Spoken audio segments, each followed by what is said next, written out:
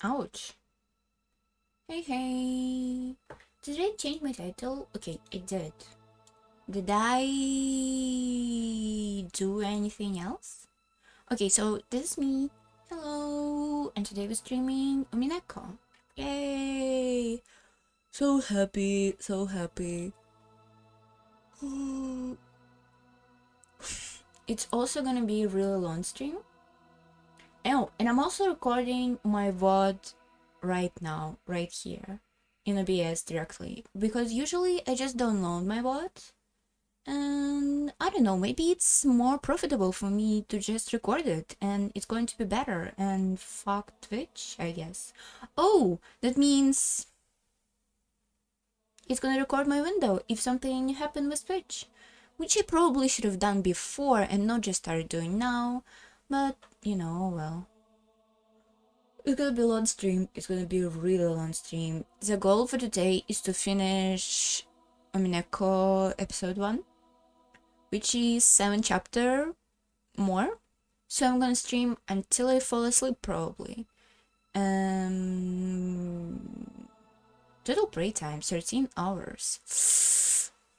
I really dislike the tempo that we're going with this game because I'm not gonna read it for 8 fucking months. No way. We need to do like 2 episodes a month at least. At least. We should do much more.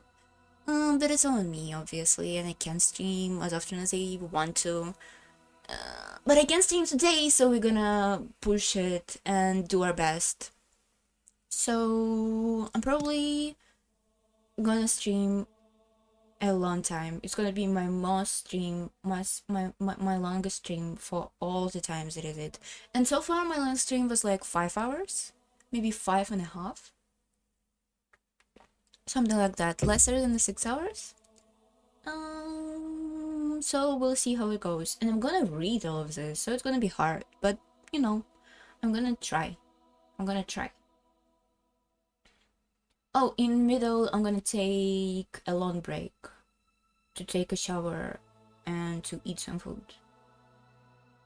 And then we're gonna stream until I fall asleep. Maybe I should drink some tea today to have some caffeine to not allow my brain to fall asleep.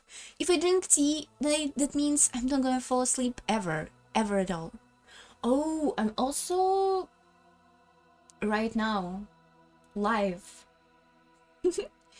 trying to upload my VOD onto YouTube, and my VOD is like 8 hours long. I stitched together multiple streams from before, and I don't know if it's gonna let me.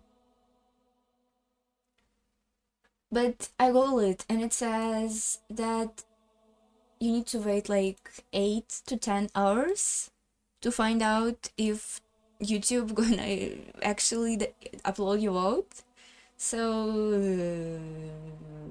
we're gonna do this while we live. Holy shit, 8 hours? Do I know hours? I don't understand this fucking European type of shit clock. Can I have my normal clock that's on my phone? Um. Mm, mm, mm, mm, mm, mm, mm, mm, mm, mm, mm, mm, mm, mm, mm. Okay, we do have 8 hours. Oh. I'm kind of nervous. I don't know why. Maybe because I'm so sleepy. I'm kind of sleepy. Okay, stop talking about bullshit. I should close this window. I'm also was watching fucking German words. Holy shit. Closing VTuber clips that I watched. Closing all of this shit. Okay. I'm so not ready, but we're still gonna do it.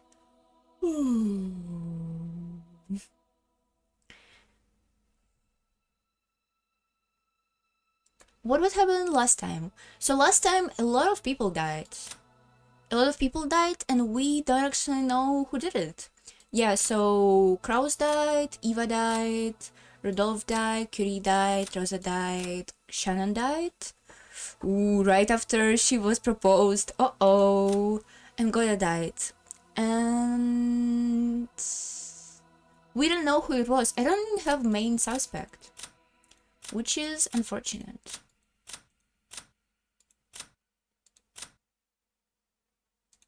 Oh, and Kinzo went missing. Why is he gray now? Her disappeared from his study unnoticed. Kinzo's study has everything from a bed to a toilet to a bathtub, so it is extremely rare for him to go outside. Holy shit, I wish it was me. However, he does sometimes go out for a walk on a whim without telling anybody, which on several occasions has led to a huge uproar throughout the house. He usually comes back as soon as he gets hungry. Usually. Doesn't sound good. Corpse found inside the Rose Garden storehouse. The direct cause of death is unknown, but it seems the side of his head was smashed after his death. We start where it all begins. What? Oh, it also shows the half of his head being fucked up. Does it shows it everywhere? Oh, he does not even have a face. Yikes. Oh yeah, Shannon has half a face too. What about Gordon? Yikes. Corpse found inside the Rose Garden storehouse. His face seemed to have been smashed after his death. He has the right to lament his ill fortune. Lament, right? Lament. Corpse found inside the Rose Garden storehouse. Her face seemed to have been smashed after her death. She was chosen by Demon's Roulette. That's all there is to it. We start where it all begins. Oh, is it like commentary from a person who killed them? He had the right to lament his ill fortune. Demon's Roulette. I'll be seeing her again, so I'm not lonely.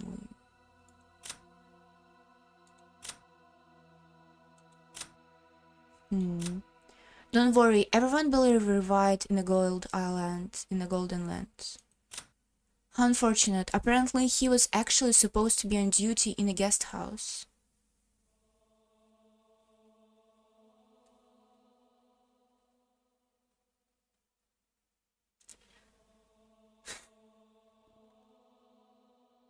This is troublesome. What's going on? What's happening?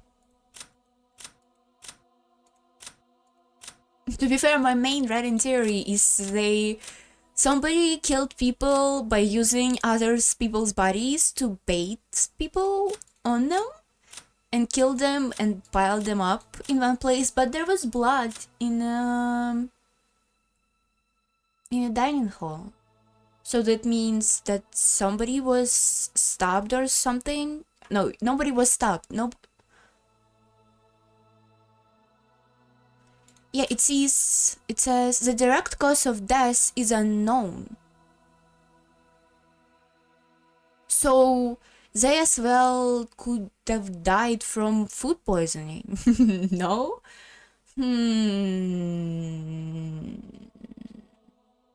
The direct cause of death is so we don't even know how they died. So maybe they died from like godless cooking and somebody just went and collect all their bodies and accidentally. What about the blood? Is it Kinza's blood? It could be Kinza's blood. But the point is, nobody kills people at the morning? What about, I'll be seeing her again so I'm not lonely?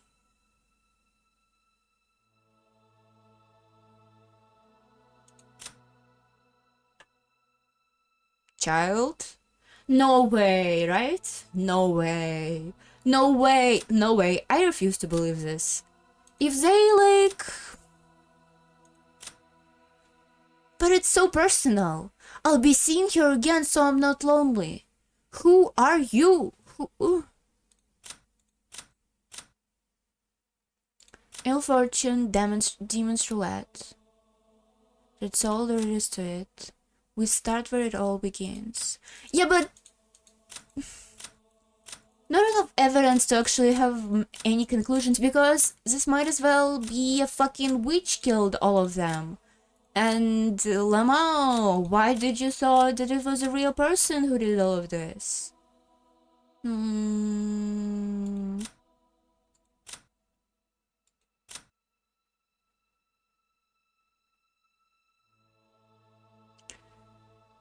Okay, let's just continue reading. What was the last thing? We discovered the bloodstain in the dining hall. Everybody died before that. And before that, the last happy thing that happened was Shannon get proposed to, and then Shannon seeing butterflies. Oh, and supposedly everybody was killed not in a storehouse, not in a place where their body were found, right? Probably. What about their faces? Why would you do this to their faces? He has the right to lament his ill fortune. Why only on Curie she was chosen by Demon's Roulette? We start where it all begins. Okay. What was this here? Master left his study. Oh, we find out that Kinzo disappeared. That's right. I'm as surprised as you. I wonder why he left his room. Do either of you have any idea? It's Nasuhi. Nancy looked at Genji Akan as she sat there. She probably thought that the servant permitted the one-winged eagle who soared directly under him would know of a place he might go. However, it seemed to be the other way around.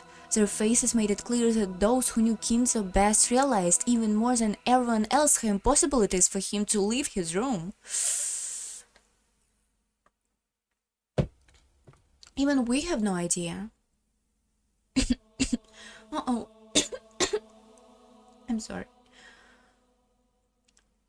As you all know, the master has everything set up within that study, from a place to sleep to a bathroom. I cannot imagine him leaving that room except under very exceptional circumstances. In that case, what? Did he saw Beatrice?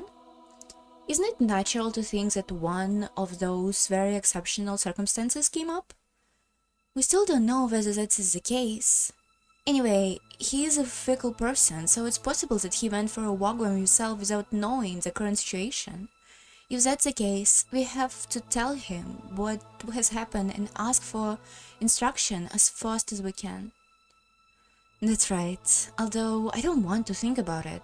It's possible that something has happened to him, isn't it? I don't even want to think about something that ominous. Okay, voices are going to be bad today. Get ready. No one has seen Kinzo since 6 hours. No one has seen Kinzo since 6 horrible corpses have been found.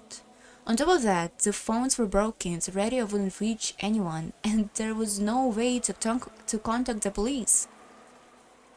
It looked like the typhoon would leave tomorrow and a boat would come. But until then, no one could rely on anyone outside the island, nor could they escape the island. Everyone has lost their composure at an extremely sudden tragedy. A heavy silence and sense of impatience. Even though they needed to do something, they couldn't think of anything. Some of them became irritated, while others merely held their head in their hands. But not one of them could explain what was occurring on the island of Rokkenjima. Really? Really? Oh, I also thought about how I can try to solve the mystery while using knowledge that... not knowledge, like experience of playing When They Cry games. And to be fair, all the mysteries of Higurashi, I'm not gonna spoil anything, but kinda my general thoughts is that Higurashi like literally gaslighted you in all possible instance it could. Like, I wouldn't believe a single line of text that were in a questions chapter of Higurashi. I couldn't believe, like, but none of them could explain what was occurring in the island of Rokkenjima. I don't believe you. I don't believe you. You're lying to me. It was one of you, wasn't it? One of you killed other people. And so far, it was kinda logical, and I kinda liked the writing. Not pacing though, pacing is too slow. No, I think pacing is fine. Pacing has like bookish quality to it. It's like a book. Really, really long.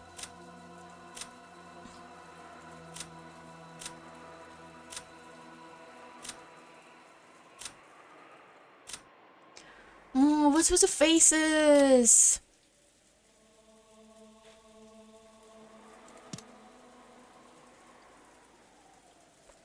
Would they set up mystery like the way that wasn't logical and had a lot of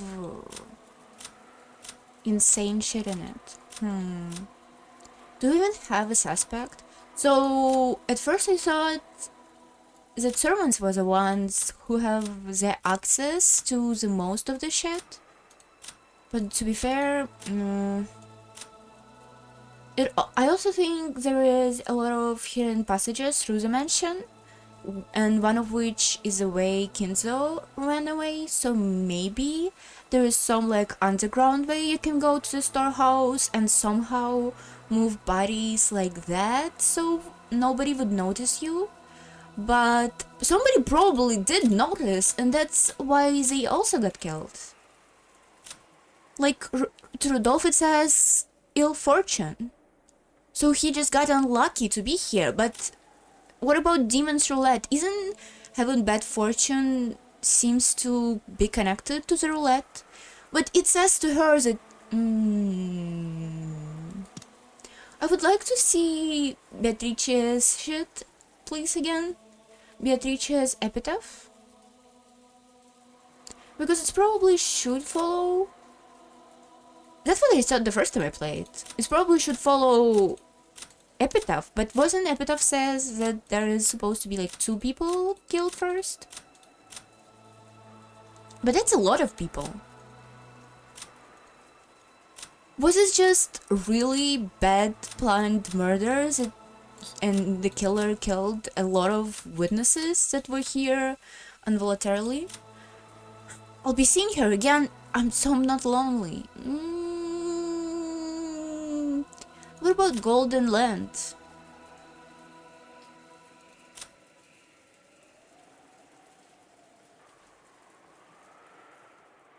How unfortunate. Okay, let's just play the game. I don't know. Ow! Ow, ow, ow! Squeaky chair. But not one of them could... Squeaky chair. But not one of them could explain what was occurring on the island of Rikijima. Surely. Uh-oh, hold on.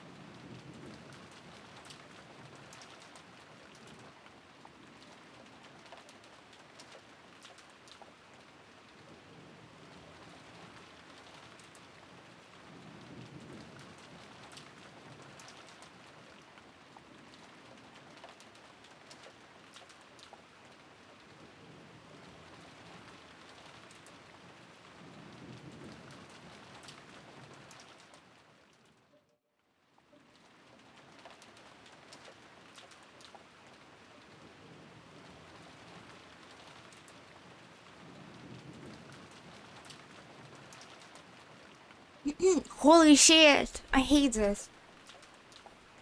I legitimately fucking hate other people. I hate it. Oh, I'm so annoyed. Well, that's one big break out of the way. Was I out like 10 minutes? 20 minutes? Awful. At least I'm not asleep anymore. Holy hell. I hate people so much. What the fuck is a mouse driver? I was playing my browser game while I waited to people to fucking come out of my fucking house. Manufacture all your home tree cost inside this entire sense. Ooh. What? Do we need it? I feel like we do. Coal power plants. Minus 5% oil. Is it a lot? What do you think? Is this a lot? So 27 came now. What if I do it? Minus 5%. Oh shit, we need electricity. Hold on. Hold on. I'm finishing. I'm almost finished here. I'm almost finished here. Oh no, I'm not finished. Okay, that's fine. We'll check it next time. Oh, Bernard mission. Launch a mission to study the gas giant Bernard. The planet Bernard is a gas giant located about 5.2 AU from the Sun. It is the largest planet in the Sagittarius system. Yay! Bernard is truly massive and its atmosphere is rich in helium-3. I don't fucking need more helium-3! Oh, kill yourself. Okay, fuck this game. Let's play umineko. Holy shit! I hope it's the last time that somebody gonna interrupt me while I'm trying to do shit.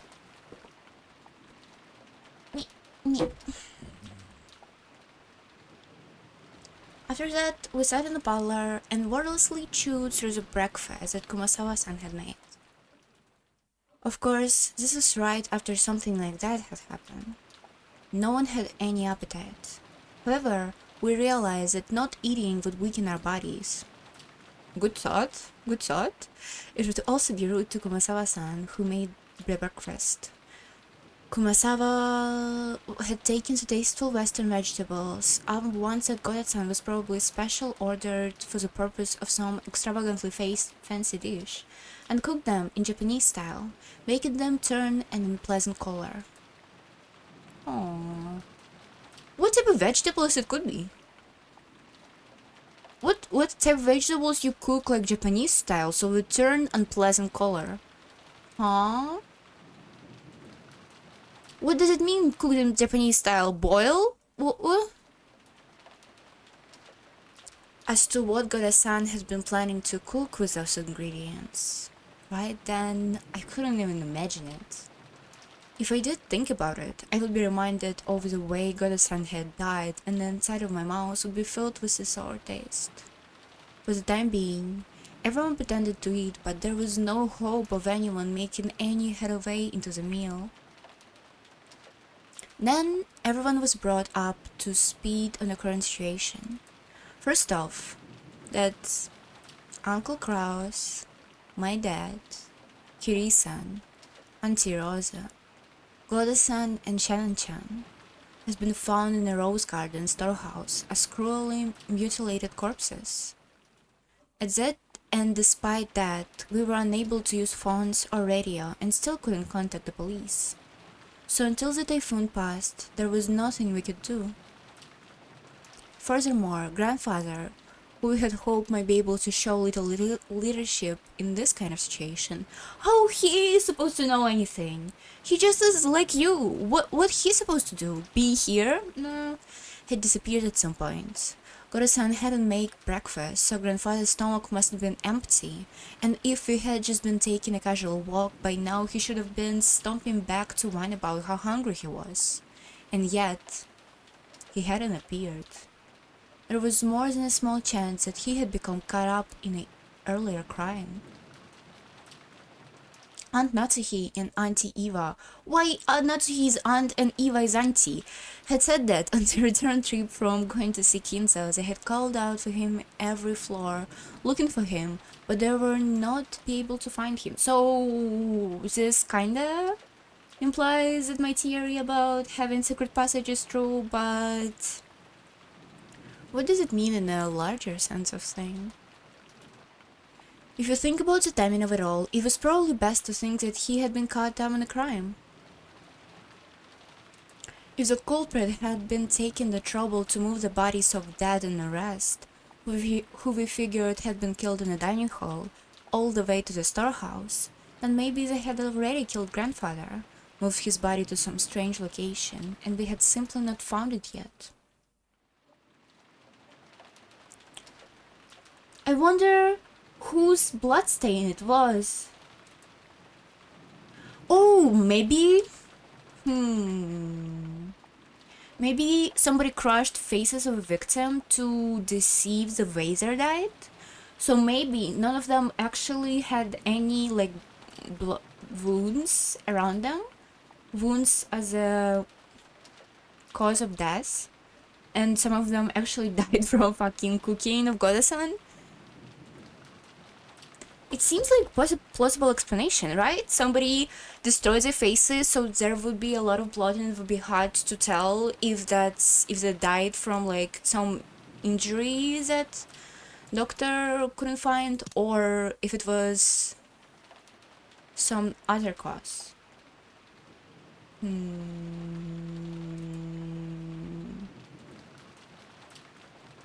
Not found it yet. No one actually said it, but this theory seems extremely convincing. We will go check that all of the windows and doors are closed. We must also carefully search for father. Children, make sure you don't leave this room. Iwa-san and Hideyoshi-san, I'm sorry, but please stay here with children. Dr. Nanji as well. I understand. I will wait here. Aunt Natsuhi led the servants Genji-san, Kumasawa-san, and Kanon-kun out of the parlor. All that was left was Auntie Eva, Uncle Hideyoshi, Dr. Nanja, and the 4 of us children for a total of 7 people. Let us stick together and maybe watch some TV while we wait. Jeez, Sunday daytime TV sure doesn't have many good shows in it, huh? Uncle Hideyoshi tried to stir up the gloomy atmosphere, acting cheerfully. Good show! Watch it! Holy shit! Why are you like this? Oh, really? You wanna watch TV, Maria-chan? Then come and watch it with your uncle. Are you okay with her just acting like that even though her mother just died? Totally not a psychopath behavior? Even though Maria had been told of her mother's death, she didn't show the slightest flicker in her emotions. Was 9 really this young in age? You know what I checked recently? I checked how old was CL Phantom Hive from Kuroshizuchi, and he was 12. He was 12 and he was making like insane rational business decisions. So, you know, there is 2 children in anime. And Maria is like on the other side of a spectrum. Literally on the other side of a spectrum. I think it's kind of funny. What's up with her? Like, now I think she's suspicious as hell. She's not, right? That couldn't be that she's suspicious. She's just young and she believes in reincarnation and she thinks that it's actually Beatrice who did it and she just think, oh, my mom gonna come back and shit. Right? No one else was feeling the slightest bit like joining in, and they each sank into the sofas and let their mind go blank. Aniki, can I ask you something? What is it? Just now in the storehouse.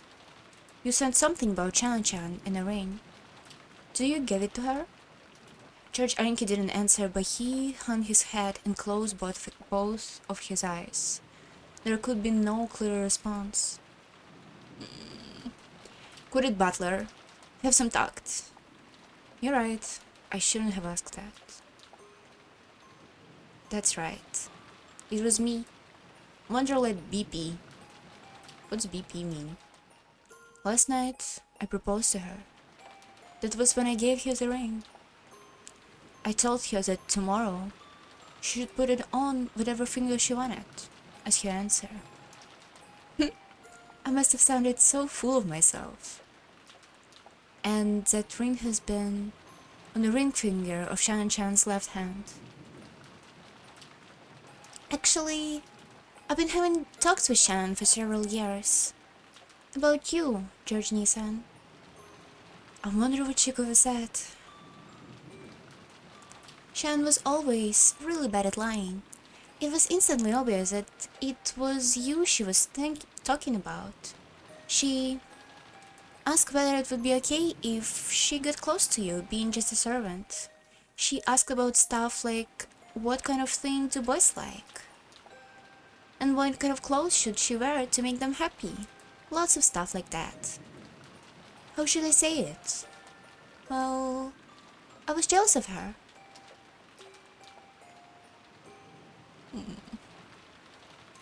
All that, and right after she's handed the engagement ring. It's just all over. I know people value things differently, but being proposed by a man, it's, in a way, the high point of a girl's life. Yeah, you're truly daughter of your mother, Jessica. So, I'm sure. Last night, I think Shan was happy from the bottom of her heart. No, the happiest she's ever been since she was born. ...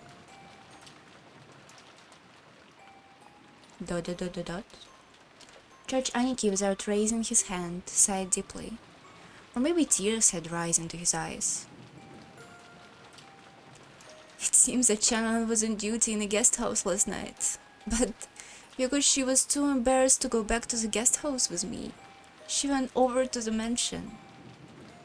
Think about Shannon's feelings. When you receive an engagement ring, no matter how much you prepared for it beforehand, it's normal to feel so elated your mind goes blank. She must have been so embarrassed she didn't know what to do with herself.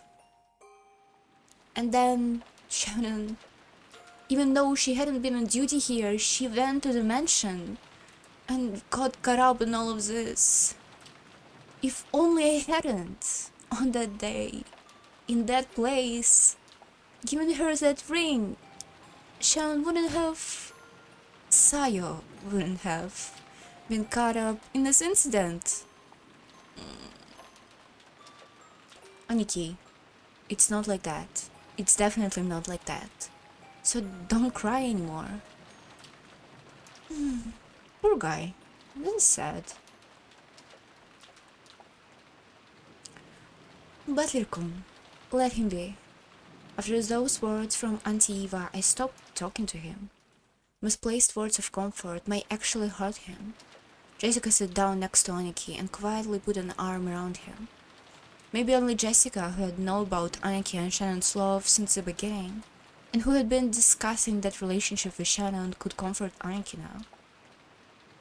I went over to Auntie Eva and sat down on the opposite sofa. Butler-kun, you really are strong. It looked like you kept a good hold on yourself. Well, look, the depth of love becomes the depth of the wound, right? That little bastard, I couldn't care less about, no matter how he snuffed it. I feel bad about Kiri-san, but, well, she wasn't actually my parent. Ooh, not really traditional of him. Traditionalist? My. But on the other hand, you were crying a lot back then, right? Well, I didn't ask that at least that much crying was due to a gratitude to a parent who raised me. The way you can switch your mood quickly like that, and your dry tone, must have come from Rudolph. That kid would always get violently happy, sad and angry, but he would always regain his cool immediately afterwards. It's nothing like that. I haven't really been able to get over the shock yet earlier. I think it's just the emotion that rose up in me were different from everybody else's. What do you mean? I was acting much calmer than George, Anki, and Jessica were. That wasn't because my sadness was less intense and I already spread back up to normal. It's because he was mad, right? It was because my sadness began gradually replaced by a different emotion. Rather than sadness. It's more like I'm irritated. So true, bestie? The old bastard did this, and where the hell is he?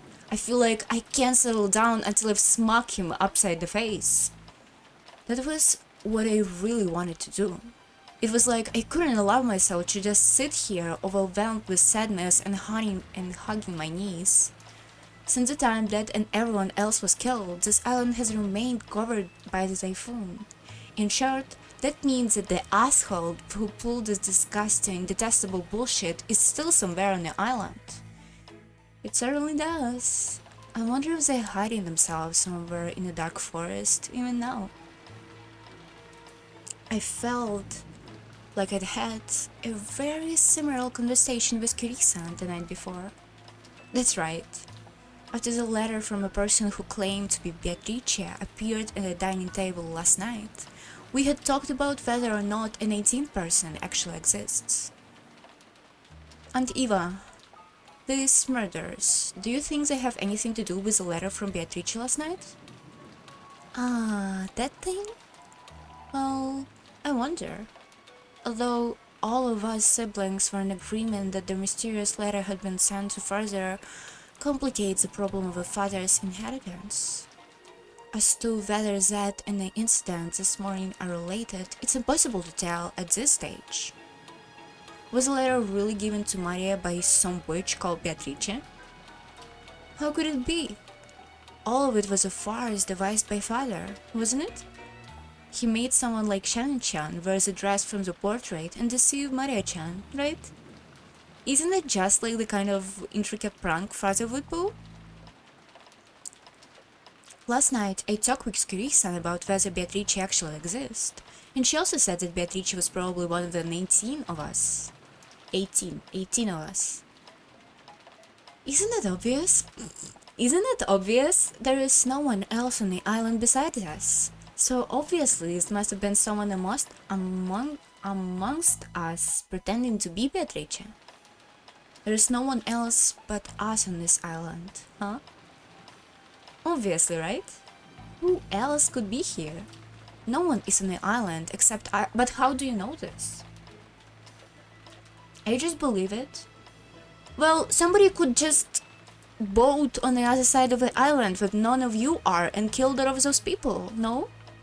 There are only 18 people, so the one who pretended to be Beatrice has to be one of those 18. Kiri-san has denied that there was 19th person by flipping over the chessboard. Even though Auntie Eva hadn't constructed an argument that complicated, her opinion at least was the same. Except if that is the case, our situation starts to look very ugly. At the same time of Beatrice's letter, we were able to dismiss the matter as just someone's prank. However, if we deny the existence of an 18th person at this point, matters are not so jovial? In other words, if there are no 19th person, then the culprit who killed Dad and the others is also one of the 18, right? So, in other words, that would mean that someone in this very mansion is the one who killed them. Auntie Eva smiled meaningfully. It looked like Auntie thought this conclusion should have been obvious from the very beginning. The culprit carried the bodies of those 6 into the storehouse, but they sure did a great job getting into a storehouse, didn't they? That shutter was always kept closed and locked, I'm told. In other words, in order to carry them into the storehouse, the culprit would need to unlock the shutter. You know what also comes to mind when you think about carry the bodies? You think about Kanan-kun having this thingy that he dropped in the beginning, right?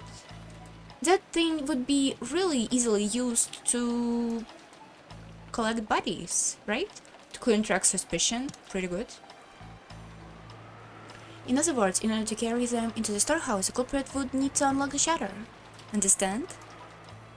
Is there any possibility that the shutter was left open by mistake that day? The servant says that it always shut. In other words, unless they brought the keys out of the servant room, they definitely couldn't have opened the storehouse. Yes, so they implying the servants are the most suspicious ones, but really... it's also hard to tell because nobody mostly have a motive. To be fair, the person with the most clear motive is Aunt Eva here, no? Like, at least her motive is the most, like, prominent. She wants to kill everybody else to be the head of the Jeremiah family and to get the hidden gold.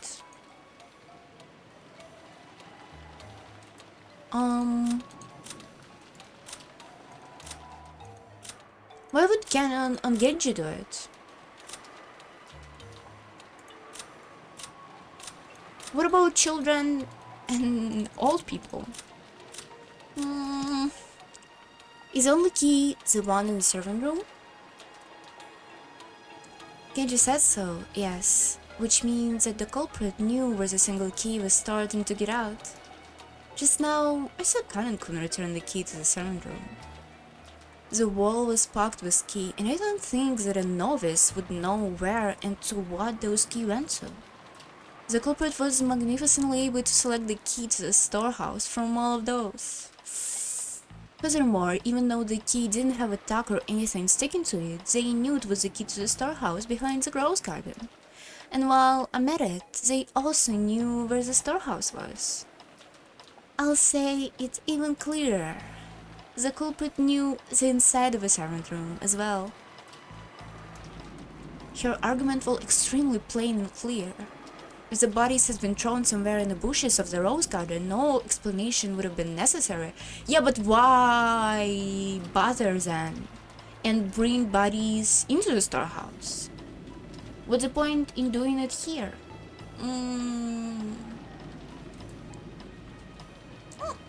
However, the only key to the storehouse was in the servant's room. Excuse me, hold on. There's some shit. There was a mosquito in my fucking leg. Ew, awful. However, the one key to the storeroom was in the servant's room, and stored with a large group of other items, such that novice would not be able to tell them apart. This means that the culprit was someone who had used to going in and out of a servant's room and knew well where the key was. The family didn't normally go into the servant's room, which means that one of the servants is the culprit. I'm sorry, but even your auntie can't say any more than that. However, I'll tell you one thing. What's that? The culprit. We should probably say they were culprit in the plural, and that's more, they were well armed. You see it, don't you? They had to assault the 4 in the dining hall and kill them all at once, drag a total of 6 bodies all the way to the storehouse beyond the rose garden, and scribble the disgusting makeup on their faces. There was no way that a single culprit could carry all this out on their own, right? It was impossible. It might not have been if a single person spent enough time on it, but that would have taken ages. It was probably best to think that significant amounts of people had been part of it. Really? Why would they kill Shannon? I don't think they would kill Shannon. I really don't think so. Kumasawa did it. Nah, I don't think so. I understand the reasoning behind this, but I really don't believe in any of this. So what you mean is maybe all the servants were in cahoots? Cahoots? What does that mean? Please keep it quiet, okay? It's bad to speak from speculation alone. Besides, what would you do if it really was true? They might not let us return alive. This is an appointment who had no trouble killing Nissan and the 3 others. Ooh. At this point, if this were a servant, all servants together who left, why the fuck would they continue to play the charade? And to pretend like it was okay? Couldn't they just overrun the island and kill everybody? Like, what's the point? It also seems like the evidence that points out to the servants is that there is no phone lines and there is no radio, and both of those were used by servants. Oh, but I really don't think so. The only people in this room right now who might look like they could... The only people in this room right now who look like they could put up a decent fight are 3 people in my family, and maybe you as well. 4 at most. Situation is no different than it was last night. In short, it would be easy for the culprit to massacre the rest of us. I have been playing detective with Aunt Eva out of desire to expose the person who had killed Dad and arrest before the police did. If I could manage to skillfully penetrate the culprit's identity, I wanted to stuff the evidence in their face. I had gotten it into my head that if I did that, the culprit would give up and surrender, just like in one of those detective movies. However, the culprit only surrenders there because they are in a situation where resistance would be futile. The culprits behind this incident on the island were far from helpless, and might have been able to massacre all of the remaining people on the island. And on top of that, the island was like a giant locked room cut off from outside world by the typhoon. So they had the full day until tomorrow to kill, scheme and cover up their handiwork. In short, we weren't in a kind of safe atmosphere where we could entrain ourselves by playing detective. But also, what about Aunt Natsuhi not being killed because of a talisman? And the huge thingy that were drawn in red paint. Like, what's the point of all of those? On the contrary, we were at a stage where we had to be scared stiff, since playing detective might displease the culprit and cause them to repeat another mass murder. Well, it is just a possibility, right? But I can't bring myself to trust the servants yet. And that doesn't mean they're the only ones I suspect. I also think there must be some mastermind behind all this. A mastermind? Why would you say that? It's just a feeling. Think about what the word servant literally means. It means they serve someone. They do someone's bidding, right? Everyone who was killed had some relation to the Shinomiya family. Oh. Okay. Now it kind of makes sense. If Kinzo did it, and Kinzo was motivated by doing like some black magic ritual, like he's insane. So the servants who literally said, yeah, I'm a piece of fucking furniture, could probably kill everybody else because Kinzo said them so. But I didn't like this theory. I really dislike this theory. I don't think that's the servants. It's not fun. It's kind of boring. So it would be natural for some with interest in the result to be involved. This was also plain and clever. The Shinomiya family were currently right in the middle of discussing how to distribute the inheritance if grandfather died. If it followed the formulaic plot used to death by many classic mystery novels, it would definitely be a crime by someone who was tied to the Shinomiya family and who was engaged into the inheritance problem. She stands right next to you? Auntie had probably also read a few books in the genre. Her theory did have a few one-sided conclusions to it, but it was run-of-the-mill idea that anyone would surely hit upon. I think anyone would have suspected the servants, even if their logic was different, especially the talk revolving the keys to the shutter. That was enough to take it easy to suspect strongly that one of the servants was involved in the case, but it's so easy to break it up. to reopen it. Especially because it's the type of, yes, I understand, it's the type of lock that could be closed back again. So you could open it, do the killing and storing the bodies, and then close it again. It doesn't actually says anything. Which is why I don't like it for some reason. Yeah, me too. What do you mean you don't like it? Nah, just talking to myself.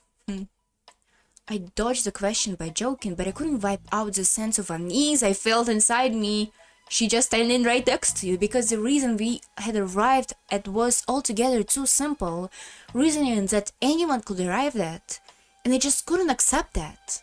If I tried flipping over the chessboard like I have learned from Curie-san, that was exactly why it was impossible for the servants to be culprits.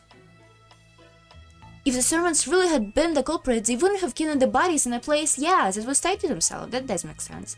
Certainly not the Rose Garden and Storehouse of all places, whose keys they themselves controlled. The police would probably immediately pursue whoever had been in control of the key. That would create a danger for exposure. If we were to assume that they were the culprits, they had no reason to carry the bodies into the storehouse. It's actually interesting how nobody asking anybody questions about what they saw or heard last night. Like, we can ask Aunt Eva, Uncle Hideyoshi, Auntie Natsuhi what happened, and nobody doing this. And there are only literally the only ones. Oh, also Nanja. And they like the only ones who was here, who stayed here, and they were like, yeah, we have no information. We didn't heard anything. Yeah, we only learned that they went to bed early and fell asleep. What about Natsuhi? She too maybe went early, but like they have no... They know nothing? Really? Really? If we were to assume that they were the culprits, they had no reason to carry the bodies into the storehouse.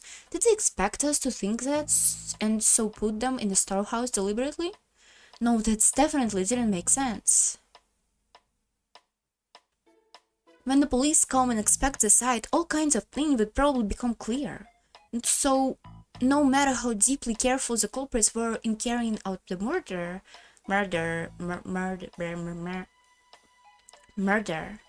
nah, I'm so bad at this. Some kind of traces will definitely be found. So, in summary, they have everything to lose and nothing to gain. If you think about it this way and look at the game from the culprit side, it feels like there is no point in advertising the location of the corpses. If the bodies were found, a report would be sent to the police. The remaining people would become more cautious. They would start looking for who was responsible. Anyway, none of the thing would make the culprit feel any more comfortable. Just like the words of the main character's mother in a novel I had recently called Higurashi no Nakokoro ni, bitch! A mystery story has 4 parts: introduction, development, turn. I fucking hate you guys. I fucking hate Higurashi. Turn and conclusion, and so to commit the perfect crime, it is essential to eliminate the introduction. Fuck you. Right now, no one knew where grandfather was. We didn't know whether we had already become a victim. We didn't know whether he had already become a victim, so if he was one of the culprits. But this state of confusion had to be beneficial to whoever did it. By bluntly advertising the bodies to us and declaring, hey, there's a murder case going on, the culprit had absolutely nothing to gain. But did he? Right, that was where we could flip the chessboard. I actually have no idea why the fuck would the culprit do it. I mean, it could have like, they actually believe in a black magic type of shit, but really... So this blatant advertisement of the bodies was itself the culprit's goal.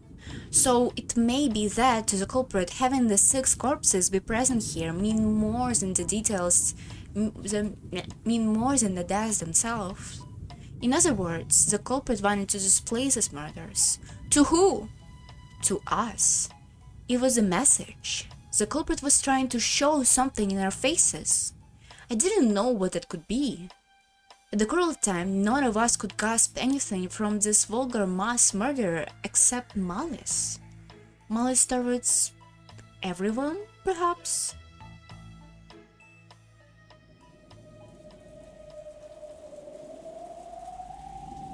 Each one of the survivors had some kind of connection to one of the 6 who has been killed. Uncle Crow's death brought sorrow to Jessica's family. The deaths of Dad and Kiri-san brought sorrow to me, while Auntie Rosa's death brought sorrow to Maria. Goro-san did it though. Goro-san's death probably dealt a shock to his fellow servants, and Shannon-chan's death brought grief to George Anigi, who had proposed to her, and to Kanan-kun, who had loved her like an older sister. Everyone now on the island has received an equal amount of sadness. Auntie Eva had claimed that the servants were definitely in cahoots, but then how could you explain the deaths of Goro-san and Shannon-chan? And by this argument, the grief caused by 6 deaths hits everyone but Auntie Eva and Uncle Hideyoshi. It was very possible to doubt Aunt Eva herself, who was acting like she was outside the net of suspicion, and who might have been trying to point that suspicion at the servants. In the first place, she had managed to avoid suspicion and place it onto the servants with an argument about the key to the shutter, but if you look at it from perspective of a motive, about who would gain something from the murders, Auntie Eva's name floated to the top of the list. Yeah, so true. Scar in the score. Cool.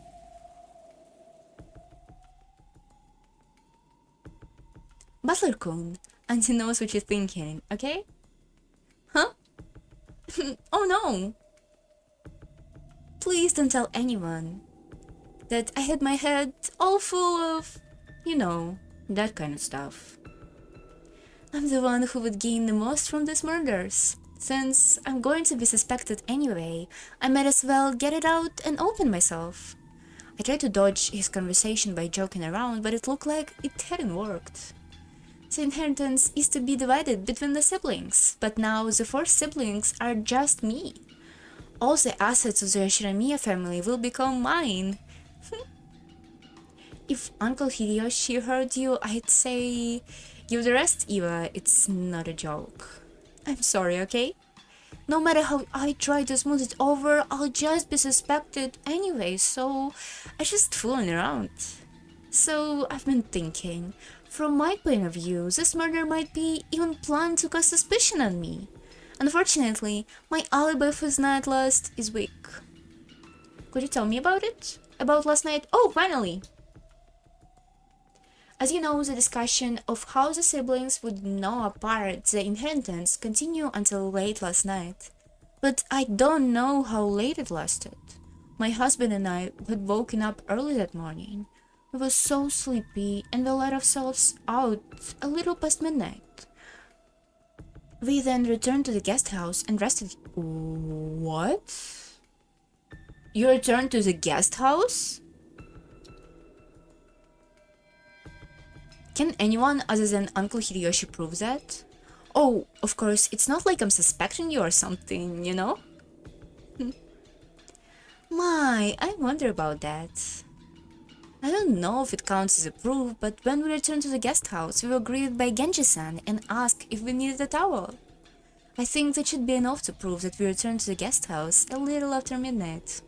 Of course, if my theory was correct and the servants were all in cahoots, that wouldn't actually make for an alibi, would it? Yeah, but how is this two theory? We're talking about 2 different theories. One is that you were the culprit, and the other one is that servants were the culprit. So why are you mixing them together? There couldn't be like 4 separate culprits, right? Right? Right? At this point, isn't it? That is the point, isn't it? Does it mean right now I'm playing detective with a real culprit? But let me say this for the honor's sake. If my goal was the inheritance, I wouldn't commit that weird kind of murder. After all, if I just wanted to make them forfeit their right to the inheritance, the method of their deaths wouldn't have mattered. On the contrary, I tried to make their deaths look like an accident, wouldn't I? If I'd been roping in the servants and carefully planning everything out, that's even more reason I'd do that. I don't actually think that any one of you can have words over the servant except for Kinzo. I think the Kinzo is the only one who has a person like Genji and Kanon would listen. Like Goda, maybe? But Kanon and Genji? No way.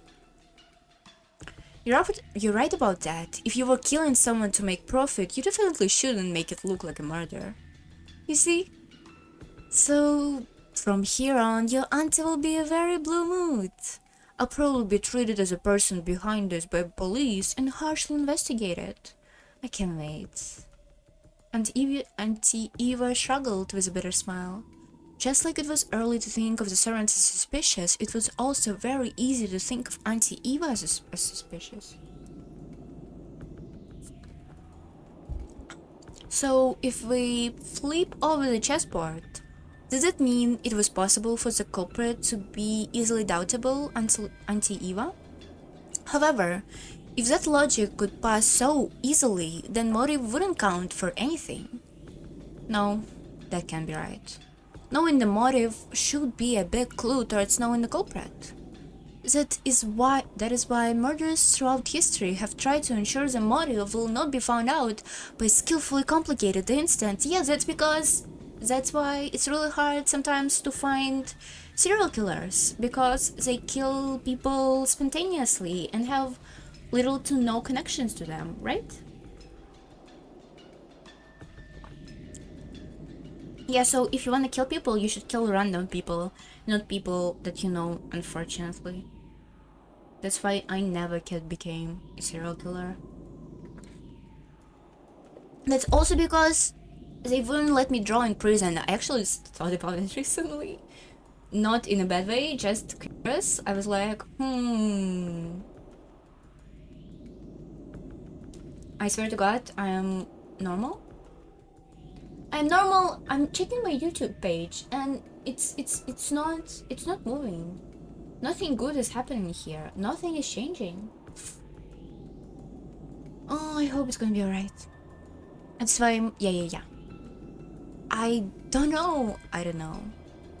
Every time I flip over the chessboard, it keeps flipping from front to back and back to front. Were my thoughts closing in on the truth? Or were my thoughts closing in on the truth? Or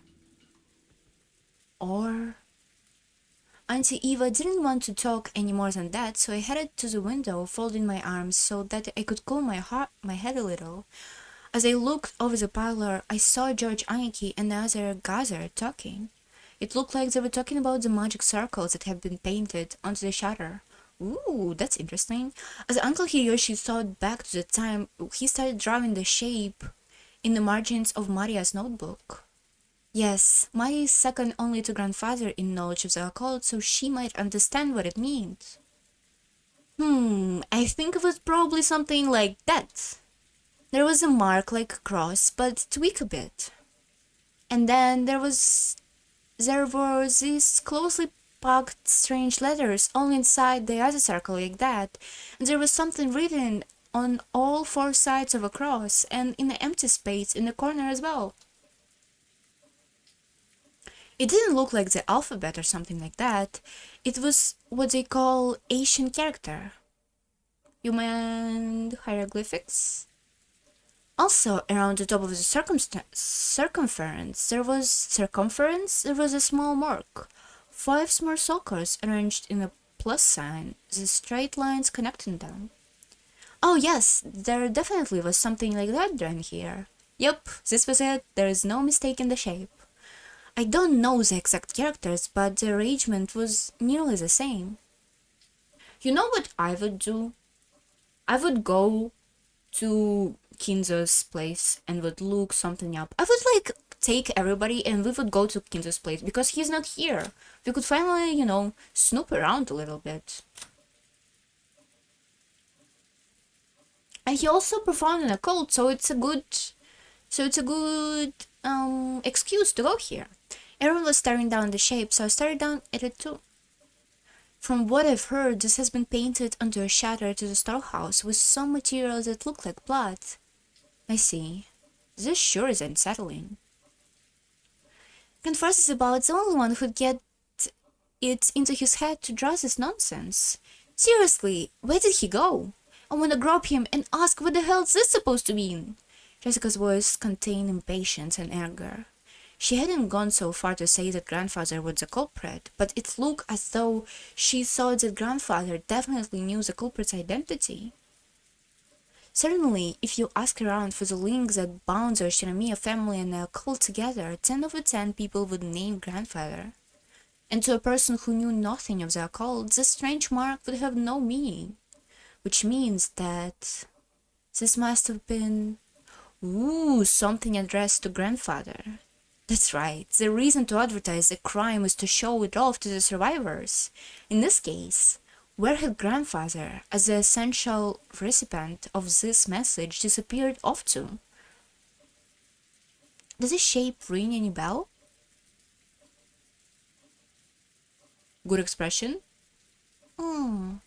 Maria looked at the shape with a serious face. Maybe she was enthusiastic since this was her area of expertise.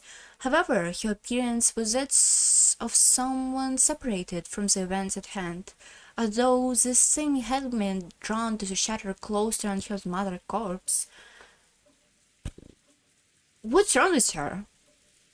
Actually, I like her a lot, but holy shit, what's up with all of that? My first impression was that the design resembled some kind of foreign cross-like symbol. It certainly does have that kind of design. Does it mean it was something to do with that foreign country? That cross symbol was originally a crest from a religion, order of knights, and was supposed to protect pilgrims traveling to scared places. Then this magic circle has some religious meaning or something? This is starting to sound like gibberish. When I looked over to all of them, preparing to jump into the discussion, something shocked me.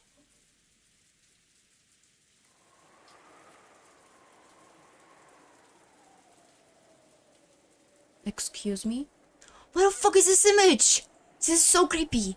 Maria was grinning, an eerie expression on her face that defied description. A sort of grin, almost like she was making fun of everyone's ignorance. It was an expression that I wouldn't even have believed Maria to be capable of making. Whoa! And then she laughed. An eerie, jarring laugh. Even though I was looking at the right in front of my eyes, I really didn't want to accept it was real. It was real. Oh my fucking god! Excuse me? This is scary as hell. Oh, hold on. Do you want to hear it? As the actual voice actress sounds like in here? Holy fuck, this is so fucking scary.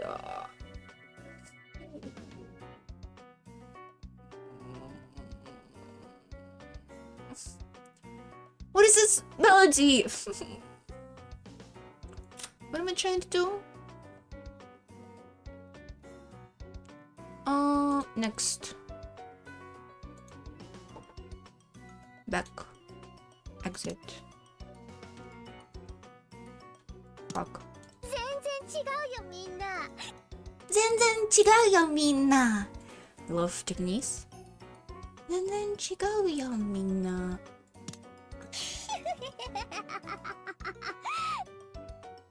Based? こんなの見てわかったな Sorry. Okay, this was kinda meh. It wasn't as good as I thought it was gonna be. Let's turn voices back.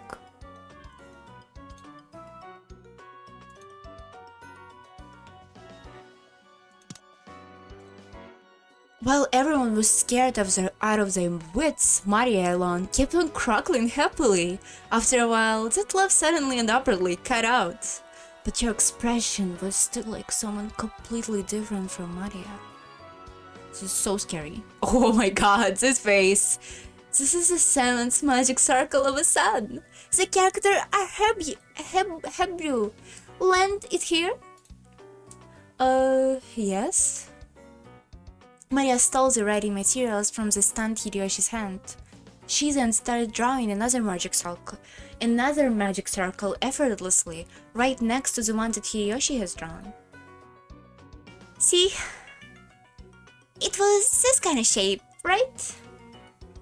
Yes, it was.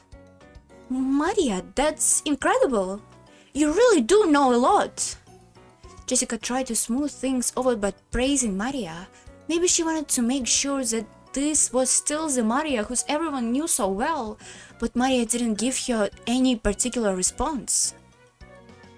Maria started fluently writing unfamiliar characters in the corner of a shape. Holy shit, she can speak Japanese because she knows like Latin or whatever the fuck it is. At the sight, your eyes of Uncle Hideyoshi and Dr. Nanja instantly began to widen. Written on the forearms of a cross are the names of angels who preside over air, fire, water, and earth. Chason, Errol, Tylat, and Borlak. And in the four diagonal direction are the names of the four great rulers. Ariel, Seraph. Oh, holy shit! You know where I read it? Yeah, recently I read fucking Dr. Faust by Goethe. I reread it, and it was literally here. Last night when I read it. Ah! I'm sorry. I don't know, it's just funny. It's just funny. Black magic really is consistent. Holy shit. Ariel, Seraph, Tarshish, and Karub. Yeah, it was Ariel and Seraph. Oh, there was also like mentioned Undina and somebody else, but it was like German. Undina is from German mythology, and all of this is like from alternative Christianity, right? Does say much? Even if you are unable to correctly write what you have seen, if you are once again showed something identical, this isn't difficult to state that our two are the same. She's so suspicious right now. Asked by Maria whether they matched, Uncle Hideyoshi and Dr. Nanja nodded over and over again. It's unmistakable. Yes, this kind of characters were definitely written here. What kind of characters? How can you write something like that? There was also characters written around the circumference. I know. Like this, right? Did you wrote it? Did you wrote it? No way. Why would you? No way, right? No way. No way. Was she just here? Was she not a murderer, but she like was just here with somebody? It could be a possibility. We still don't know why the fuck Goda is here. Oh, hold on. Holy shit, I'm losing my mind with this game, kinda.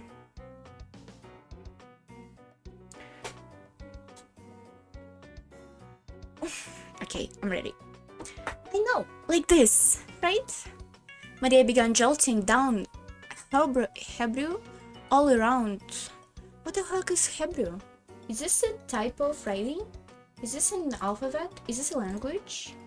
What's Hebrew? It's a being time. Hebrew. Hebrew to English. Hebrew language. Oh, it's a read. Oh, it's a read. Oh, it's a read. Okay, I'm sorry. I didn't know it's a read. Oh, really? You know fucking read? I didn't know how it was translated to English. I'm sorry. Hebrew all around the circumference. It's from the Old Testament book of Psalms, Psalm 116, verse 16 and 17. You must at least read the Bible. Acting as though knowing this was only common sense, Maria laughed. For a while, everyone, including me, was at a loss of words. After some moment, Judge Anki returned to his senses and slowly managed to speak. That's incredible. I'm surprised. So that means, does this magic circle have? So what mean does this magic circle have? It's a magic circle to borrow the power of the sun. He who wears it as a talisman draws in a goal shall receive the power to break free from the bonds of any prison and gain freedom. Break free from the bonds and gain freedom? That sounds deep. The word bonds is not limited in its interpretation to some kind of physical object. Therefore, it does not only hold meaning for people locked up in an actual jail. It can also refer to the release from mental bonds such as ties of obligation and inscrutable fate. This is interesting. Okay. So did she get mad at everyone and just killed them? What is this? No way, no way. No way. Why? No way, right? No way. Even if it's a fucking anime, so far it was kind of good. It was kind of like, yeah, it all makes sense, more or less. Ties of obligation and inescapable fate, you say? That's also pretty deep. But I really don't understand. What does this have to do with those 6 bodies? Far from being released, they were killed and stuffed in a storehouse, weren't they? It's not like the magic circle was drawn for their sakes. The 6 of them were there for the sake of a magic circle. It's truly pitiable. What do you mean? What kind of word do you mean when they say the 6 of them were here for the sake of a magic circle? Maria lifted up her index finger and waved it as if she's making fun of us. That's written around the circumference. Can you read? Psalm 116 verses 16 and 17. I'll read it for you. The Lord has freed me from my chains. I will offer to you the sacrifice of thanksgiving and will call on the name of the Lord. See? See, you say. I have no idea what you're saying. You're saying that there are sacrifices. If the part that Maria has been just read aloud was the virtual powers of a magical circle, excuse me? I will offer you to the yeah, okay. The virtual power of a magic circle, then it was saying that the benefit of the magic circle requires sacrifices to be offered in exchange. So inside the storehouse, where magic circle has been drawn, the sacrifices has been offered. It looked like everyone else had slowly arrived at the same conclusion. That's interesting. Some were shocked, others spat out they're insane as they punched their knees.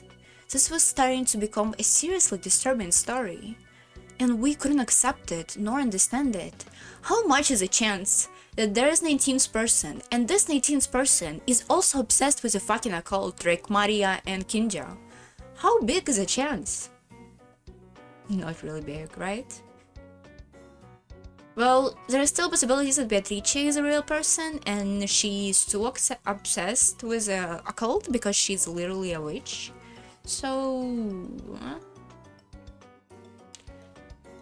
And we couldn't accept it nor understand it. I don't care what kind of magic circles or curses other people believe in. That's their right, and I won't pick a fight with them. But did they really kill Dad and the rest as sacrifices for some bullshit like that? I just couldn't stand that feeling. I'd rather still be disgusted over all the talk around the inheritance. As I started getting pissed off with the feeling between anger and sadness, I broke from the circle everyone was in and returned once again to the window. Something had gone insane since yesterday. Yeah, me. That letter from the witch Beatrice and Maria had read aloud the last night's dinner. I feel like ever since that point this whole mansion and this whole island have begun to be drawn into some kind of peculiar world. That's right. When I think back on it, That letter was an invitation from the witch. The ruler of a nighttime island has invited us, inhabitants of the day, into another world. With the phone and the radio interrupted and the island shut off by the typhoon, you could now call it in other words, cut off from a real one. What? You could now call it another world, cut off from the real one, sorry. Yes, on this island, ouch, hold on. Yes, on this island right now, perfectly normal for witches to send letters and for sacrifices to be offered to magic circles. So, what will happen next? Ouch. Will some weird people wearing goat masks start going down the Bone Festival dance or something? It's no good! It's no good! I don't get it. The inside of my head's all screwed up and I don't even know what to think. Anger, sadness, all opposing emotions all swirled up together and they started to suck me in. Unable to resist, I could do nothing but cover my ears with my hands and entrust my mind and body to the spiral swallowing me.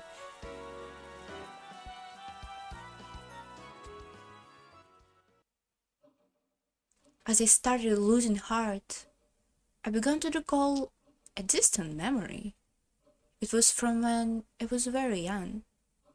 I had unfortunately seen a scary occult movie on TV, and for a while I hadn't been able to go to the bathroom by myself. That old bastard had given an exaggerated laugh and said this. Hey, butler. Why do you think they go to all these troubles to make movies like this about demons and the occult and such? It's cause they don't exist. Something that ridiculous can be found anywhere on the planet. Cause they don't exist, people want to see them and go to a lot of effort making them.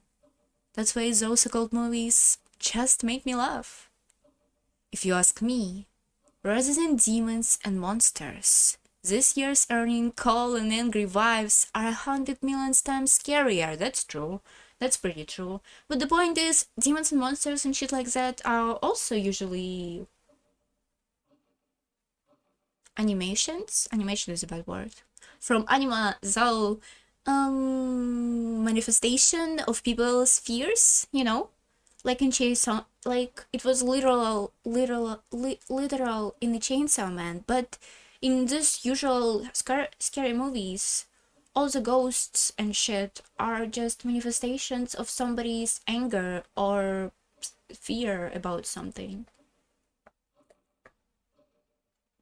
So it all usually metaphors, so it doesn't necessarily not make sense, but like it's just a way of people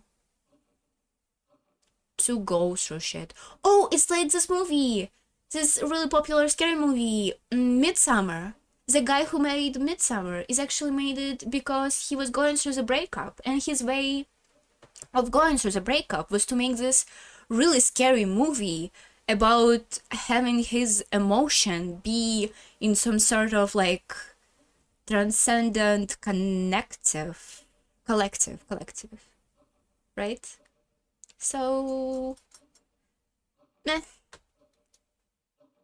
I'll go further, right? If you ask me, being scared is an emotion for the entertainment of people who have too much time on their hands and too much empty space in their minds. I mean, being scared by shit on the TV, well, I disagree. I'm really scared all the time for my fucking life, but you know. They have so much free time they don't know what to do with it, and so in order to play around with unusual emotions, they created a culture of demons and monsters. So, holy shit! To be fair, I'm such a hypocrite bitch. I legitimately think shit like that about these horror games, horror survival games, because, ooh, yeah, it's 100% applicable to me for the horror survival games, but not like good ones like Resident Evil when you can shoot things, but the bad ones like other Resident Evil games. where you just fucking running away. Like the Outlast. Outlast? I fucking hate Outlast. Outlast is so bad. Or like the Blair Witch game, when you need to go around the forest and collect shit. I hate this game too. I just hate games when you just walking simulator. Those games are shit. And people who play them are weird. Not in a bad sense. I mean, you can do whatever you want with your time, and if you like scary games, you like scary games. Oh, like this fucking grandma game! I mean, at least that game is kinda like puzzle game also. But, you know, if some grandma will lock me in her, close me into her fucking house, I would kill her. I would die killing her. And not just be trying to sneak around, you know? It's kind of stupid.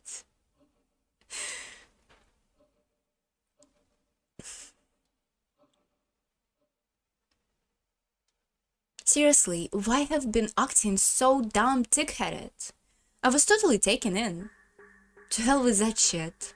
This is the human world. As if I give a crap about the witches, demons, magic circles, and sacrifices. The human who killed that and everyone else is still on the island. That's all there is, right? Next to start speaking to my heart was Kiri-san. You know? Water? You know? In chess and chuggy, the deeper you proceed into mating attack, the very last moment of the endgame, the more limited your best possible moves become. Therefore, in that very moment where you're backing someone against the wall, or someone is doing the same to you, both players' moves become infinitely easier to read. In other words, when you are completely cornered and you think you have no moves left, there is a moment when it is easier to read your opponent. However, when a person is forced into a defense position, they can't help but lose their ability to think clearly, so they forget to read opponent's moves. Disagree? That goes completely against every fucking Mahjong rule or like idea that you have about Mahjong. If you're in defense position, it's so much easier to read other people, you know? And when you're attacking, it's much more harder because you're attacking and attacking and attacking.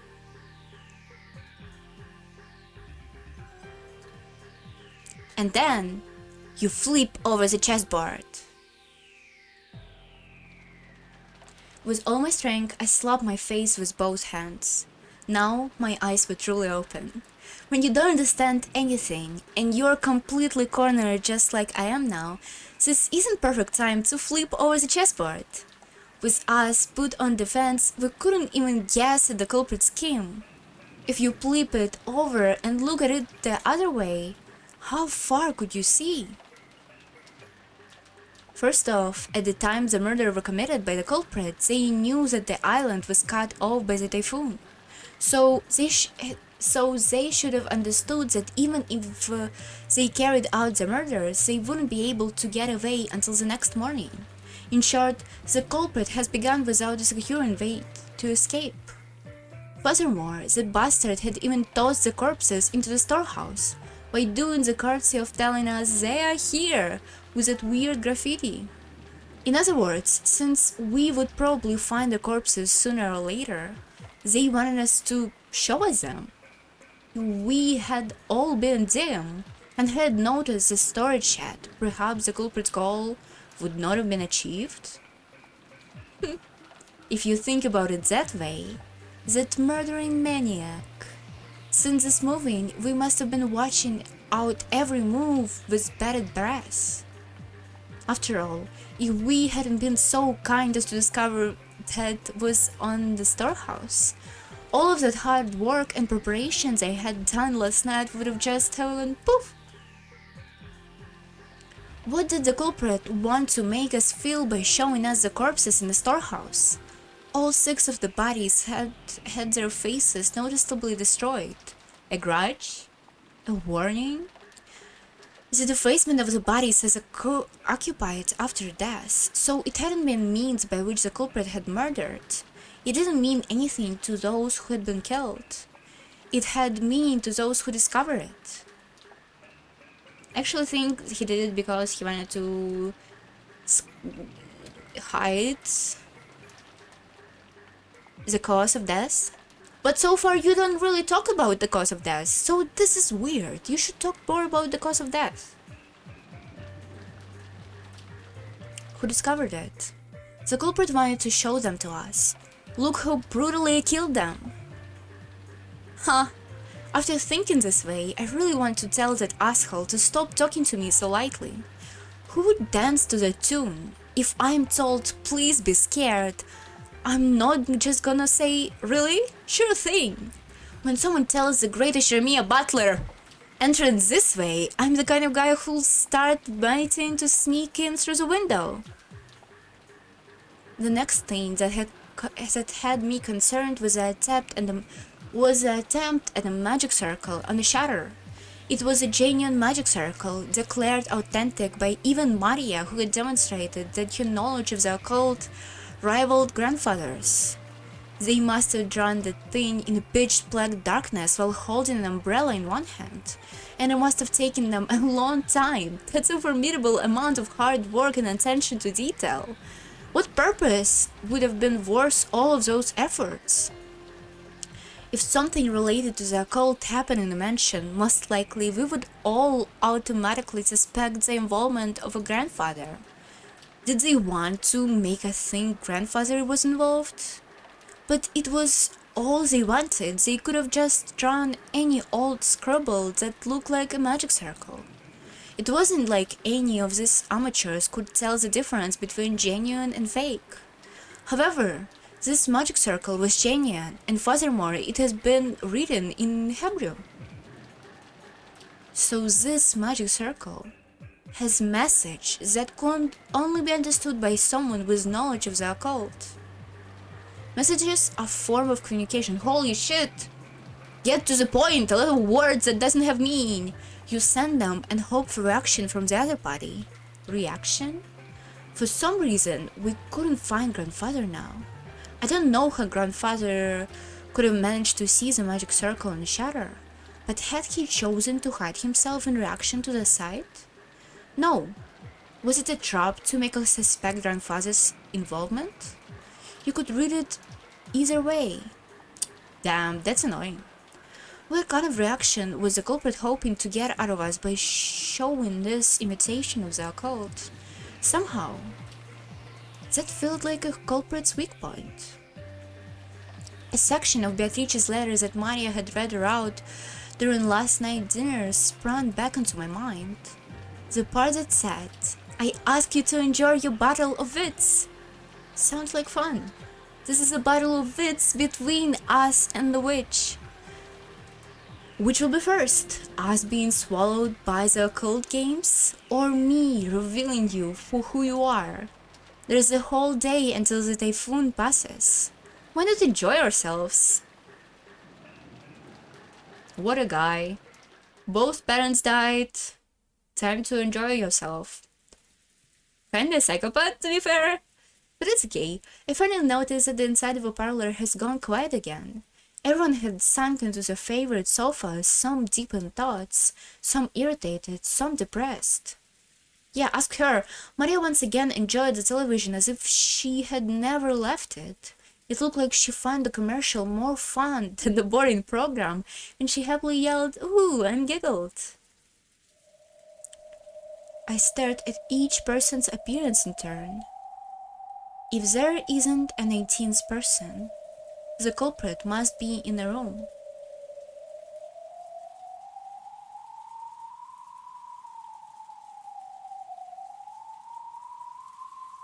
Jessica is so mad.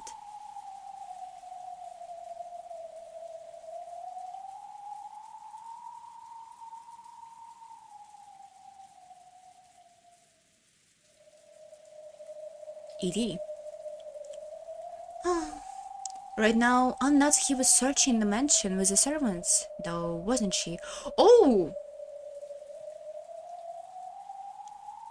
Aren't you talking a little bit long time? What was it? We here for a fucking hour. then it shouldn't be in this room. In this mansion, is that we could say. After that, there was also the possibility that Aunt Natsuhi was behind this, and we still couldn't deny that one of the servants could be killed. Could be the killer. Anyone could be bad guy. Still, Aunt Natsuhi and the rest sure are slow. Of course, it's not a small mansion, but isn't it taking a little too long just to walk around checking the window and doors? Just as I thought that, Aunt Natsuhi and the rest returned. None of them was missing, but one relief was short-lived. Everyone looked at Aunt Natsuhi, shocked. The talk I had with Auntie Eva started to creep back into my mind. The possibility that the culprit had enough in numbers or weapons to kill all of those 6 at once. Oh, she has a gun! Yay! Yay! Let's go! Let's give us a gun! Woohoo! I'm genuinely happy. This is awesome. Let's look at her. Let's look at her pretty rifle. Wherever the fuck this is. Oh, round one. Round one, we need to press clear. Look at the rifle! Look at it! Look at it! It's so good. She has a good hold. She rocks. I hate when anime drop boobs like this. At least gives them some fucking close physics. I'm not against big boobs, but I'm against fucking unrealistic physics. Like, what is this? The same shit as with Jessica, right? Awful. Just awful. Sorry if I started you. I brought this to be prepared for the worst. Because that thing in Aunt Natsuhi's hand was a rifle. At a glance, its silhouette looked like a hunting gun. But it was unusually short and kinda looked like a kid-sized gun. However, it had a thickness to it which revealed this was definitely not some kid's toy. Can she actually shoot at this? Aren't guns like this has really strong, I don't know how it's called. Strong after reaction? How the fuck it's called in English? Afterthought. Afterthought. Holy shit. Can't speak for shit. Uh-oh. Okay, hold on. Let me check something real quick.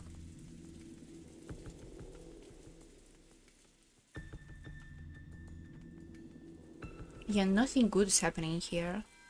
Nothing good. Nothing. Just nothing. Okay. Back to the good part. Not some kid's toy. Yeah. Isn't that Kinzo-san's gun? Did you know about it? That's right. I remember that. It was the father's old collection, and I managed to find it. Whoa! Awesome! Aunt Natsuhi, is this thing real? Yeah, it's real. It can fire live ammunition. Long ago, father used it to scare off wild birds. Really? Ah, I remember. Where could it have come from? No matter how much I asked him to let me to touch it, he never let me lay even one finger on it. Grandfather had one of these? I didn't know. Long ago, grandfather was really addicted to westerns. That generation really liked that kind of rifle. It looked like it had some considerable history to it. But I've never seen one this shot before. Ah, I remember that gun. That's the one that gunman goes firing off with in that old movie I used to love. Father sure has a good taste. What is he talking about? I'm curious. What is he talking about? Let's go. I mean, bank. Oops.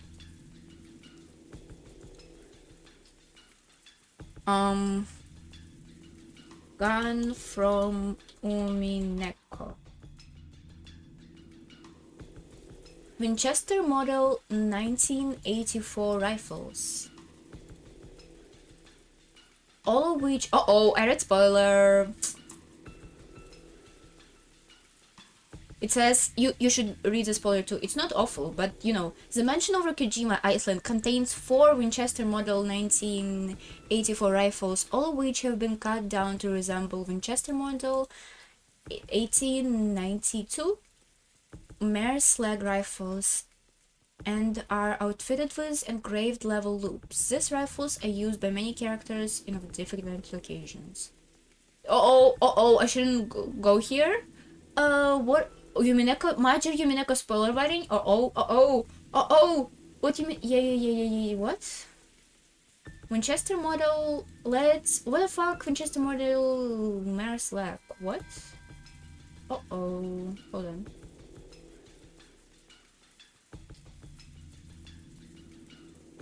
Films. There is a lot of films. Oh, Once Upon a Time in the West. This one? Some cowboy western type of shit?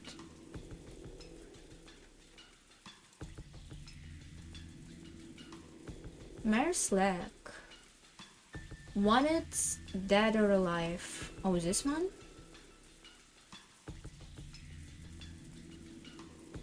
Once Upon a Time in the West. Ooh.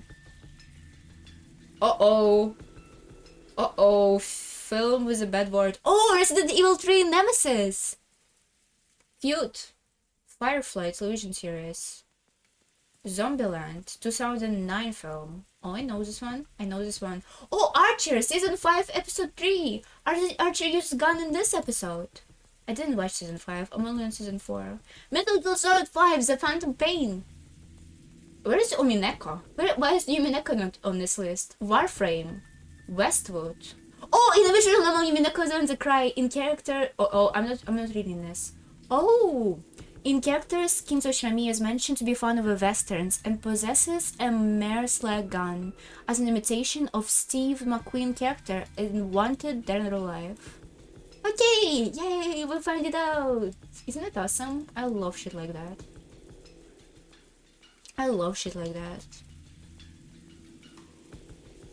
Is it a good movie? It has 8 out of 10 on IMDb. Maybe I should watch it. I love black and white movies. But I love artsy movies. It doesn't seem like really artsy movie. Wanted Dead or Alive is a TV. What? 1958.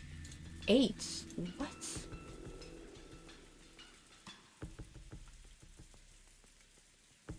Yeah, no, it's a movie. Are they talking about movie? Isn't that movie is not out yet? Are they not talking about this movie? Are they talking about something else? It says 1986. Oh, this is 1986. Which day exactly on 1986? Release dates: November 21, 1986. October 5th. They're not talking about this. Are they talking about old movies? Old movie I used to love. Old movie. So it's about what? TV series? No way.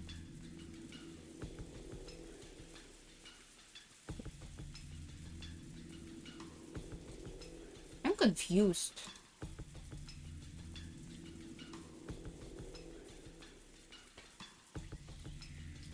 "30 minutes TV series." It says a series. Who tried to fuck me up here? Oh, we should close this window. Is this window full of spoilers? I'm not reading them. So it's definitely not that movie. Right?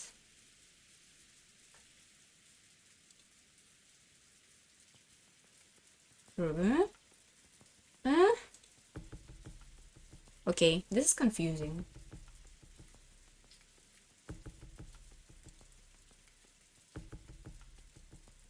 I'll look it up later. Fuzzy sure has a good tastes. Lana goes, a master head that brought over specifically from America. As you can see, it is a real gun, so I would ask you to keep this a secret. Nice. He was quite tickled by it when he first got his hand on it.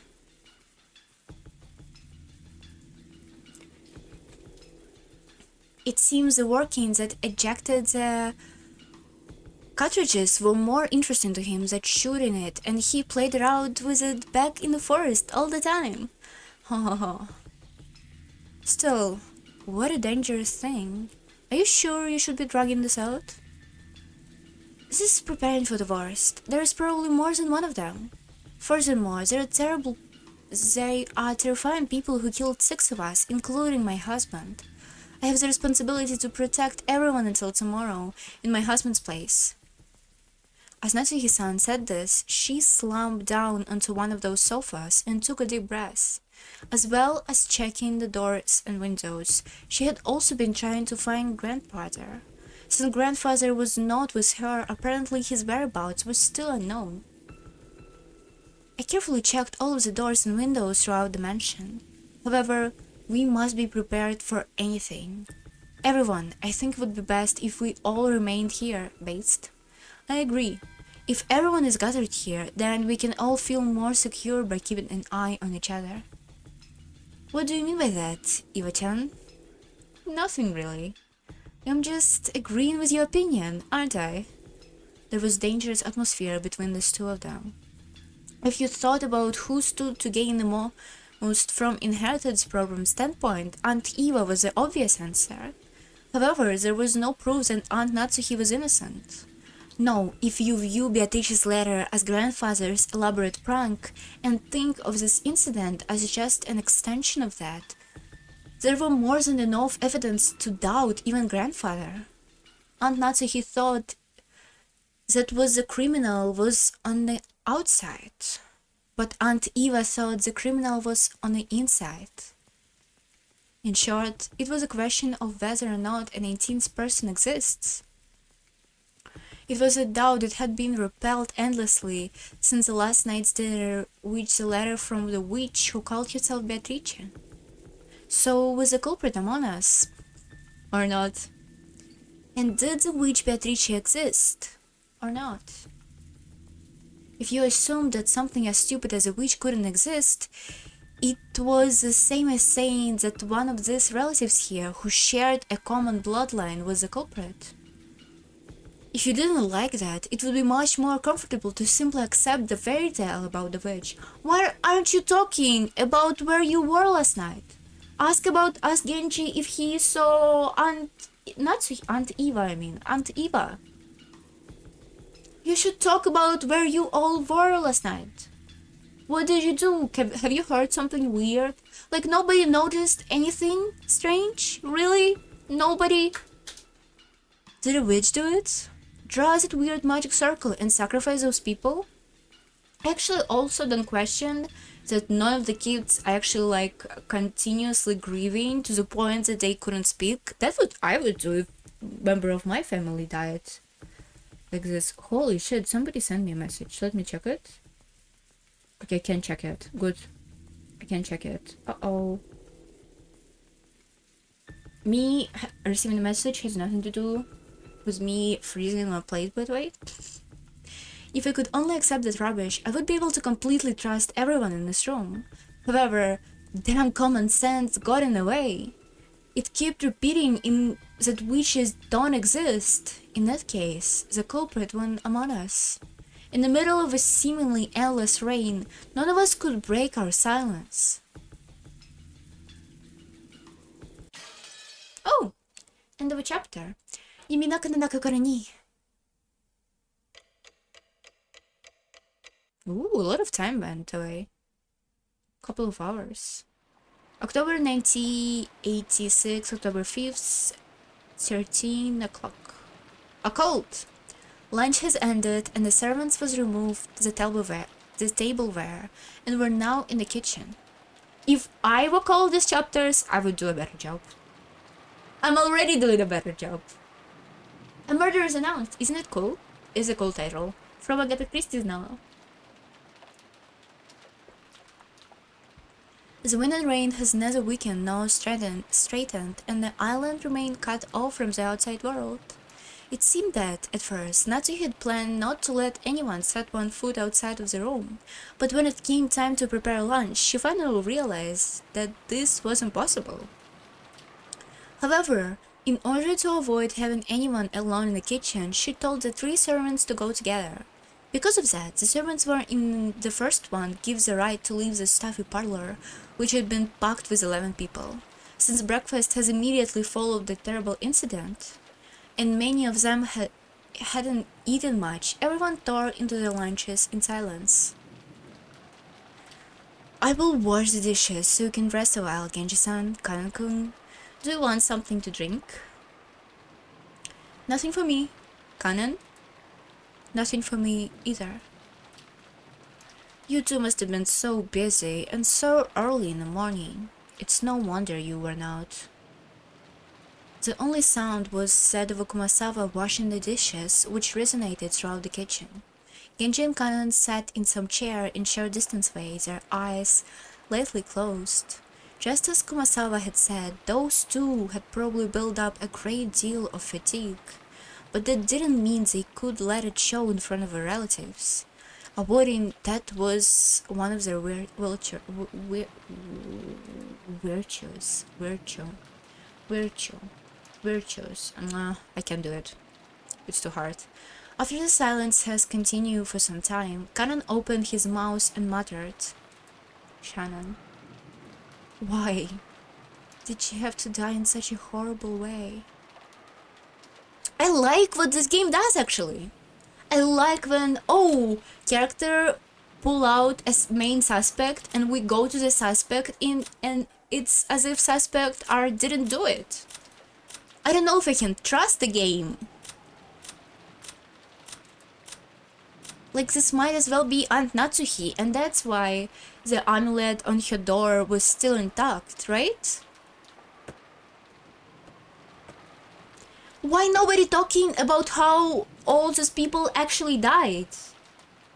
How they died? Why didn't we know? Talk about it with doctor. Did we know that they have some other injuries? This is upsetting. Why did she have to die in such a horrible way? Forget about how she died. It was nothing more than a bad luck. You're right. It was nothing more than a bad luck. I just remembered something. Excuse me? How the fuck? What? Okay. I remember like some massive spoiler. Why the fuck do I know this? Okay, when we encounter it in the game, I'll tell you about what it was. It's connected to Kanan, but to Shannon, I mean. Why the fuck she died then, if I know this? This time. Ouch, sorry. They both fell silent once again. Kanan's expression was filled with grief. To think that Shannon-chan's actually dead. I still can't believe it. Poor Shannon-chan. Not being able to meet her again feels like a lie. I just wanted to see that girl's smiling face one more time. Kumasawa spoke with her back facing them. Kumasawa hadn't seen Shannon's corpse, so she had no trouble mentioning Shannon's face. When Karan heard those words, it reminded him again of how only half of Shannon's face was left behind and his grieving expression twisted even further. Why did Beatrice-sama do that to Shannon? If she wanted a sacrifice, there were plenty of others to choose from. Why? Why? Also, you firmly believe it was Beatrice-sama. That's interesting. It was nothing more than a bad luck. If chance had fallen ever slightly different, it could have been me or you lying out here. Or even someone else. Everything is left to fate. Genji-sama, you said that the door to Madame's room was stained with traces of something like blood, right? It's the same substance as was painted on the shutter? Yes, it was unpleasant mark. Almost as though someone with blood-stained fingers has been trying to pull out the doorknob. No, scratch through the door. That sort of unpleasant mark. So, does it mean that Beatrice-sama came to visit Madame's room and tried to open the door but couldn't? Is that what it means? Uh-oh. Genji thought back to the time that he had seen those traces of blood on the door to Natsuki's room, with the substance sticking to the door around the doorknob and the marks of something scratching against the door. It was definitely appeared as though someone had tried to open the door but couldn't. Why was Mana not chosen as sacrifice? If only she had been chosen, Sharon wouldn't have to die. Guys, aren't you all supposed to die? What's the point? Aren't the epitaph says that every single one of you supposed to die? What's the point of grieving here then? That's weird. Just then, a loud, sharp noise resonated from the hall. Both of them turned around, surprised. Oh! Sounds like pretty interesting discussion you're having. Let me join in too. Butler was standing in the doorway to the kitchen. Butler-sama, please excuse me. Genji-san and Karan-kun stood up to Price and hastily bowed. But I didn't care about stuff like that. I was more concerned about continuing our discussion. I told them I was going to the bathroom, so they let me go. I thought I'd suffocate if I was locked in that room any longer. Maybe use a killer, Butler. When I was about to come ask for some water, I overheard something pretty interesting. You don't need to bow your head or anything. Please, let me hear the last. That just now wasn't really... I've been listening to you for a while. Don't try to hide it now. So I asked directly, who is this Beatrice? She's supposed to be a witch from a kid's story, but it doesn't look that way now. Karan-kun averted his gaze. It was obvious he didn't want to talk about this, which only made me want to ask even more. While making an effort to smile, I grabbed the collar of his shirt. If it were last night, that'd be none of my business. But after this morning, everything's changed. Now that Dad and the rest have been killed, this is totally my business. I have the right to listen to the suspicious story, don't I? I glared at Kaneskun's eyes, and he still continued to look away in apparent pain. Since there was a big difference in our hates, Kanenkun had to stand on his toes, and it looked like it hurt a bit. Butler-san, please let go of him. It's not like Kanen-san is really hiding anything. Then you won't have any problem talking about it, right? It's lonely being out of the loop, get it? When I tried to further twist up his collar, Genji cut between us and spoke.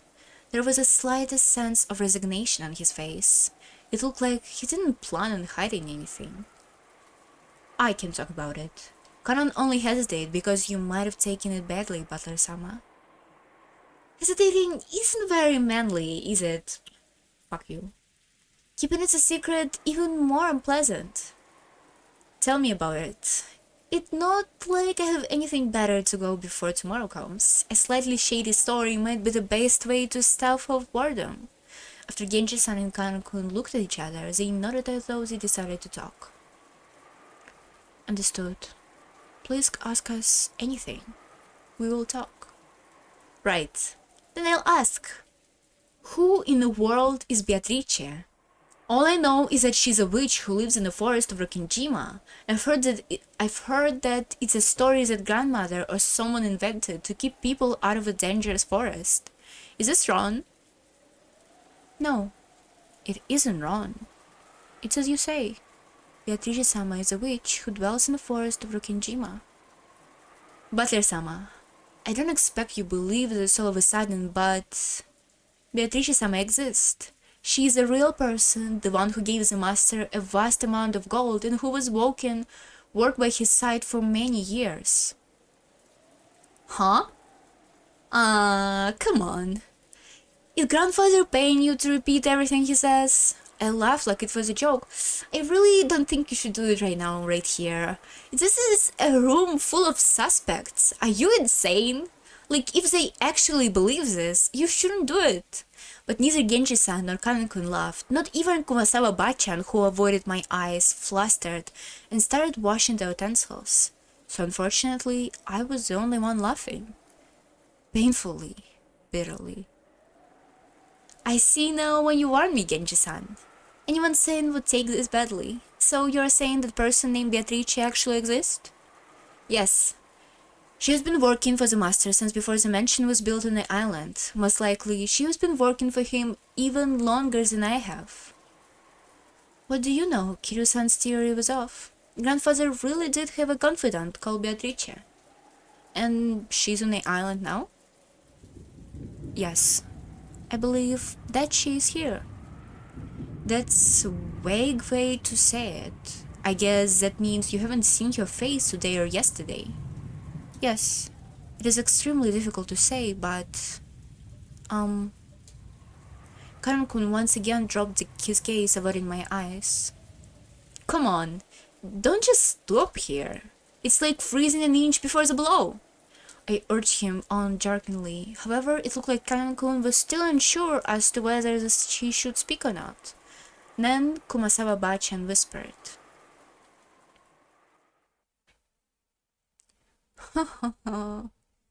You cannot see her face because Beatrice-sama has no form. She has no...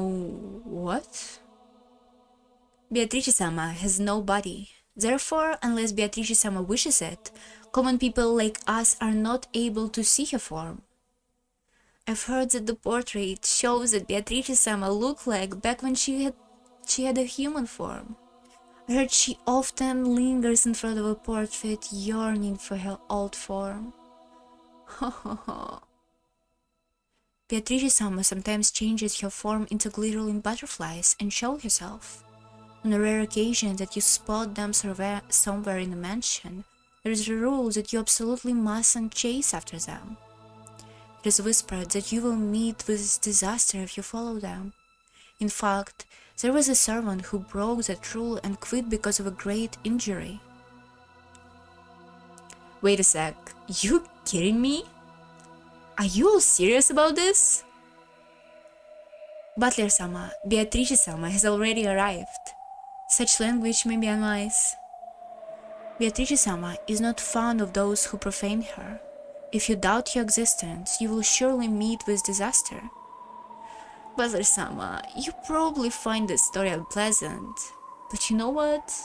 Beatrice does exist, okay?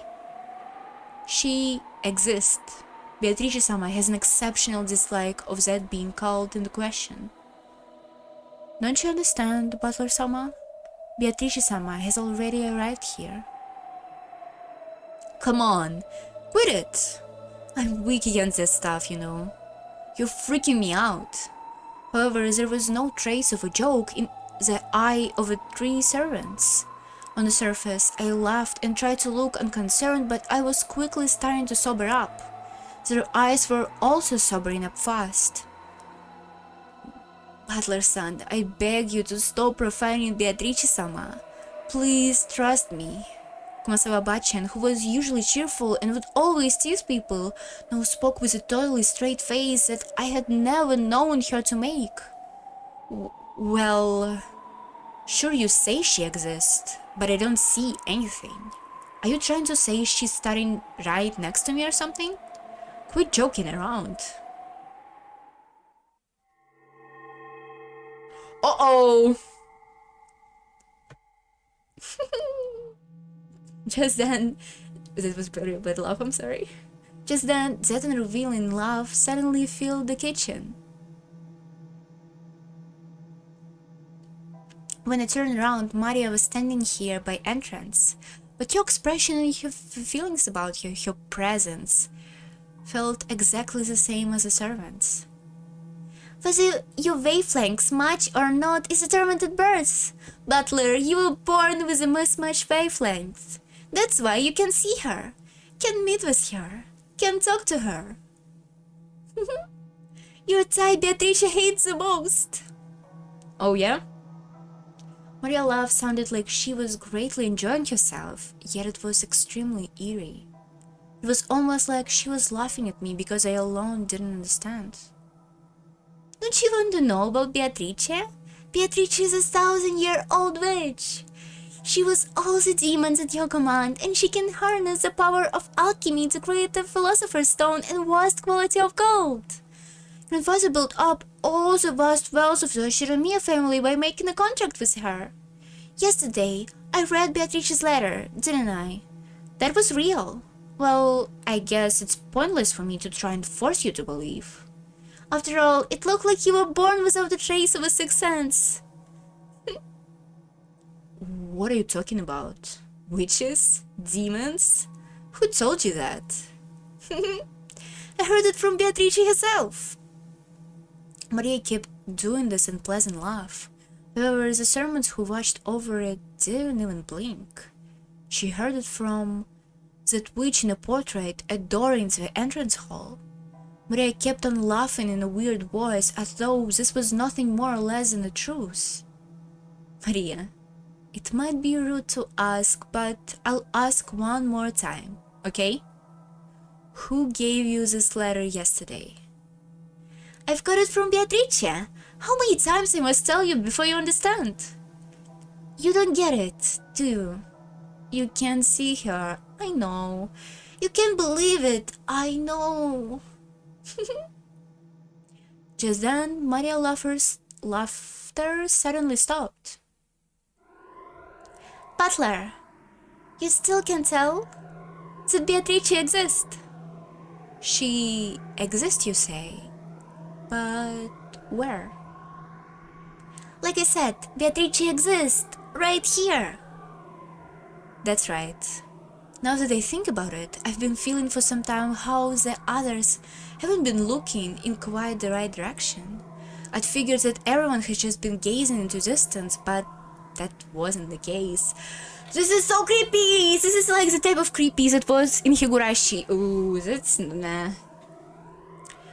The four here, Genji-san, Kanan-kun, Kumasawa-san, and Maria, everyone except me, was looking at the spot right behind me. You bunch of fucking losers, why are you doing this? Holy shit. Holding my breast tightly, I slowly look over my shoulder. Of course, there wasn't anyone here. I've known that the whole time. However, everyone in the room except me was focusing on the point as if there was someone here. Beatrice is a great witch of gold who has lived for 1,000 years, but she can't show her form to humans of the wrong wavelength, and she can't talk to them. And you know what? She finds that really sad. That's why she truly despises it when people like you, who were born without a fragment of magic sensitivity, deny that she exists. You're lucky, Butler. Good thing that I gave you the charm yesterday, right? Who knows what kind of curse Beatrice would have put on you by now if you haven't been carrying it around. You really are lucky, Butler. Right. The scorpion key holder. I thought that just some cheap gift or something, but I guess it really has some benefit then. If it weren't for that, you've been lying in the storehouse as a sacrifice with your face crushed by now. You're so lucky, Butler. I see. So, if it weren't for that, I have been killed by now. Butler, you don't believe in Beatrice? Even though she exists. Right now, over here, look! Hey, I bet you want to believe it now. Believe it, and thank me for giving you the charm. If it weren't for that, you'd be in a storehouse right now. But then, maybe you would have saved somewhere else in exchange, right? Holy shit, like Maria being the most endearing and cute character goes to like, holy fuck, I hate her so much. Why are you acting like this? Why are you like this? Why? Yeah, if a bunch of creepy people would come to me and try to pursue me into some shit like that, I would die. I would die fighting them. I couldn't see above today's fucking stream, aren't it?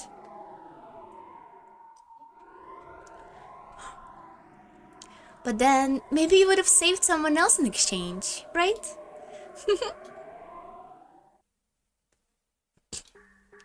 Right then, I burst into laughter.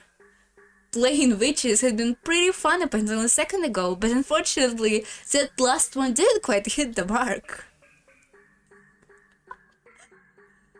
When it's no damn good. Fuck! When it's no goddamn good at all, is it, Maria?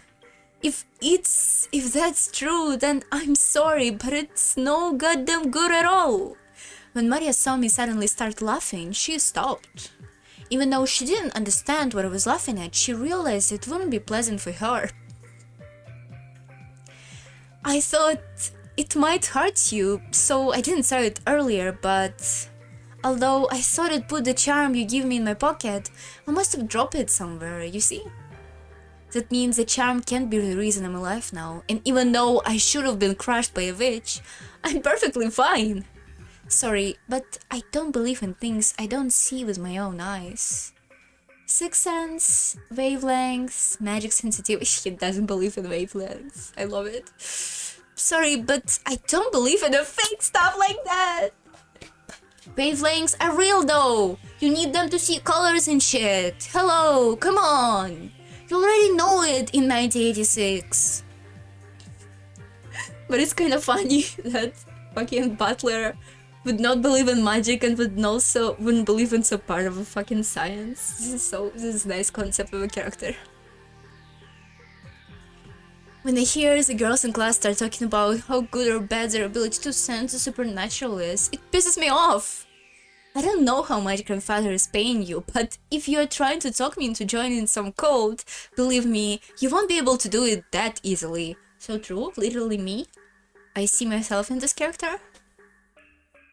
Butler-sama, you guys are free to believe whatever you want, but when it comes to whatever I believe or not, that is always for me to decide. Sorry, but I can't believe in something as shady as Beatrice until I've seen her with my own eyes. I spoke forcefully and sharply. When I did, Maria started crackling again. Well, that's just fine, isn't it? Eventually, even people like you with totally mismatched wavelength will be able to see Beatrice. Very soon, she will revive. Beatrice will revive. Once that happens, she's promised to talk with me and play with me a lot. There is neither a need to doubt nor to force yourself to believe. She will appear very soon.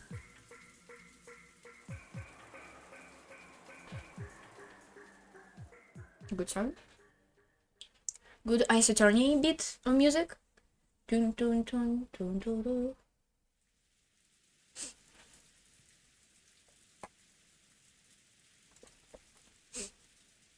Chapter 12. Some people usually head to the bathroom after a meal, as I prefer to take a short nap. It seems that several people has gone out of the parlor, just like I did when I went to the kitchen to drink some water. In the end, Aunt Natsuhi's orders to keep everyone packed together in the parlor was reluctantly withdrawn under the condition that no one was to be on their own and no one was to go far from the parlor. After all, if 11 people are shut in the same room starting early in the morning, the air was starting to stagnate. And now that a little time has passed, everyone has started to recover from the shock of that morning. Maybe their sense of danger was wavering over time too.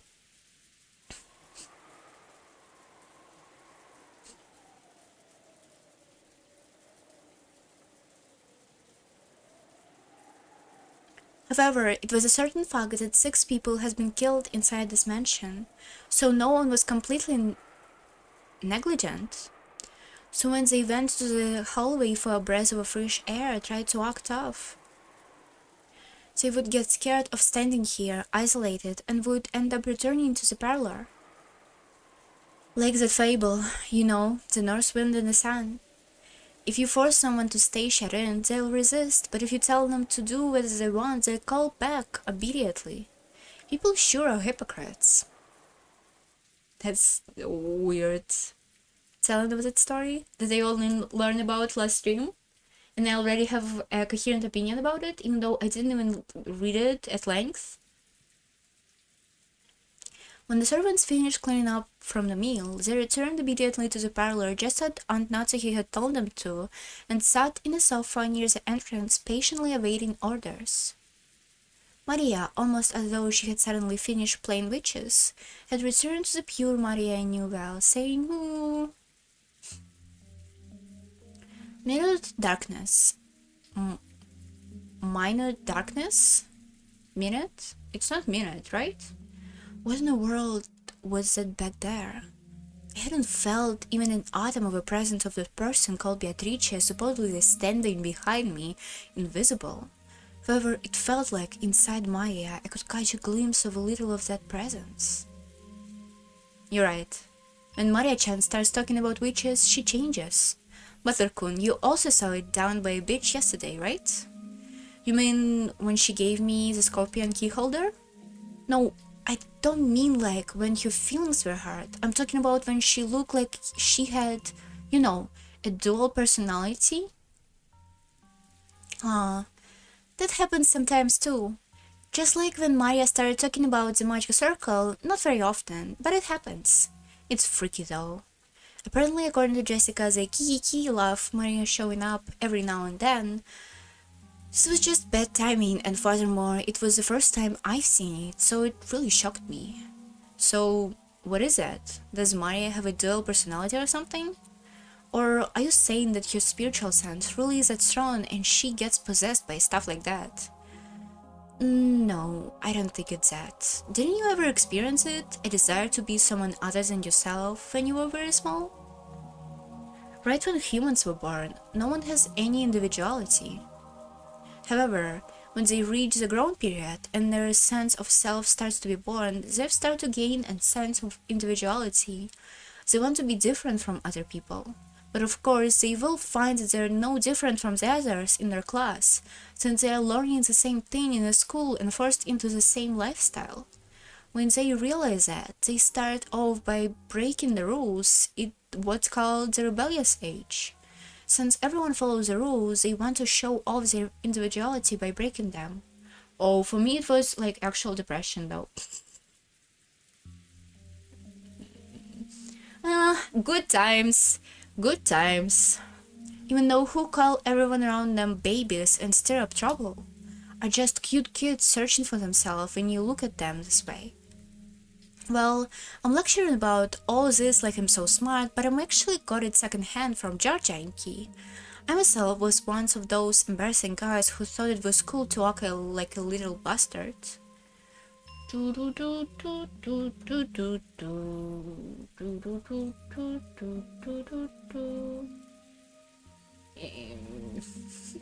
Hold on. Time to check how my YouTube video rendering.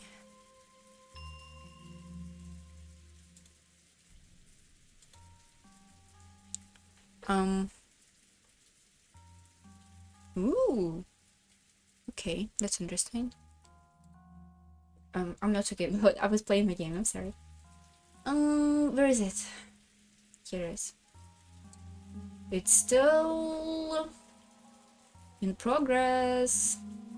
It doesn't even say any percentage, it just say wait for it to start. Okay, it doesn't say it in English, so I can't translate it properly, but Nah, I actually kind of wanna go away for a second. Okay, quick break. Quick break for a toilet. Be right back. Be right back.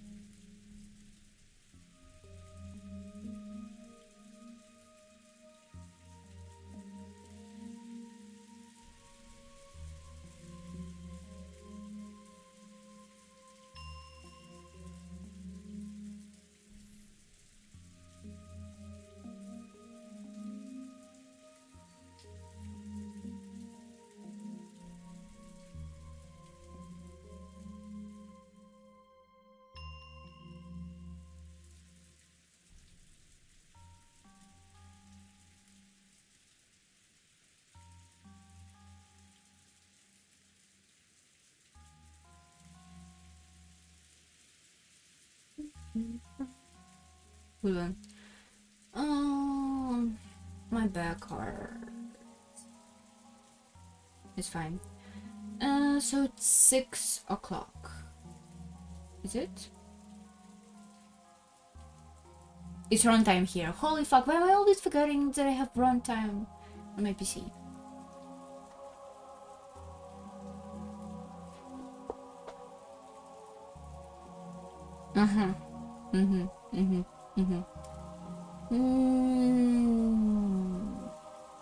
I'm thinking where I should do a huge break. I need to do some chores. I need to wash some dishes. And I need to take a shower. Maybe in like hour and a half, 2 hours?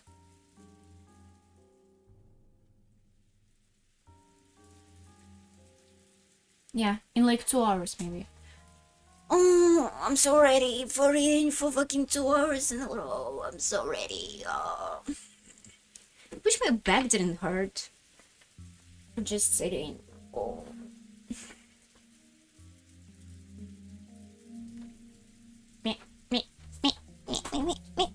Why am I stuck? Why am I chair stuck?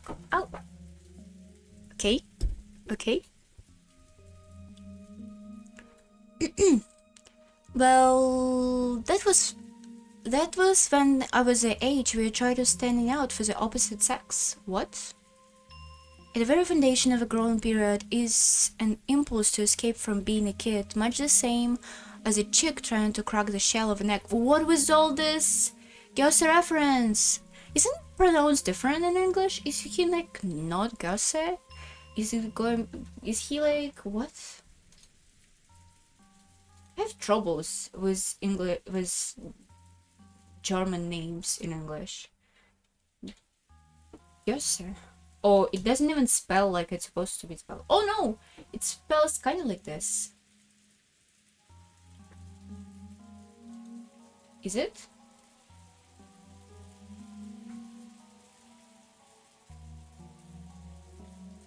Which book I even referencing? Oh, I don't remember which book it was. English. Hesse. Oh! Does it say Hesse? Listen. Hermann Hesse. Hermann Hesse. 10.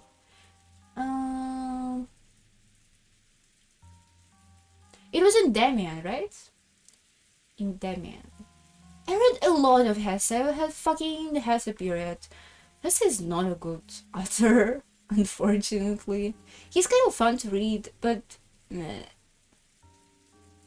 Yes, The Glass Bad Game is the only book I didn't read that was out of popular ones.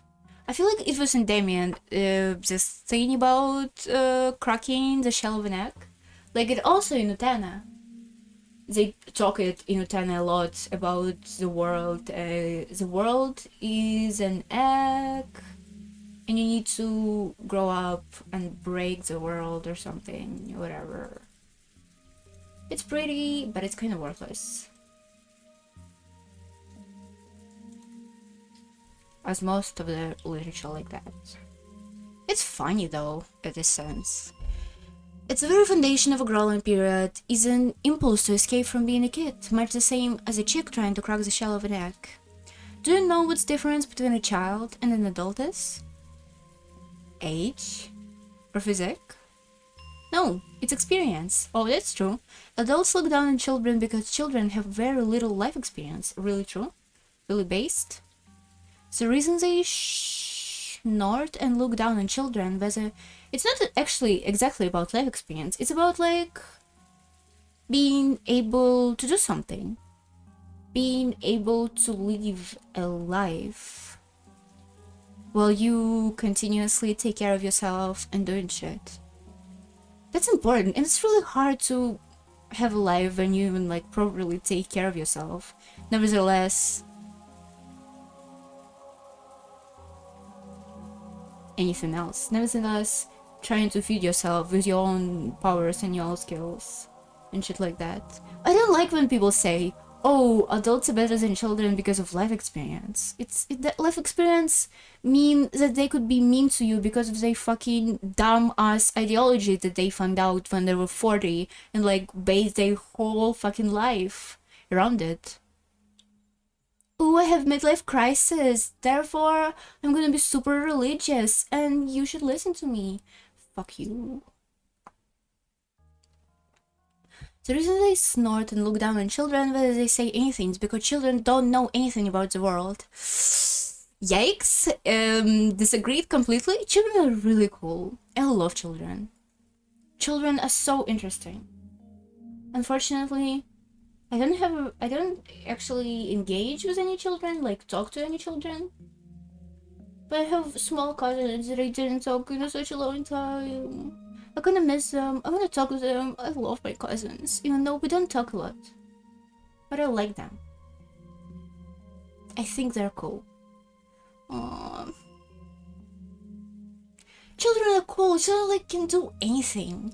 And it's really interesting to see a child grow. And children understand life and like shit in very interesting different ways than people who lived a lot do. So it's unfair to say that children doesn't know life. They know it, but they just kind of not used to it. Children are cool. Yeah, I know what you mean. When you're a kid, you try to say things like you got life all figured out to try act like an adult. No matter what the kid says, adult will just snort at them because they're too naive or because they understand once they grow up with something. Yes, this is fucked up. This is like you all dumb children of an awful family, but you know, normal people and should not do this to normal children. That's why you all growing up to be weird people, guys. That's why you're gonna spend your adulthood in therapy. Well, it's probably true, but to a kid, it's just annoying, like they're being looked down upon. You're so dumb. I get it. It's about whether they have knowledge and experience. You're right, you don't earn respect just by becoming old and not achieving anything. Therefore, what we have is a period where they have the impulse to escape from being a kid, and also they want to have individuality different from other people. If what separates kids and adults is knowledge and experience, then I get it. If they know something that no one else knows, that's the only way to form an identity. Have you guys heard of mental illness? You should look it up a little bit, you know? Maybe she's just autistic. When you're in like elementary school, if you knew stuff no one else knew, had stuff no one else had, wore stuff no one else wore, you could become a bit of a hero for it. I bet you did the same thing, Butler. Yeah. There was definitely an age when I wanted to excel in something. I see, that was because I was trying to separate myself from being a child by a growing period. To be fair, I have no fucking idea what you're talking about, and I can't remember any of the shit like that because I literally don't remember what I did when I was a child. I literally have no memories of me being a kid, and all the memories of me being like young starts at the age of 14 or something. I could remember some shit. If you like show me some old photographs of me being a kid, I was like, oh yeah, I had that shit. I had this thing, and I had this thing. But to be fair, what I was thinking, I could never say what I was thinking when I was like 10 or 9. Even though I know what I did when I was 8 or 9, or what I was interested in, because I have a lot of material evidence of me being and living, but it's really weird when you can remember any of that.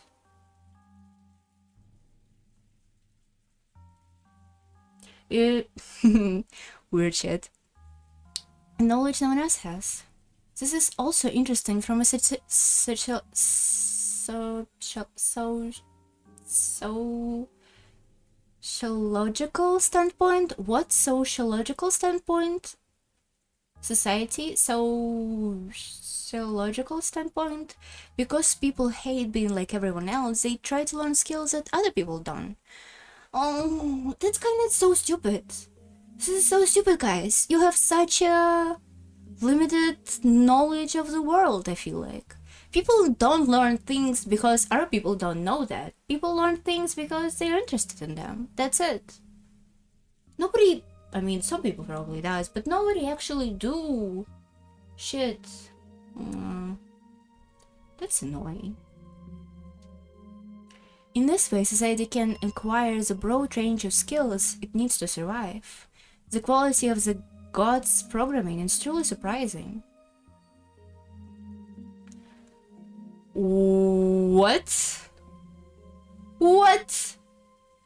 Because people hate being like everybody else, they try to learn skills that other people don't. In the way society can acquire the broad range of skills it needs to survive. The quality of the gods' programming is truly surprising. What? This is fucking socialism. This is socialism, and it's not even working like that. This is awful. This is so bad. What's wrong with this? This is so bad. Such a bad piece of writing. Well, individual personalities can also be negative, right? Like saying everyone else in the class is studying hard, so I slack off so I stick out. That was actually me. It was only recently that I finally be able to feel thankful towards a middle school teacher who had slapped me after school. What? Excuse me? What? Why everybody so fucking violent to fucking children? Stop! I'm too fucking liberal for this shit. But when I did have those desires to jump over the bulletin box that no one else could, or sprint as fast as they could trying to lap those guys with good grades when we did marathon, it was in my nature that if I couldn't study well, then at least I could get back at them by exercising. Really? You only did it? Not because you liked it? To be fair, if there was a possibility that I could do something better than other people, but I dislike this thing, I would never do it. I would never do it. I hate doing things that I hate. I hate them. I get it. I really went all out during my growing period. I guess boys do tend to focus more on physical things. But you know, girls of the same age tend to focus more on emotional things. I bet there were groups of girls in your classes that were really interested in, like, fortune telling and their spiritual senses. Yeah, there was. They'd come over asking me for my sign and my blood sign, and then they laugh. I thought though, giggle. It's really got on my nerves. No matter which class you go to, girls like fortune telling. There was always a group that went on about spirit senses being strong or weak, or sensitivity, or seeing things that can be seen. This is such a Japanese thing. Nothing like that ever happened. Well, some people believe in astrology, some girls in my class believe in astrology and shit like that. And they even fucking believe this now! That's why I don't have friends, because women believe in fucking astrology. Or like, this dumb shit like, personality type. It's the same thing as astrology. Like, fuck you. Don't try to put me into shit like that. Like, ENTPs and shit like that. Stop saying shit like that, Anya! No. That's because fortune telling and spiritual senses are things that aren't taught at school to girls who, unlike guys, are more introverted. What is this? What is this shit? What? Ooh. That's a genre which is easy to build and identify upon, and one that they find very interesting. I mean, I believe that people in this era of day of age could believe in all of shit, but holy fuck, you guys are kind of miserable. Holy shit. What is all of this? Just like when boys enter the growing period and start acting tough and rebelling against adults, when girls enter the growing period, they start getting interested in that kind of thing instead. No, they're not. They so not. Holy shit. Oh, conveyor belt. I remember. I literally like. I can't say this because I don't know how it's in English. I made like 6 holes in my ear and put a jewel in every hole. You should not say holes. How to say it? I pierce my ears. Yeah, I pierce my ears, I pierce my tongue, and I pierce something else. But I don't remember because I pull it all out.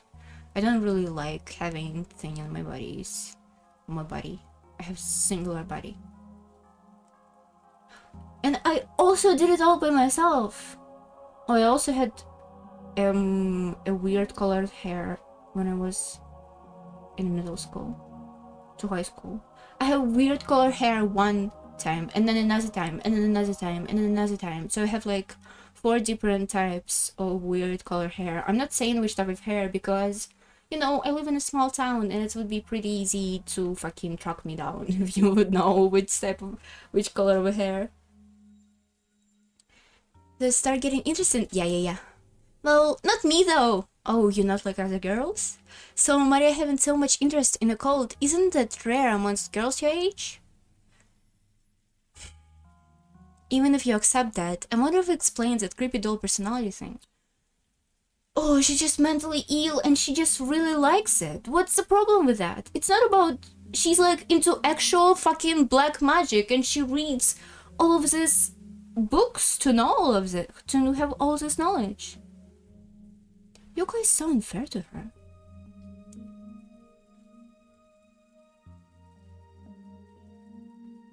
I wish black magic was real. I would really have... I would really use some divine intervention in my life right now. Okay, sorry. I was... Fuck that thing that I'm trying to do. Even you accept it, I wonder if it explains the creepy day. Yeah. Well, I think I can actually... Well, I think I can accept it, vaguely. As I said before, becoming an adult means gaining knowledge and experience, so kids must study various things so they can gain knowledge and truly awaken. There's a specific kind of fantasy useful for us, which is always has been prolific in the world of children. Do you know what it is? You see, it's all the time in manga and anime, right? You know, like memories coming back to you from, like Chuni bio thing? Like memories coming back to you from a former life, or like channeling the soul of a great wherever. Yeah, there is also Sleeping Jane's awakening.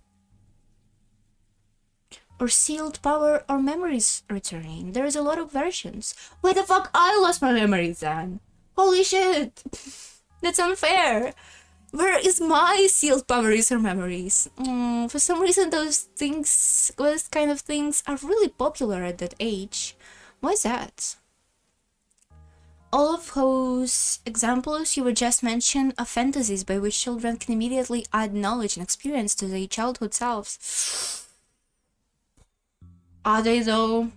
Are they? Where are they having that knowledge and experience from? This is such a basic, dumb take onto childhood and adulthood and 8th grader syndrome and all of that. It's so boring. Even a 9-year-old girl simply has to say that she has a 1,000-year-old witch possessing her and she could gain 109-year-old identity, but she isn't. You know, there is this anime about being a chunibyo can't stand in a way of love by Kyoto Animation.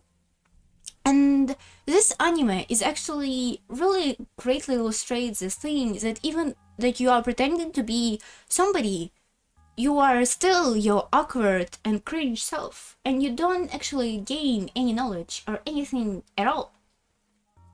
I just thought about it because it was a good example of I like that anime. That it's pretty cute anime. I love most of the Kyoto animation animes. Oh, I really like Koi no Katashi. Is it called Koi no Katashi? Also like the one about blood and borders and things. Beyond the Border? Is it how it's called? I love that anime. I loved it when I was a kid. I loved it. I actually wanted to watch it. It's pretty interesting. Oh, I used to be obsessed with this video from that anime connected with the anime called Strike of Blood, where two characters would say it was just a cut off of every time the main character, Kuriyama Mirai, oh, I remember her name, and the other character from Strike of Blood would say senpai, and it would be like senpai, senpai, senpai, senpai in like 10 minutes in a row. I love watching those videos. Those are like funny as hell. Those have rotted my brain. For sure, all brain worms are coming from there. So what you're saying is that for people who think studying is annoying, but want to learn different skill from everyone else and brag about it and get attention from it, it's a convenient delusion. It's not working at that! They actually need to learn a skill! Is that like huge plot hole in what you're just saying? So you can brag about something without having to work harder.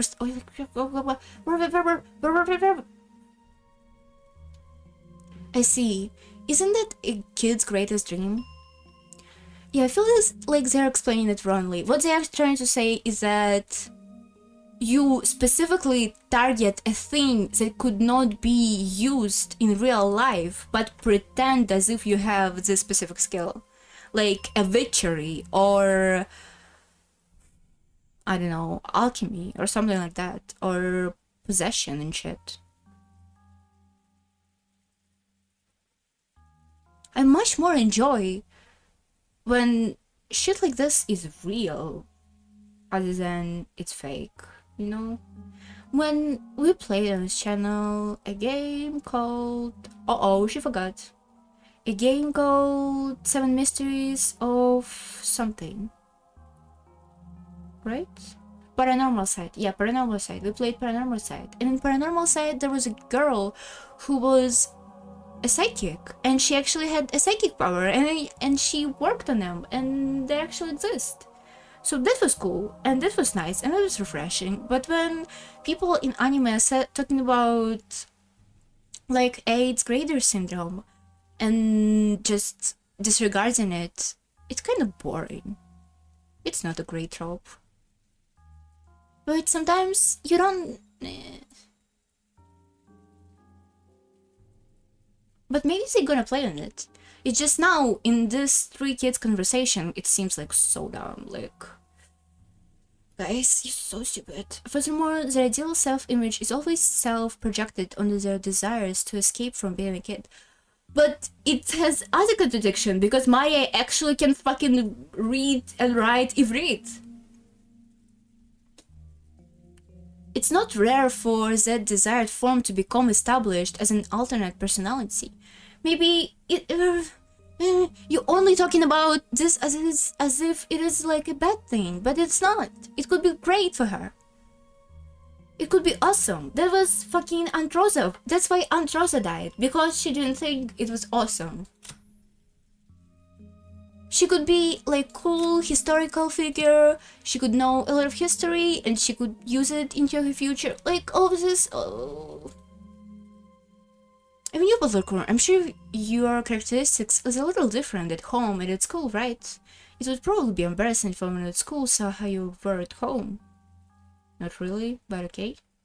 At school you try to project yourself as you want to be, but at home is where you are true self. Maybe it is like that in patriarchal families, and like really strict families who has a lot of really concrete things, concrete rules to follow.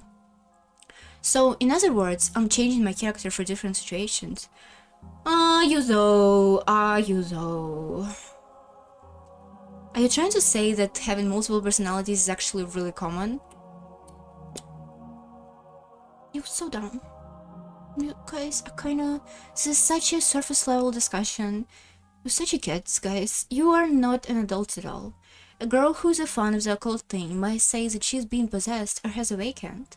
Honestly, there's some kids who can change their personalities so drastically, it can change your whole opinion on them. Other though. Even some boys, right? Guys who just blow their top and get violent over nothing. I bet they think it's pretty cool, but it's painful to watch. So let's sum it all up. Girls of about Maria's age, even if they show creepy second personality like she did a minute ago, you're saying that it's not such a rare thing?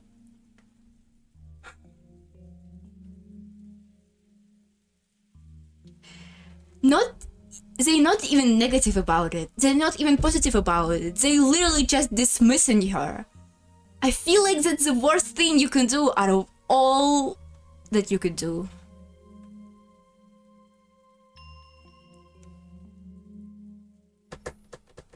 Just holy fuck.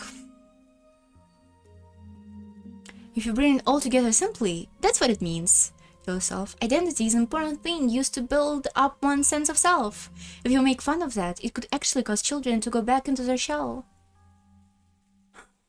You are an awful person. You are an awful parent. Maybe you're a gay person, but you probably will be awful parent. So it's important to go along with them to some degree, although to accept this completely requires the tolerance of a parent. And I can't believe you aren't married. You sound like you already raised kids through... Oh my god. I'm going insane here. Then I wonder if Auntie Rosa also knew such about Maria's dual personality. Yeah, she's dead. She knew. Just between us, Auntie Rosa couldn't friggin' stand it. She said it was creepy and it was just making Maria more and more separated from the rest of the class. Yeah, that's why she beat the shit out of her. That would happen. That would help your fucking kid understand what's going to happen. Oh my god, so bad, you guys. So stupid. So anytime Maria started talking about the occult or laughing like a witch, she'd slap her. You don't have any fucking idea. This is... oh my god. I should stop stalling and just finish the segments so I could not be mad about it anymore. But... oh, so bad. So bad. And it looked like Maria stopped talking this way in front of her. Maybe it was just a little game from a girl facing her growing period. She knows fucking Everett, excuse me! The thing that had happened back there. Just a girl trying to show that she was different and independent by holding interest in witches and occult. No, she would just like it! Oh my god. And then she wanted to have another side to herself that wasn't infantile. She was switching between her normal personality and the personality of the ideal, a witch.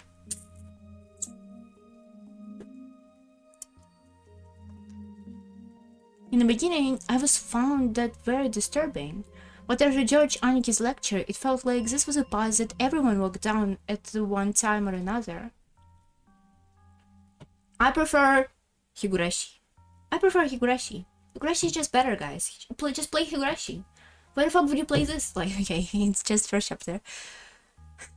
I haven't told anyone, but when I was in kindergarten, I joined up with a little gang of kids trying to form an Earth Defense Fund, saying we'd help protect peace on Earth. My first turn when we remembered how, during what we called battle practice, we would chant ADF, ADF. Just like usual, Maria was relaxing, immersed in the TV, oohing and laughing, just like any girl her age. But on the inside, another personality just...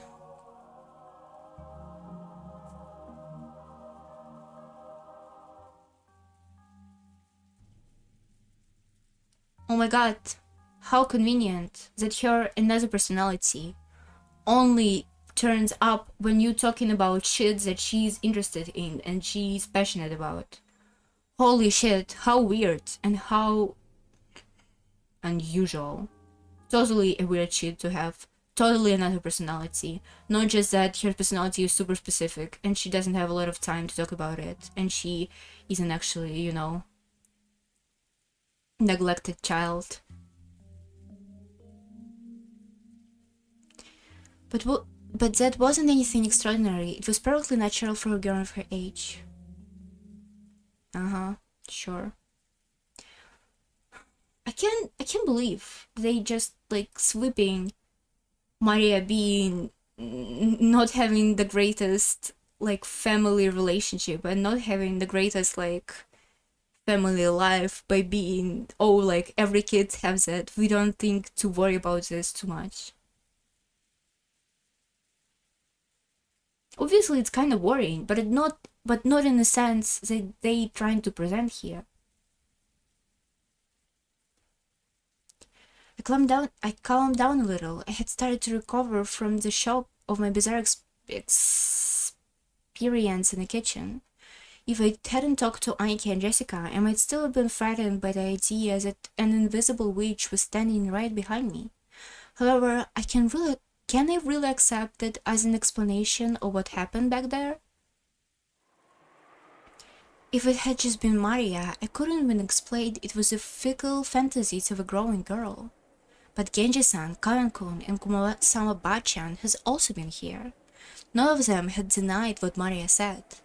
They had silently accepted that Beatrice exists. I was starting to feel a little uneasy. Auntie Eva has claimed that no 19th person exists, saying that someone within the family had committed the crime in connection with their messy quarrel. On the other hand, Aunt Natsuhi has claimed that the culprit was hiding somewhere outside the mansion. That means that she was denying that the crime has been committed by one of us and accepting that 19th person exists. And in the kitchen, Maria and the servants had agreed that 19th person exists. But according to them, the 18th person isn't human. They had said it was an invisible bitch plotting something mysterious. Is there a 19th person or not? And is the culprit is human or a witch? For some reason, I couldn't just laugh off any of the possibilities, not even the most ridiculous one about the witch.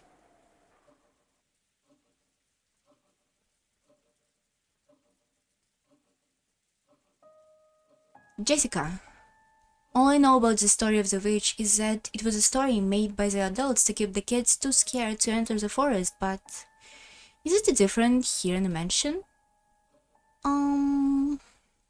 I'm with you on this. I think it was just a dumb ghost story made by parents so kids would listen to them, but I can't deny that the atmosphere inside of the mansion makes it a little hard to say it out loud.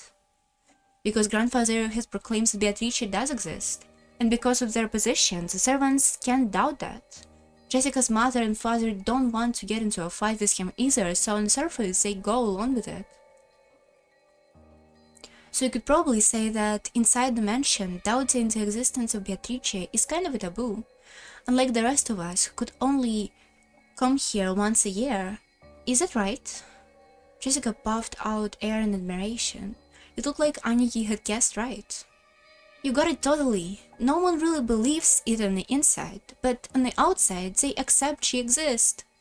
See, It's just like the way some people are about gods. Even if you know there is actually no such thing, it feels rude to actually say that out loud. Uh-oh. How do you think the servants feel about it among themselves? Is it true that since grandfather who employs them says she exists, they have to go along with it? Well, I don't really know the details, but between the servants, the story about Beatrice has been treated like a ghost story. Remember yesterday when Shanna was talking to us by the beach? About how she saw an unsettling thing by doing the rounds in the mansion at night. Would you really mention a deceased person like that? Casually in conversation right after they died? She had said something like that, hadn't she? Back then, I didn't give it much thought, assuming she had just gone along with the displeased Maria. But now that I think about it, she did say that, and completely seriously. Oh, I don't know. I don't like that all of these people talk normally, as if nothing happened here. I really, really dislike it. I feel they would at least act differently from how they acted before. Like, why would you do all of this character setup for Butler, Jessica, and George when they continue to act like that even after this huge, massive emotional moment that happened. She definitely said that. She definitely said the same thing that Genji-san and the rest had all unanimously declared back in the kitchen. In addition, some servants has also seen will of a wisp and glittering butterflies dancing around. Karan-kun also said he saw something like that when he went patrolling one night. And recently, the servants have been talking about strange footsteps inside the mansion near midnight. We have whispered together that the Beatrice-sama from the portraits sometimes walks through the mansion invisible. It happened a long time ago, but I have also heard some kinds of footsteps while patrolling at night. That's right. She definitely said that. Exactly the same things that I have been told just now. Ah, but there is nothing to be afraid of, you know? Beatrice-sama is another ruler of a mansion separate from the master. So she won't do anything bad, as long as you respect her and don't act oddly afraid. However, she's fearsome if you don't respect her, right? Yeah. I heard that someone who quit just before I began working after falling down the stairs and receiving a large injury in his back has been speaking badly of Beatrice-sama. Because of that, there was a rumor between the servants that Beatrice-sama's anger has been brought down upon this person. If you don't respect her, her anger will be brought down upon you and you will be injured. So to the servants, Beatrice's existence is... Ooh, green text is just as credible as the story that if you put pranks on Inari-san, you will be cursed by the kitsune. Who the fuck is Inari-san? Why is this text is green? Is it something... Oh! Hello! Grimoire. Honorifics. Words for family members. Chinese character kanji.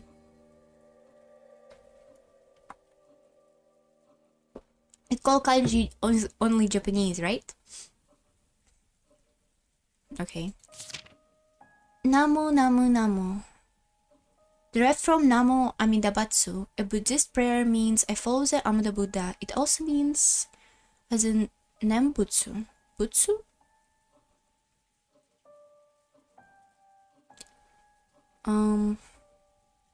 Jessica's speech. In Japanese, men and women traditionally, perhaps stereotypically, speak differently, and this difference is much larger than that you find in English. Jessica's speech is masculine, blunt. She says boke or something. In Japanese, this is quite evident in majority rule of her lines, using associative and traditional male particles like ze and casually slangy contractions. Torigate, we know about Tori, referring to herself. In Japanese, Maria used her own name instead of the word I. Oh, really? Oh, I hate when people talk like that. Eleism, which commonly most yell Japanese children. Oh, okay. It sounds childish and cute in Japanese, and can be used by young adult women to achieve the same effect. I feel like some hostess in some Yakuza game that I recently played was talking like that. Even the other characters have various ways of referring to themselves because Japanese...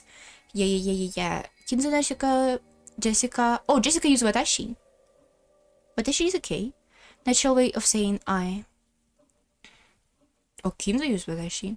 Butler uses ore, which is masculine, self-asserting. George uses boku. Useful boy. Hiroshi uses washi. Washi? Really? Which goes along with his strange accent and makes him sound older. There are many others. However, you will not always hear these words being used, just as you will not always hear Maria using her own name, because Japanese is a pro-drop language. Words like I, you, it, and so on are often simply left out when it's obvious who or what is being talked about. Kotatsu, large Japanese numbers. Asogi and Nayuta. A very large Asian Japanese numbers. Modern Japanese is more likely to express numbers of the size using power of tens, just like Western languages.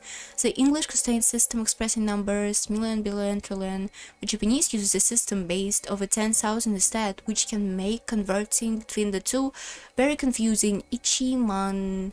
Yeah, they use man. If you use Japanese,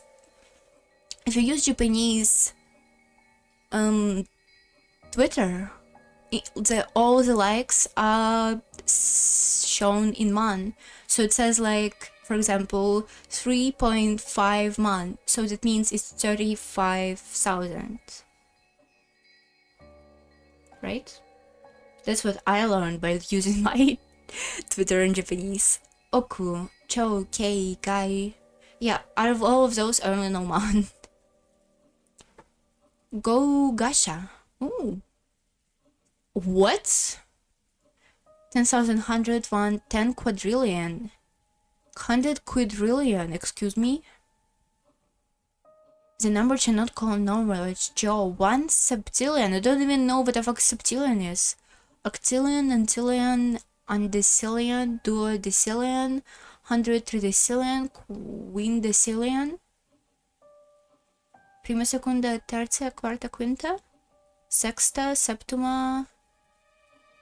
Don't remember how 8. Why the fuck I always forgetting how 8 in every language?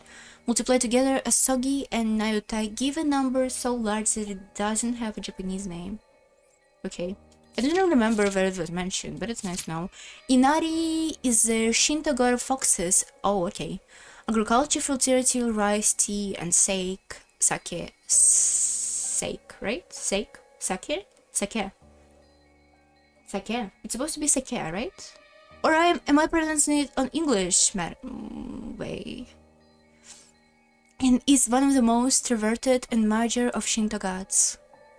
And Shinto religion is the one with a lot of gods, right? Inari, like pantheism? Inari is depicted differently by time and place, and maybe male, female, or even plurality of gods. Over a third of Japan's Shinto shrines are dedicated to Inari and feature tori and statues of kitsune. The kitsune are white foxes. Yeah, we know who kitsune is. Ceremonial entry gate to Shinto shrine. It's usually... Oh, it's... Okay. Why was a tori that was leading on the island then?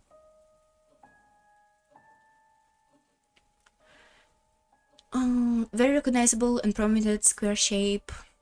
Cute. I love the shape. Good design. Considering of 2 verticals, yeah. Around the pillar. Sometimes many tori are used in series along the park. Cute. Toris are cool. Epitaph of a portrait. Behold. Oh, let's read it. That's important. Behold the Sweetfish River running through my beloved home of old. You who seek the golden land, follow its path downstream in search of a key. As you travel it down, you will see the village. In that village, look for the shore of the two speak of. There is a key to the golden land sleeps. You who will lay hand upon the key must journey as follow to the golden land. On the first twilight, sacrifice the 6 chosen by the key.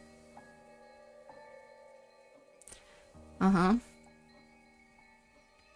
the second twilight, those who remain shall tear apart the 2 who are close. On the third twilight, those who remain shall praise my noble name.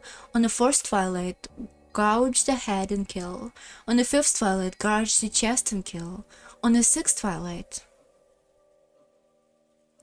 gouge the stomach and kill. On the seventh twilight, gouge the knee and kill. On the eighth twilight, gouge the leg and kill. On the ninth twilight, the witch revives, and none shall be left alive. On the 10th twilight, the journey ends, and you shall reach the home of the gods. By the key. Who the fuck is the key? Rest in peace, my beloved witch, Beatrice.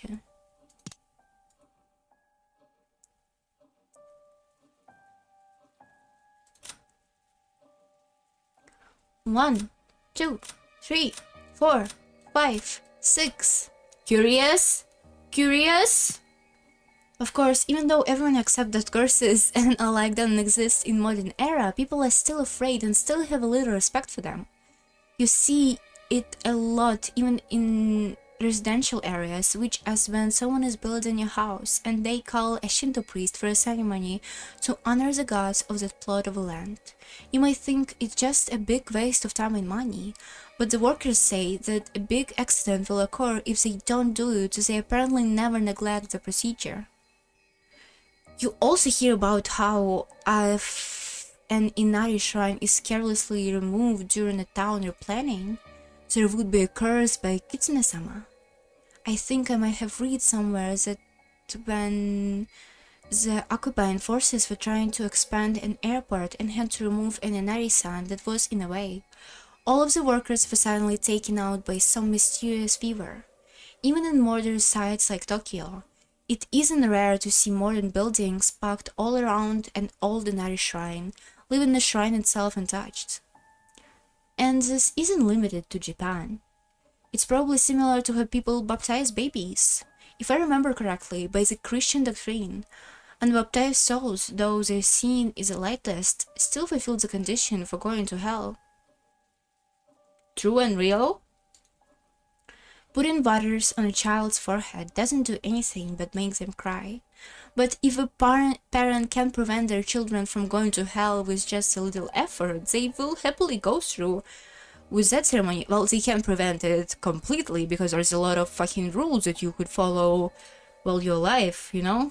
In short, even in the modern era, in the modern society of reason, we're still unable to throw away every trace of belief and fear. You could say it's a passive acceptance of the supernatural.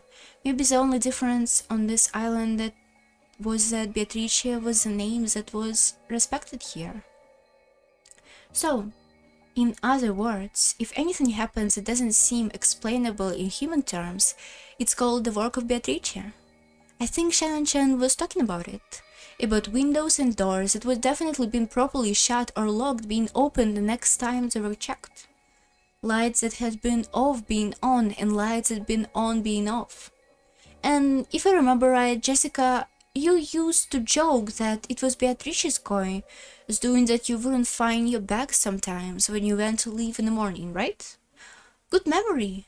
Normally you'd say a fairy took them, but on this island, it's Beatrice. Man, what a stupid story. This mansion has been standing for about 30 years by now, hasn't it? It's natural for things that old to get their fair share of ghost and occult stories, like the 7 mysteries at school. So here is where we flip over the chessboard. Huh? Basically, on the island, there is a rule that Beatrice can be blamed for anything that couldn't have been done by humans, anything that humans can't do. How many humans are there? There's 18. There's actually 12. In other words, the culprit is modeling things after the rule, trying to make it appear that the crime was the work of a witch. Yeah, I thought, of course, that too. That was kind of obvious, especially now that we reread the epitaph. In short, they desperately want to claim that this was doing of an 18th person. I don't like it. I really don't like it. What don't you like? Just assume that an invisible 19th person exists and that this person wanted to make it known that there existed. If it were me, I'll do it with more perfect timing. What do you mean by perfect timing? Well, after all, the crime took place after midnight while it was still dark, right? People were talking together until midnight. Some people had the night shift and some people had returned to their rooms and were sleeping.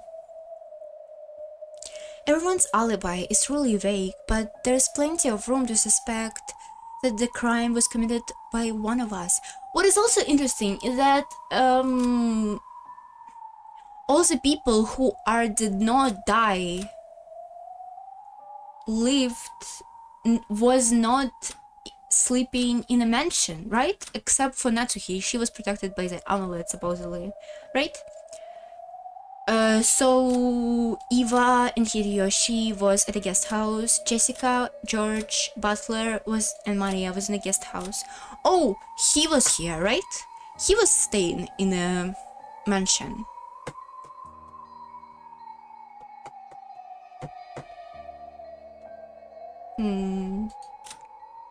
And Kanon and Kumasawa and Yanji were all at a guest house. I mean, for this logic, Nanja is suspicious now.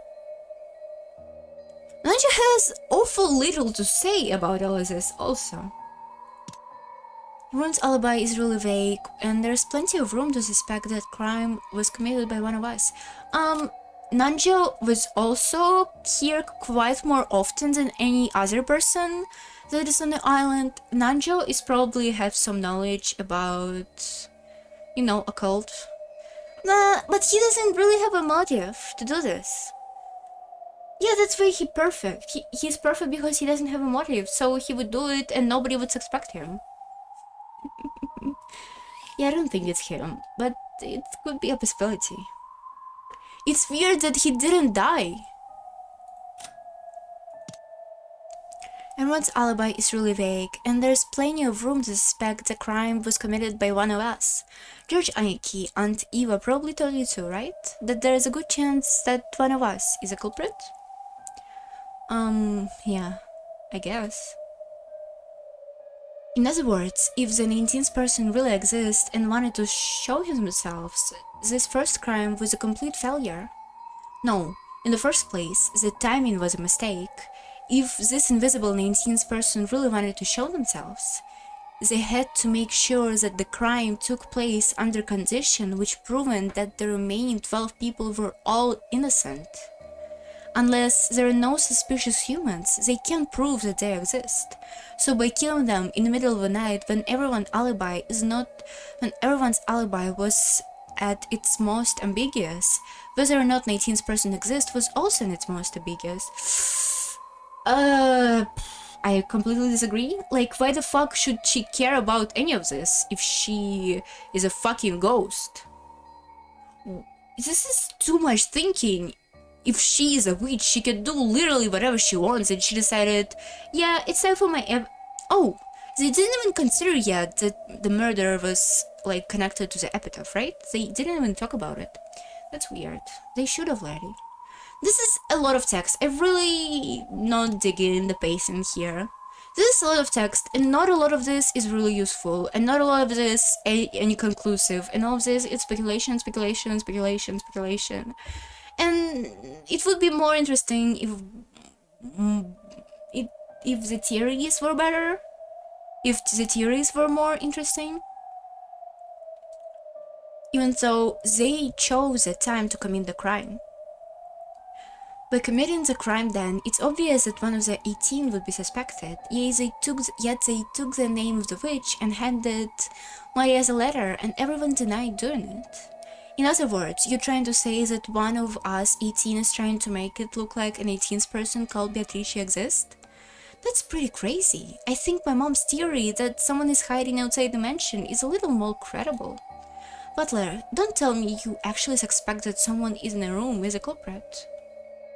Yeah, someone trying to force us to accept that Beatrice exists. That's right, the letter last night is when this whole thing started. I don't have any basis of proof, but... So the most interesting thing that could happen for me here is that Beatrice exists, but the killer is somebody from 18 people? That would be awesome. This would be really cool. With the chessboard upside down, this is my best guess. Seriously, that's too crazy. Haven't you been reading too many weird detective novels? But it does hit on a point when we can't ignore. Whether there is 19 person or not, the culprit is definitely planning something based around the rule about the silent. Just now, listening to Butler Cohen talk, I remember something that's a little disturbing. Epitaph? Something disturbing? Fucking letter. Yes, do you remember? Beatrice's letter. It said that Beatrice was going to collect interest. And as for what interest is, it says everything of the Jeremiah family. Jessica and I thought back on what Maria had read aloud the previous night. It definitely said that the collection of the interest would now take place, but if the riddle of the gold could be solved, she would lose that right.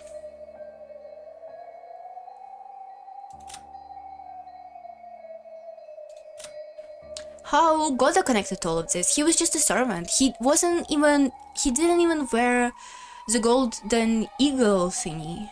Is he was just like a sacrifice just for a number of people?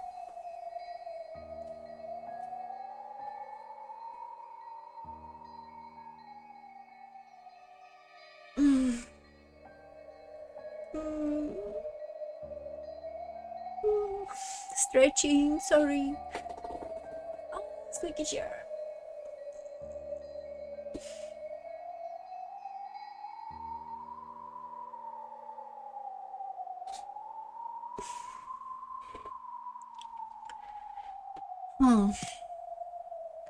She would lose that right, yeah. Grandfather was granted the gold, and the Jeremiah house prospered. Basically, Beatrice is saying that everything he burst from that gold counts as interest. In other words, that's pretty scary for a joke, Aniki. Don't tell me that everything of the Jeremiah family, in other words, everything that grandfather gave birth to, yeah, of course, refers to everyone with grandfather's blood flowing through the veins? If you read the letters that way, these murders are just Beatrice legitimately collecting interest. If that's the case, these crimes will continue. This is actually kind of stupid. No? This is just, ouch. This is just assets that she can use in the future. Why would she kill them? Because the collection of interest is still only halfway completed. George turned around, looking over the parlor.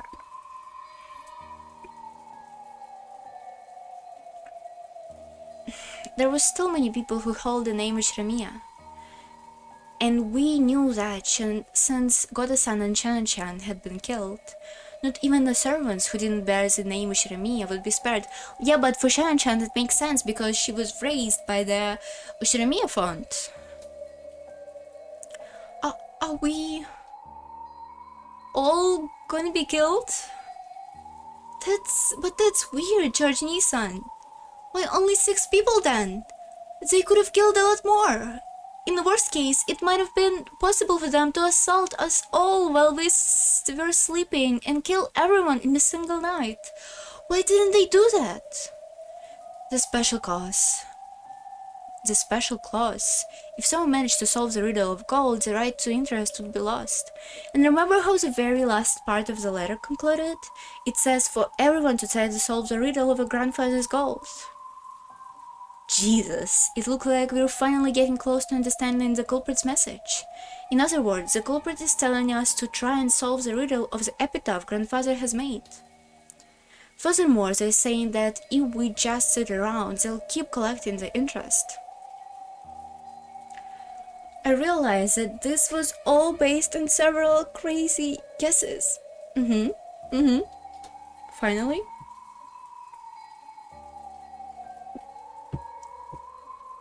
But not everything that happened in this world is joined together in a perfect line. You would say that? Most unknown phenomena are nothing but individual points. By joining them together into lines, we deepen our understanding. Why don't you talk to people then? The closer together the point at the end of those lines are, the more logical it is, and the easier to understand. And the further away they are, the more it lacks those qualities. That is why we use a distance analogy and call such theories way out here. However, if you can only join up into a small limited distance away, we call it having a limited imagination. Is imagination different from reasoning? Was I just trying to force everything that I knew about the case to fit my simple imagination? No, that's not it. When you're searching around with your hands in the dark, that search is imagination. Only imagination can find the 2 points you should connect together. Reasoning is nothing more than the action of drawing a line between them. If you can imagine, you can reason. When what I was doing here might be out here, but it shouldn't be wrong either. Only the power of imagination could pull out a clue from a darkness. It's called logic though, not imagination. Sorry?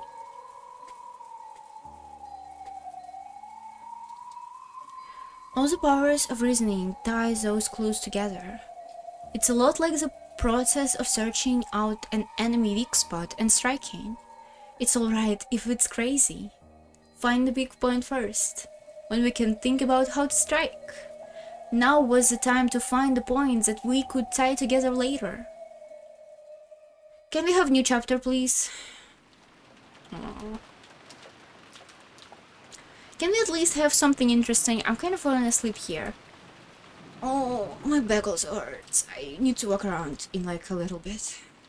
For the time being, I put aside whether an 18th person exists and announced the theory that the goal of a culprit might have been to make us solve the riddle of the epitaph. Uncle Hideyoshi looked like he was really interested, but Aunt Natsuhi thought it was ridiculous. Of course, if you think about it that way, that even letter from yesterday makes sense. That motive seemed to fit pretty well with the facts, setting aside whoever it might gave Maria-chan the letter. Beatrice exists! Even though she was puffing her cheeks out in a cute way she's been doing since yesterday, I couldn't think of it as cute. If I took it lightly, it might suddenly transform into a creepy laugh. The hidden goal doesn't exist, however. You liar! You lying person! You beast! The hidden goal doesn't exist. However, the idea that we have a culprit who foolishly believes otherwise, wants father's gold, and whose motive is to make us solve the riddle and then steal the gold from us, does indeed make some sense. You fish! However, in that case, why did they kill those most highly ranked in the Shiramiya family first? A good point. If they wanted to make us solve the riddle, killing those closest to Kinzo-san doesn't sound like a good plan to me. I agree. Besides, if you follow this argument, wouldn't it have been quicker if they had threatening father in the first place? You'd think it would be faster to just ask a person who wrote it, rather than try to force us to solve it. That's also a good point. Of course, I don't think that father would let us sleep from any ordinary threat. Anyone who knows Kinzo-san well would surely be well aware he won't bow to ordinary threats. He is a man who bears the burden of the Shiramiya family and all its wealth. He has been exposed to many threats and attacked in the past. Oh really? It is because he was able to overcome them that the family prospers today. Oh my god, children screaming behind my windows, holy shit. Totally agreed on that. I can imagine a grandfather letting himself get pushed around just cause some asshole threatened him. Jessica, that is not how we talk. Yes. In that case, what about this one? No, wait. Is this out here as well? Epitaph? Epitaph? I couldn't hesitate. A crazy idea is like a bow and arrow. It might be hard to hit with, but it's a great weapon that can strike enemies from afar. Research shows that most people who have died in a battle were killed by wounds from arrows. In the battle, you don't shoot off just one arrow. You shoot off a whole bunch of arrows at once. What about guns? How many people die from guns? And assail the enemy soldiers with a wall of them. So shoot them over and over. Assault the troops with a wall. Can it be even possible that more people died with arrows than people that died from guns? I really don't think so. In ancient times, when there was no guns, there was even less people than now, right? And there's a lot of wars now. And a lot of people died in World War II, so I don't think it's possible.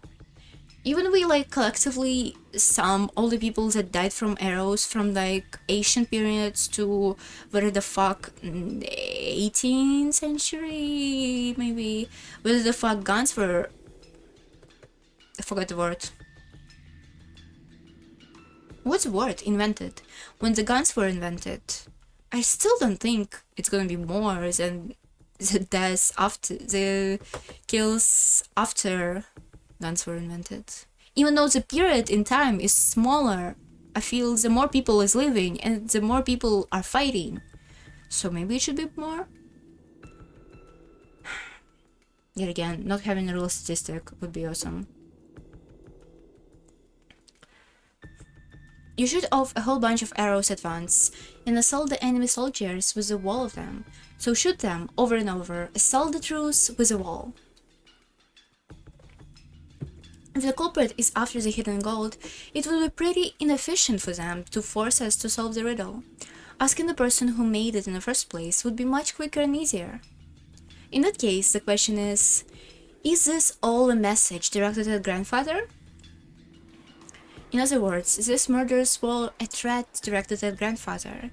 If he didn't tell the culprit where the girl was, his family members would be killed off one by one. And if we weren't the only ones being forced to solve the riddle, what if grandfather was too? If you think about it that way, it explains grandfather's mysterious disappearance. If the culprit had attacked grandfather, then judging by the state of his 6 bodies were left in, he would definitely have been displayed somewhere with that horrible makeup at it. But despite that, we still hadn't found him. Does it mean that grandfather had been kidnapped and had been held somewhere? How could... You aren't saying. How could... That sounds interesting. So father is being confined somewhere and being threatened that if he doesn't tell them the location of the gold, we will be killed off one by one. I struggle to understand what you find interesting about that. And not that he threatened her, but Auntie Eva just smiled calmly. Since we still haven't seen him after all this time, I think that it's almost certain that grandfather has gotten caught up in the crime. When you think about it, you can't just ignore Butlercoat's theory, right? Stay quiet, George. In the first place, when exactly was it that father went missing? Who was the last one to see father? It was probably me. This morning, when we all worried that we didn't know where my husband and the rest were, we were talking about how they might be in father's studies. 1300, okay. We're talking about how they might be in father's study. Just needed them 4 hours to start talking about it? No, she discovered it like a couple hours ago. Oh man, okay, that's okay. And I went to check his room and greet him. Come to think of it, I've been holding the key to his study the whole time, haven't I? Genji, let me return this to you. And Natsuki pulled out the gold key, and handed it to Genji-san. Look at the key, and Eva giggled. Hey, Genji-san. I'm sure the police will inspect father's room thoughtfully anyway. It doesn't matter what you hide, it will be exposed anyway. So you might as well just tell us about it right here, right now, don't you think? What are you talking about? It's simple. Don't forget, father's study is a locked room with no way in and out except for the key. Yeah, for sure. For sure it has secret passage here. I want to double check how that's being defined. There is one entrance to father's study, and also the windows. Any other entrances or exits? There are none. There is no way to get in except for the entrance. You sure about that? There isn't some secret hidden door or anything? There is for sure! Since father isn't here, I'm the highest ranker member of the Shinomiya family. I'm asking you as a representative of the Shinomiya family head. Understand that and answer me. Are there any ways in or out of this room other than the main entrance? As father's closest what? as fast as closest I ate. Oh my god. I'm sure you know. Let's take a break. I can't do it. I need to stretch and walk around. Let's take a break. 10 minutes. Be right back. Do you wanna look at them? Okay, be right back. 10 minutes. See ya.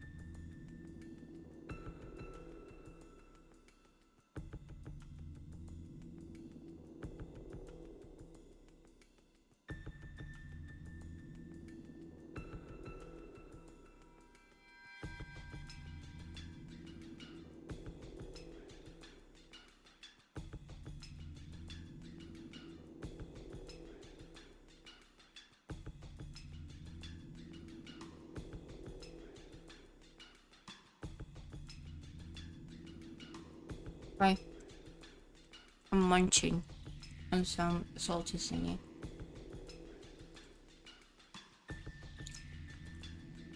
Do you think if it's uploaded my video on YouTube, that means everything's fine with my video? It just takes really long to upload it?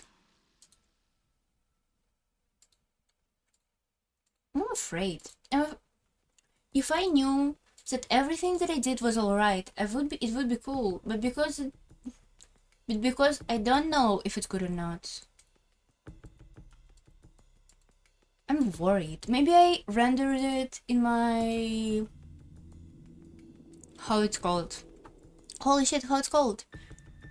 If I render it in my Adobe Premiere wrongly, and I just can't see it, and now I'm just waiting for nothing here. But it should be not that, right? Why is my accent like this? No.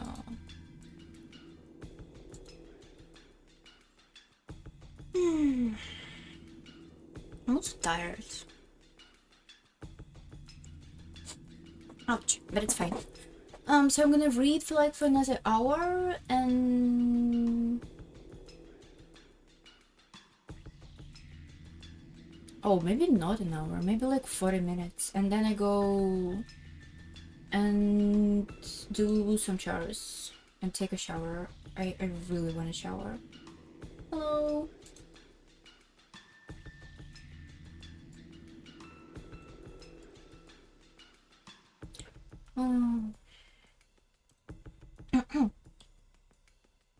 Just a second. I'm continue reading in just a second.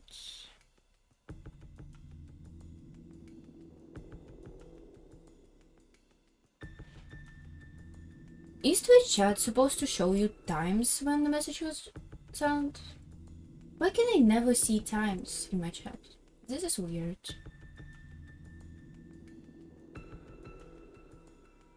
Or does it only shows time in bot?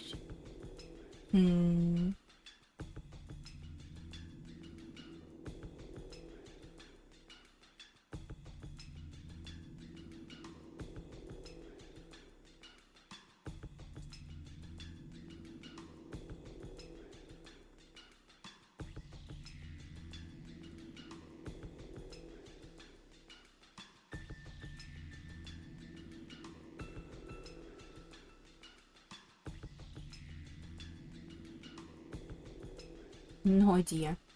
Oh, is it true? Me too. Okay, the game? Yeah.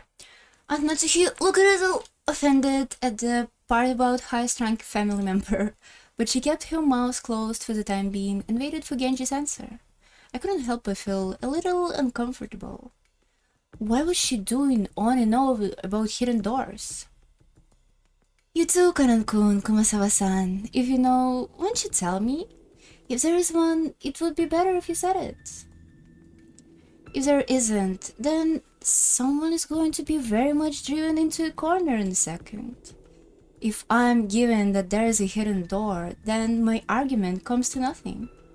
And Eva didn't specify which person was about to be driven into the corner, but allowing the flow of the conversation, I had to feel that she was referring to Aunt Natsuki.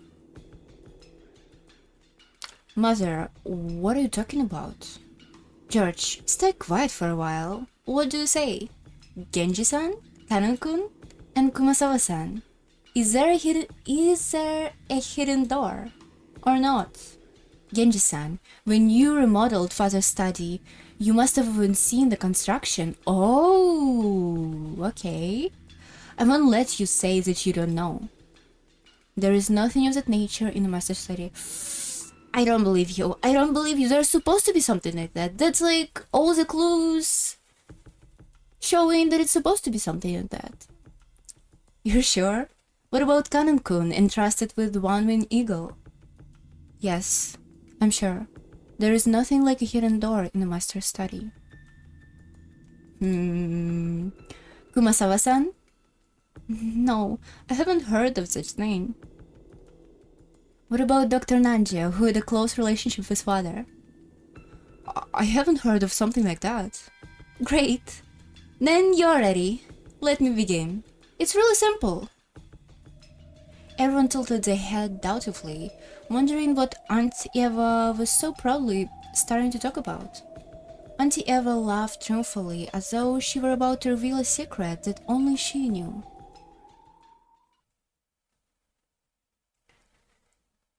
Natsuhi-san was the last person to spot father, right?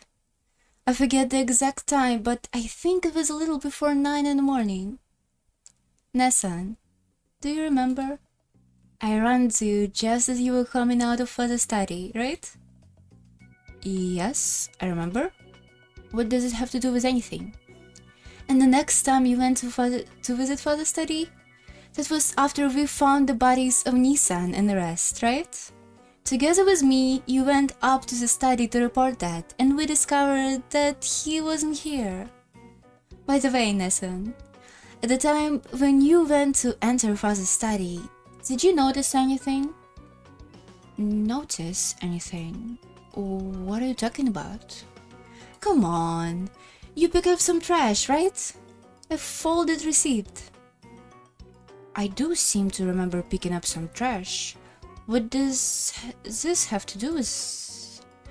I got that receipt when I brought some candy to the store in the airport. Aunt Eva pulled a small bag of candy out of her handbag. Ah, the receipt for when you brought that candy? But, Mother, what does that receipt have to do with anything? George, stay quiet and listen for just a little longer. Uncle Hideyoshi's expression was a little strict. Somehow, it seems that he understood that Auntie Eva was getting at. I don't get it. The receipt was in a room that it's not supposed to be at, so somebody bring it here? What? It was really just on a whim, you see? It wasn't out of any foresight, and I certainly wasn't planning on setting a trap for you or anything. Actually, this receipt... You remember, Nessun, that just after you met father and left, you met me, right? At the time, I snuck this into the door to study. Oh, so that means door were open? So what does it mean? Does it mean that until Aunt Natsuhi picked up the receipt, no one had opened the door? Wait a second, Auntie Eva, stacking the receipt, it would be obvious. It's possible that when grandfather opened the door, he noticed it, found it interesting, and stuck it back in the door. I'm still sure that there is a hidden door. That's supposed to be a hidden door. Jessica hurriedly argued away. She still didn't really know what it meant, but she realized that whether it was placing some kind of suspicion on her own mother. Of course, I folded the receipt up very small so no one would notice it. But even if you assume that he saw it fall, he would have no way of knowing how high up the door it was been stuck, right? I checked it while Natsuhi-san was taking the key out. The receipt was still stuck not 1 millimeter away from where I had put it. I can't understand why you would put such a childish prank. I bet you was the one who did that prank on the door in my room too. The door to your room? How can you still didn't talk about this before? Why is I didn't talking? It was unpleasant to talk about, so I didn't. But this morning when I woke up, there were signs of some prank or on the outside of my door with what was probably the same red pigment that was scrubbed across the shutter. How? This is literally an evidence. Why didn't you talk about this to other people? Oh my god. There was some unpleasant mark as though someone has been tearing the door. Wait, what is this? Why have you been silent about this until now? Yeah, you never ask. My apologies. Since so many horrid things have happened since then, I had completely forgotten about it until now. I don't know or care about that. I'm not talking about your door, but the door to father's room, okay? After you checked that he was in the room, and until we made sure that he wasn't, the door wasn't open even once. How did father get out if he didn't use the door? There's a hidden passage for sure. I didn't know that. What would I want to do? That's what I want to know. Holy fuck. I'm tired. Natsuhine-san, in other than you, who else checked to see father was in his room? The last time I met Ginzu-san was when we were playing chess last night. I believe I was with him until just before dinner. Okay, now it's really suspicious. Then Genji gave her the key to the father study. Like, and she just went in and now it's conveniently revealed that she was the last person who saw him. Suspicious. I believe I saw him before the dinner. Did anyone see him after that? I did. I gave him his dinner last night. Yes, Shannon and I were with him. So up till then, father was still definitely in his room. But Natsuhine-san, it sounds like when you found out that he wasn't here, all ways in or out of the study were closed, right? But even so, you said that you met and talked with him this morning. I don't understand why everyone has become so gloomy. Could someone explain it to me? Mother and father, are you saying that what Aunt Natsuhi says about meeting grandfather this morning is a lie? But it couldn't be a lie, because we saw it as a viewer. They wouldn't lie to me for sure, right? Why the hell would she tell a lie? Mom's innocent. Why the hell would she lie? Because she's a bitch, Jessica. Because she's a bitch. And because she's the only person with an actual motive out of all people here. Jessica! I keep... Oh! Is it Sandra? I thought Jessica was Eva's daughter. No, Jessica is Natsuhi's daughter. Natsuhi is innocent, I'm sure of it. I mean, she lied about not knowing about gold, but other than that, she never lies. I believe in her. Jessica, I keep telling you to watch your language. All at once, everything became confused. From across the barrel table, Aunt Eva and Aunt Natsuhi confronted each other, while George Anki confronted Jessica. Aunt Eva only stayed alive to fucking create drama. What the hell is going on? Remember, it's only up until last night that we have multiple people saying they saw him. But the only one who claims that they saw father since this morning is Natsuhine-san. And then there is this strange fact we learned from the receipt. So, how can we connect these points together? And Eva urged everyone to work their informations. Sure, that receipt could become an important point, but I didn't know what other point I could draw a line towards. Yeah, nobody went out of the study. That means that Aunt Natsuhi did something to the Kinzo. The answer Aunt Eva was hoping for was that Aunt Natsuhi has lied to make it seem as if grandfather had been in that room this morning. But she was right. I like the structure, but holy shit.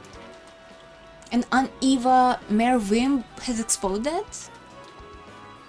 That making no friggin' sense. Why the hell would Mom lie? She has no friggin' reason to. Friggin'. That's what I want to know. But Jessica-chan, you can't say that there is no possible reason for her to lie about father's being in a room, right? You see it every once in a while in detective novels, don't you? The trick of confusing the time of death to create an alibi. What are you talking about? I've never ever heard of that! We still haven't found father yet, but if you think about it normally, it would be natural to assume that he has already been killed. In that case, we shouldn't expect to find his corpse soon. If, at this point, the time of death could be fake, Natsuhine-san would be able to create an alibi. Don't you understand? Everyone? Evil person. This morning, when Aunt Natsuhi went to check that grandfather was here, she lied. And he was already dead at the time. And she moved the body to some location and disguised I can't read it. disguised to make it seem like he was just being killed here. And then she could stay with everyone else to prepare an alibi. And then she could say, I heard someone screaming or something, and dash over here and become the first to find the body along with everyone else. Is that what Auntie was saying? How preposterous.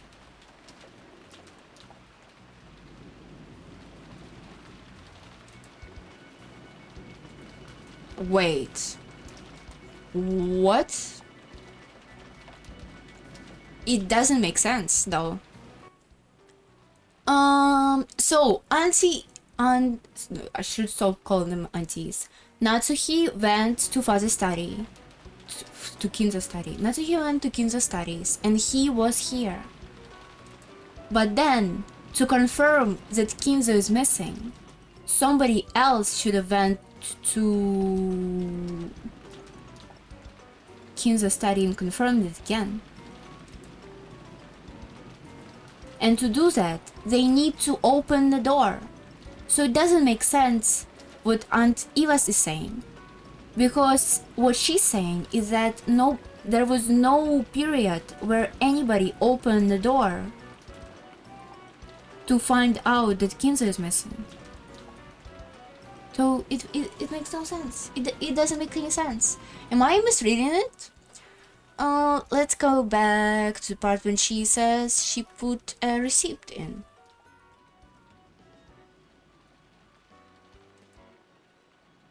After we checked that he was in the room, and until we made sure that he wasn't, the door wasn't open even once.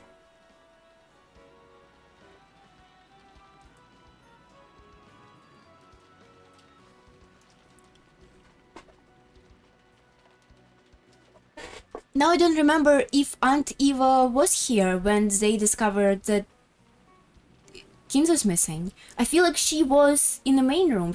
Oh no. Oh! No, she did came with Natsuhi here to look for him. So maybe she's talking about that period of time, then they first discovered that Kinzo's missing? Right? Okay, now it does make sense in my head. Because...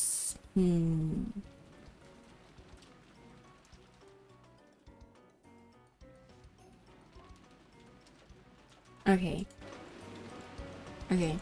Detective novels are nothing more than indulgent entertainment. You can only think of such an indecent idea because you've read them all the time. Why is everybody reading so much detective novels here? Yeah. Freak. Run button. Even if she tries to fake the time of death a little, all of that would be blown away by an instant once the police did the autopsy. It might have fooled the people in the old books, but do you seriously think that kind of trick would fly in the modern Japan? Are you insane? Good point. You think so? This morning, when Dr. Nanjo looked at the corpses, he was only able to give a vague estimated time of death, right? He didn't even say why they died, right? Right? How can we trust him? Autopsy results are affected greatly by the corpse surrounding and individual peculiarities. It's a very rough estimate with an uncertainty over several hours. And unfortunately, the police scientific investigation will have to wait until tomorrow. Measuring the exact time of death after that, even in modern Japan, like you said, wouldn't be that easy, you know? Right, Dr. Nanjo? Dr. Nanjo wouldn't even...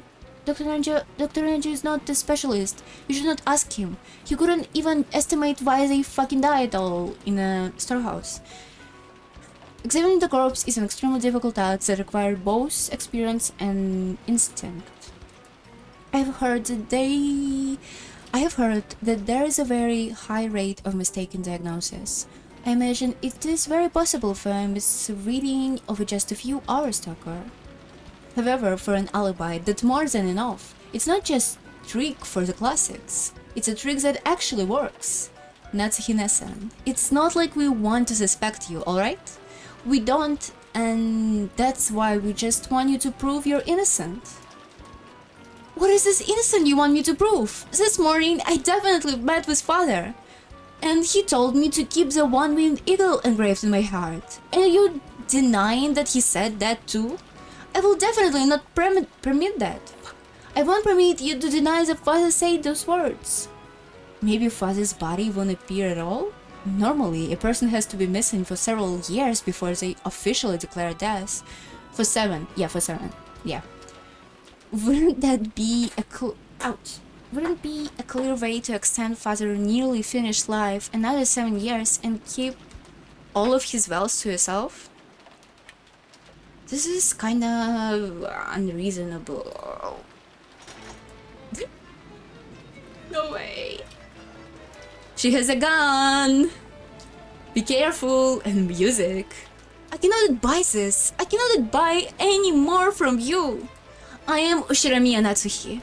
Though I do not have the right to wear one winged eagle on my body, it is certainly engraved in my heart. Speaking that way to the wife of Kraus, successor to the head, to the person who will act as such in his place. Absolutely disgusting. Oh no. What is this? Are you going to shoot me with a gun? Go ahead then. She's so delusional. Why is she antagonizing the mentally unhealthy person with a fucking rifle? What? Oh, why is she like this? Holy shit. Go ahead then. Why just shoot? Creepy face! You just despise because you can think of a way out, aren't you? Do it. Just try to obscure the truth with violence. You... And it wasn't like Aunt Natsuhi has been actually holding that gun at her ready and threatening anyone. But after she was told by Auntie Eva, she did not hold it at the ready. And surprisingly, once thing got to the stage, Jessica and Genji-san tried to stop her. Moro, please calm yourself. Mom, you aren't lying, so there is no reason for you to listen to this. Calm down, Natsuhina-san. Don't you just have to swear that father was definitely in that room? Why are you getting so worked up over that? That's right, Natsuhi-san isn't lying. Isn't that the end of it? Then I want you to explain. How did father manage to disappear from the room? The windows were closed tight from the inside, and the door too, remember? If you really met with father this morning, then you must explain how he disappeared from his unopened door locked room scenario. Very suspicious because Aunt Eva even did this thing as if she knew. Oh.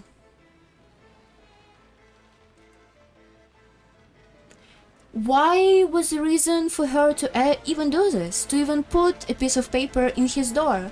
In the morning they still didn't know that there's a lot of bodies around. That somebody was clicked. Total clicks 8,608. Nice.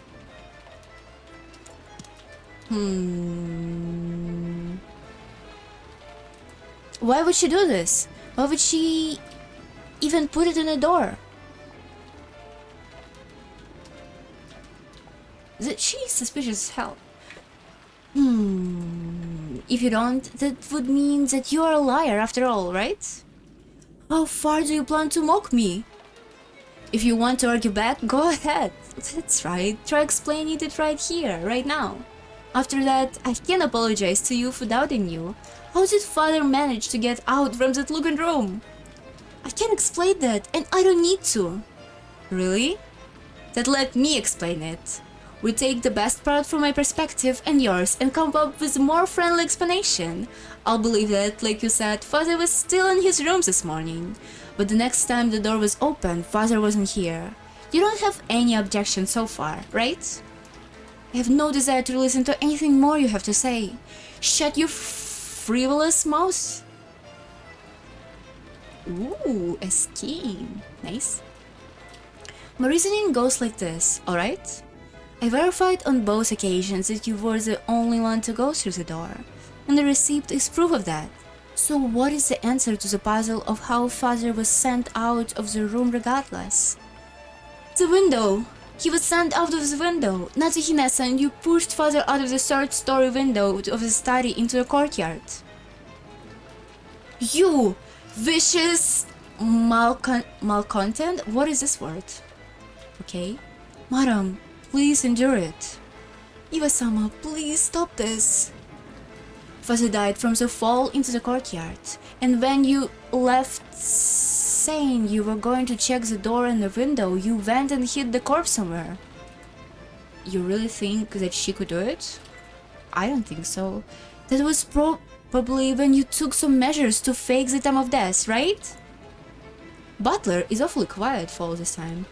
This all ties in with the case regarding Kraus Nissan and the rest, and also the case regarding Beatrice's last night. There's extremely good chance that Natsuki-san is suspicious in those cases. Normally, I wouldn't want to say this, but now it's out of the window. Out of the window. There is nothing else I can do. Please, Natsuhina-san. Please explain how you can be innocent.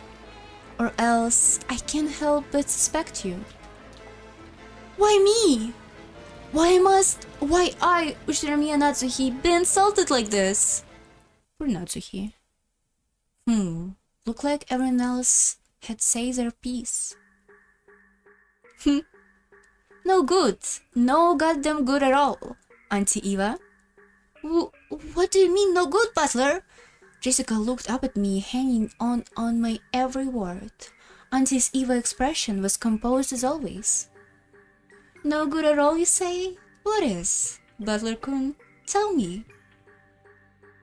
You can only see this from one angle. That's why you conveyed that it has to be Aunt Natsuhi.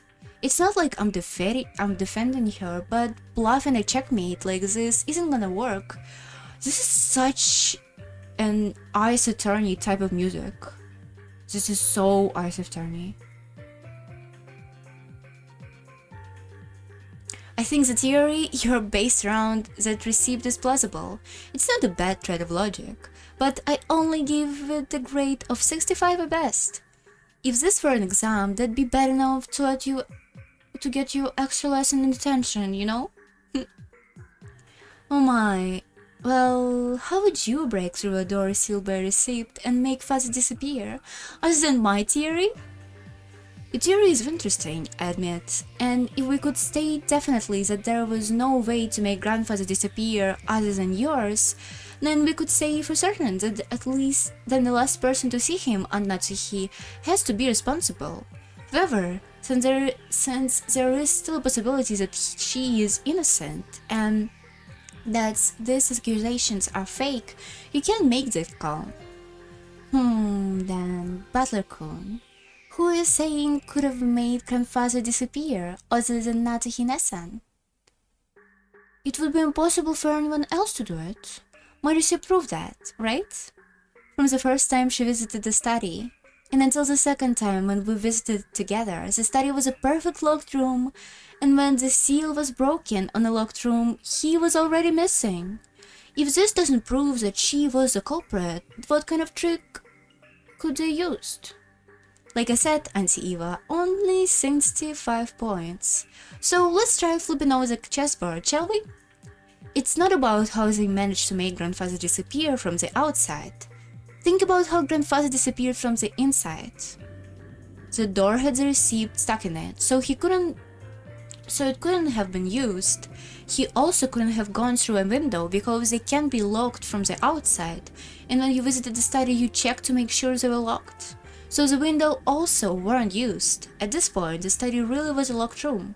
I have no idea what's going on here. We have to accept this. However, the study didn't remain a locked room forever. Once the seal created... Oh! Okay, he says... Is he?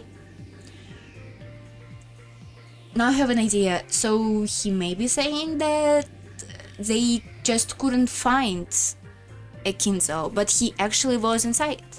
However, the study didn't remain a locked room forever. Once the seal created by the receipt was removed, it became possible to use the door and possible to escape through the door. In other words, it's not about how Aunt Natsuhi made Grandfather disappear. We need to think about how he was able to escape.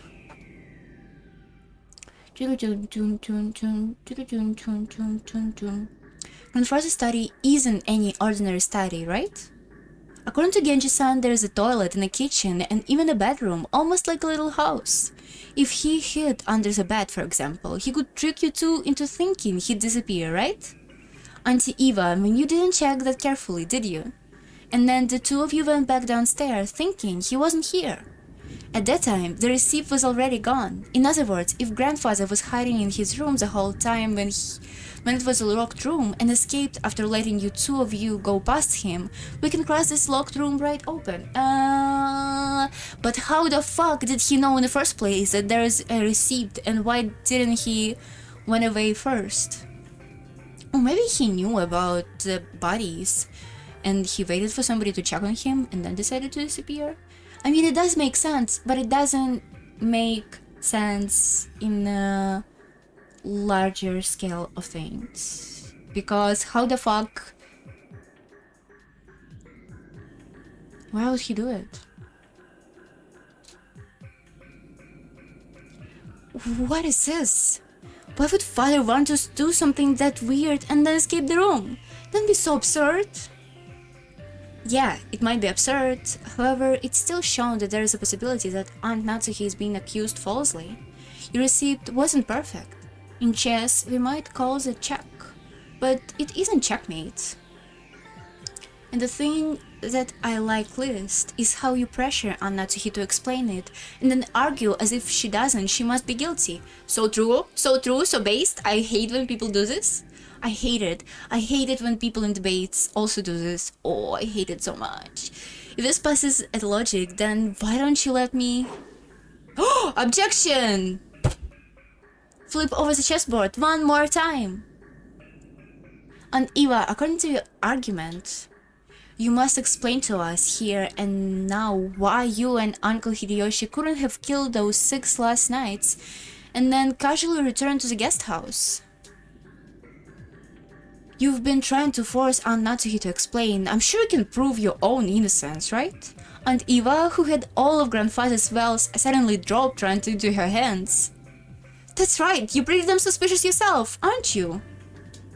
If you say mom's suspicious because she has the last person to see him, then what about you, Auntie Eva, who was the last person to see Dad and the rest? Just like Butler said, proves that you two weren't the ones that killed them.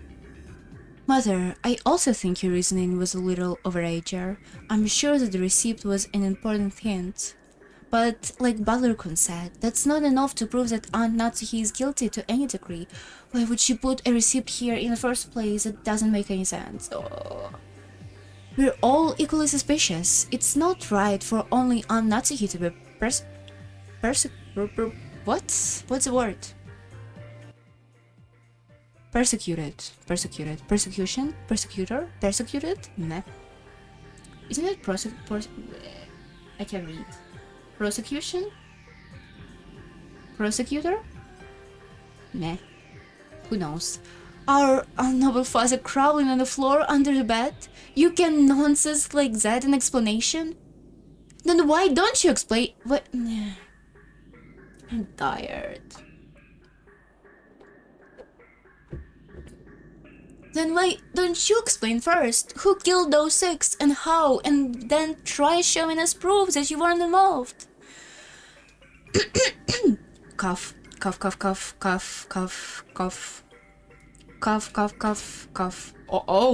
Oh, she's dead. Holy shit. Music? Turn off the music. Oh, thank you. She's dead. Milady! Jessica suddenly started coughing. At first I thought that she was just choking and yelling too loud, but it seemed to be lasting too long for that, and she really looked like she was suffering. Jessica kept coughing and coughing down to her hands and knees. Jessica, hang in here! Dr. Nanjo!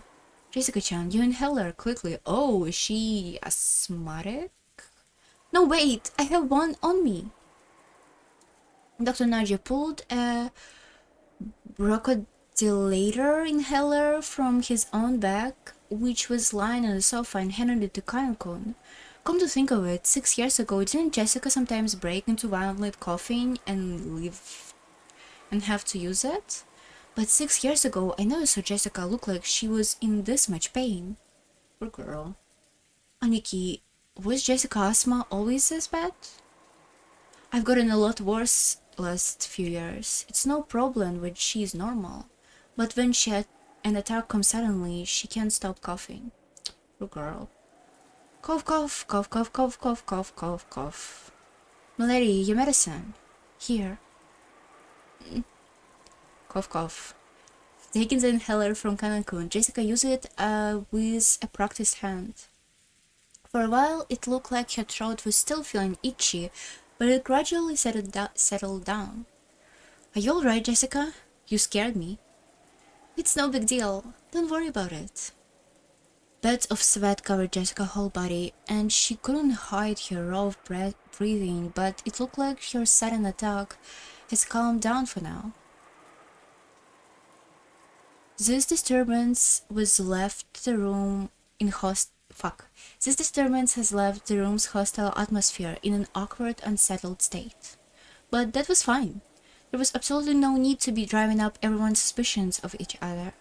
When you think about it, even probing at each other's alibis and searching for the killer were probably completely unnecessary.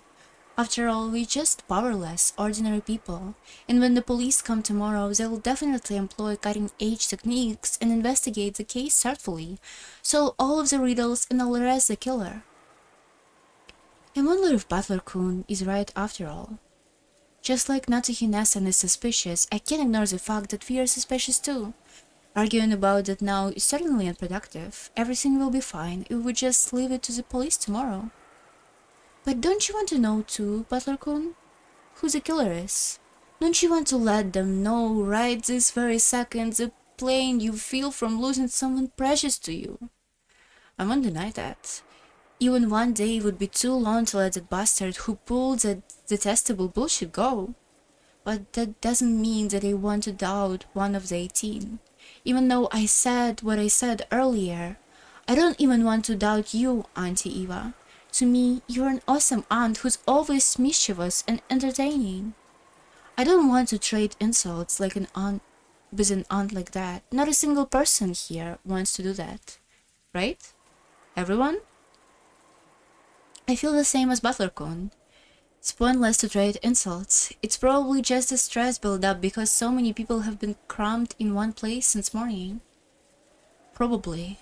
It is only natural. It may be easier said than done, but I think we should all relax as much as possible.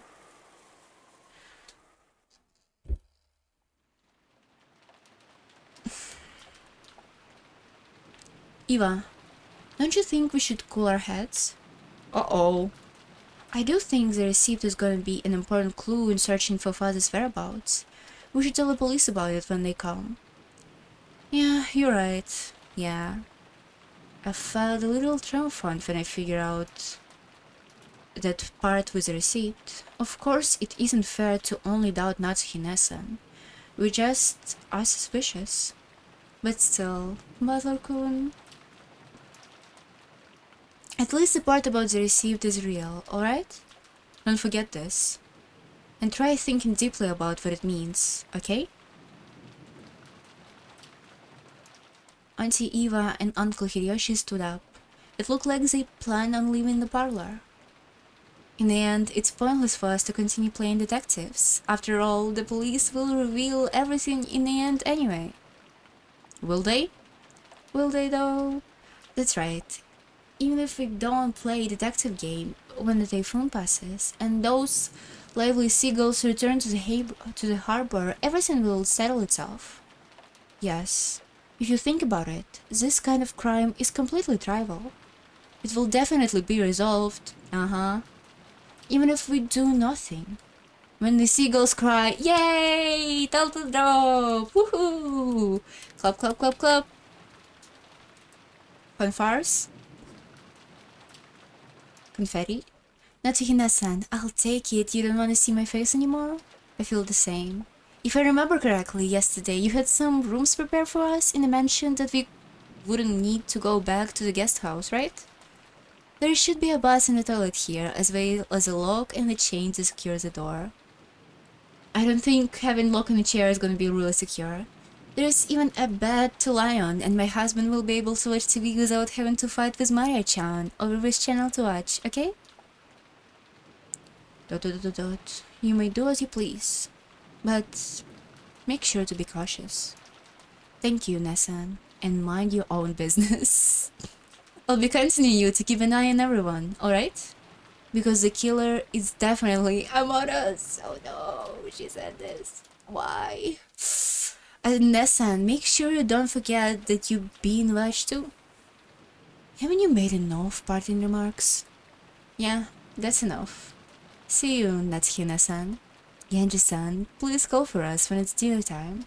Until then, we'll keep ourselves locked in with a chain.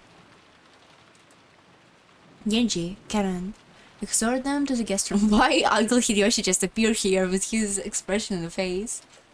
Oh no. We'll be fine. I don't want to end up being escorted by a killer. In fact, I would be more comfortable if nobody left this room until we reach ours. Let's go, George. Is he gonna die? This is a bad thing when people separate. I'll stay here with anyone else. George! The killer is in this room. Do you plan on staying in a place like that? Leaving this room would be the same as suspecting one of my relatives. I refuse to believe that anyone in our family is capable to do something so horrifying. George! Honey, say something to him. George is already an adult. If his code tells him not to leave the room, then it's up to him. Let him do whatever he wants. Father. Aunt Eva and Uncle Hideyoshi left. The only voice that called after them was the sound of rain. Screen break? Oh no, still no chapter end. Interesting. The parlor was being buried beneath the savage atmosphere. When I looked at the clock, I was surprised to find that it was already evening. Had we really spent that much time worrying, talking, fighting about such needless things? Feeling bored, I started crawling at my head when Maria and I made eye contact. Since I had thought she was completely immersed in the TV, I was a little surprised. No time for bullshit? I believe it now. The letter, the murder, everything. It was all Beatrice. No. Actually, I wish she would just come out and say that it was true. I want it to be the work of an 18th person. Otherwise, the 18 of us will have to keep on doubting each other. I think believing in an 18th person is better than that. Bringing grandfather outside without opening the door or windows might be a piece of cake for Beatrice, right? Maria, after taking a single snort breath, hung her head and then raised her face again. That's right. Locking the door is useless against a witch. Beatrice is familiar with all 72 demons. The 33rd rank gap gives the power to instantly carry the desired person to any location. To her, taking the person out of any locked room isn't hard at all, you see? Which is sure and incredible. Tell her, if she still plans on committing another crime, to do it in a way that no human could, to make me believe that an 18th person, no, a witch, exists. Alright, if I'll meet you, I tell her.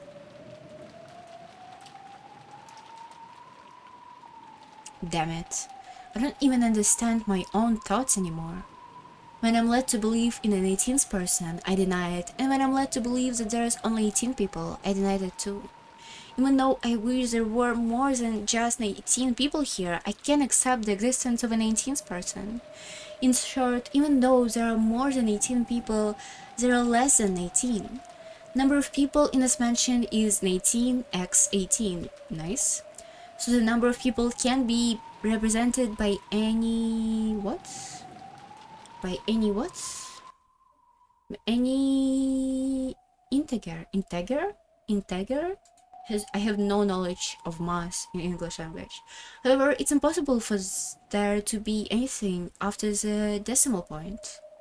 You shouldn't be able to represent the number of people with anything but the integer, and yet 19 more than x more than 18. Why does a fraction less than 1 plays into this? There is no wonder the 19th person is an invisible being that can be seen. That's why, in the integer representation that must be used to describe numbers of people, she can be seen. That witch cannot be seen, because Beatrice has no body. Therefore, she is invisible. There is an 18th person, or not. Does the witch exist or not? 18 more than x more than 8. 18 more than x more than 8. Fuck, I hate numbers. The witch exists somewhere in that x. This is creepy. Umineko no nakakoro ni.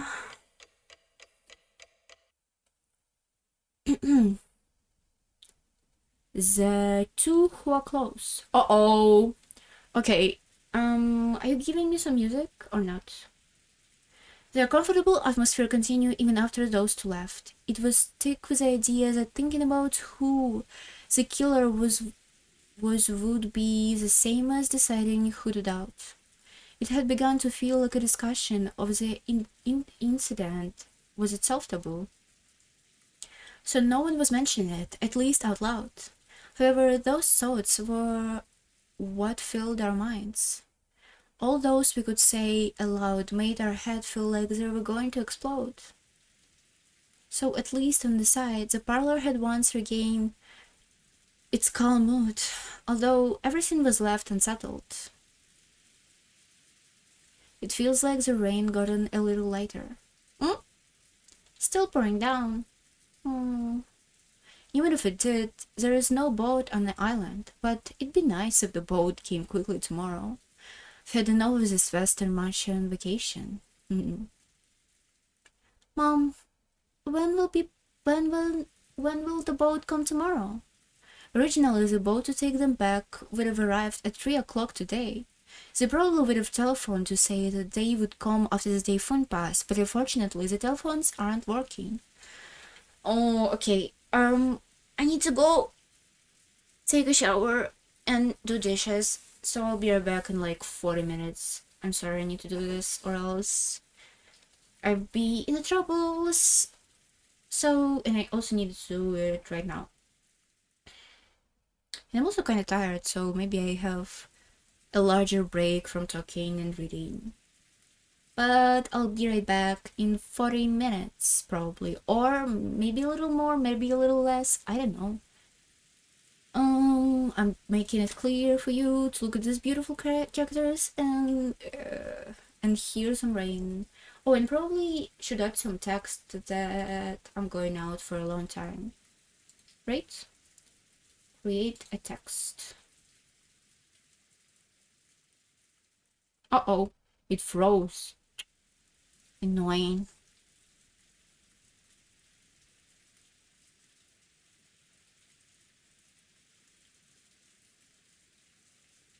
Oh, hello. Text. Be in like an R. Is this how R spelled? I hope so. CXO. Totally normal. Okay.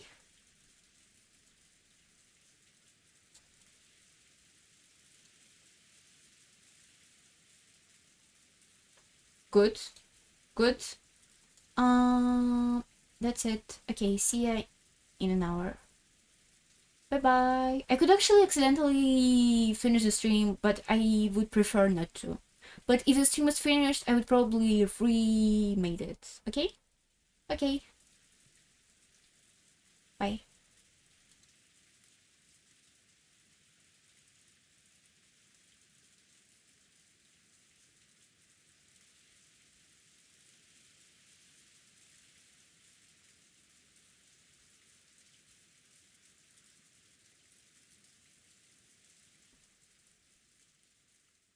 Okay, I'm recording again. Oh, I was like out just 40 minutes. Sorry.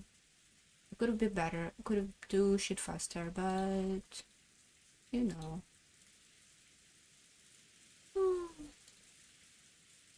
It's late, but I'm fine. I mean, it's not that late.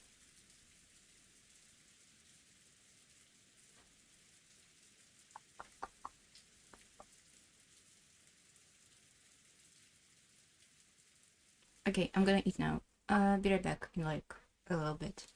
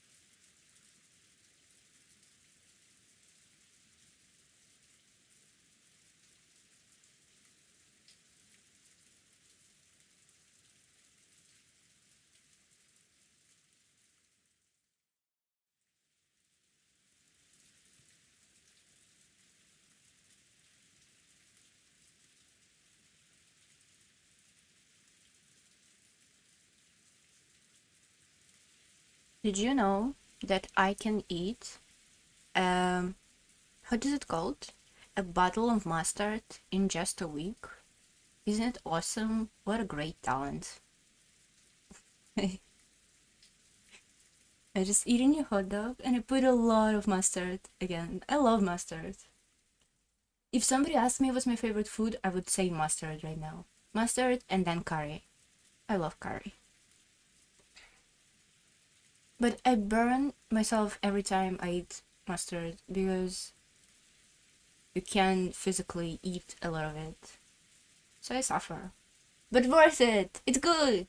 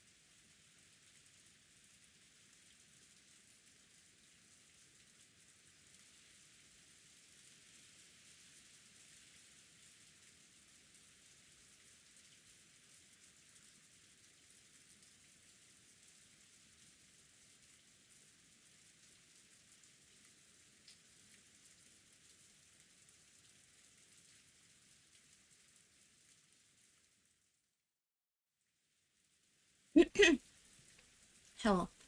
I'm back forever. I'm back. Ooh, so what's going on? Did I have everything? Everything's fine? I hope it is. Okay, so I'm in place. My mic is working, supposedly. There's ice cream, but I eat it later.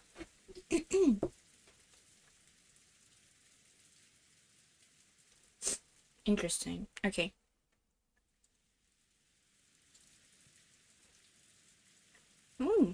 It's kind of hot here. Hmm.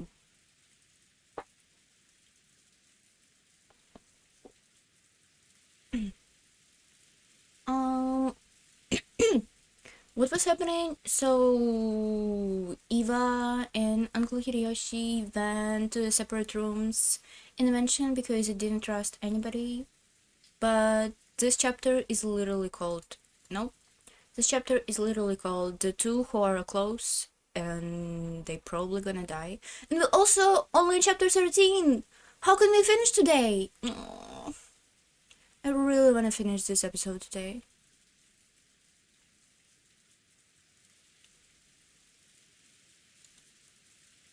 Oh well, let's try. I'm just tired. I don't think I can last like more than 4 more hours. To be fair, I don't think I could last 4 more hours at all. But you know, I'll try. Originally, the boat to take them back would have arrived at 3 o'clock today. They probably would have teleported to say that they would come after the typhoon passed, but unfortunately, the telephone aren't working. But they aren't children over here. They were told that this was for the purpose of dropping off and collecting our guests, so they will most likely arrive first thing tomorrow morning, probably around 9 o'clock, I believe. It was completely black outside. When I looked at the clock, I realized that it was just past 7. I was starting to get hungry. How much food do you have? In the kitchen, Kumasawa was cooking enthusiastically. She had laid out a variety of dishes, and while they didn't match the level of Goda's artful cooking, they were still quite gorgeous. It was an act of kindness from Kumasawa, trying to use food to enliven everyone's low spirits. Kumasawa was nearly as talented as a professional cook. Kumasawa wasn't nearly as talented as a professional cook like Goda, but she was far from unskilled. On the contrary, since she had been brought up in a fishing village, the simple food she created was something very highly valued.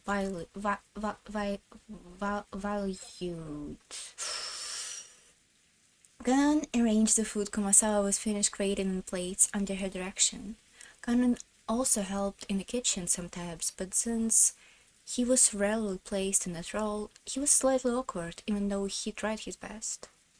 Self-conscious about the fact that he couldn't skillfully arrange the food, Kanan's expression darkened slightly. But Kumasawa smiled to say everything was fine. It's arranged beautifully. Karan-kun, aren't you skilled? If it had been Shannon-san, it would be more beautiful. Kanan stopped arranging the food for a bit and hung his head. Shan was the one who always assisted Kumasawa in her cooking. Tonight, Karan was doing it instead. And as he remembered Chan's face and her brutal end, he grimaced. Forget it now. Genji spoke kindly to Kanan as he advanced upon. Nanji had escaped from the parlor once the mood has become sour, and Genji had become his opponent in a game of chess upon Nanji's request. Yes, I will forget it for now. Good. It was probably for the best. Genji purposefully faced away from Kanan as he spoke. He did so because he understood that it might make things tougher on Kanan if he noticed that someone was looking in his eyes. Nanji also understood that and held back any thoughtless words. I wonder where Kinzo-san has gone. I hope that he is safe, but I do not know. Only I think everything is at Master's hope, as he arranged, to distrust that would access my role as furniture working for the Master. Aren't you scared, Genji-san? I'm frightened something bad will occur again tonight. I have nothing to be afraid of. I simply work for the Shinomiya family. Nanji sighed through his nose. He made a carefully considerate move. Nanji was very slightly dubious. Could Genji possibly think that he would be left out of this? He couldn't begin to imagine what was happening inside the mansion, but he definitely couldn't deny the possibility that it was something of Kinza's design. If you liken this island of chess, Kinza has opened the game, and as a result, 6 pieces have fallen. Could it be that Genji was calm because he believed that he alone was outside the chessboard and safe? Nanji thought about it. Wasn't everyone just a piece on the chessboard lined up equally without any exception? Wasn't even Genji, who had gained more of Kinza's trust than anyone? No, wasn't Nanji himself, although proud of his position as Kinza's only close friend, just another one of the pieces laid out on the chessboard? Genji-san, I'm really frightened about tonight. I am hoping with all my heart that we will be still... What? That we will be still be safe. What? When tomorrow morning comes. Is this was wrong sentence? It shouldn't be like that?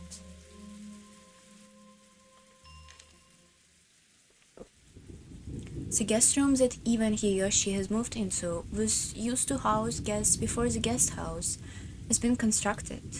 So until a few years ago, they had stayed in this room every family conference and every familiar... Can you hear the dogs outside? Holy shit, I hope not, because I opened the window, it's really hot in here. They had stayed in the room every family conference and were very familiar with it. This room, just like the room at the hotel, had a bedroom and a bathroom. So even though they were still shut in, it was far more comfortable than the parlor.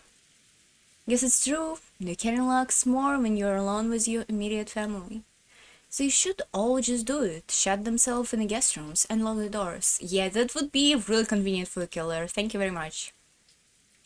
But not in essence, throwing her weight around, saying no one can leave the parlor. How can any of them talk back? She always said she was being left out in the cold, so now that Nissan's dead, she's in high spirits, thinking her time has finally come.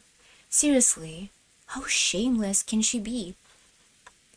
Why are you such a bitch, Eva? I mean, I'm not completely against you, Eva, but holy shit, you specifically antagonized a person with a fucking gun who was really mad at you. Why would you do this? Are you insane? To be fair, I think she could only do it because she didn't think of Natsuki as like even the person to an extent. Because... come on, don't say that. Natsuki-san working pretty hard. No need to jump on her like that. And about it received earlier, you run too far here. Oh, come on. If I hadn't said it here, there wouldn't be another good time to say it. Eva, sulking cutely, sat down beside Hideyoshi, who was lying in the bed watching TV.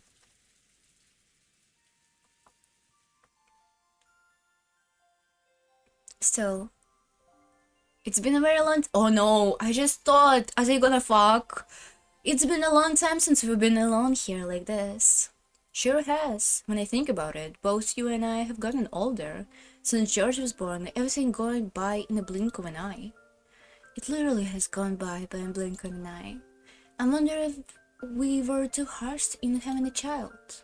Eva's eyes looked like they were staring off into the distance.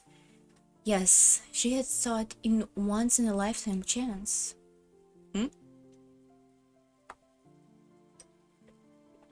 Her older brother Kraus had been unable to have a child for quite some time.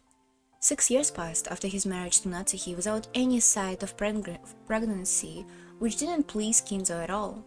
As for Eva herself, she would be removed from the Oshinomiya register anyway when she got married, so whether a successor to the head was born or not, it was all the same to her.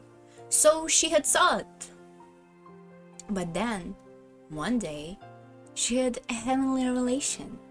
Or maybe it was a whispering of a devil that she had heard in her greed. Perhaps she could remain as a Shiremiya register if she gave birth to a successor first? If things went well, perhaps she could even inherit the Shiremiya family herself. Went well, like right now? When she proposes to Hideyoshi, he approved of it instantly. This had not been because Hideyoshi also had greedily thoughts. For Hideyoshi, who had no close relatives, it was a chance for him to feel once more that long forgotten calling on family. This is sad. This is sad when people with no family. I mean, it's not sad, it's like cute in a way. Melodramatic. So he agreed without hesitation not to fuss over which family names they were to keep upon getting married, and assented to giving his name entered into the Shiremiya family register. It wasn't easy to pursue Kinzo, but as his daughter, Eva knew Kinzo's personality well, so she chose the time when Kinzo was the most dissatisfied with Natsuhi, and expertly managed to make him accept Hideyoshi as his son-in-law. Looking at Hideyoshi, who had achieved success even starting from nothing, Kinzo might have seen a little bit of himself. He quickly grew to like Hideyoshi and permitted him to transfer into the Shiremiya register. George would eventually become the successor to the Shiremiya family. They had raised him strictly with a purpose in mind. George has been worth a while and had grown into a fabulous young man who wouldn't disappoint no matter when he went. That was why she couldn't stand that he was in love with a servant like Shannon, or she knew.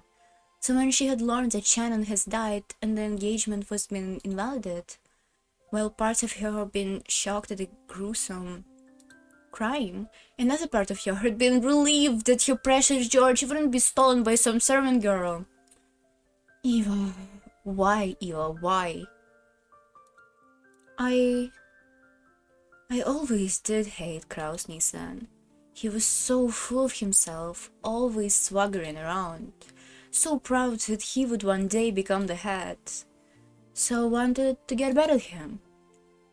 Whose were just my emotions as a child, of course, but in the end, those emotions took over my entire life. And if only that had been all! Because of those emotions, I got you and George involved and I used you! Eva, don't blame yourself so much. Hiroshi sat up and pulled his arm around Eva. She could feel a warmth, understanding from him. Well, I reached the halfway point in my life long ago, but you know, I have never once registered how I've lived my life. Not once. I think that since I've been with you, Eva, I've been able to relish an enjoyable life that the other man never will. After I lost my relatives in the war, you taught me once more than the wars. You told me once more what the warmth of a family is. So I'm grateful for the Shiremiya family, and think of us as my only family. Holy shit, which family you were in? Excuse me? Which Shiremiya family are you talking about? Insane. In this life, I've let... Ouch, squeaky chair? Squeaky? Hold on.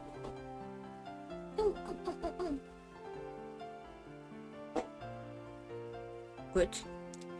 In this life I've led with you, not a single thing has been wasted. It's really have been fun life up to today. That's nice that they love each other. Thank you, honey. Eva hung her head, burying her face in Hideyoshi's chest. Probably no one in the parlor could even imagine that this side of Eva existed. I'm the only one who should be thanking you. To this day, there hasn't been a single day that I've regretted being with you. Me too. I'm so glad to have you by my side. Cute, cute, cute, cute. George is already a fine adult. He's a man who can do his job very well on his own, even if I'm not here looking out for him. How about it? Around New Year's, do you wanna go spend time in Maldives? Spend some time in the Maldives, like islands?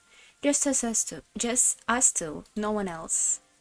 No way. Aren't you always saying that you're so busy responding to New Year's cards that you don't even sleep? None of that this New Year's. I won't read New Year's cards. I'll just stay quiet and check to see if I won the New Year's lottery. Yeah, that for sure, that for sure. It'd sure be nice if we won a color TV this year. No way. I don't want to check the lottery in the Maldives. Then none of this either. Just the two of us taking a time, carrying on from where we were new lads, just before George was born. Yeah, that does sound nice. I heard the Maldives are wonderful. An island with nothing on it, surrounded by beautiful coral reefs and cottages lined up over the water. Carrying on from when we were new lads. When will that be? Soon as I finish some business. I won't know until I ask the travel agency, so probably before New Year's Eve. No way. Right now, I want to start right now. Uh-oh. Feverishly, or maybe coquettishly, Eva piled for his lips. Uh-oh. The only sound that fills the room was the distant voice of an announcer on the news, which here she has left on, and the obvious pounding of the rain against the window. Good. No more words about this. Nice.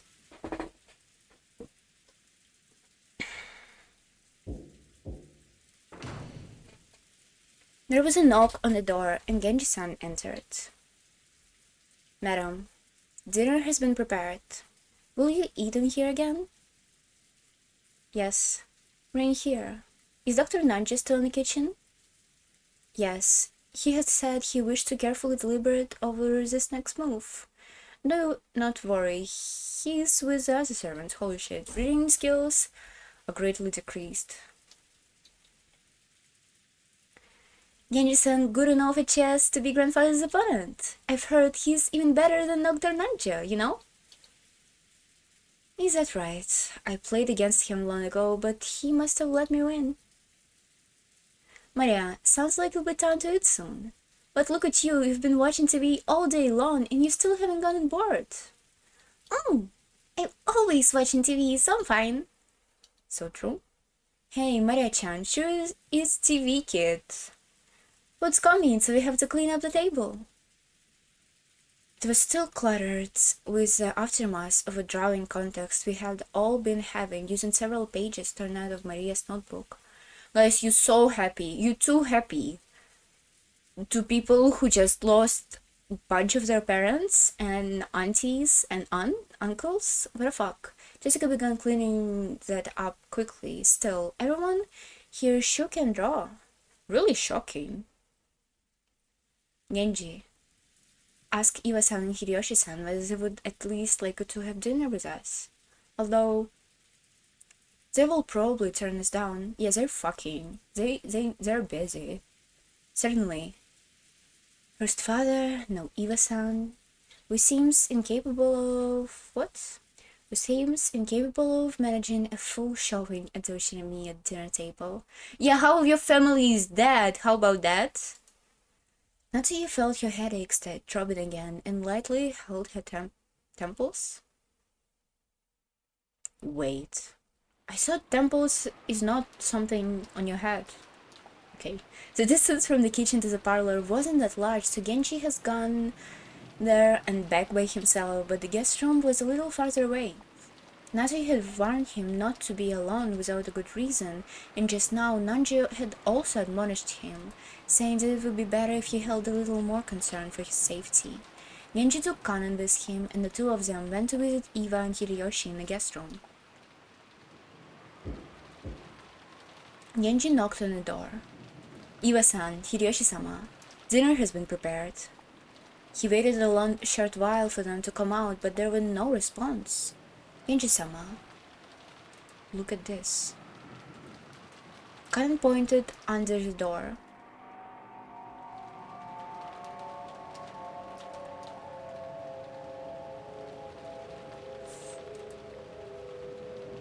Okay. A Western Star envelope has been inserted under it. Normally, when something was inserted this way, it would be interpreted as a message from someone outside to someone in the room. So, since this might be private note meant for even Hideyoshi, it was not something that Kanan and Genji were supposed to take interest in. But this Western style envelope was Kinza's envelope, the same as the one Maya has taken out last night and surprised everyone with. The witch of the painting, great. There's no mistake. It's the master's envelope. Or... although it has been Kinza's envelope, the author of the letter Maria had read aloud last night has not been Kinza. Genji continued knocking a little harder and called out in a loud voice. Iwa-sama! Iwa-sama! It's Genji! Are you here? Please answer, Iwa-sama! But there was no response from inside. Sometimes, when the servant went to call some guest for a meal, the guest would be sleeping so deeply that they wouldn't wake up. In times like that, the servant would stick a letter in the door to show that they have called by and then leave the guest be. However, despite that, Genji beat even harder on the door and called out Iwa's name. But there was no answer. Kanan stuck his ear up to the door and holding his breath, listening to any sounds coming from inside. I hear something that sounds like television, but I don't sense anyone. The room might be empty. Genji took out a handkerchief and, careful not to touch it with the bare hands, gently pulled out the envelope which had been stuck under the door. It had been sealed with deep red sealing wax. Without a doubt, the mark on the sealing wax had come from the Shinomiya family head ring. Iwa-sama! Iwa-sama! Please answer! Are you still in your room? Even so, there was still no answer. There was a chance that the two were aimlessly walking around the mansion. This was the home Iwa has grown up in. There's plenty of reason to think that she gone out on a casual stroll. Genji groped around in his pocket and pulled out a bunch of keys, including the one that would open a guest room. That would be awkward if they're actually fucking. Genji-sama? Karan also understood that this meant they would sometimes unlock a guest door so they could go in and do things like make the beds, but only after they made sure the guest was out. To unlock the door for a separate reason, and especially to do so when there was a chance the guest might still be here and without their permission, was an action unbecoming of a servant. However, Genji had decided. If his only problem has been that his knock wasn't received a reply, he wouldn't have gone this far, but the envelope under the door would doubtably Kinzo's, or rather one of the Western-style envelopes of the Shinomiya family had. And after last night, the sender of this envelope could be someone other than Kinzo. If this letter has been sent by someone other than Kinzo... Iwa-sama, my apologies, allow me to enter your room. After giving that final notice, Genji stuck one key from the bundle into the keyhole. There was the sound of a door unlocking, and then he slowly turned the knob and slowly started opening the door. Oh no, we're still not ready. Light seeped through the crack of a door. Were they in a room? Or had they forgotten to turn out the lights? Clunk. It was the sound of a door chain being pulled high. The chain has been secured. Holy shit, it kinda scared me. The chain couldn't be secured from the outside. That means that they were in a room now. The sound of voices on TV sped out of the room. The lights, the chain, and the TV.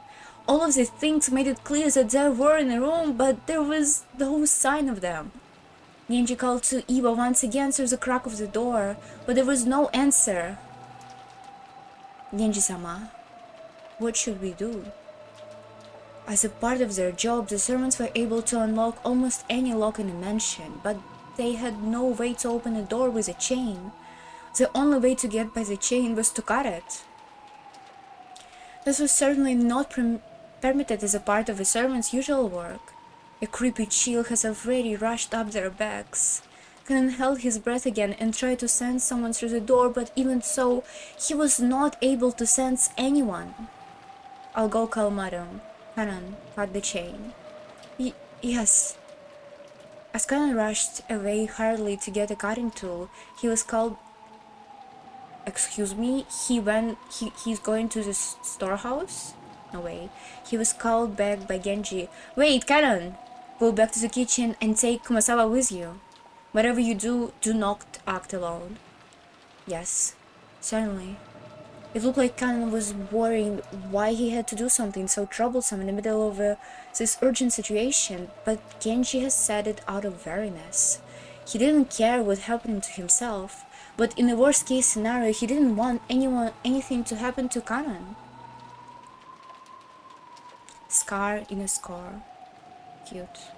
In the kitchen was Kumasawa, who was piling food on a servant cart, and Nanja, who seemed to have thought of a move that would turn the tables on Genji and has been awaiting his return, waiting to show him.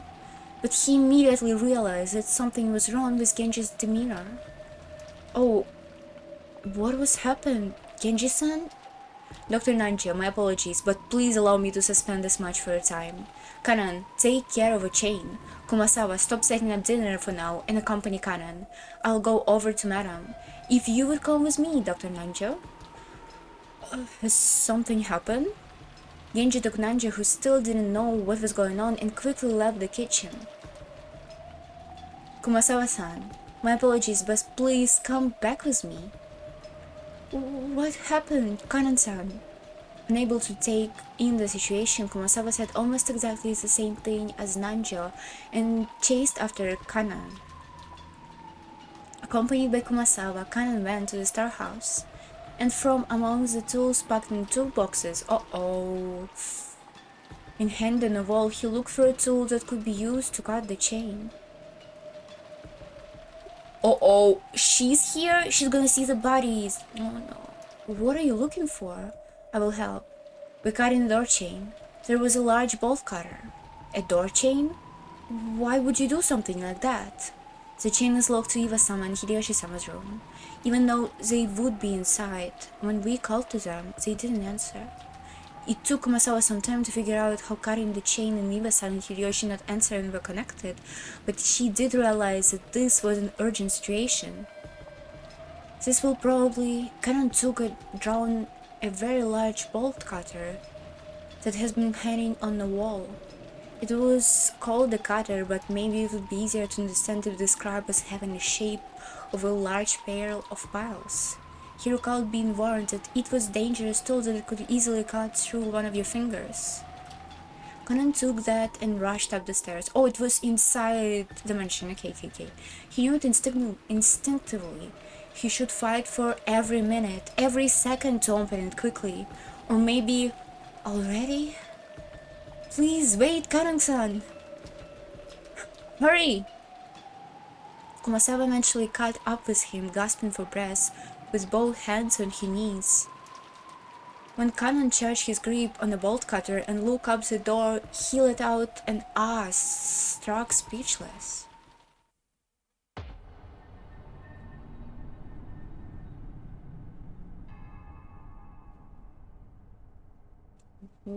What is this? Kumasawa screamed weakly, her face pallid. That was no surprise, because right here, on the door, just like the magic circle that has been drawn in the shutter of a rose garden storehouse, there was another eerie shape drawn with paints that looked like blood. However, it was dubious whether this one could be called a magic circle, because unlike the most people would think of a magic circle, it wasn't a circle with shapes drawn inside it, but a slightly more geometrical shape. However, the strange non-alphabetical characters written in the gasp of a figure were without a doubt the same as the magic circle on the shutter. But the thing that had Kanan stuck speechless was not the eerie magic circle was. Only moments ago, it hasn't been here. He had returned to the kitchen for a short while.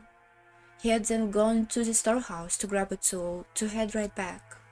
Put those together, and could haven't been more than 5 minutes. How could someone add something this creepy during that period of time? And as though it had just been drawn, almost like the door itself was bleeding, several unsettling vertical red lines slowly dripped down, getting lower and longer. Kumasawa's knees gave away, and she sunk down on the spot. If Kumasawa hadn't done this first, Van Cannon surely would have wanted to. Beatrice-sama. Kumasawa Chien. It's been work of Beatrice-sama! How horrid! How horrid! Cannon gulped, then readied the bolt cutter and approached the door. He didn't want to get close to the disturbing magic circle, and he really didn't want to touch the steady dripping substance that looked like blood. But if he didn't get close, he wouldn't cut the chain. Fighting this cold feeling, he gulped again, and after gathering his courage, went even closer, pulling the bolt cutter up against the chain. He then passed with all his strength and cut through the chain far more easy than he had imagined. The cut chain fell into 2 separate parts, which continued to clang as they swayed back and forth. Kanan-san, by your feet, the envelope! And isn't that the master's? It looked like Kumasawa has also noticed the Western Star envelope at the bottom of the door, and that the sealing wax has been sealed with a head's ring. Kanan has lost for just a second over whether he should open the letter first or check inside the room, but he decided on prioritizing its original purpose. Kanan pulled a handkerchief out of his pocket. This was so he wouldn't leave the fingertips on the door. If this was fears that has been realized, the police would want to investigate this room too. He slowly pushed the door open. He was able to hear the sound of a television that has been sleeping out slightly more clearly now. Iwa-sama? Iwa was face up on the bed. On the bed with her shoes still on? Kumasawa, who has fearfully entered Kanan, was hiding behind her back, screamed a short again, and when she saw Iwa-sama like that. Iwa's shoes has been the first part of her that Kanan has seen, so he incongruity? What?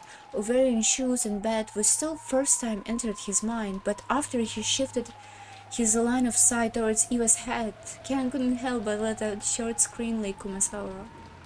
Right in the middle of Iwa's forehead. Something was said here? Growing here?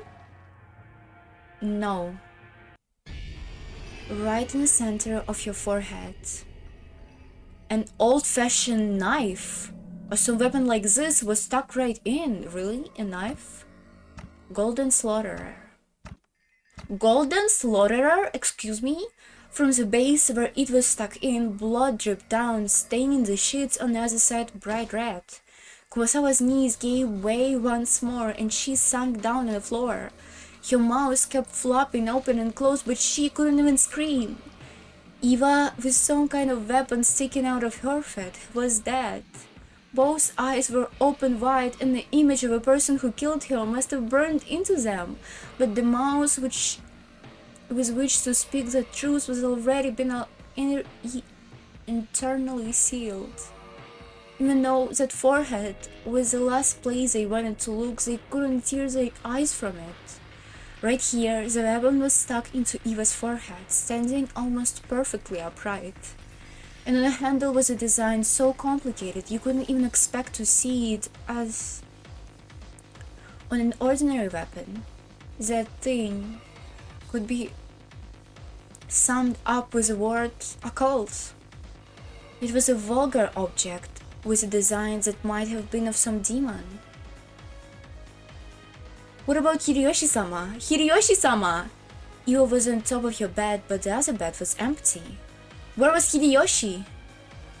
After taking a backwards glance at Kumasawa, still on her knees and stupefied, he checked the bathroom just in case. At the moment he opened the door, he was greeted by steam and the sound of a shower. The bathroom was of the same familiar style as the most hotel bathrooms, containing both a bath and a toilet. When taking a shower, waterproof curtain was used to keep water from flying out. The waterproof curtain was half open, and lying trembled down in the bathtub was Hideyoshi, completely naked, both eyes still open. And those eyes were pointing right at Cannon. Just like Eva, a weapon with a demonic design was stuck in his forehead. Since his head has been under the hot water of a shower the whole time, his face wasn't half covered in filthy with blood like Eva's has been.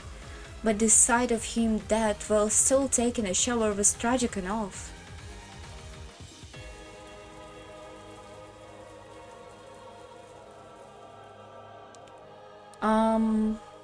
How the fuck you can put a knife that far into a head that it was stuck here? What type of power you need to have? That's interesting. Only because there's a skull. Is it hard to put a knife through a skull? I don't know. I would assume that it is. Like, bones are kind of fragile, but they're not that fragile.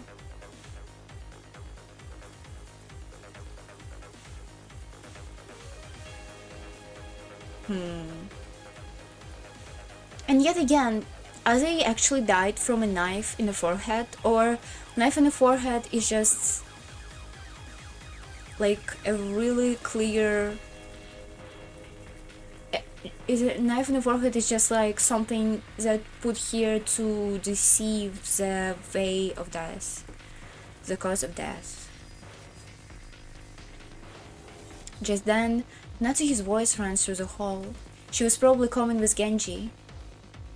Again with the graffiti! What about the letter?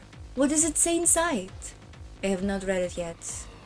We shouldn't touch it carelessly. The culprit's fingerprints might be left on it. We would hand it over to the police. They went out of the way to leave it here. I'm sure they wouldn't have left fingerprints. Starting this with finality, Natsuhi picked up an envelope. And before checking its contents, she entered the room herself where she found Eva dead. She screamed, obviously. Eva-san! Madam! Hideyoshi-sama is here too. Anyways, this is truly atrocious. Kanan, turn off the shower. Don't let this be any more pitiful than it needs to. Yes. Kanan gripped his handkerchief and twisted the value, turning off the shower. In the bathtub, a small bottle of body soap has fallen with his cups off. It really looked like he had been attacked right in the middle of taking a shower. A spray of blood still clung slightly to the white bathtub, and the combination of red and white made a horrible contrast. Dr. Nanja. I understand. No sight of postmortem lividity. Rigor mortis hasn't begun yet. I'd say barely an hour has passed since they were killed, if that. But even so, how a weapon with such a short handle could do that to a skull? I cannot imagine. Nanja checked their pulse and their pupils, making certain of their deaths once more. As Kanan watched the business-like treatment, he thought. Couldn't you tell at a glance that they're dead without doing all that? Nanja thought about removing the weapon, but after deciding that were a possibility it would be better to hand the scene over to the police without disturbing it, he left it alone. However, a close examination... Hold on. Let's look at it. No? Where is it? Oh, let's save.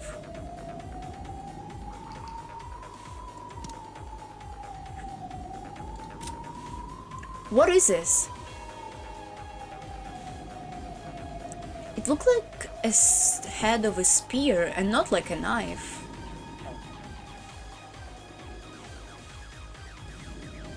It's weird. This is really weird. It's not knife. It doesn't look like a knife for me at all.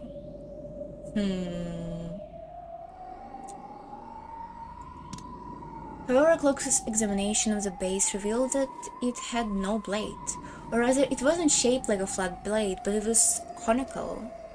He noticed that, rather than a knife, it was more like a short-handed spear, yeah, something with a shape better suited for thrusting and slicing. Rather than a short spear, some people might call it a thick ice pick. At any rate, the original had a purpose for which the weapon with its unsettling design was made, and exactly how the purpose was carried out were both displayed here in such a glaring fashion that there was absolutely no need to use further words to describe it. Natsuhi, hoping to escape the repulsive steam filling the bathroom as soon as she could, covered her mouth with a handkerchief and dashed from the room.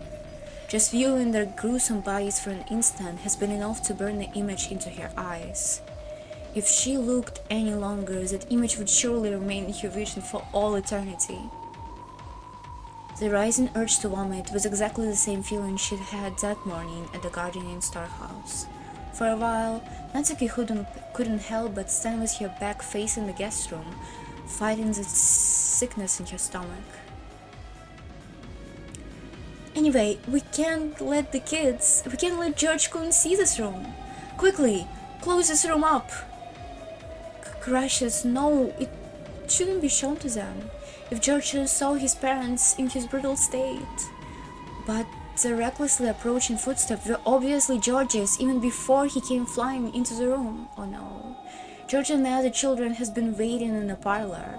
But then they had seen Genji call Natsuhi out, and had noticed her turn pale and fly out of the room. They had felt that he might have been the bearer of bad news. And when they saw a large group of people gathered around the guest room, they were sure of it. Father! Mother! What is this? Another magic circle? It's a square, honey. Aunt Eva and Uncle Kiriyoshi are safe, right? Hey, Kankun! What's this all about? Butler-sama. ... Karan didn't have to say anything. George's scream after he ran into the room told them everything they needed to know. Who did this? I'll kill you! I'll kill you! George-kun, hang in here, dear. Natsuhi thought... Okay. Oh! You can fucking hear the doctor outside. Hold on, let me close the window. Ow.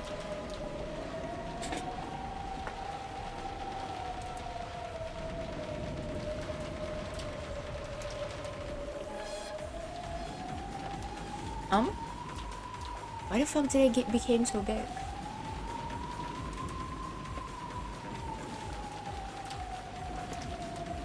Ouch. Ouch, ouch, ouch.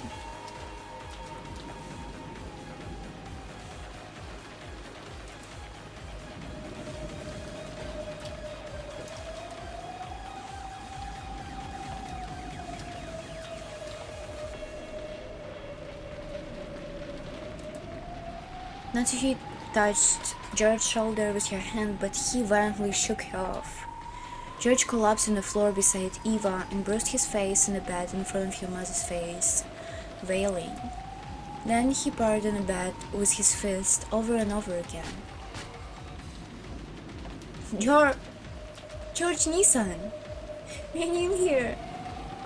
Butler? Butler-sama. Butler had his back against the wall of the hallway, and was, without restraint, covering his eyes with his right hand and weeping. Horrible. That's horrible. He proposed to the girl he loved and lost her the next day, and on the same day even his mom and dad were killed. Isn't that just way too harsh?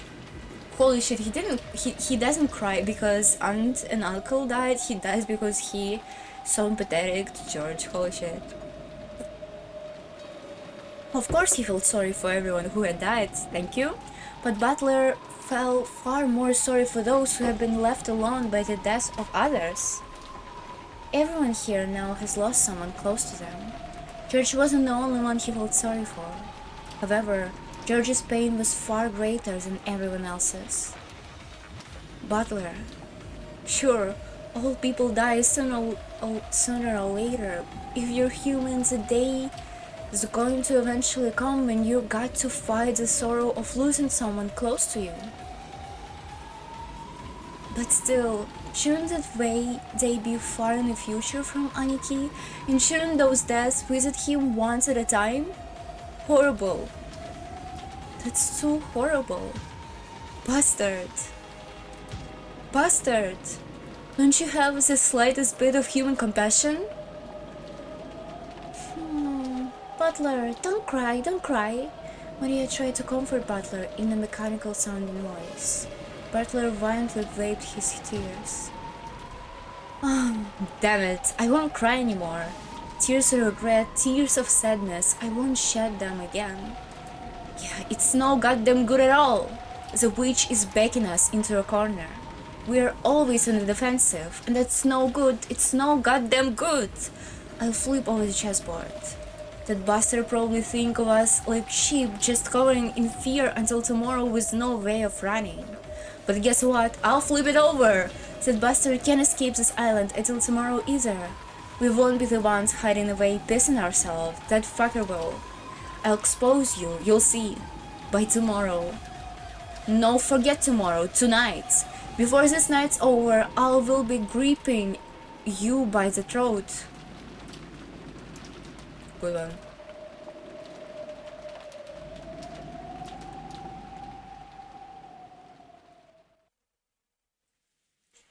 Saturday, October 5th, 1986, Boiler's room. At any rate, we'll lock this room and leave everything as it is until the police come. All agreed? Natsuki proclaimed it as though she didn't care whether they agreed or not. If anyone had the right to object, it would be George, but he looked as though he had shed enough tears. Still facing away from them, George nodded slightly and rose. I'm so interested in how this is gonna end. And who actually did this? I'm so interested. And everyone else agreed in response. Natsuki still hadn't opened the head of Western Star envelope she had picked up. But since they would all be leaving the room now, she decided that she would unleash it in a parlor where everyone could watch. As soon as they walked out into the hallway to head back to the parlor, some of them immediately felt something out of place. Or maybe sensed something strange.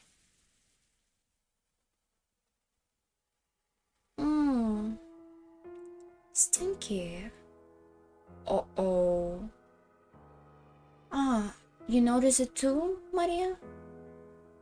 Was it so strange? It smells awful. As they all sniffed the air, they did notice a horrible foul burnt smell, unlike anything any of them had smelled before, drifting through the hallway. Hold on. What's it gonna say with Aunt Hideyoshi in here? The burnt smell is probably Kinza, right? Found in the bed of a guest room inside the mansion with a weapon resembling an ice pick having been rammed into her forehead. The window and the door to the room were locked from the inside, and even the chain was set. No way could a human have killed her!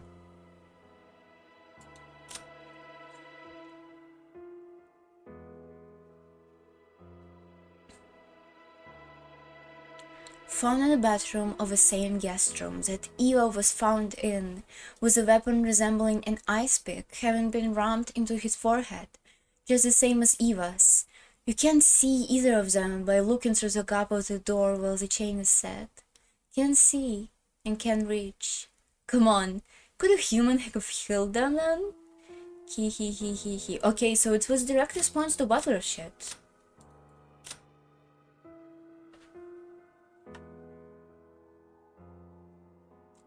Right? Ken speaks Ivrit, writes in Ivrit and know all about black magic, obsessed with witches, has really weird, nasty side to her that people doesn't like. Also was alienated by other people and by her own mother. Has a bag with a lot of random shit in it. Some of those could be an ice pick. Is a child, so nobody's expecting. I fucking hate when in horror stories a child doing the murders. I fucking hate this. I hope it's not her. But holy fuck.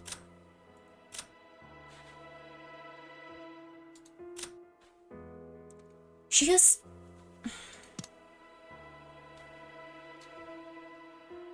I will go quickly to check the kitchen. I'm sure I turned the flame off. After noticing a burnt smell, it was natural that Kumasawa, who had just been cooking in the kitchen, suspected that her own clumsiness had caught it. Kumasawa hastily dashed away. Alone? Karan, go with Kumasawa. Do not let her... Thank you. Yes. After nodding at Genji's order, Karan went chasing after her. Who the fuck sends a child with a grandma? At least go yourself. Go yourself, Genji. The others, although they did not turn, also followed in order to search for the source of the smell. Let me guess, you gotta fight it? Stinky. It truly is a stench that makes the noise sprinkle. However, I'm not sure it would be safe to open a window for ventilation.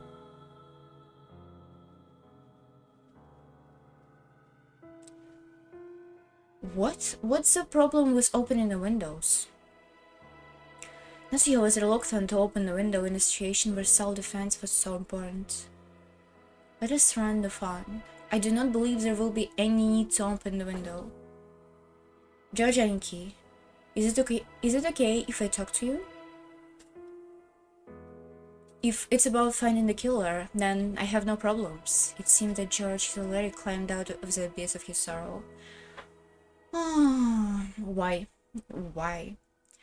All that filled his chest now was a quiet flame of hatred towards the killer who had stolen the lives of his beloved parents. The chain for the room was set. From what I could tell by looking at it, I'm positive that it couldn't be opened from the outside. In other words, that it means it would be a perfect locked room. Yes, it does. In the case of the Rose Garden storehouse, they might have sneaked the shattered key out of the servant. Why nobody thinking about lockpicking? Lockpicking was here like always, all the time. It wasn't like invented in 21st century. It was all the time. You always had know that people rob other people, so they lockpick. What the fuck? Nobody's saying about lockpicking. Or maybe they had a duplicate key. I can imagine many ways they could have done it. Yeah, thank you. But this chain is different. Among generally used locking techniques, a chain is the simplest one to create a locked room with. Only a chain will block everyone coming from the outside as long as it isn't physically broken. So does it mean that the culprit couldn't have gone in or out through the door? That's interesting. Just a few hours ago, I seem to remember everyone making a fuss over how to get out of the room without using the door. Back then, everyone has been making a fuss over how grandfather has disappeared from his room. Because of the receipt that Auntie Eva has stuck in a door on a whim, it was revealed that the door has remained sealed. And since Aunt Natsuhi has been the only person who entered or exited during this time, she had gone under suspicion. Aunt Eva has purposely proposed a theory about how Auntie Eva has proposed a theory about how Aunt Natsuhi might have been thrown grandfather out of the window and left by the door himself. But the door is much simpler. It was sealed from the inside by the door chain. The window was also been closed from the inside and the bodies has been in the room. This time, it really was, without aggregation, a true locked room. That's right. If you include grandfather's disappearance, 3 accidents have occurred and all of the 3 times, the door has been the point of interest.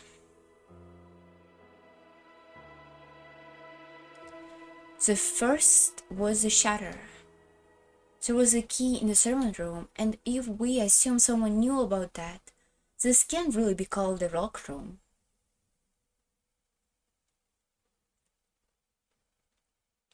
The next was a door sealed by a receipt.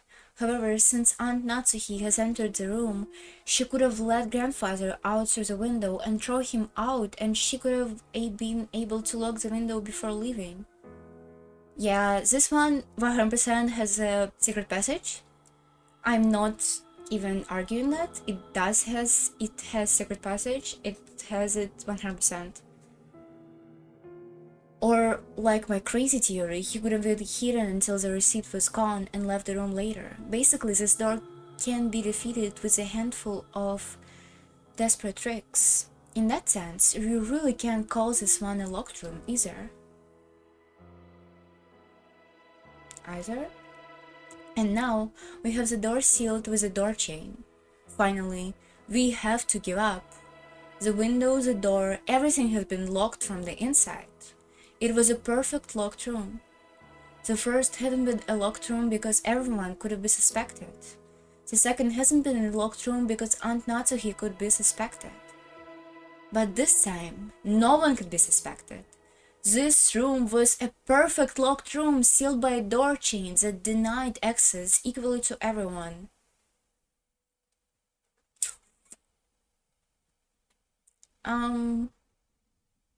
Maria is a child, and she could squeeze herself through the door. Oh no, probably the chain is too small. I don't actually ever saw a door with a chain in it, so I couldn't say you for sure. But isn't there some type of chains? Could be not a type of chain, just the length of a chain matters, right? Chapter 14 was so close to the end. So close, but yet so far. Boiler room. Boiler room?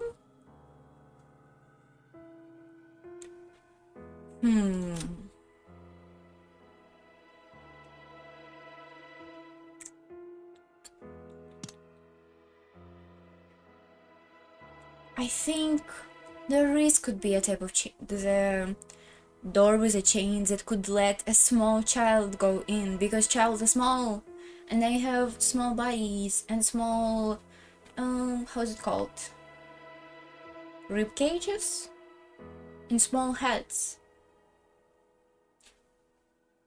When I was a child and I used to really like to play hide and seeks, I would always hide in such a places that nobody would even think about to see, and I always fit in here.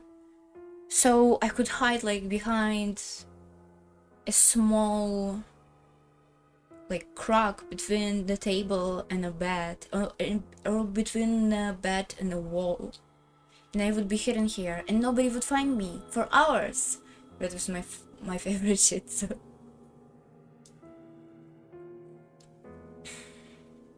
it was a perfect room that denied access perfectly to everyone. That was the saying? In that case, did the culprit carry out the crime without entering the room? Some method from outside the room? Good thought. It is a chain, so even though it can't be opened wide enough for a person to fit through, it can open in a small crack.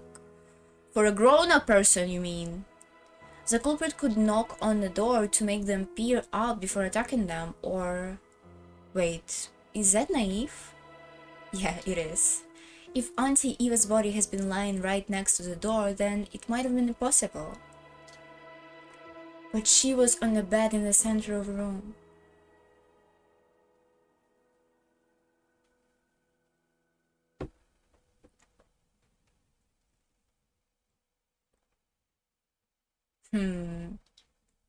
And Uncle Hideyoshi was even in the bathroom. Looking from the crack at the door, you couldn't see them. Oh my god, did Hideyoshi literally have died like in Psycho movie? He had the Psycho moment? That's kind of funny, okay. And you couldn't reach them with your hands either. I love Psycho movie. Damn it, this is no goddamn good at all. I don't have a clue. Something was stuffing softly at my sleeve. Yeah, it was her. It was her. It was Maria. It was the killer. Killer says what? Killer says what? Killer says, "Ooh." Satisfied? What do you mean, satisfied? Butler, since you didn't want to doubt any of your relatives, you made a wish, saying that you wanted the culprit to be Beatrice, right?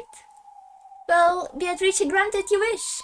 Just as you said, she did it in a way that no human could to make you believe in a witch. Yet you're being stubborn. To be fair, that's 100% a thing only like a person would do.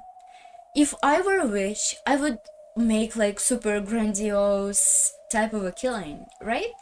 I would do something right off like really creepy movie where they use bodies to make like creepy composition and shit. To do something really gruesome and really creepy, I would open a person, like a flower. Is this from somewhere? Like, I would do some gruesome shit. But that is so... That seems to be so... natural. This murder of Hideyoshi and Eva, it looks like the culprit somehow get into the room and the culprit get in unnoticed. So Eva just was laying here, maybe she was sleeping and somebody just did it to her, and then Hideyoshi too was suddenly cut up with the shit, with an ice pick in his head.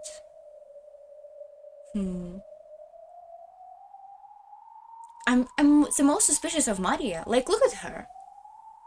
She could as well just be into her delusion. Butler asked her to do this and bam, she did it.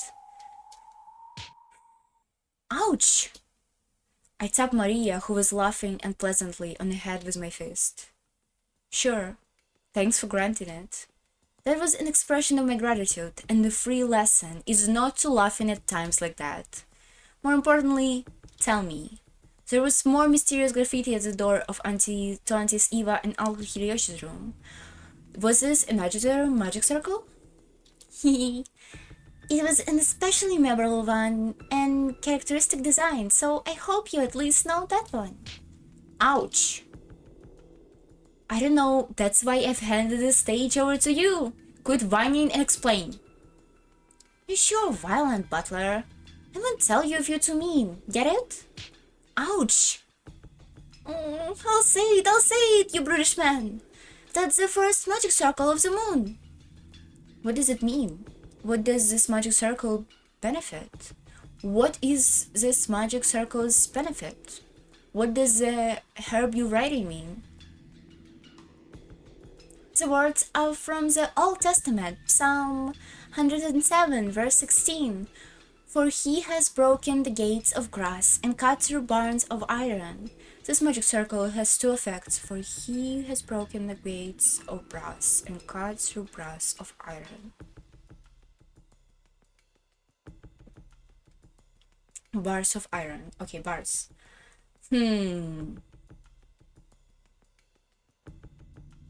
This magic circle was two effects. First, it can open any door regardless of the method used to lock it. I love this magic circle. They have good design. Good graphic design. 10 of 10. It sure is convenient magic. So your witch is proclaiming to be a door that can be opened without relying on the power of magic. And the other effect? It takes an opening the door as a representation of an unaccessible situation and opens it. By using it in a difficult situation, it gives you a solution you hadn't even thought of until then. To simply put it, it grants the power of observation and discernment, inspiration and intuition. Hehehe, Beatrice was trying to provoke you, lovely humans, and she thinks there is no way you can understand how this door was opened. Hehehe. Ouch! Alright, good work. Now shut up. Suits me fine, I accept the witch challenge. Maria-chan, things like witches and demons don't exist in this world. Someone killed mother and father.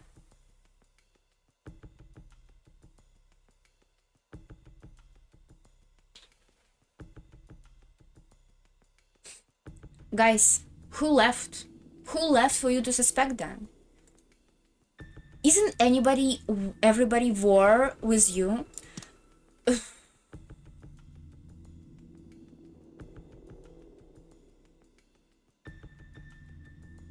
Could it be Maria who did the magic circle, who came back and did the magic shit and then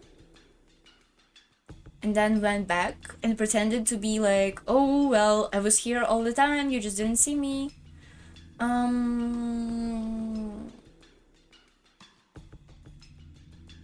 Because before we just saw Maria went into the kitchen when Butler was here, right? She just went in by herself. Like nobody noticed her. Could she do just the same thing but here?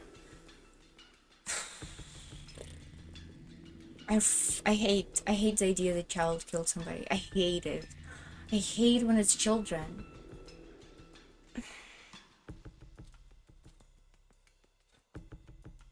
My ice cream all melted.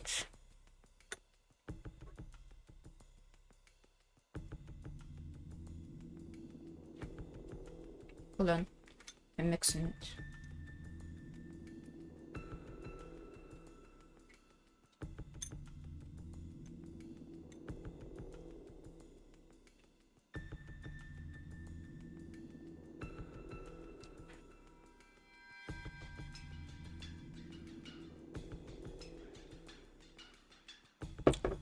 Right.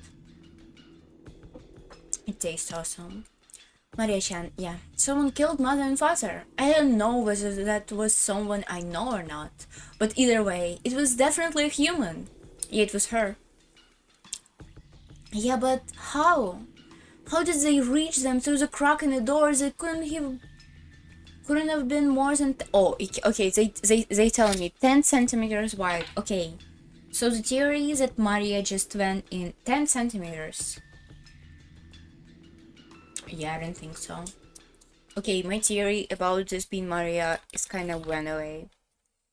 There's probably some other way. I wonder.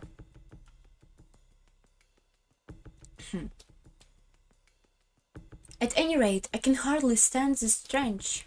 What in the world could it be? It is Ginzo, right? Haran and Kumasawa, who had gone ahead, realized before they even reached the kitchen that the smell wasn't coming from here.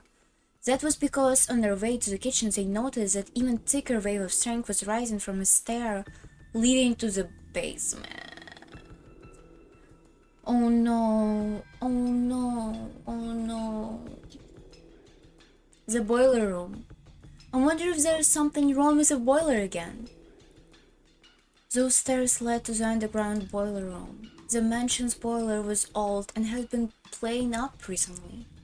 Both of them had witnessed problems with the boiler on several occasions, but they had never smelled it bleaching out as strange like this before.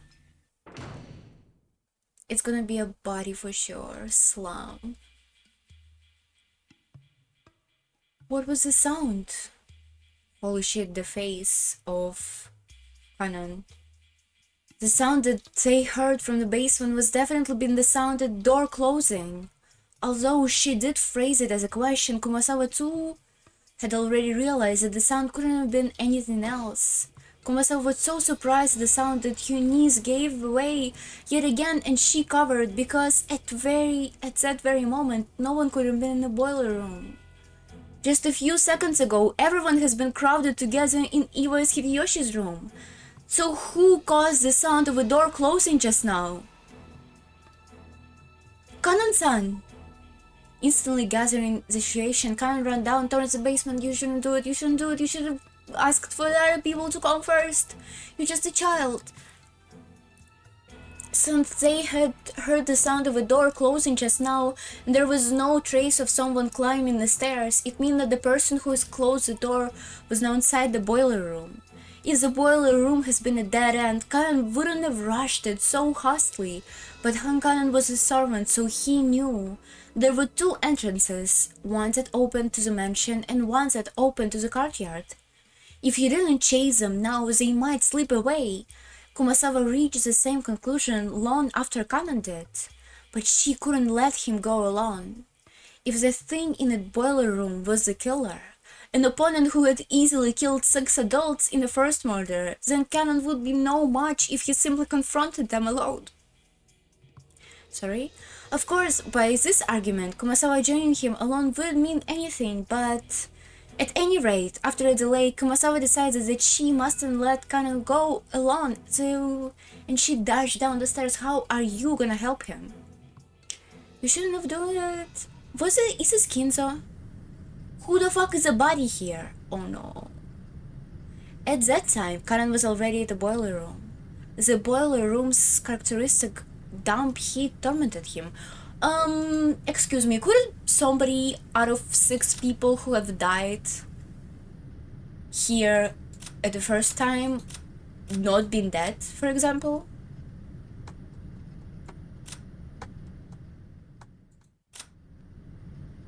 I'll be seeing her again, so I'm not lonely. This is like clearly...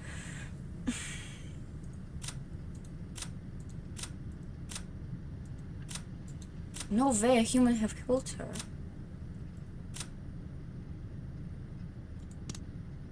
The boiler room characteristic damp heat tormented him.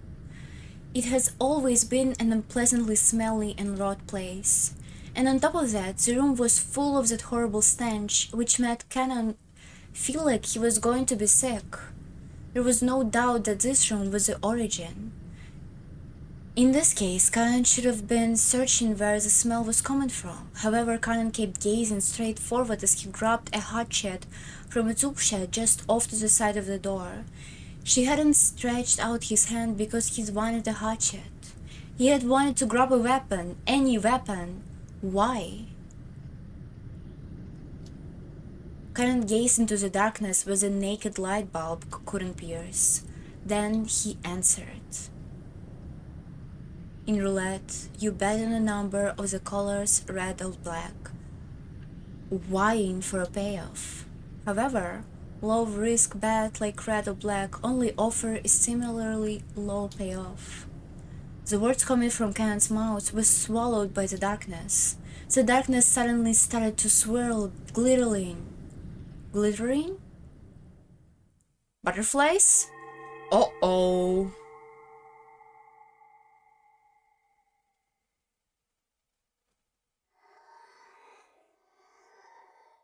It was a very fantastical scene. Golden sparkling butterflies that hid in the shadow all over the boiler room flapped their wings, twinkling beautifully, and disappeared into the darkness gathered together. Kanan continued speaking, directing his words at the darkness as it swallowed the butterflies up. Where's Kumasawa? But as the butterflies gathered in the darkness, they probably, no, they must have laughed. But Kanan continued to speak without fluttering in the slightest.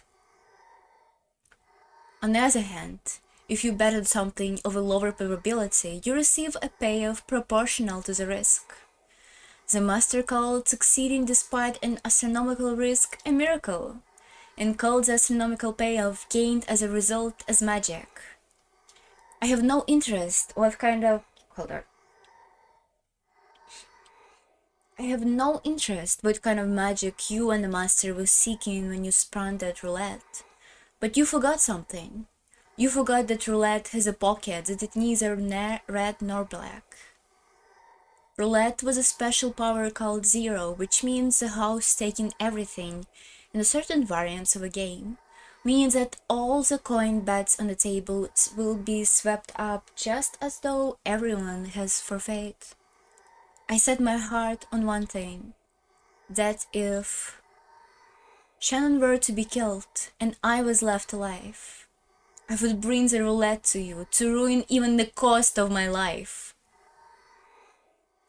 This isn't one of Master's rule, and it certainly isn't one of yours. I made this rule myself. I'm not the furniture anymore. I am the zero on your roulette. Kanan's face twisted with humiliation. It was clear that he had been dealt ridicule in response to his self-denial. Canon's brow creased even farther, and furious expression that he had never shown anyone appeared on his face. The hand grasping the hatchet was shaking. His sweat became drops which slid down. It was clear that the emotion causing Canon's hand to shake was not anger alone. However, Canon suppressed his emotion. I won't let your words lead me astray again. This is where the demon's roulette ends. Wait another 1,000 years in hell for your next summoner. Beatrice? When Canon swung the hatchet upwards and tried to drive into the darkness definitely sneered. It sneered at the courage as vulgar, lazy, futile, and meaningless. I wonder what makes servants think that Beatrice exists. It's not... They probably... I hate the sound. Yay! Ha ha ha ha! I love the sound. I love ha ha ha ha ha ha ha ha ha ha ha ha. Awful. Canon, his hatchet still held a lot. Couldn't take another step after that. With a clang, the hatchet that Canon had been grasping fell and rolled on the floor. And following that, with a pair of thuds, Canon's knees hit left, then right, one knee at a time. That hand, which looked like it was trying to catch the sky now that the hatchet had been dropped, gradually lowered and rested on his chest. Then the other hand did the same. Uh-oh. Right here, with a handle with a demon-shaped design engraved upon it, the same type of weapon that has been stabbed into Eva and Hideyoshi's forehead, was in Canon's chest. So it was a specific type of demon that killed them? Fresh blood dripped from the corner of Canon's mouth as it twisted in anguish. It was makeup too powerful for Canon's white skin.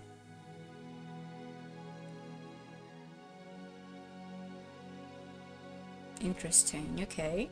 So Beatrice is real? Around the scenes, a glittering gold butterfly danced mesmerizingly through the darkness. It was beautiful, beautiful dance, a funeral march of tribute, ridicule, and contempt for a single boy's self-sacrifice. Canon had already been prepared for his own death, but he attempted one last measure of resistance, to reject death in at least the form it had been delivered to him. With both hands, he grasped the handle of a weapon sticking into his chest.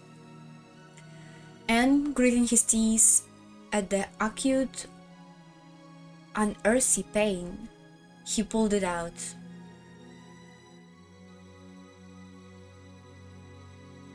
For only a moment, a bright lead spray gushed out. It made an unpleasant blob sound. It probably resembled the sound of Canon's soul as it was stuck into the swamp of the dead.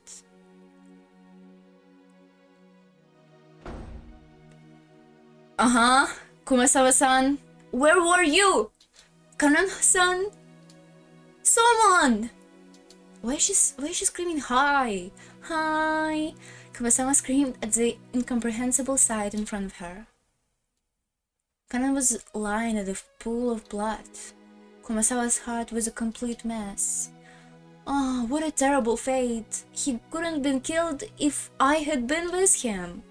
Oh, what an incredible fortune! If I had been with him, I might have been killed too!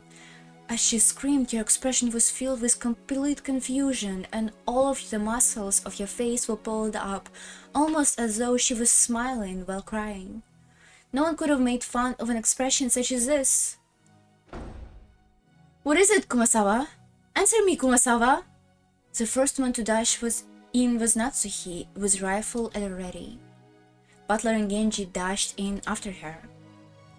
Normally, they probably would have started discussing the origin of the violent stretch filling the boiler room, but after they saw Canon, who was lying on the ground as if were drowning in an ocean of his own blood, with stench wasn't important anymore.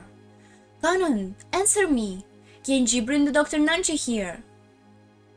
Natsuki realized that even though Kanan was on the verge of death, he had still conscious, so she sent to Genji to get the doctor. Natsuki, holding the rifle aloft, faced the darkness in the center of a boiler room and shouted, "Who is hiding over here? Come out quietly! If you don't come out there, I'll shoot without mercy!" A flashlight. "Auntie, let's light them up!"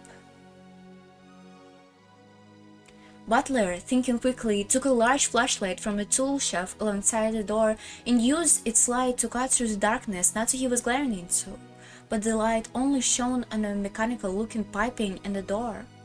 The door had been left open in a small crack, and it was obvious that someone had left through here in a hurry. "Ah, Natsuki, where does the door go?" "Genji!" "What, you don't know? Where does the door lead to?" "This is the country yard." "Like hell, I'd let you get away, you damn bastards!" Butler let out a war cry as he slammed into the door. Cool air from the outside suddenly rushed in. There was something round straight stairs leading up. Butler ran up them, shouting, "Wait, Butler-kun! It's dangerous to be alone! It's dangerous to go alone, take this!" Natsuki also rushed up the stairs, chasing after Butler. At the top of a courtyard. The courtyard of a mansion has been built strictly for lighting purposes, so it wasn't a very elegant place. Because it was surrounded on all sides, the air calm and completely undisturbed, even though they could hear the sound of strong winds. There were only gentle, sorrowful rain. So the cold, scattering raindrops, Butler dashed up the stairs and into the courtyard, where he looked in every direction. Of course, the odds of him finding a suspicious silhouette was just standing around nonchalantly were pretty much zero. Butler turned around, looking at all directions. He turned again and again. He kept spinning until he almost lost his sense of direction. He prayed that he would see the culprit somewhere in the scenery, but there was no chance. All he saw as he spun was more and more of the mansion's heartless walls and windows. Furthermore, there were 2 entrances into the mansion from the courtyard, and neither of them were locked. Because the courtyard couldn't be entered from the outside of a mansion, the door had been built without locks. Uh-oh. No locked mystery here! He couldn't tell which one they had left though. He had to give up. Butler pounded the wall with his fists, swearing, "Butler-kun, you mustn't run ahead of yourself!" "Butler-kun?" Butler pulled his head against the wall and scratched at it with his fingertips as he cried. Shit. Auntie Eva and Uncle Hideyoshi, and now Karan-kun too? You killed 6 whole people, and it wasn't enough, so you killed 3 more. Fuck you. Auntie Eva and Uncle Hideyoshi were always fine and kind to us. I just met Karan-kun yesterday, but I'm sure I've gotten along fine with him. Why did you kill them? Why? When people die, they don't come back to life again, you know? They aren't gonna quickly sprout up again like bamboo sprouts. Why would you kill them? Why? Butler was a boy who could understand the feeling of pain and regret in a person's heart, so he cried with all his strength. Natsuki, who had always thought of Butler as a strong person, was a little surprised to find that he had this delicate side, and at the same time understood how easily hurt the hearts of young people could be. So she held him. Easily hurt? Excuse me? Easily hurt? Are you too a psychopath, Natsuki? What is this? It's alright. I will definitely protect you, George-kun, Maria-chan, and Jessica. As a mother, as a representative of the Shinomiya family. Butler, after sobbing into Natsuki's chest for a while, wiped his tears with a bitter smile and tried to convey that he had cried more than enough already, just as he had gone the times before. Anyway, let's go back down now. Protecting ourselves is a higher priority than fighting the culprit.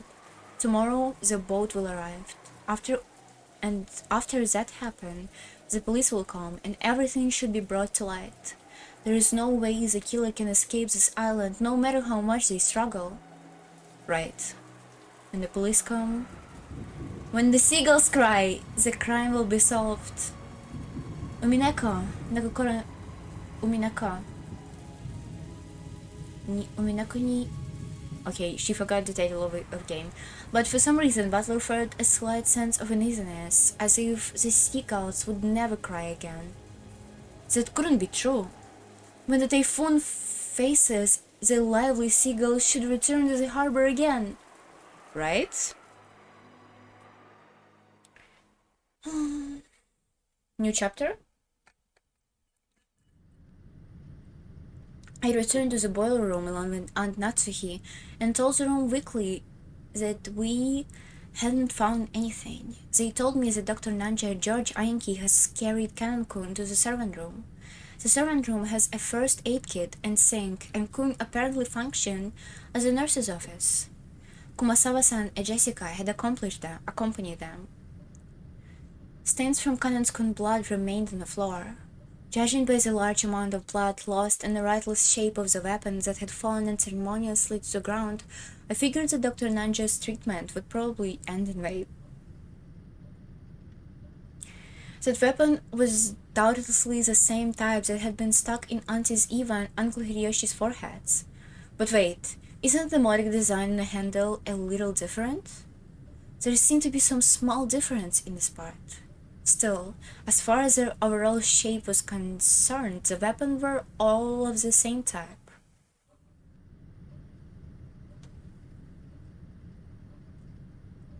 Well, this time, it couldn't be Maria, right? Even if it is Maria at all. Because she doesn't really fit. Well, she kinda smart. She could, find out some way to kill Eva and Hideyoshi.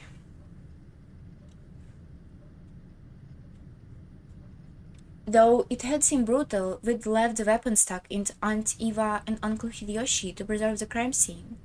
So this was the first time I was able to have a perfect view of the entire weapon. Indeed, the weapon was not bladed like a knife, but shaped like an ice pick, or rather a thin stake. And also, it had spiral-shaped design, sort of like a drill. To use a disturbing analogy, it looked like something that might be driven into the hearts of human sacrifices in some demonic ritual. Well, this time it wasn't Maria for sure, right? Was it? They would notice if she went missing, right? Okay, it's not her, it's somebody else. Including the handle, it was about 25 centimeters long. Half of that was like stake-shaped part, which was stained with deep red blood. The length of a blood-stained part made it clear just how deeply it must have penetrated in a Kanan's chest. But Aunt Natsuhi and the rest were not even looking at the weapon, instead standing in front of a incinerator where the horrible stench was emanating from. They had probably pulled that out of the furnace, where it must have been burning. It was still smoldering and kept spending out dense waves of that awful unpleasant smell. Okay, Maria is here, so it couldn't be her. Genji-san and Maria was staring down at it. Aunt Natsuhi probably couldn't stand to look directly at it. She kept shaking her head, her back to it. Ugh. I thought after seeing everything that happened, something could surprise me anymore, but this was... I stood here for a while moaning with a rising urge to vomit. The true nature of the utterly stench was a charred smell from within the incinerator, yeah, the burning corpse, yeah, it was Kinzo. The clothes, the surface of a body, and the hair were all hideously burnt.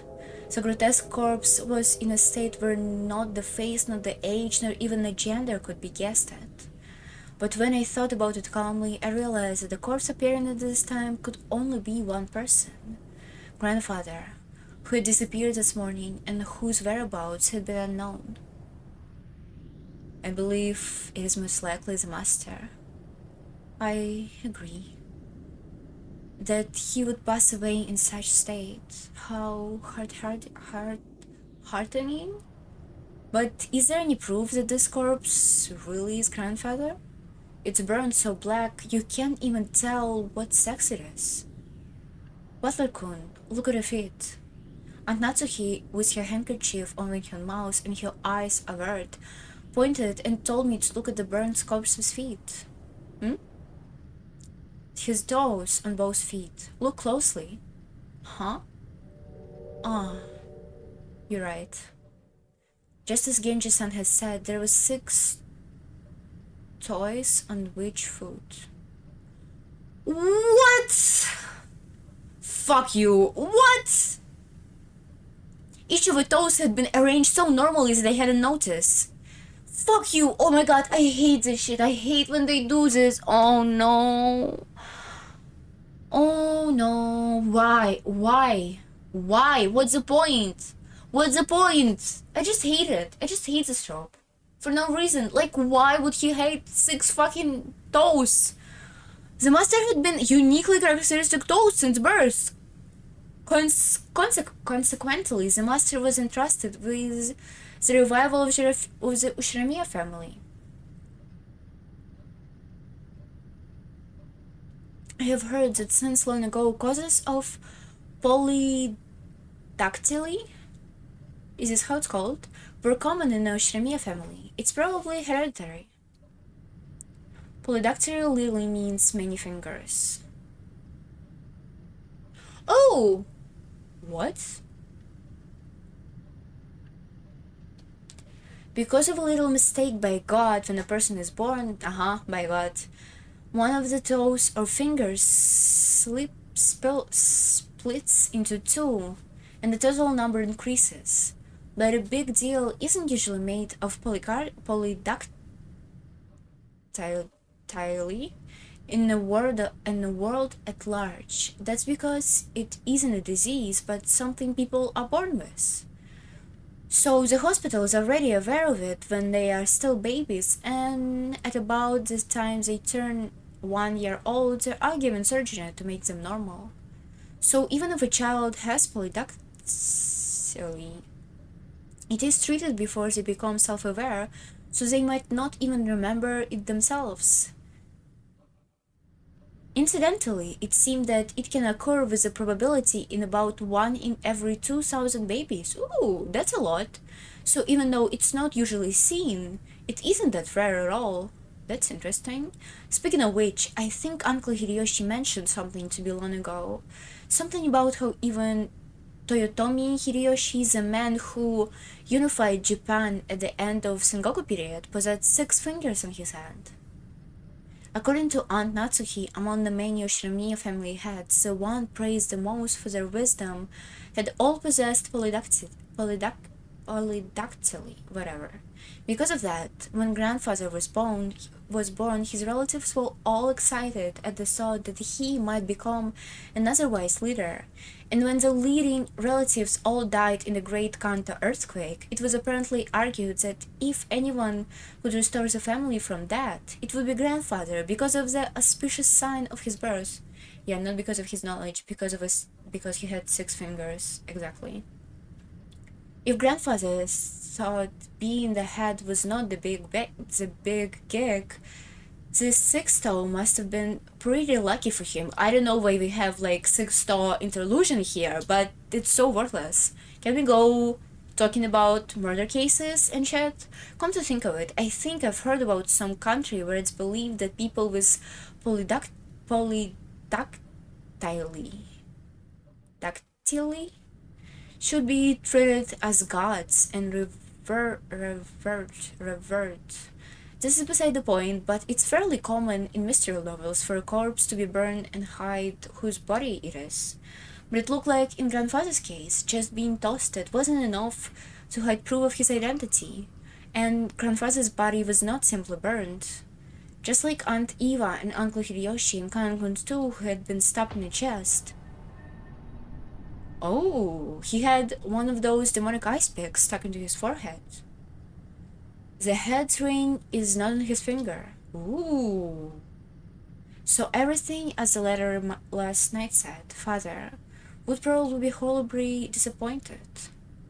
And Natsuki let her head droop and closed her eyes tightly.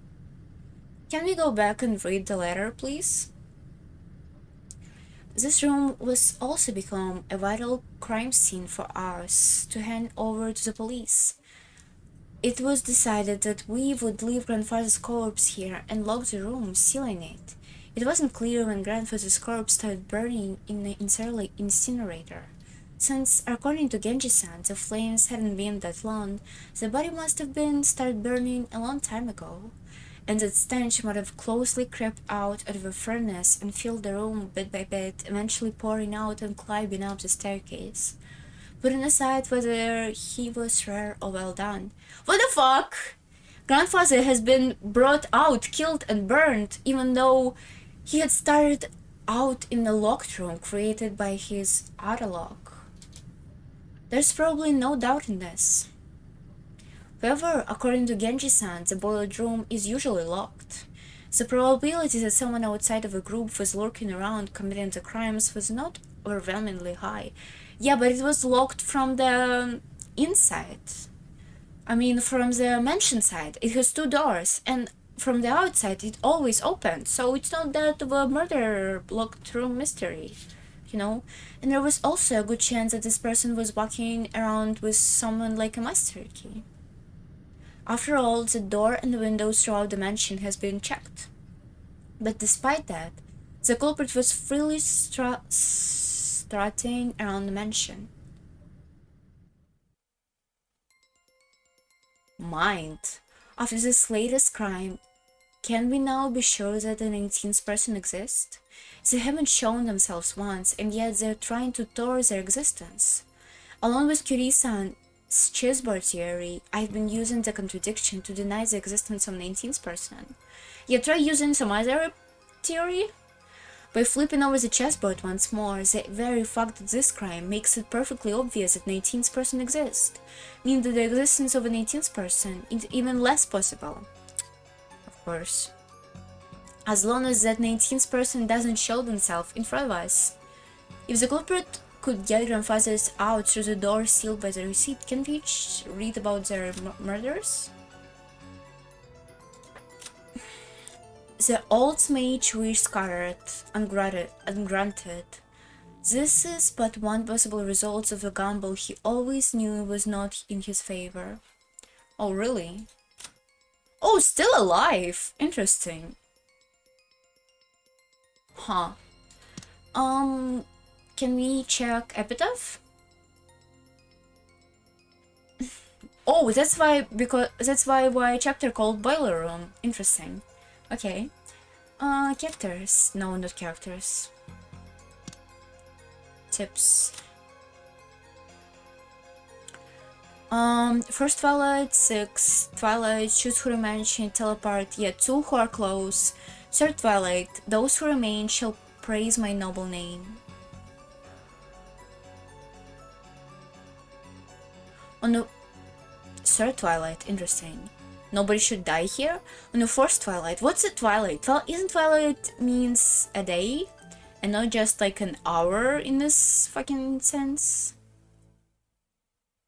Gorge his head and kill, so this is Kinzo.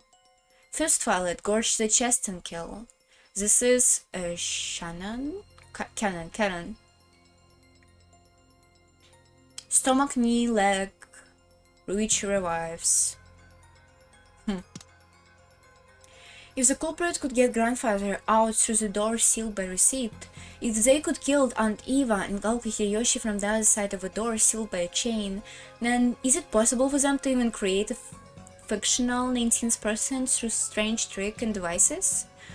If we still want to believe that the culprit is among us,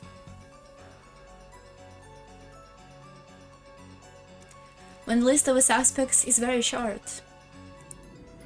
The 4 of us kids, Aunt Natsuhi, Genji-san, Kumasawa Bachan, and Dr. Nanja. I like how they always say 4 was kids and not naming every kid so nobody would have a suspicion fallen on them. You know? Convenient.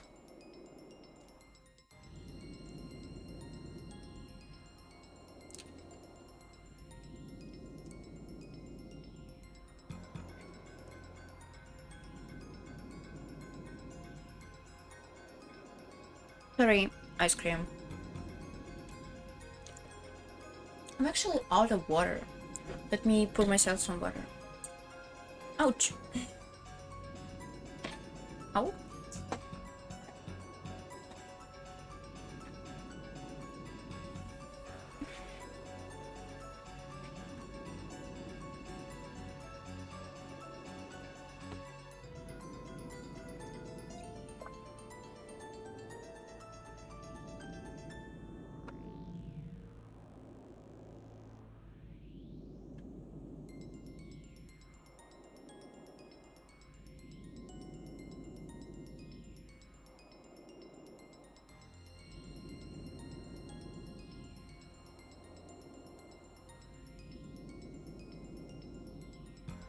Oh.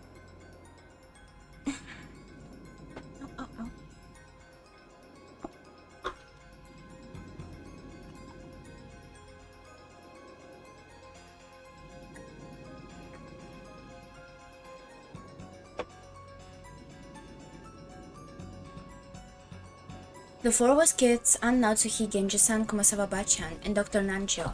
One of these people has to be a culprit. Wait, we can't be sure of that. Just a second ago, we started doubting whether the body here was actually grandfather's, right? Maybe we should try thinking of other bodies in the same way. For example, the first 6 had all their faces horribly destroyed. Some of the bodies has kept enough of their faces for us to confirm who they were, but my old bastard, for example. Yeah. Whose body it would be if it wasn't like for his body? Whose body it would be? Yakuri? What about the hair? What about the clothes? I mean, clothes is... yeah. Oh, Rosa. Yeah, Sharon is recognizable. Goda's face. Yeah, it's Goda. It's Goda for sure.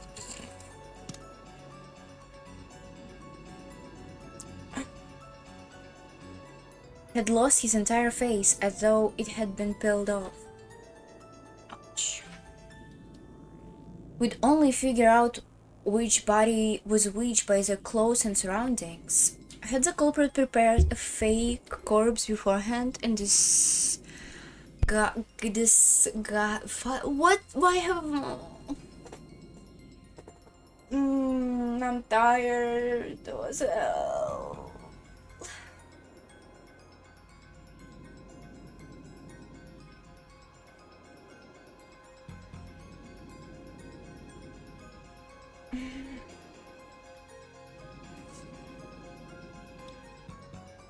Should I give up? Chapter 14. What? Did chapter number change? Or was it 14 all the time? Wasn't it chapter 13 before?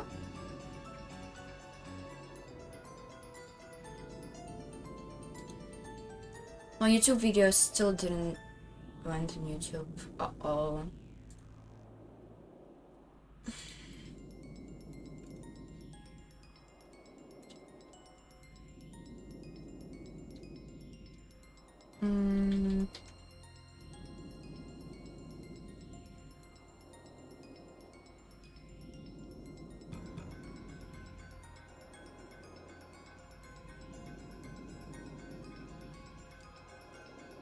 Okay, there's 3 chapters left. Oh, holy shit.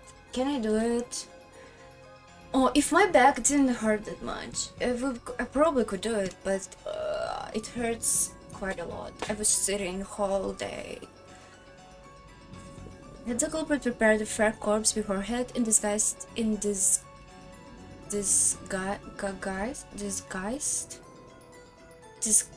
why can't I read this word? Why have troubles with it? disguise it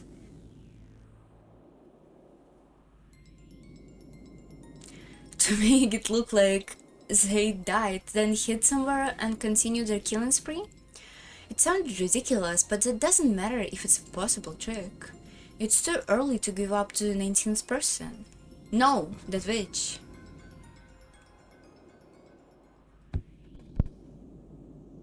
Maria-chan, you mustn't stare so fixedly anymore. Come on, Butler-kun too. I'm worried about Kanon's condition, and I don't want to stay in this place and I don't want to stay in a place like this any longer than I have to. Let's go back. Maria hadn't gone out with everyone else, but had remained in the boiler room. The thing she was staring fixedly was probably not grandfather's body, but the demon ice pick that was sticking out of his forehead. No doubt an irresistible item for an obsessed. I rubbed her on the head. Hey, Maria. What Beatrice is after? Is it all of our lives? Facial expression? Yeah, thank you. Beatrice will revive soon enough. At that time, Null shouldn't be left alive.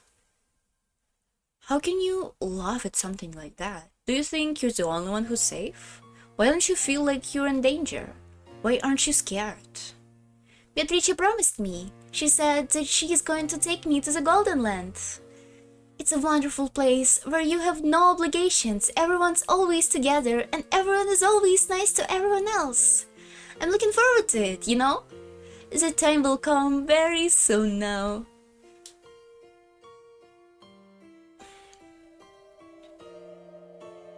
Uh-oh. Just what kind of person is Maria? I only know Maria was like 6 years ago when she was 3. She had been pure and obedient, a good kid. This new Maria 6 years later and the Maria I knew didn't seem to fit together. Just who is she, this witch, who calls herself Maria? To her, with her obstinate belief in witches, this series of unsolvable crimes is proof that witches actually exist. Every time something occurs that would be difficult for a human, it becomes a little harder for the rest of us to not to believe in that witch called Beatrice. It must be an intense pleasure for Maria to see her relatives who once firmly denied the witch's existence start acknowledging her existence one by one. Is that why she is in high spirits? Maria, let me ask this one more time. You'll probably answer the same anyway, but I'll ask just one more time. Yesterday, you were given a letter in the rose garden. Who gave it to you? Why are you asking this question again and again? Ask you something else. Find a new, better question. Ask her when she talked to Beatrice. Ask her how Beatrice looks like. Ask her, does Beatrice has a good personality? Ask, like, I don't know, ask something else. Like I said, Beatrice, you still don't believe. Maria only repeated that she already said. Maria had met with an 18th person, the witch. Had they really been an 18th person, or had they been one of those 18 who told her to say otherwise? All that's certain is that Maria has been with the rest of us constantly, has always had an alibi, and hasn't done anything that would put her under suspicion. Really? Really? She was just walking here. She was just walking here, you know? She was just walking around without any supervision. She is simply overjoyed at being made Beatrice's messenger, as certainly is not the 19th person. I think. That's right. I wonder what's written in the letter we picked up in Auntie Ziva and Uncle Hideyoshi's room. Aunt Natsuki should still have it with her. Yeah, let's go read it! Oh, yay! New chapter! 3 chapters ago. Ooh, we are close to the end. Besieged? What? Besieged? Besieged? Besieged? What?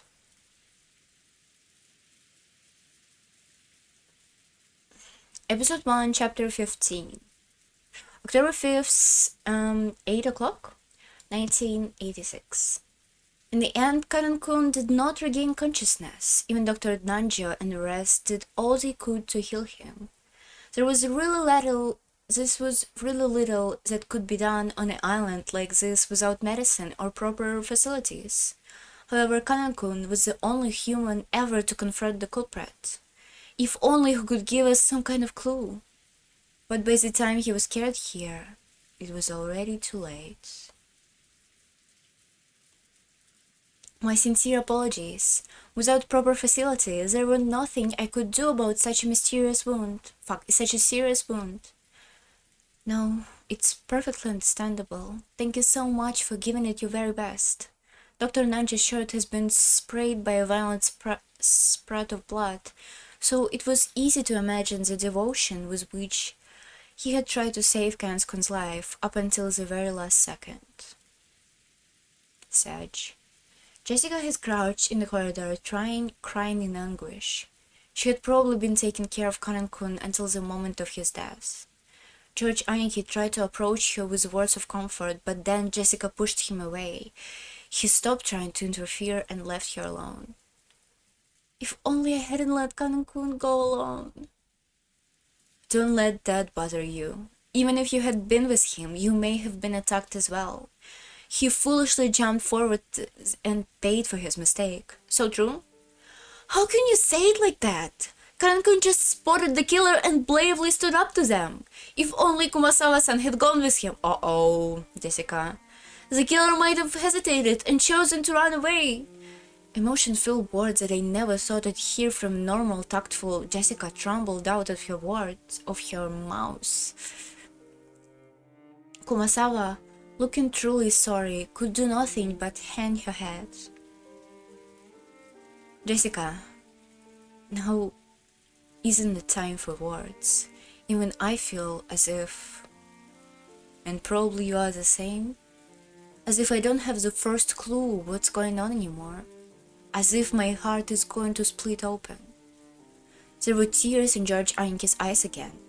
Seeing Jessica break down crying probably brought back the pain of losing his parents.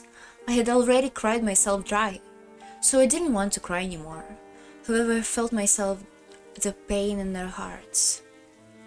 It's alright, Jessica Oni-chan. You'll be able to meet Kanan again soon. Stop it! You aren't helping! Beatrice will revive the dead and even the love they possessed, so you'll definitely be able to meet him soon. Then everyone will be able to live in peace. This Beatrice, who you say gave you that letter yesterday, is she the one who killed Kanan-kun? Where is she? Where is she hiding? I'll find you and tear her limb from limb. Say it! You know, don't you? You know who killed her. You know who killer really is. What do you know and what are you hiding? Tell me! Damn it! Actually good questions, but because she was emotional, everybody gonna say, yeah, what a insane person. Beatrice exists! Damn it, let go of me, Genji-san. Maya knows who the killer is. And she's been hiding it on purpose. She must be telling them what we're doing, guiding them as they kill us. Jessica, be silent. Jessica rushed at Maria and grabbed a hold of her, still with a gun. What a woman.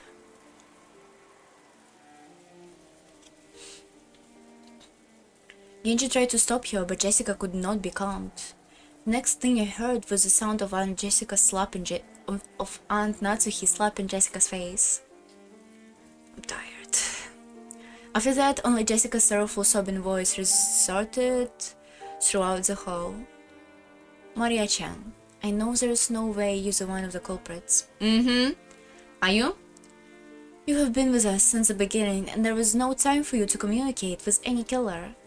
So, I want you to tell me something. This Beatrice who handed you the letter yesterday, who was she? Although those words seemed kind, they clearly showed that George still had some doubts about Maria. He hadn't tackled Maria. However, he felt exactly the same way Jessica did. Aniki, I asked you the same thing only just now. The answer won't be any different. I want to hear it from Maria's own mouth. Who is Beatrice? Even if I tell you, you won't believe me anyway. What do you mean by that? Is it possible that the killer is someone we know well, and that for some reason you're covering for them by remaining silent? Who gave you the letter? I got it from Beatrice. I say it no matter how many times I ask. I got the letter from Beatrice. George Oni-chan, do you refuse to believe in Beatrice because she's not an opponent you can hit? You want to turn your feelings of helplessness into violence and beat someone up. So you won't be satisfied unless your opponent is a human you can hit. So even if I tell you the truth, you won't be able to accept it. So it's pointless for me to tell you. You won't believe.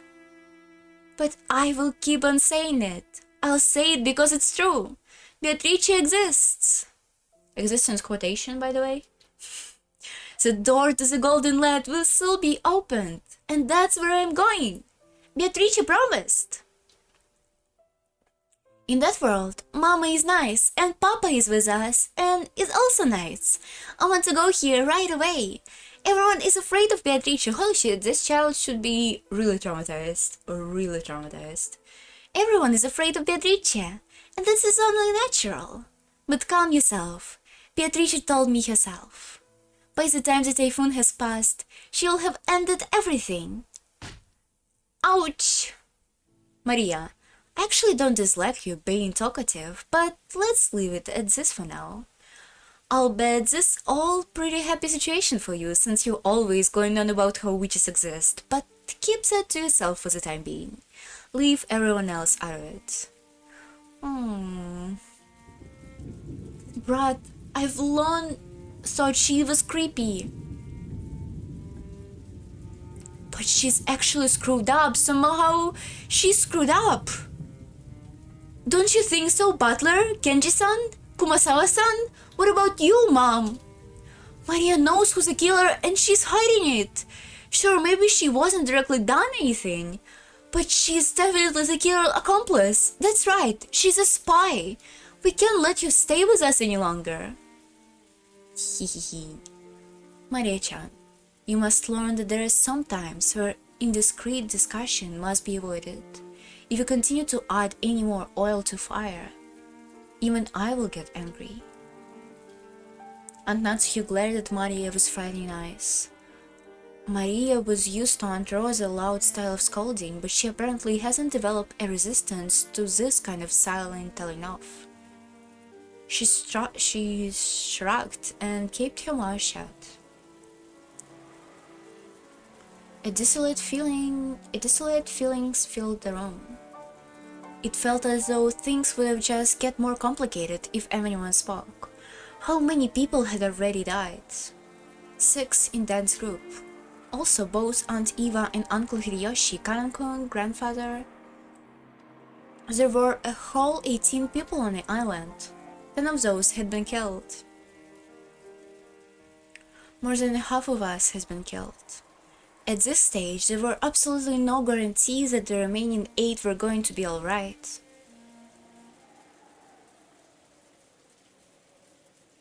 Anyway, now it's not time for discard. Now that we are certain that the killer can enter and leave the mansion at will and strike out of nowhere, we must give our undivided attention to surviving until tomorrow.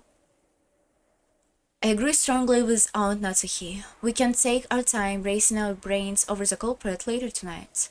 For now, we should consider where to barricade ourselves in. As I said this, I pointed out the clock to everyone. It was already 8 at night. We had been receiving shocks over and over again since the early morning, and both our bodies and our minds were completely tired out. There was still a long, long time until tomorrow. We need to find some place to barricade ourselves in, somewhere we could rest our bodies and feel even the slightest bit safe. I agree. Everyone is already pushing their mental and physical limits, myself included. I believe it would be wise to consider our plans immediately. Settle then. There is a high probability that the enemy has been equivalent of a master key. Okay, so if we follow on the theory that 10,000 clicks, that one of the people that could not be 100% confirmed as the person they are supposedly are is actually, so it could be Curie, Rosa, Rudolph, Goda, and that's it, right? So one of those could be not the disease that we think it is, but somebody else, and the actual person is still alive.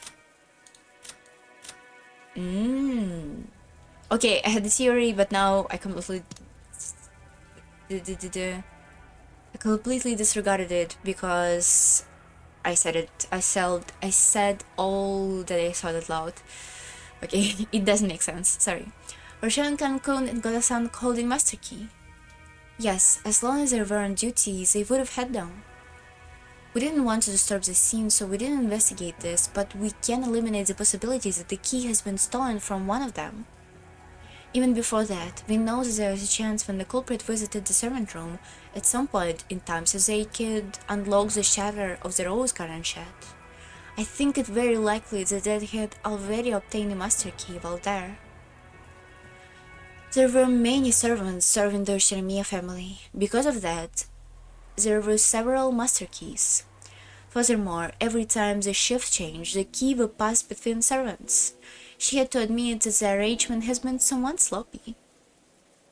Assuming that they did borrow a bundle of keys from the pocket of one of the murder servants, is there any safe place when even those keys couldn't open? Because of the nature of our job, we have been entrusted with key to all of the rooms. All of them in the mansion and in the guest house. So in other words, no matter where we hole up and lock ourselves in, it'd just be pointless. Fine by me, who need goddamn locks? If you're gonna come on, damn it! I'll kill you first! The enemy won't approach us from the front. I don't know about the first 6, but it looked like what happened to my parents in Kanankon, and even grandfather. The enemy has only gone after isolated people. Yeah, he went after isolated people in the beginning, and they just collected bodies in my place. It doesn't mean they killed 6 people at the same time. They don't have the power to assault all of us openly in a secure room. That's right.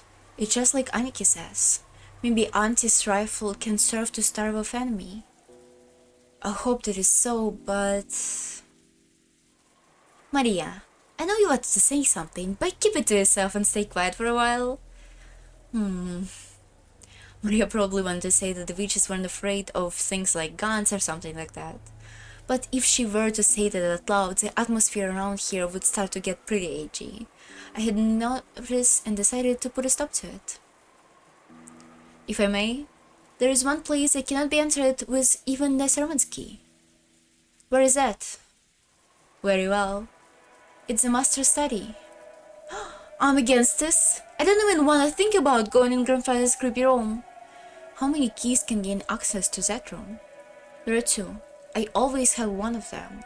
The other was held by the master himself, but just now from the body in the boiler room. Oh, you took it? Ninja-san, you're actually kinda suspicious. Ouch. So, I wouldn't trust you very much. Plus, you're still alive, which is weird. Ooh.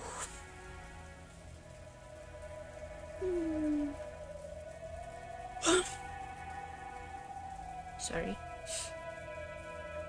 Ninja-san took the handkerchief out of his pocket and opened it, showing us the burned and filthy key to the study. Then he showed it alongside his own key, which has been once lent to Aunt Natsuki. Normally, I should have left the master's key for the police, but we had ordered me to always protect the safety of his study, so I borrowed it for the time being. I see. Which means that Kinzo study is the only safe location right now. It would appear that way. I didn't even want to think about being shut up all night in that room of peculiar smells, but it appears we must accept this room is safer than anything anywhere else now. Grandfather locked himself up in the safe room, but the culprit still brought him out and killed him. We can't say for certain that it's truly safe.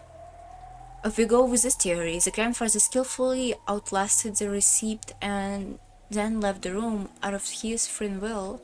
It still might have some worse as a place to barricade ourselves in. You're too optimistic, Aniki.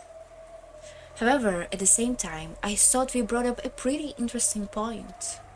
After all, this given us a chance to question the enemy, the witch herself, about how the sealed door had been opened. If we assume that the culprit used some technique to abduct grandfather from his study, they would have to shown us the same trick again if they wanted to assault us at the study. It's an opportunity to force the culprit to demonstrate the trick right before our eyes. Yeah, the last thing you're gonna see. Who do you think is the most suspicious? A lot of them. I would have a more coherent theory if all of those people would fuck. It's not what I wanted to say. If I had more information about what's happening, they don't ask questions, they don't question each other properly. So far, to be fair, Maria is the most suspicious. She's the only person who knows all about the culture. She's also probably has some knowledge. Okay.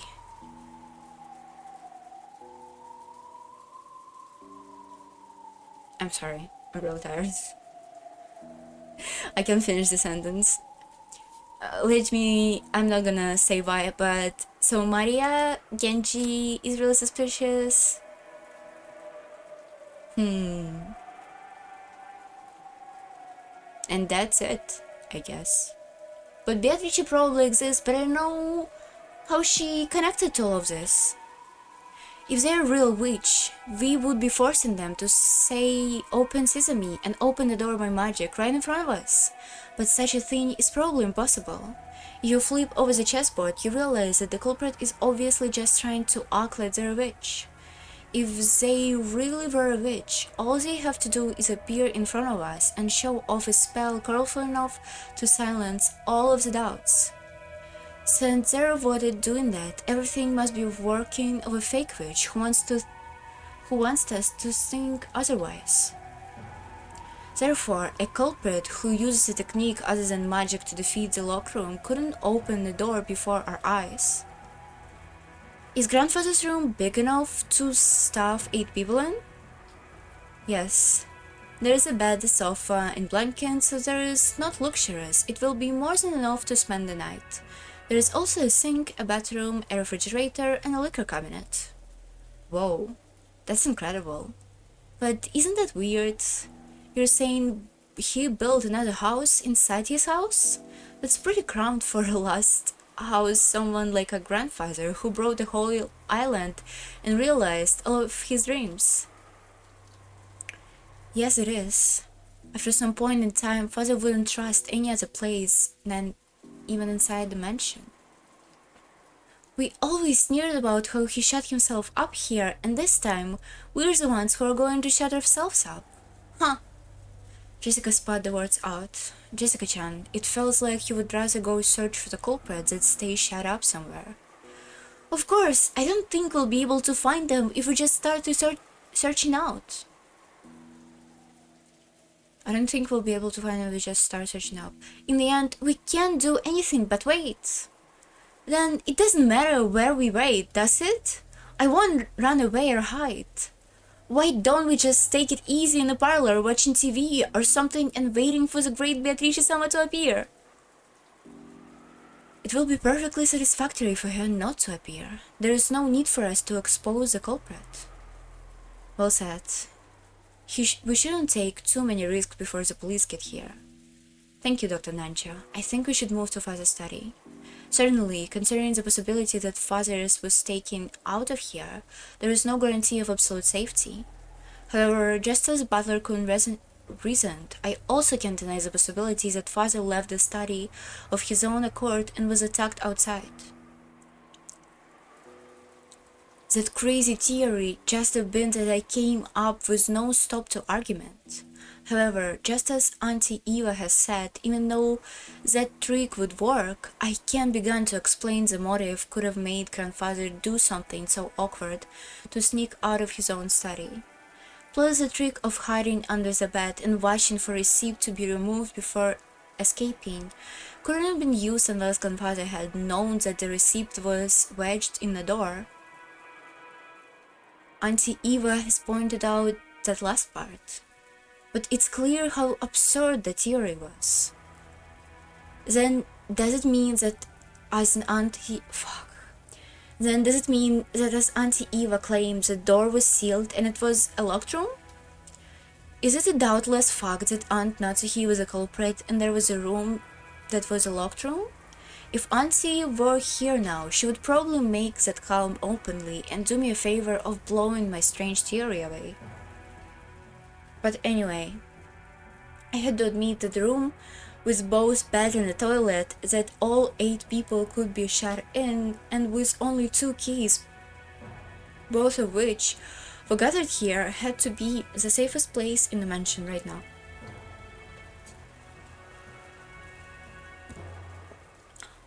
At the very least, I figured this would be better than shutting ourselves up in the parlor again and saying, "Nothing went wrong while we were here before." No. Wait. Were we safe only because we were shut in the parlor?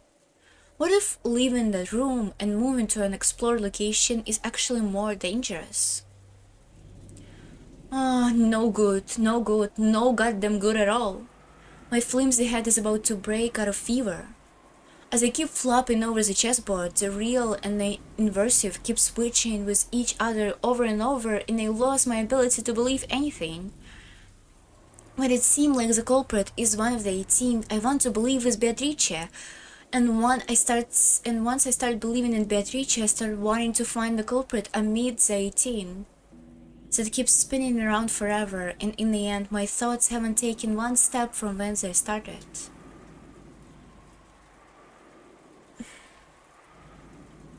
How far back in past was it that Kiri-san taught me this chessboard way of thinking? That concept of examining the situation by flipping it over and thinking from the enemy's side. I get the feeling that I was so interested in this way of thinking at the times that I've let it guide the way I thought about everything. Yeah! By the way, Kiri-san was Dad's co-worker back then.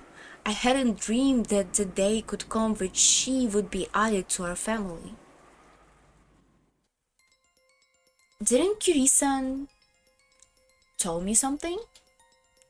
I get the feeling she once said that, while the chessboard thinking was one of many ways to look at things, it wasn't all-powerful by any means. And in fact, it was actually bad and relied on too much. Excuse me? Chessboard thinking. In my interpretation of something called game theory. Oh yeah, game theory! Which I read about in a book. It's a very interesting subject, so you should try tracking it when you get into college, Butler-kun. I really want to try it. If I could study that and perfect my chessboard thinking, I could read any opponent's moves. That'd be really fun. But you can't believe it blindly. Game theory is a very deep and complicated subject. Chessboard thinking is just my interpretation that skims the surface of a game theory. In order to thoughtfully lead your opponent's move like you are imagining, you need to do a lot of study. Additionally, while chessboard theory is convenient and practical, it isn't perfect. It has many weak points despite its convenience. Weak points? Yes, chessboard thinking is founded upon a game theory, and game theory is essentially math when you boil it down. Do you know what the weak point of math is? It's noise. Noise? The math is when you write 1 plus 1 equals 2. The equation will always be 1 plus 1 equals 2, no matter how many billions of years pass. Nothing more, nothing less. That's because there is absolutely no noise mixed in. But for example, Unlike math, the Japanese language has noise mixing. Kanji are good example. Old kanji and new kanji are slightly different, which represents an introduction of noise created by change over the ages. Isn't history the same? There's a dozen of policies that seem foolish in the modern era, but they are meaningful at some point in the past. Because the rules of a chess are fixed when a pair of experts are discussing one particular position, it's possible that they could reach the same conclusion whether they're from 100 years in the past or 100 years in the future. However, if the ruler of chess has gotten through massive changes over time, it's possible that the discussion about the same position would have changed as well. Precisely. Events in the world of humans are naturally full of noise. Aren't human emotions that way? Even if the exact same thing occurs more than once, there is no guarantee that humans will always act in predictable fashion. I like how all of they talking about can be interpreted in my junk terms. There's literally this thing in Mahjong manga kaiji that they call noise. It's kind of funny. I don't know why I thought about this. It's like the only actual game that I play consistently, so maybe that's why. I mean game in like sense as a chess, but to me Mahjong is far more fun than chess. Oh, I'm sleepy as hell, holy shit. Ouch. Chapter 15. Oh.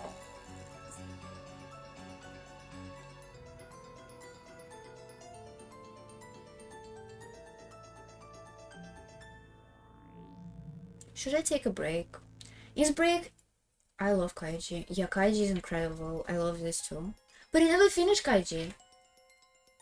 I like it, but I never finished it. Oh, and because of Kaiji, I even started playing Mahjong. And got really into it. I love Mahjong. I love Fukumoto's manga in general. Oh fuck! I was saying Kaiji, but I actually mean Akage. Oh, I'm so sleepy. My brain doesn't work, I'm sorry.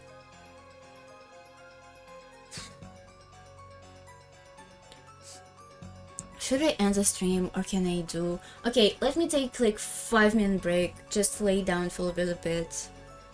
If I'm gonna be tired when I stop, when I come back, I'm gonna finish the stream. If not, I continue. I really wanna finish it today. I really haven't even finished this chapter. This episode, I mean. Fuck. Oh, okay, be right back. Wait, hold on. Oh, wrong one.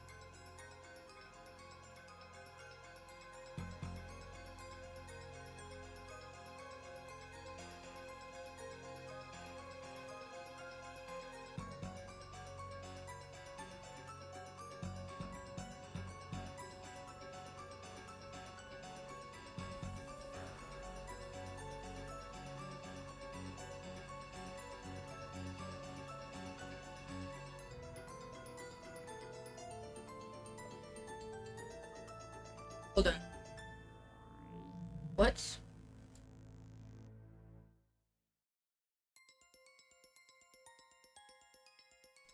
Oops, sorry. Oh, Jesus. Okay, I ate some ice cream. I'm ready. My chair is squeaky. I feel like I can finish today. Ouch!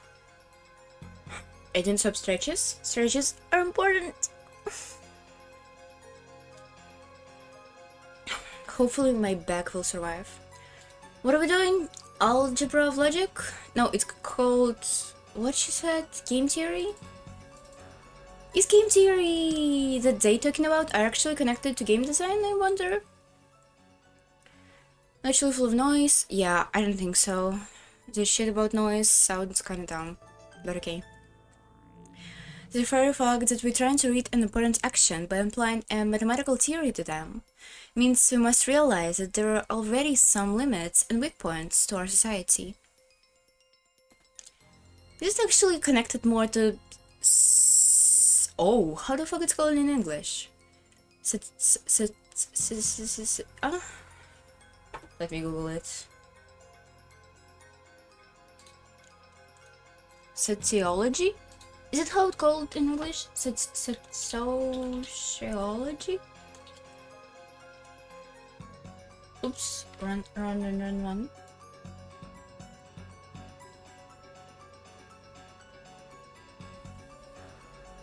used to love fuck, how is this called?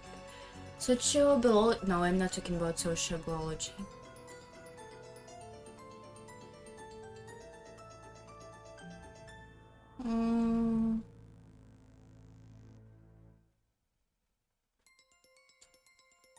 Okay, let me just translate it. If I wanna know who it's in English.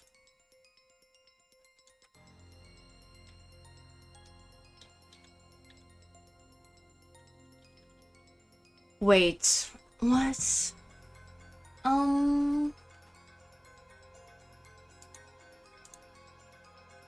Psychology? No, not psychology. What science am I talking about? Why can't I remember? Hold on.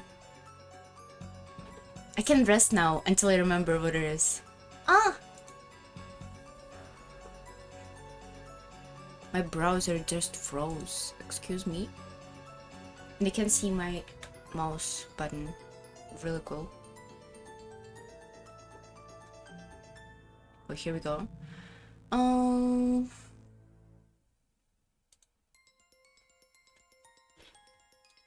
Shit.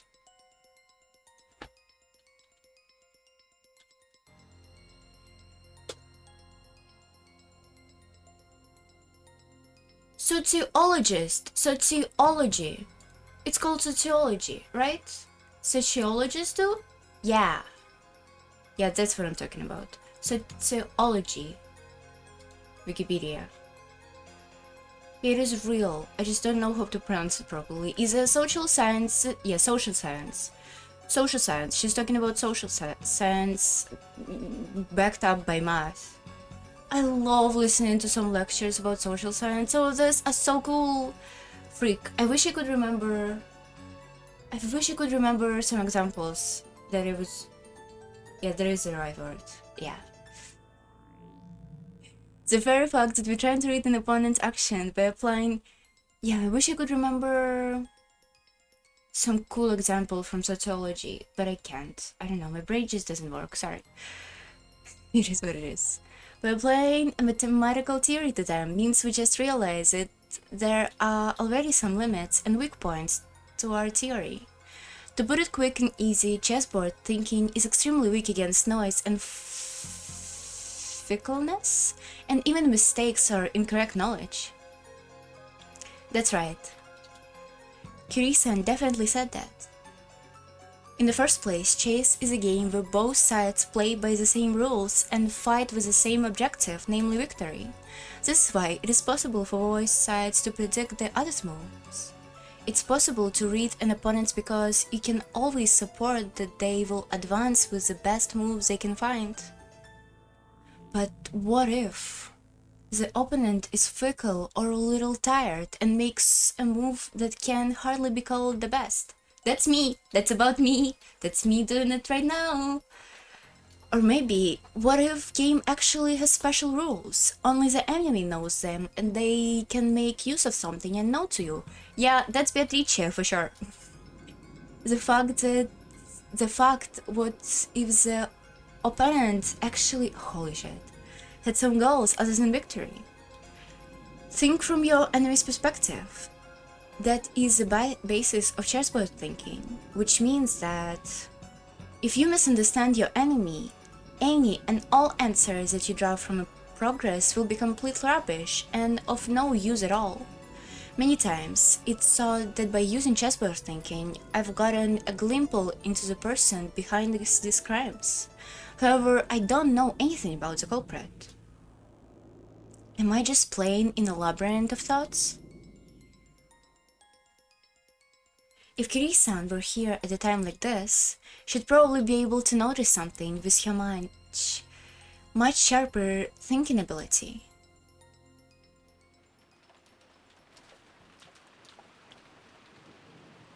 Jessica never warmed to the idea of moving into grandfather's study, but in the end, Aunt Natsuhi persisted and we decided to move here. Everyone was already trapped by paranoia. Kumasawa-san had prepared dinner once already, but after the incident involving George Ayaki parents, the kitchen in the parlor had become temporarily devoid of people. Someone said that it might have been poisoned at the time. Because of that, we were unable to even touch the food that Kumasawa-san had taken the trouble to make for us. Well, you've been reading a while, yeah. I was missing some streams last week because of some problems, and now I'm trying to compensate for this by streaming it for a long time. I'm gonna finish this episode today. It's like 2 chapters left. I'm so close, but I'm so tired. The manner in which the first 6 had been killed is still unknown, but there was a possibility that it was a poison. And indeed, by this method, even a single person would be able to carry out the murder of 6 fully grown adults. Furthermore, this idea made it seem like there was only a single culprit who was also afraid of Aunt Natsuki's rifle, and this was very good for our emotional stability. Wait, what? Kumasawa-san dinner once already, in the involving George and parents in kitchen. People, because of that, were unable to keep in touch with good Kumasawa-san, taking trouble making fuss, no matter which. Okay, they're not talking about what I thought they were talking about. Of not Natsuki's rifle, yeah. But the fatigue and hunger were even harsher than we had imagined.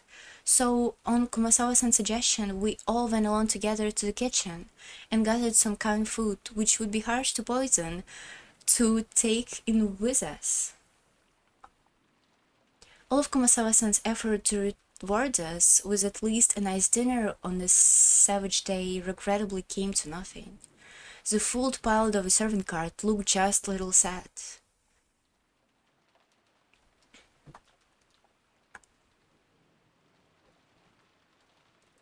We all started climbing the stairs. Natsuhi led the group, warily staring into the darkness with both eyes and the barrel of a gun.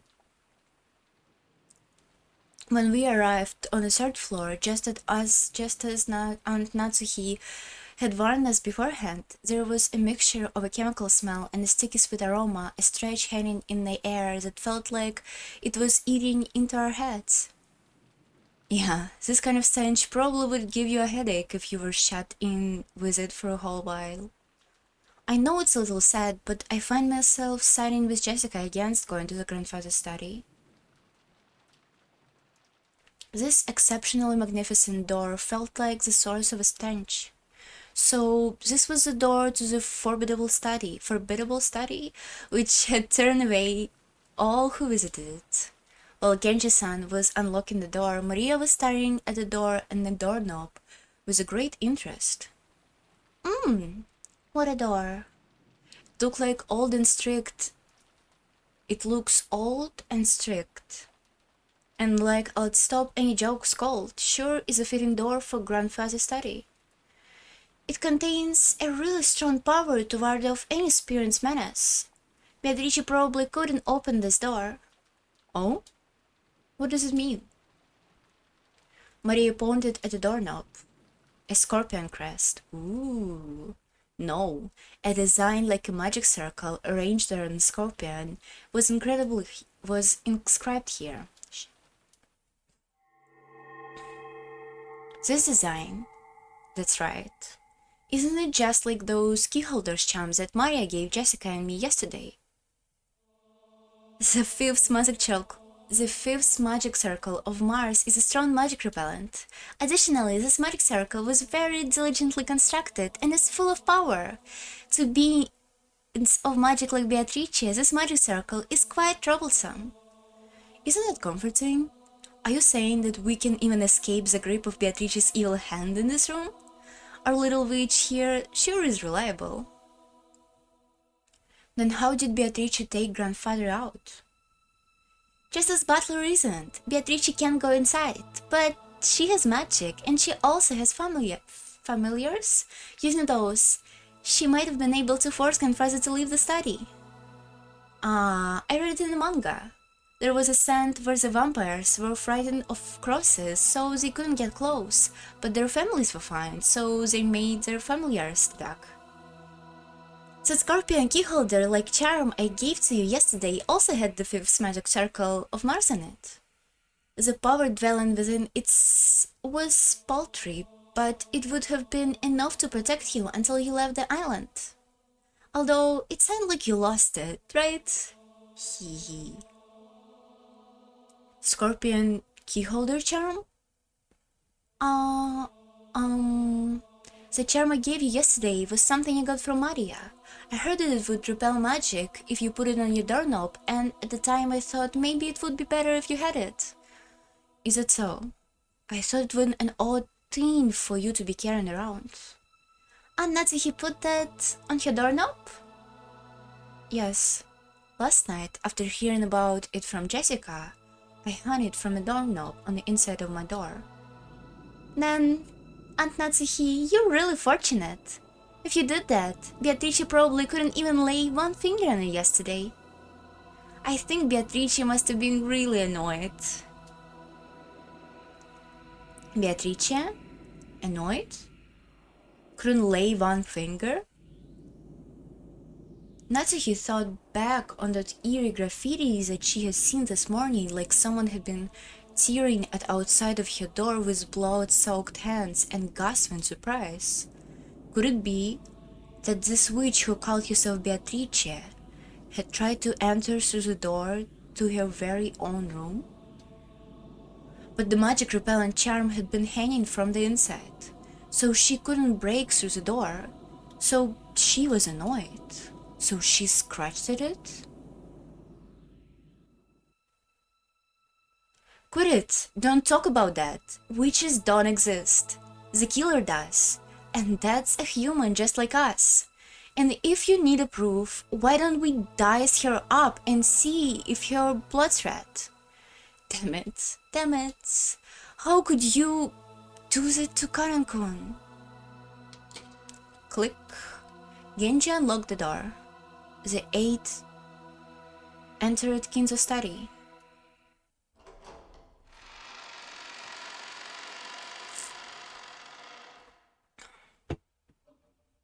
Grandfather's study I've heard rumors about beforehand, so it didn't surprise me at all that much. Oh, it's first time for Butler to be in here. He had done nothing more than fortify it thoughtfully with his occult hobbies. If grandfather's hobby has been chasing after pop idols, these walls might have been buried beneath idol posters. Even if I didn't understand it, I did realize that this room was an amalgamation of all the things he enjoyed. Even though I couldn't help but remain dumbfounded by the smell of this creepy medicine and the sweet stench that seemed to melt my head. Medicine? Really don't think so.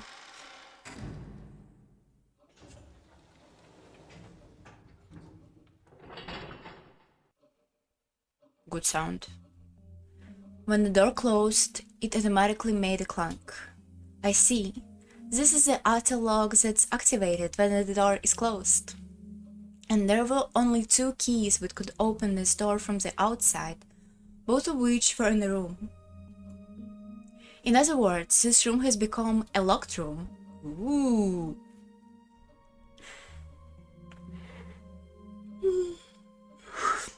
Excuse me.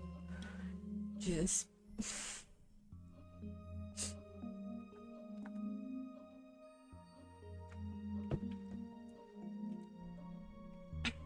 The shutters received the chain, and now the other lock. The fourth door has been locked in the most magnificent fashion yet, constructing a locked room in the perfect form that none could argue with.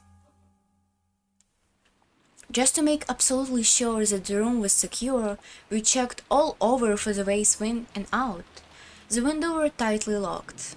That should have been enough, but just in case, we tried knocking all over the walls.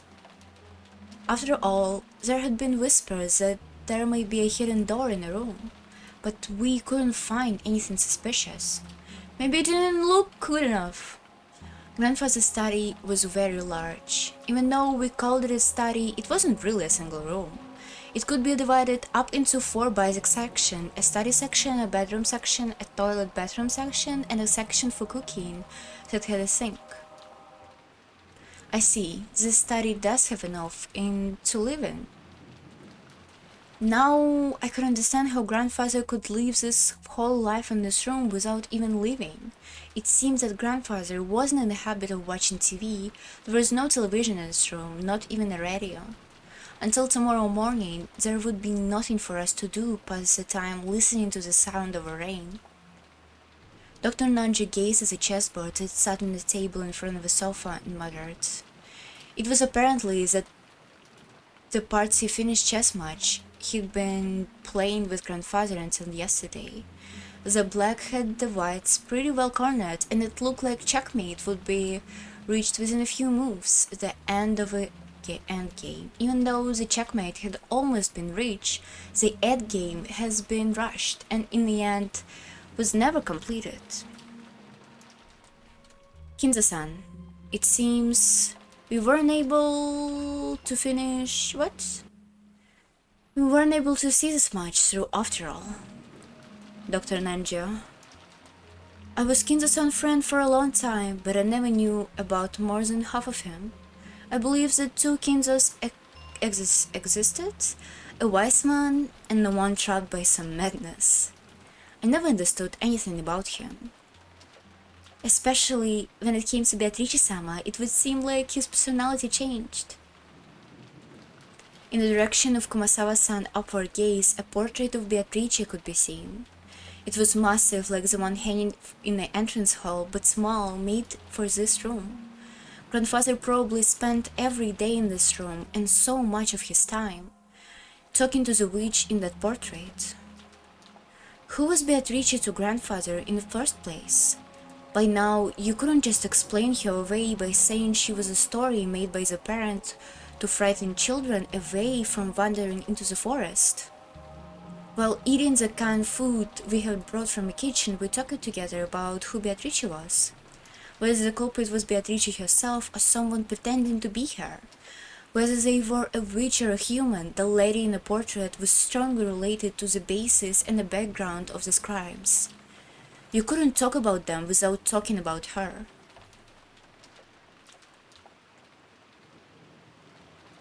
Oh yeah. Mom, you pick up a letter from the culprit in Aunt's Eva. Oh yeah! Yes. We still haven't opened it, have we? Let's open it to see. Yeah, let's go. Aunt Natsuki took out that Western-style envelope. Genji-san pulled the letter opener out of a drawer in the study desk and handed it to her. While watching her open it, George Ayaki grimaced slightly. After all, it was a letter left at the site where his parents had been murdered. There was a good chance that its contents would say something unbearable to Aniki. It seems that Aunt Natsuki also realized that. So she glanced over the contents first without reading it out loud. So, We were a little frightened that she might grimace after reading something shocking, but she just frowned unhappily. What does it say? There is one unpleasant sentence. It must be trying to provoke us. Aunt Natsuhi, after deciding that the contents could be shown to the children, set it openly on the table. Everyone stared at it at the same time. Prize my name. Oh. Okay. The hell? So friggin' smug. It's probably Beatrice declaring herself the victor. Damn it. No, guys, it's part of the epitaph.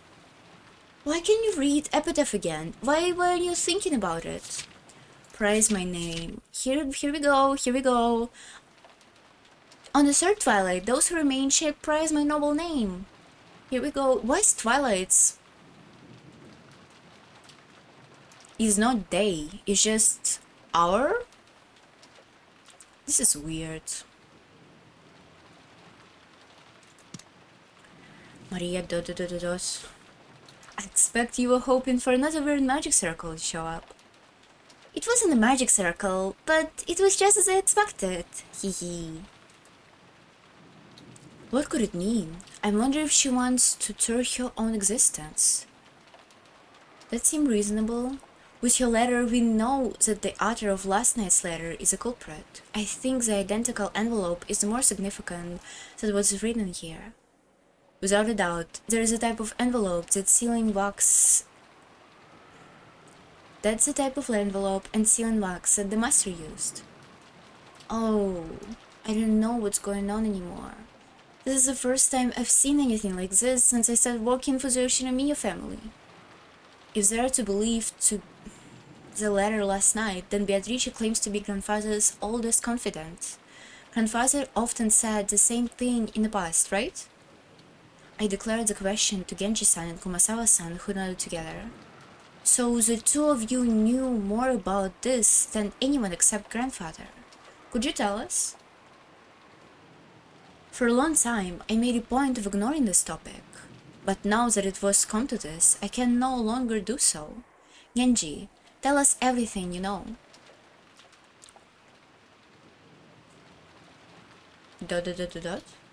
Genji-san didn't answer. Did he remain silent despite his knowledge, or did he not know nothing at all? Still, I had a good guess. The ghost story of the witch Beatrice had long been defied among the servants. He had probably been very close to grandfather too, and his occult hobbies. So there was a good chance that he's been indoctrinated with even weirder things, and had increasingly come to defy the witch. As grandfather's most trusted servant, who had sworn loyalty to him, he might be the most influenced by the witch illusion that grandfather had created. So there was only one reason for Genji-san to remain silent. He could say it, but he would definitely cause a backlash, so it was better if he kept his mouth shut. And it wasn't like he would believe him anyway, something along those lines. Only a short while ago, Maria has been more than willing to speak bluntly and unrestrainedly, and that had earned her a scuffle with Jessica. It was natural for Genji-san to keep his silence. Well, you asked, so you kinda can handle this.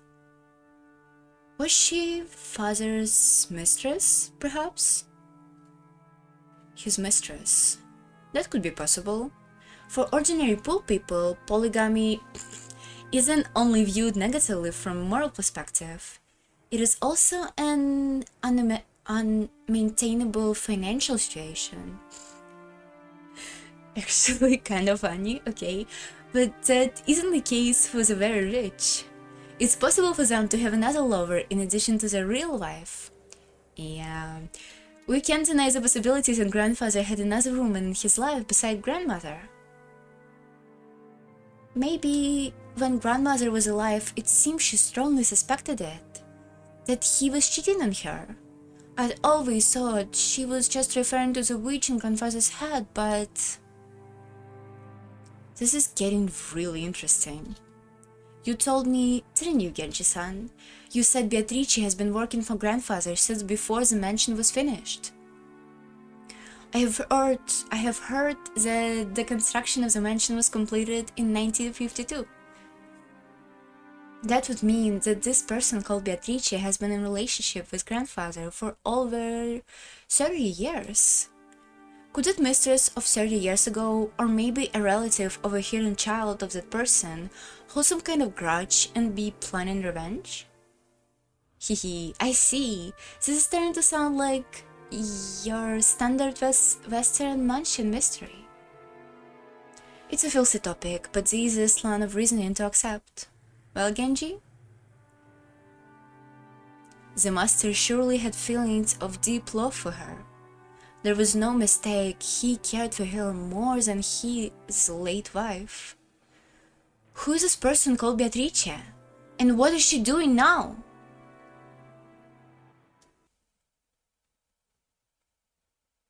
Music stop? I've heard that she passed away before the mansion was completed.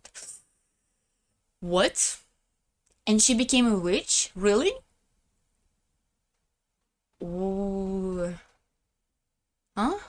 Can I know the reason why that happened? So that could happen to me? Excuse me?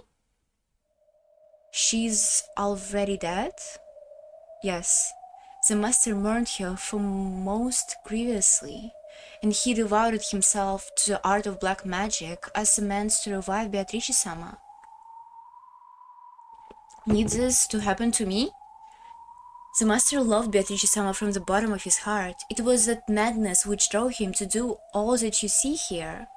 As Genji-san said this, he spread his arms as though asking us to look at this room filled with a sign of grandfather's madness. Why couldn't he marry Beatrice?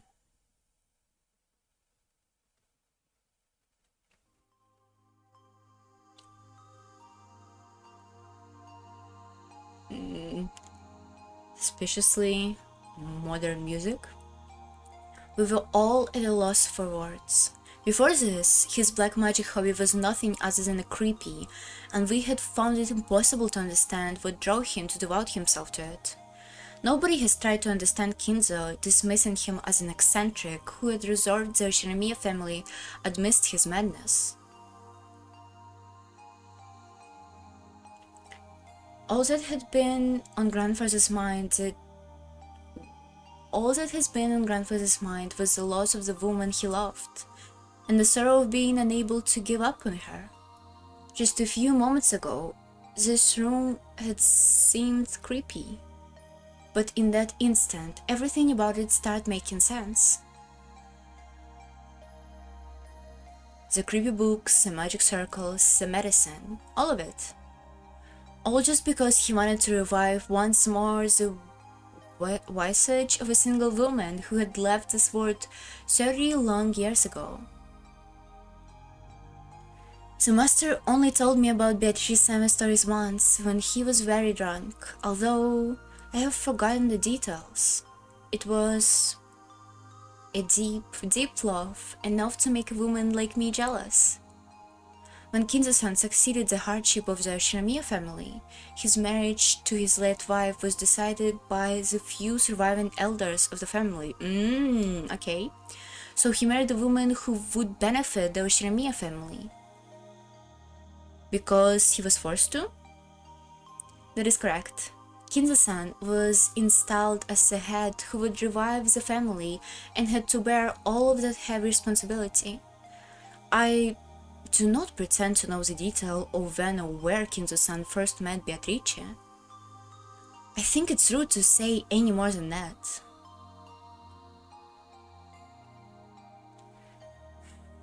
That was when grandfather truly fell in love for the first time. How deep that affection must have been. It was easy to tell just by looking around us. This room was covered with piles upon piles of things having to do with black magic. And grandfather has spent day after day, long days chatting here, immersed in his research and isolated from the outside world, never taking a single day off. You couldn't help but realize how deep grandfather's love for Beatrice was.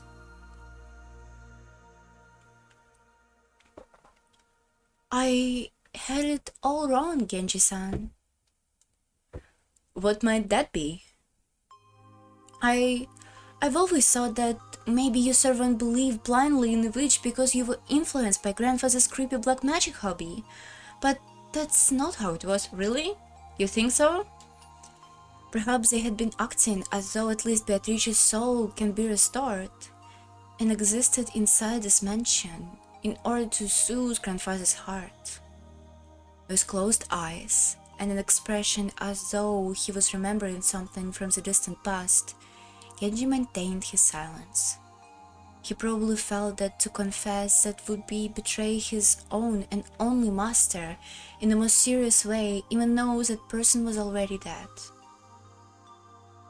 Beatrice has revived as a witch, and she is in the mansion even now.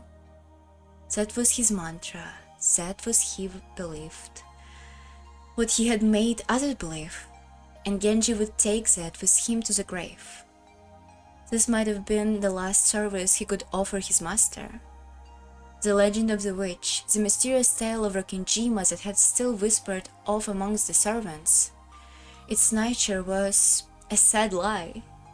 No, not an act of kindness towards grandfather who had lost the person he loved above all else. I remember denying the witch's existence in front of father on multiple occasions. Now, I finally understand how much that have been wounded him. Right now, I can understand very well. If I thought that I could revive Shannon using black magic, I'd immediately become the next owner of his room and start researching. Aniki, another strand of tears dripped from George's eyes. Maybe it was infections. Maybe it was infectious? Tear rose to Jessica's eyes too, and she sniffed. Beatrice told me. Very soon, she'll be able to revive. We'll be able to meet up. Very soon, the door of the Golden Land will be open. In that promised land that glitters gold, she'll resurrect all the dead people's souls and revive the love they possess as well. And I will sleep in the world of peacefulness forevermore. Did she say that? The Beatrice who gave you the letter? You don't believe, do you? If only grandfather were here, I'm sure he'd be happy. I'm sure he'd be jumping from joy how now that Beatrice is about to be revived. In that case, I believe. If spending half of his life on research is what brought life back to grandfather, and if believing that the soul of a woman he loved had been resurrected is what enabled him to live to a ripe old age, I'll believe too. Butler. When love for a single woman is persistent over a long time, it is shared by those around you and becomes the truth. Maybe you could say they're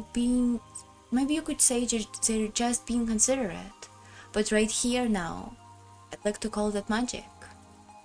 It isn't consideration. It really is magic. She's a witch.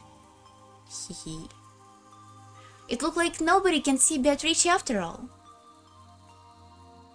Some time passed. As we listened to the sound of the rain, we considered what kind of love and madness might have possessed the owner of this room as he spent half of his life here. Good one, let me check something. Give me. Thank you. Characters. Canon. How presumptuous for furniture. That's it? With a weapon resembled an ice pick having been rammed to his chest, he was found in a boiler room. How presumptuous for a furniture. Not a lot of people left. Not a lot of people. If you ask me as a woman, then while I'd like to understand Fuzzy's feelings of love, it does leave Mom in an awkward position. Or mother, she said mother.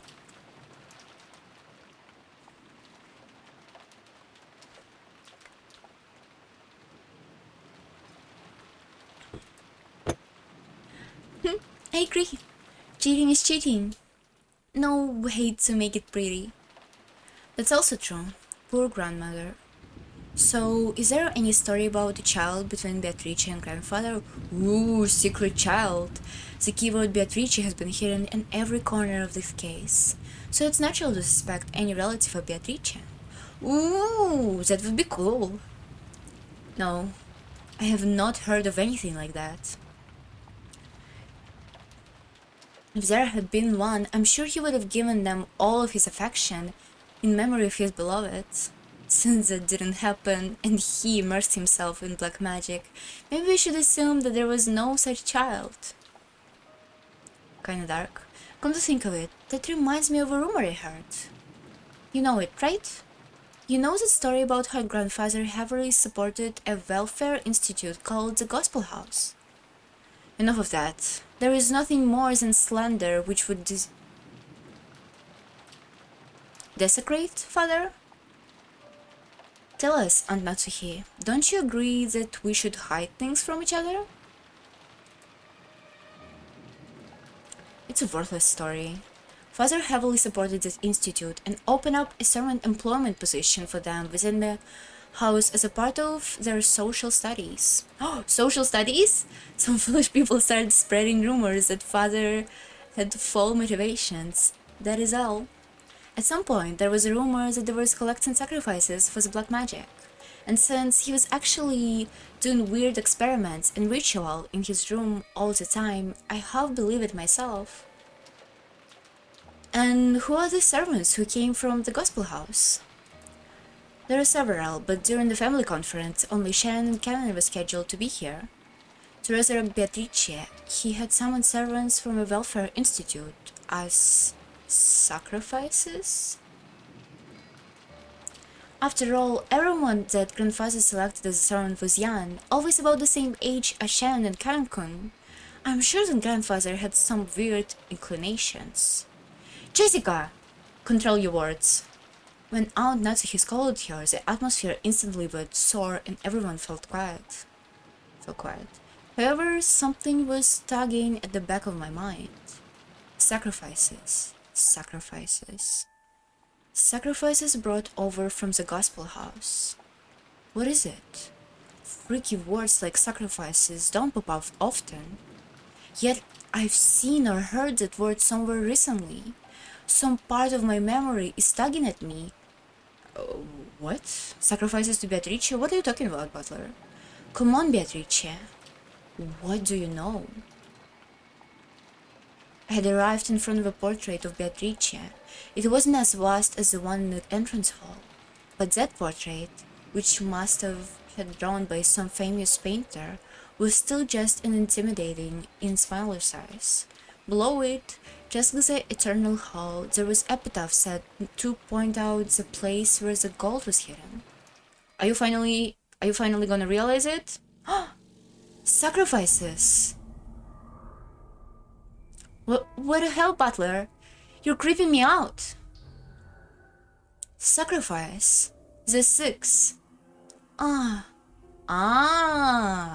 Both of my eyes opened as wide as plates. Right here, everything had been predicted since very beginning. Yeah. Good morning, happy birthday. What is this? How can you not notice it? Everyone crowded around, and the same expression of terror filled every face. Like, didn't Maria mention it multiple times? No? Yes, it was written in the epitaph. You guys are so unserious. Some of you even lived with this shit for like a while. Why couldn't you remember it? On the first twilight sacrifice, the 6 chosen by the key.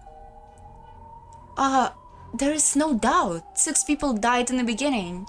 And even on this shutter, there is a magic circle was drawn. No, where the Hebrew was written, it mentioned the offering of sacrifices. I've been saying that from the beginning. Yeah, hello? That's right, Maria had said in the very beginning. Right after we found the 6 bodies when Maria was in the parlor watching TV, she had said it. Killer's not human. Just the sacrifices chosen by the key. This has nothing to do with the location of hidden gold. It's a black magic or something, the instruction for the resurrection ritual. If I remember right, this epitaph requires a large number of deaths. It sure does. Even reading through it quickly, there be 6 plus 2 plus 5, 13 people who have to die. 13 people who have to die. How many people are normal on this island? It varies depending on the shifts for the servants, but there's father, my husband, me and Jessica, and 2 or 3 servants. Today and yesterday there were 5 of them, but there aren't normally that many. Which means that normally there wouldn't be enough sacrifices to carry out this ritual. No, wait. There was rumors that grandfather was collecting servants from the gospel house to be used as sacrifices in some creepy ritual. So what? He increases the number of sermons to increase the number of sacrifices and waited for the annual family conference when even more people would gather? Isn't now the only time of the year this ritual could be held? When Jessica screamed this, Maria broke out in a creepy laugh, looking truly pleased. Aren't there some people who make bets to test their fate? Like throwing a sandal and saying that if it lands right side up, tomorrow will be sunny, or saying that tomorrow will be a good day if a coin lands on heads. There are many little superstitions like that. If you fed up how nothing is going right in front of you, and you happen to roll some dice and get 3 sixes, it would probably make you want to believe that it's a sign of some miracle. When flipping a sandal, you have at worst a 50% chance. Even if you get it right side up, it's not worth much. But if you carelessly roll 3 dice and they all come up to 6, you might think that's a small miracle. Sorcery works the same way. You keep on praying earnestly, hoping for the impossibly unlikely outcome. Then, when that impossible result shows itself, the feeling from all those stored up prayers are made incarnate through magic. So sorcery that grandfather was trying to perform was probably like that. The key randomly selected sacrifices in a lottery. So to reduce the chance that he himself was selected, he chose the day with the greatest number of people on the island to carry out the ritual. How ridiculous! Are you saying that all these incidents were part of a process of some questionable magic ritual? Natsuhi yelled. She couldn't stop thinking fearfully about she might have been protected just because of a scorpion charm. If I hadn't received the charm from Jessica and hung it from my door, no. Would I have been killed, been one of those 6? And the strangest part is, even though I hung the charm from the inside of my door, they couldn't get through the door. The killer had noticed the charm from outside the door and had given up trying to open the door. A human couldn't have perceived that. The charm meant to stop someone that was not a human had done just that. Impossible, impossible, impossible. However, Natsuhi-san, look, the epitaph traces the events that followed. On the second twilight, those who remain shall tear apart the 2 who are close. Could you be talking about Iwa-sama and Hideyoshi-sama? Painful as it may, we must reach this conclusion. And after the culprit killed them, they left the words from the third twilight in a letter here. That's right. After carrying out the second twilight, they left the third twilight in that place. The third twilight is just unlike Natsuhi just read. On the third twilight, those who remain shall praise my noble name. Now I can read it. It just keep going on, doesn't it? On the fourth twilight, gorge the head and kill. Yes, Kinzo? Gorge the head and kill. George Ainke parents were killed with a demon's ice pick scorched into their hands. But if that counted as a second twilight, someone else might be gouged in the head. Yeah, Kinzo. The grandfather. He had been burned in the incinerator, and our eyes were so drawn to the part that we didn't notice. But grandfather's forehead. No, his head had been gorged. Grandfather is the victim of a forced twilight? Then Kanokun! On the fifth twilight, guards the chest and kill. We thought that Kanonkun's case was an unexpected encounter with a culprit, but that's wrong. They had been planning on luring someone out alone and driving something through their chest from the beginning. If the culprit has followed the epitaph this far, does it mean that 3 people still have to die? On the sixth twilight, gorge the stomach and kill. On the seventh twilight, gorge the knee and kill. On the eighth twilight, gorge the leg and kill. Yes, you could read it that way. Well, I wonder about that. After those 3 die, it reaches the ninth twilight. Take a look. All of you will die. On the ninth twilight, the witch revives, and no should be left alive. We are all going to be killed by Beatrice. I don't get it. Does it mean that everyone will die no matter how many people there are? What was Grandfather's goal? Doesn't it mean that this ritual would kill Grandfather himself no matter what? It doesn't matter. No one else is alive. On the 12th night, we finally arrived at the Golden Land. On the 10th twilight, the journey ends, and you shall reach the home of the gold. The witch shall prize and wise and bestow 4 treasures. Grandfather wasn't afraid of something like this. Looked like second and third and the fourth treasures. One resurrected all the dead people's souls. One even revives all the love they possessed. So Grandfather believes that he would eventually be revived even if he died partway through the ritual? Ridiculous! That's insane! When you die, it's over, right? The dead don't come back to life. That's a miracle that humanity has been chasing after for thousands of years and still hasn't accomplished. So it's gotta be something like this, right? Something like you can revive and meet them in the world after death?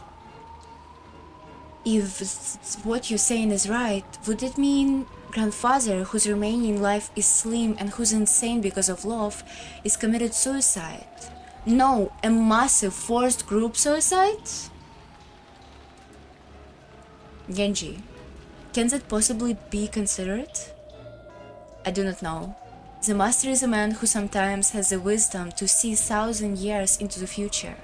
However, there are times when there appears to be nothing more than a madness to commoners such as myself.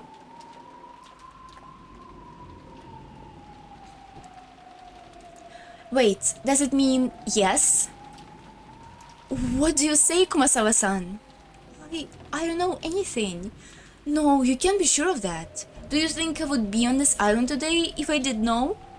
I would take fake an illness or than whether it took to get the day off. Good gracious, yes. What about your opinion, Dr. Nanjo? You've been Grandfather's friend for many years. I feel the same as Genji-san. Kinzo-san was a man who far surpassed ordinary people. I've even felt a sort of inhuman power from him at times. Holy shit. Not even I understand what Kinzo-san was thinking when he wrote this epitaph.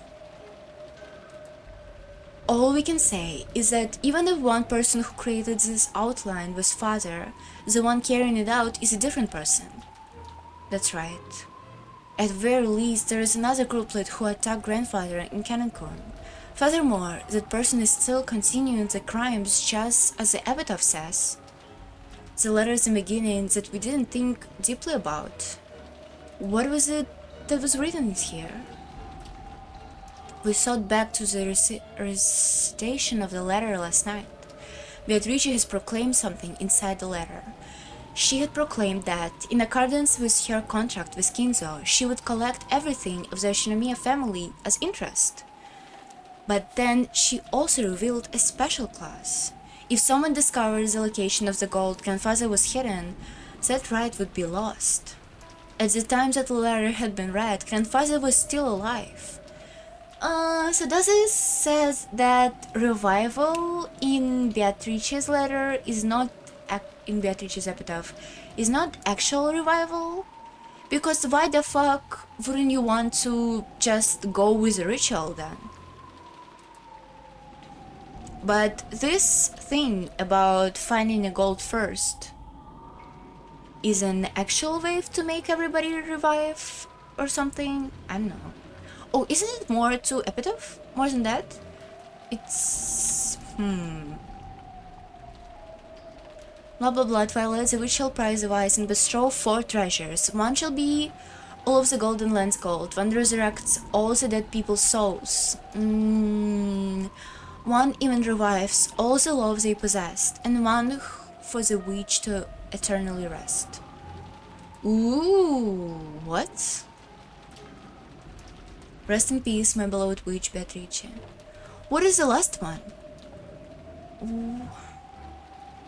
Why would you go through all this trouble to resurrecting her if in the end she rests again eternally? Nah.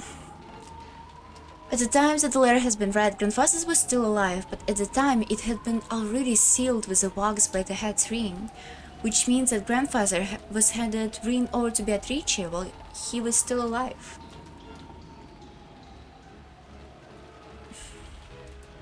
If you think about it straightforwardly, we could probably take that to mean that Beatrice is carrying out... That Beatrice is carrying out that strange contract. Then Grandfather is securing her that right. Simply put, it was the same as saying that Grandfather knew of and approved of the content of that letter. In other words, it's as though it was a joint message from Beatrice and Grandfather, telling us that Beatrice will start correcting interest if we don't solve the riddle. In short, Grandfather and Beatrice were telling us to solve the epitaph's riddle, and that if we couldn't, they were saying they would kill us all following the procedure in the epitaph. What meaning is there to that? What do they want? I don't have a clue what it means. Look, another letter from Beatrice.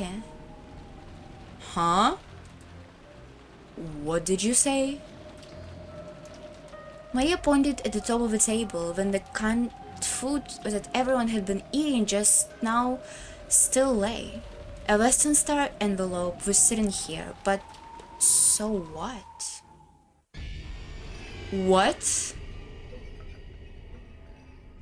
Aunt Natsuhi let out a hysterical cry, looking between her own hand and the table, because the envelope that she had just opened was still grasped in her hand, and despite that there is envelope on the table. Like, this one is for sure somehow Maria's doing, right? Right, for sure. What's going on, Maria? Where did that envelope come from?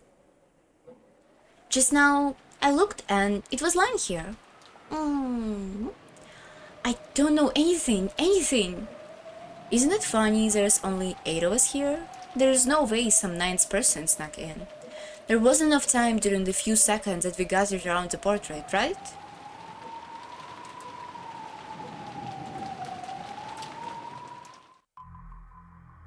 System 0. Good one. Get back, all of you! Back against the wall. Aunt Natsuhi was pointing a rifle at Genji and the others, blowing at them. Genji's sound was overpowered. His face looked like he didn't want a clue what was going on. Of course I felt the same, but a few moments late I reached the same conclusion Aunt Natsuhi had. Until just a sec— oh my god, this is so creepy for them. I would literally die at this moment if I knew that I felt safe with some people that left here and then one of them turned out to be a traitor. I would literally die. And nobody has entered this room. That means someone among us placed it here during a few seconds where everyone was looking away, preoccupied with the portrait. Buttercoon opened that envelope and read what's inside. Sure. I picked up the envelope. It was still sealed with a wax. Even without disturbing its contents, I realized that this was an envelope. An unopened envelope, an unknown envelope. Without relying on a letter opener, I violently tore it open and pulled out of a letter inside. The contents were as follows. Are you enjoying the riddle of Kinzo-sama epitaph? You are all probably aware you have very little time remaining. Please abandon any naive hopes of escaping after the song passes. This game can only wait with my victory or yours. When the time runs out, I will win by default. There will be no ties. Make sure that you do not misunderstand your current situation. That's what it says. It isn't clear who put the letter here. However, I have been able to narrow down the list of suspects. It's all of you! Madam, it's just too horrible. Just before I moved for the portrait, I set a can of food down here. At this time, there definitely wasn't anything as strange as a letter here. And at the time, Jessica, George-kun, and Butler-kun were already in front of the portrait, and they didn't leave the spot in front of the portrait until the letter appeared. So the person who set that letter down is one of you four. Beatrice is one of you. So it's Maria. We aren't Beatrice. Beatrice exists. Silence. I don't know whether I should suspect one of you or all of you, but without a doubt, at least one amongst you is a culprit. What if they all just kill each other right now? Would it resurrect Beatrice? What if they killed each other right now, but they wouldn't kill each other in the way that was said in Epitaph? Like, what if they all find the poison here and drink it? Would ritual be ruined? Just scientific curiosity. That's right. There can't be the 19th person. There is no way witches exist, even when Canon-kun was killed. Yeah, that could have... Yeah, that could have explained if Kumasawa-san was the one who did it. I don't think it was her. The truth is that Kumasawa-san had entered the boiled room with Canon-kun and killed him. And when she lied, saying he was already fallen when she got here. You're making a mistake, lady. Why would I do something like that? I don't have the slightest idea how my parents were killed in a locked room. But when they were killed, everyone except for servants had an alibi. The only ones who didn't were the servants. But is it really correct to suspect them? Well, now that you mention it, they do have no alibi for any of the cases, but... Should we really be so quick to make the judgment? But this time, in this room, in this place, in this moment, in this minimally small bit of a time and space, it's obvious. Only one of those four of them could have said the letter here in our blind spot. It was Maria. We can't tell who put it here, but it's obvious that one of those four did it. Suspect Maria.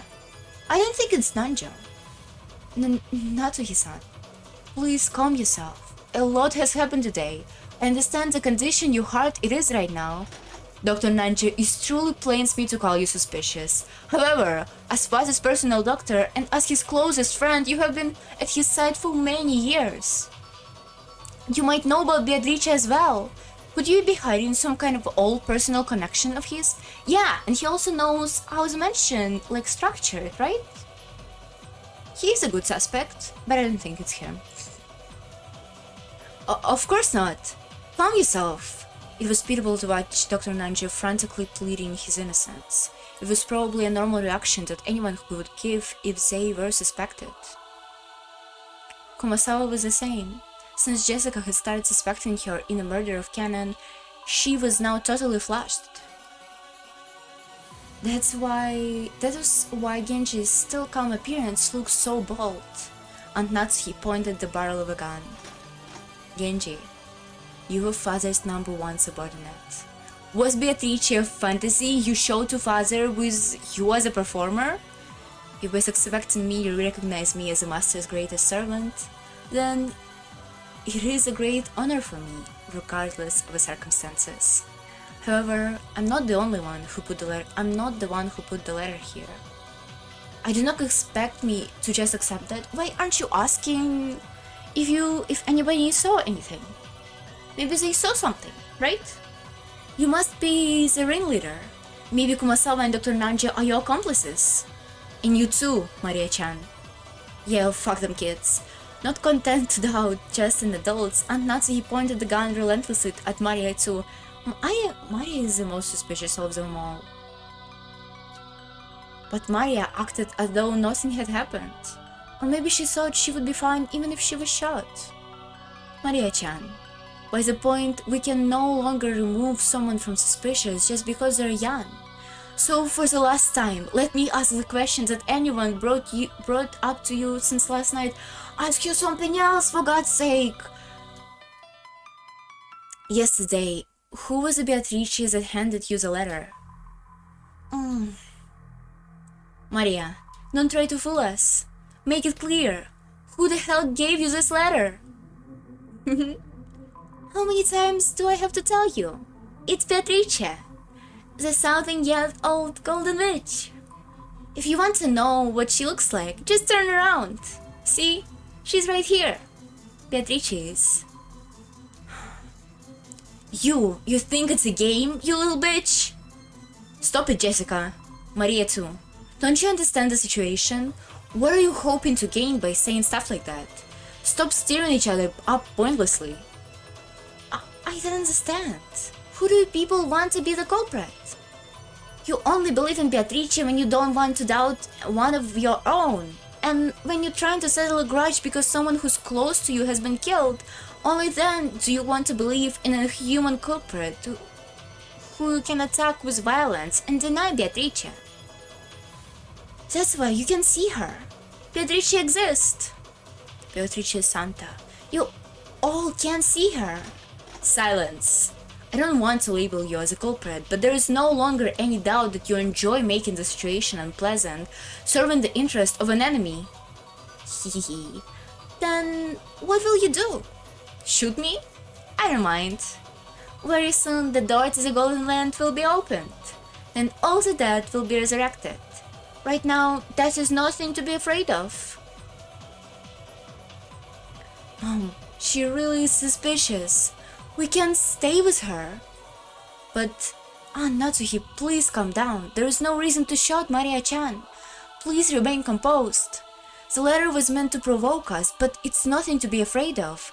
Even the culprit is scared. Scared of tomorrow. Scared of the police. Right now, this island is free from the reach of the law, but that's only because it's isolated by the typhoon. Once the typhoon passes, the law will return. So you mustn't shoot. How can you be so calm, George Nissan? One of those four is a culprit. No, baby, all four of them are working together. How can you stay so calm when one of these four might be the culprit who killed your parents? Even I have the desire to find the culprit and kill them, but that would be simple barbarism. I will leave the judgment of crime to the law. So no matter how suspicious they are, you mustn't pull the trigger. I feel the same as George Aniki. Aunt Natsuhi, get a hold of yourself for a second. Anyway, it'd be bad to shoot. In times like this, I hear you could tilt your head back and say stay cool 3 times. Let me make this clear. Witches don't exist. Not in Rokkenjima, not in the Oshiramiya mansion. I declare it as the Oshiramiya Natsuhi, representative of the Oshiramiya family. There is no witch here. I won't accept Beatrice. No matter what you're planning, I won't let you lay one finger on my daughter or the rest of them. It is your duty as a mother and as a representative of the family. Those words were the final words of farewell that settled everything. To protect your daughter, Aunt Natsuhi would regard any suspicious person as enemy. The only reason George Aniki and I were standing on the side was because, by coincidence, we had a clear alibi regarding the letter. If I hadn't reapproached the portrait, I too may have been on the outer end of a gun barrel, treated like a criminal. But even though part of me thought that, part of me was thinking that chasing all the suspicious people from this room would finally guarantee our safety. Genji-san, Kumasawa-san and Dr. Nanjo, all of them were on grandfather's side. You could even say that Maria was on grandfather's side since she had a blind belief in Beatrice. That's right, they're all suspicious. But is this really alright? Is this really alright for us to fight back against the lawless of the witch by throwing out all the suspicious ones without due process?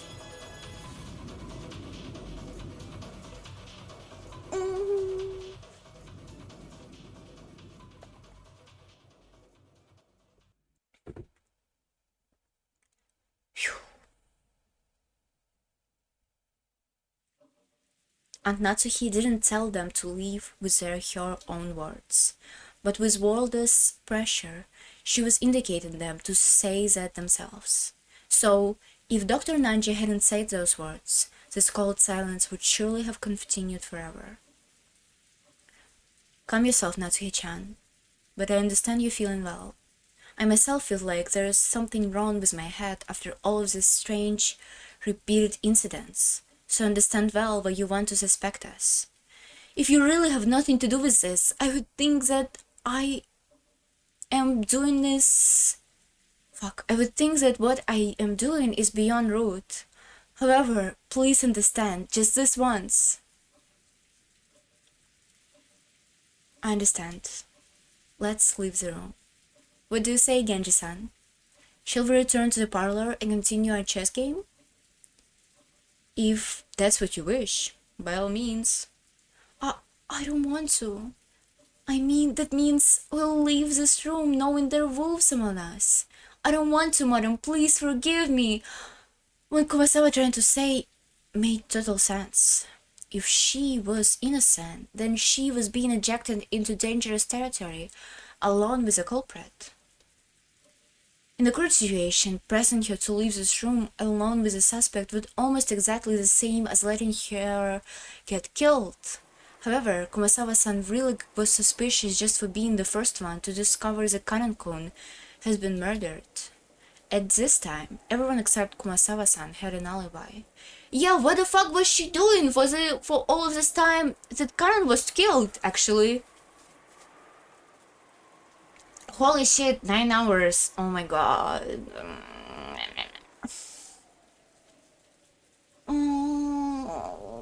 Well, we almost finished, right? It's like hour or two left, maybe 40 minutes, right? As long as the use of some trick of the existence of some 19th person could not be established, Kumasawa-san was one of the most likely suspects by far. I didn't want to believe it. However, Aunt Natsuhi and the rest of us were in such difficult situations that we couldn't help doubting any of them, Kumasawa-san included. So we didn't say anything to stop Aunt Natsuhi from trying to oppressively chase them from the room. We had stopped her from shooting, but when it came to exiling them from the room, we were possibly agreeing. Maria spoke to the still fretful Kumasawa-san. You'll be alright. Beatrice is kind to those who respect her. You believe that Beatrice exists. So I'm sure you'll be fine. I'm going to watch TV in the parlor. Let's watch it together. This place has no TV and it's boring. Hehehe.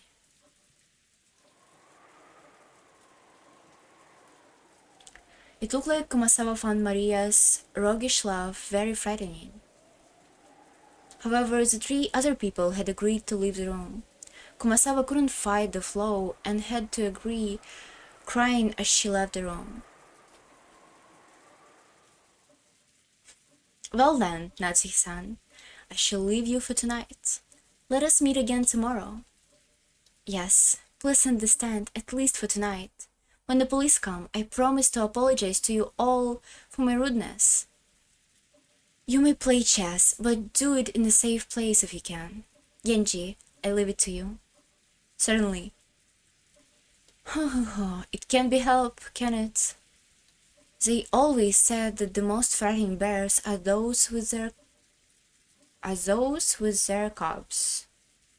Genji, Kumasawa, my sincere apologies. Let us meet again tomorrow. Maria-chan too.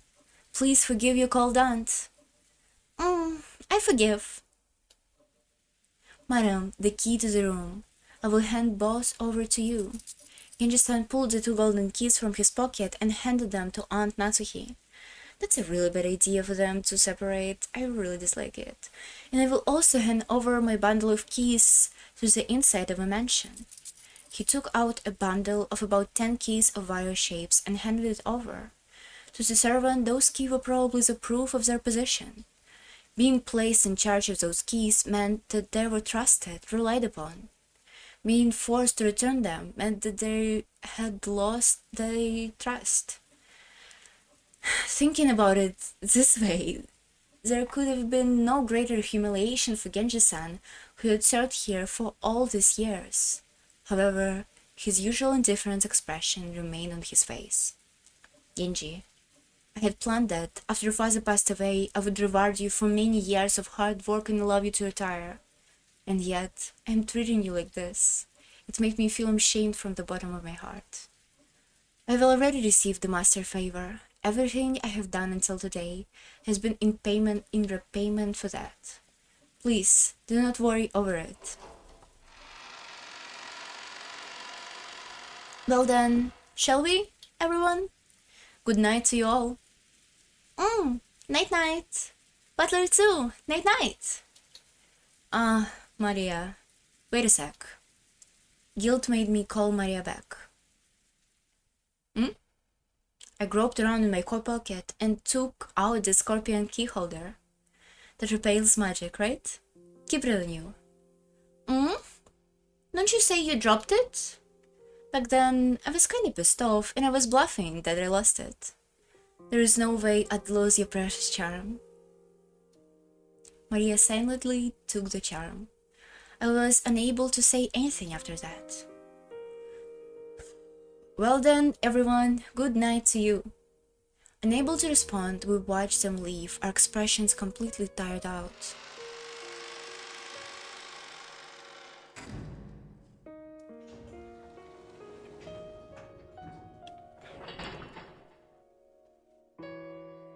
And until the door closed and we heard the auto lock, we were able to even draw our next breath. When I was finally allowed to take a breath, I noticed that Beatrice's letter, which I had been gripping the whole time and which was soaked with my sweat, actually had two sheets. The paper has been tightly stuck together, so I had mistakenly thought that there was only one. Of course it is. There was nothing written on the second sheet. The thin draw here was a magic circle written with a red ink like blood. Just like how every magic circle up until then has been different, this magic circle was one that I have never laid eyes on. Inside the circle, a right triangle and a small triangle were fit together in a simple design. Is it somehow destroying the other sigil that is on the doorknob? And it allows the magic to come in here and kill you all? But just as before, there was written in Hebrew, and it seemed clear that it held some kind of meaning. I wanted to know what could be, but we just chased Maria, the only person who could understand the meaning of a magic circle, out of the room. I thought of the magic circles as a second set of messages for Beatrice. What does this one mean? Damn it. We chased out all the suspicious people. Now all we have to do is stay barricaded here until morning, and then will everything be over? Once the typhoon was past, when the seagulls cry, title drop, will everything be resolved? But the letter that had unexpectedly appeared in the study had rejected that naivety. It had made it very clear that, if time ran out, it would mean victory for the witch. When time runs out, is the witch planning to take on the offensive?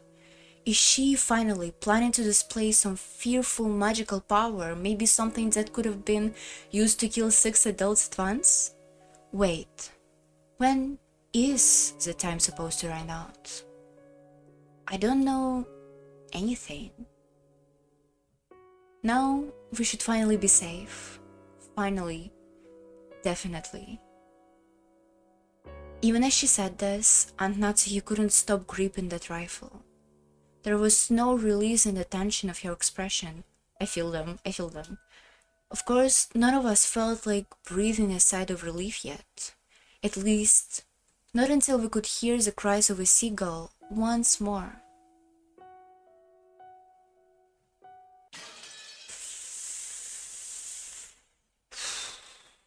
Umineko no nakokoro ni. Uh-oh. The Golden Witch. Voiceless.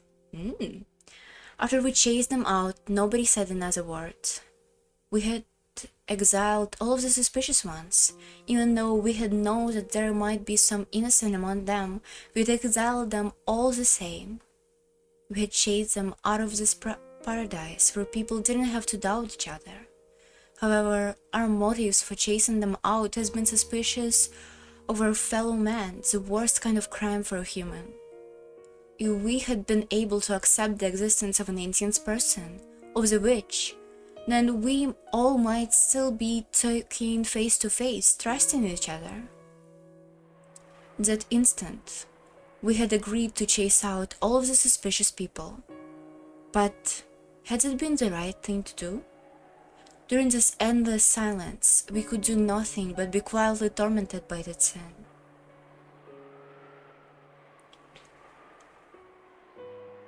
Aunt Natsuki was facing the door, seated all the way back in her sofa, not letting go of her rifle for even an instant. She would probably spend the night staring at the door without a wink. Or sleep. Judge Aniki was gazing through the gap in the closed curtains by the window, looking down the courtyard and the mansion was surrounding it. Whether he was checking to see any suspicious shadow would become visible through the window, or whether he was engaged in so deep internal conversation, I couldn't tell. Jessica was sitting at the angle of the sofa next to Aunt Natsuki with a dead expression on her face. And every once in a while, as though she just remembered something, she would take out the inhaler that she had used during her asthma attack and stick it in her mouth. I just heard it from Aniki, but apparently Jessica liked Kananku. It seemed that it was such a vague thing she hadn't realized herself. You know, it's the kind of thing that the other people tend to spot before the person in question realizes it. In that case, she might have first learned of her feelings when the person she liked died. It was truly painful and sad. Come to think of it, Karen-kun had been the one to hand her the inhaler. Maybe she was remembering that. As for me, I was fishing around grandfather's study, thinking I'd research the meaning of the magic circle on the second sheet of a letter. Did you tell about that to somebody, to anybody? Even though we were shut in here in a defensive position, my rebellious nature made me want to keep up with the offense, find some key to all of this. We had plenty of time until tomorrow morning anyway. No matter what I do with this time, no one can find fault with it. No one else showed that much interest in the magic circle. Its meaning was unknown, and once we understood it, we were sure to find some message that would cause us unnecessary anguish. I also agreed about this. However, I still couldn't let it go, so I killed time pretending to research it. You sure are enthusiastic. Did you find anything that might serve a hint? Nothing. The first task is even finding a book written in Japanese. Just how many languages could grandfather read? That's incredible. Aren't you tired, Butler-kun? You should take a rest while someone else is staying awake for you. Aunt Natsuki may be saying she stay vigilant all night, but there is no way her body can handle this. We should take turns sleeping. Then you sleep first, Aniki. I'm going to keep on with my little research until the drowsiness ends. What's that magic circle? Pretty much. We've got plenty of time to kill. I thought it'd be interesting to find out what kind of message the great Beatrice-sama put it in.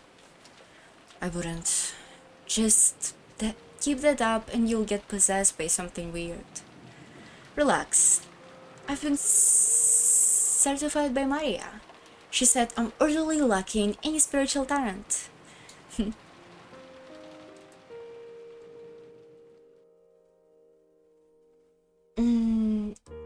Were we too cruel to Maria? Jessica, you mustn't think that now. But Mom, if Maria wasn't involved and the killer is someone totally different, they're obviously gonna go for the easy targets. If she's killed because of this, then we just... let her die. A gloomy silence settled once again.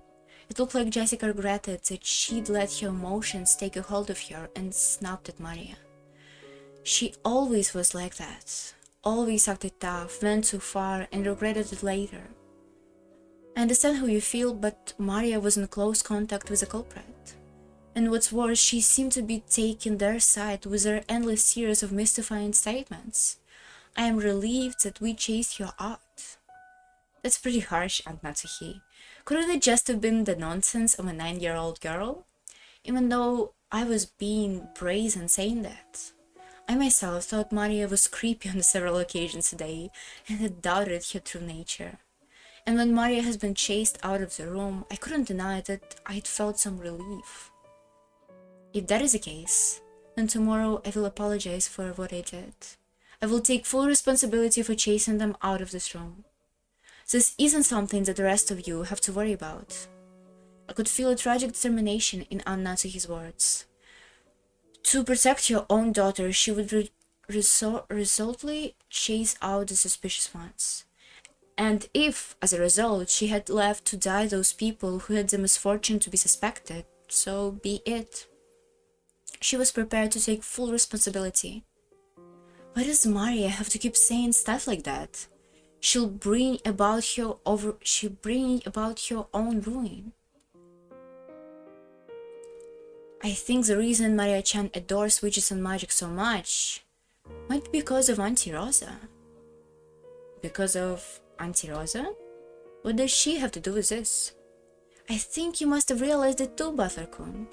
Maria-chan's real father ran off somewhere a long time ago, although Auntie's trying to cover it up by saying he's on a foreign business trip.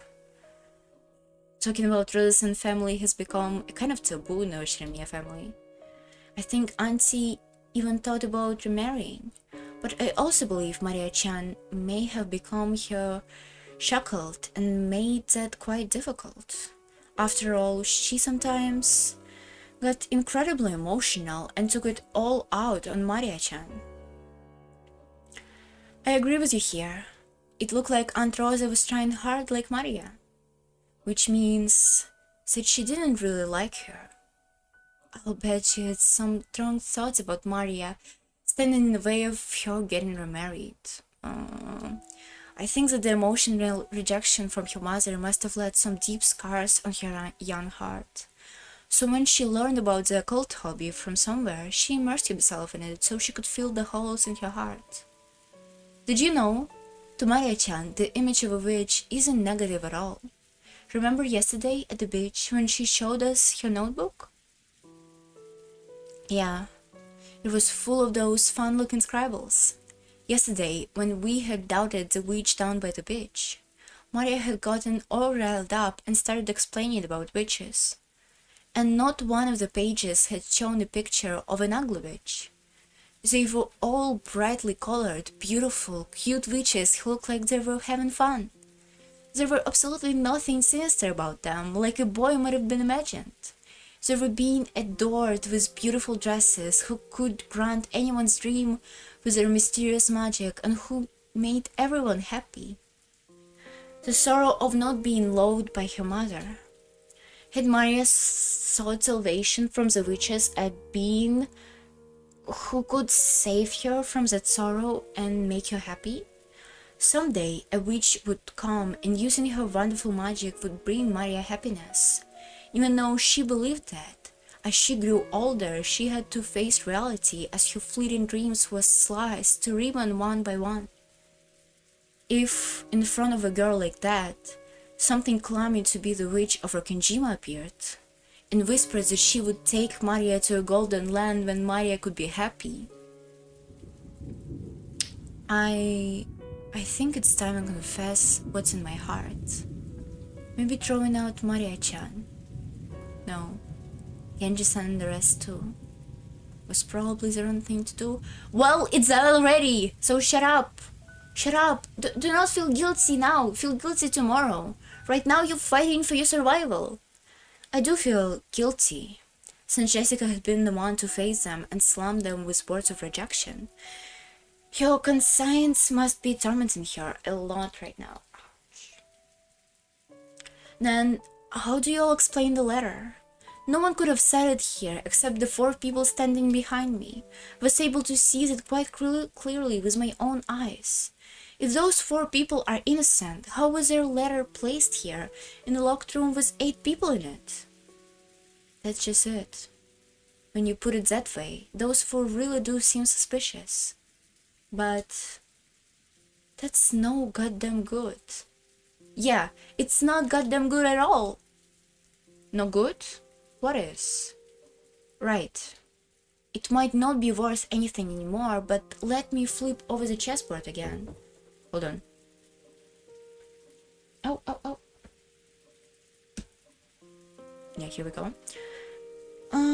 But let me flip over the chessboard again. Why? How's nobody of the people who stand behind you didn't see anything? I can't imagine. What I mean is, if no one of those 4 really is a culprit, it makes no sense. If one of those 4 really is a culprit, it makes no sense. That's right. Wasn't taking the letter openly on the table the same as confessing that one of them was the culprit? You're right, that makes no sense. If you're gonna do that, you'd put it like in the crack of the door to make it look like someone had slipped it from the outside. Yeah, they must have known they'd be suspected if they didn't make it look like the culprit was outside the room. Yeah, that's it, exactly. If the culprit was one of those 4, setting the letter right in the middle of the table would be both risky and meaningless. But putting aside the trick they used to set it here, if we assume that the culprit is someone other than those 4, in other words, someone who was outside the room, then they had a lot to gain from that letter. Stop that, Butler-kun. At this point, this issue is insignificant. And Natsu, you quickly guessed what I was getting at.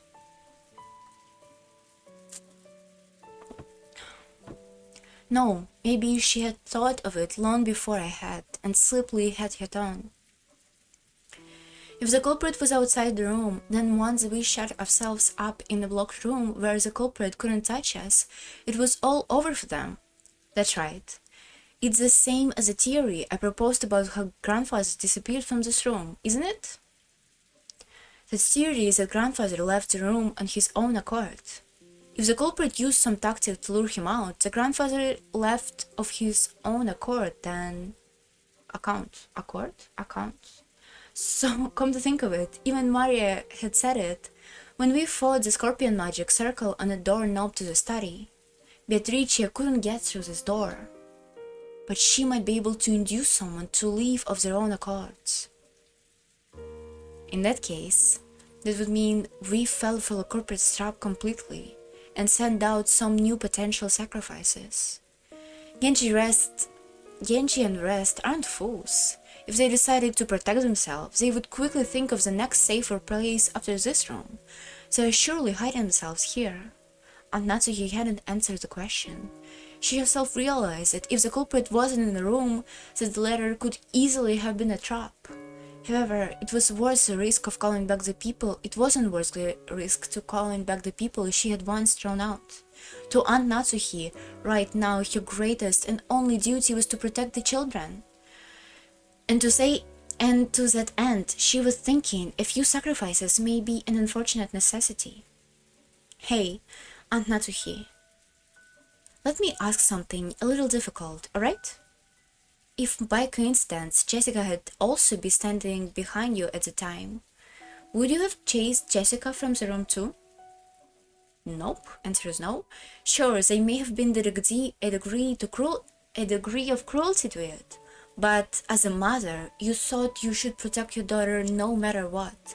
And it was out of the duty that you sent them out, fully aware that you would eventually be held responsible for it.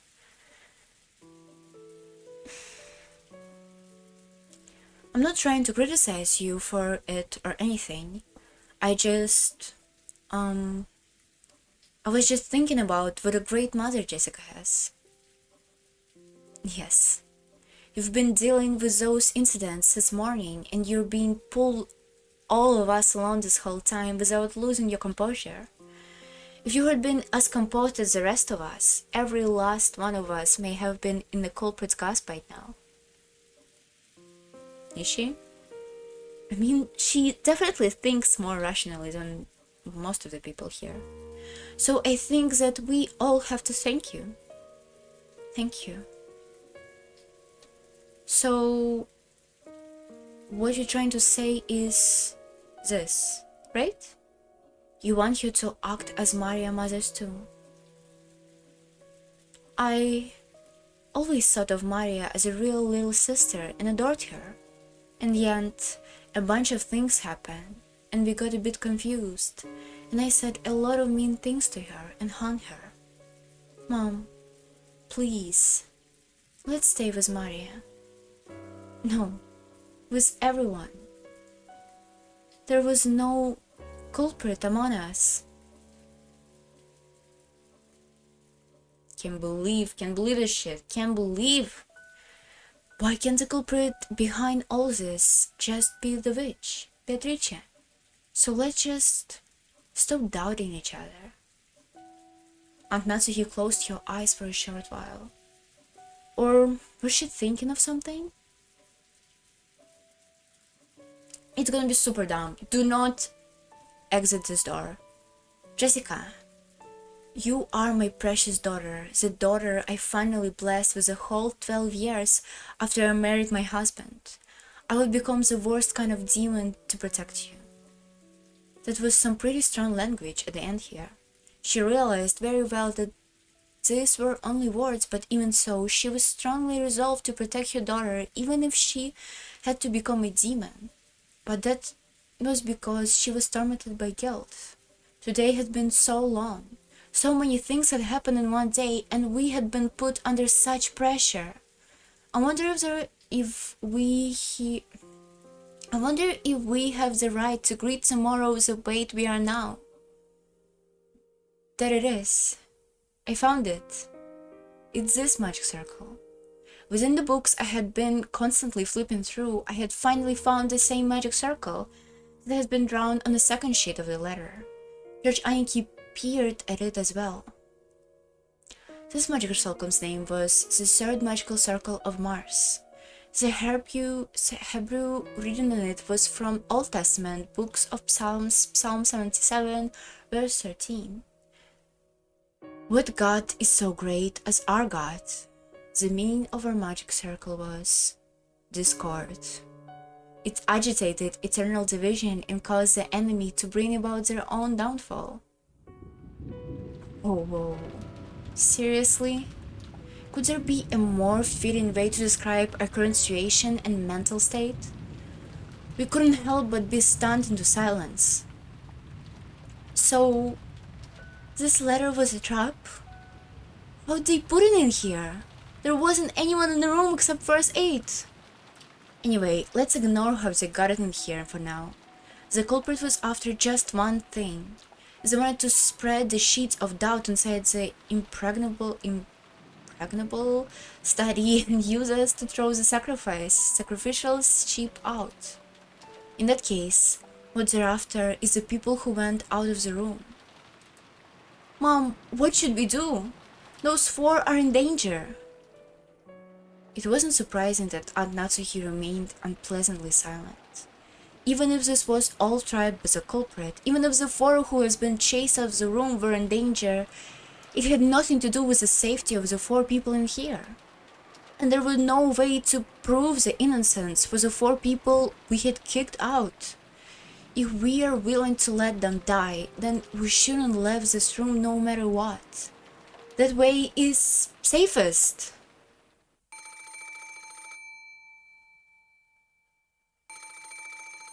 I would lose my shit here. Holy fuck, I hate this. Why the fuck the phone is calling? Oh my god. It was antique extension phone that was set in grandfather's study deck. Please don't be a witch, please don't be a witch, please don't be a witch, please. Oh my god. It had started ringing right as we began this conversation.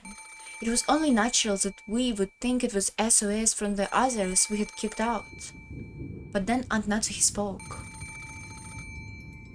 How can the telephone be? It should be broken down and unusable. That doesn't matter. If that's Maria Naz calling for help. If the problem with the telephone was the culprit's work in the first place, then the phone call is more than likely it was one of the. With that one sentence, the ring of a phone, which has sounded like a scream for help, started to sound like a ghastly summon from some unknown person. And Natsuki hesitated over whether to pick up the receiver.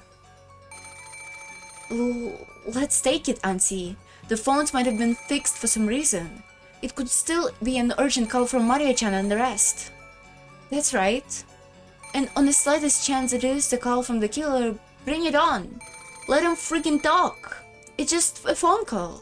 No matter what the babbles through the receiver, it's not like they're gonna hurt you. What's your favorite scary movie? If you won't pick it up, then I will. I will take it. Hello? I stretched out my hand to take the receiver, but Aunt Natsuki picked it up first, as if to say she had it under control. We all held our breaths, trying to figure out who the person on the other end of the phone was. But for a while, Aunt Natsuki just kept saying, hello? A silent followed hope. That was the worst. There's no way Maria and the others would do something so creepy. Which means... this phone call. Might it possibly... really... Natsuki stopped repeating hello and strained her ears. Because she thought she had something far away on the other end of the receiver.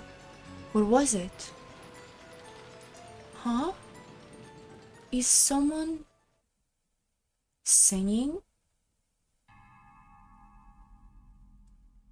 What do you mean, singing?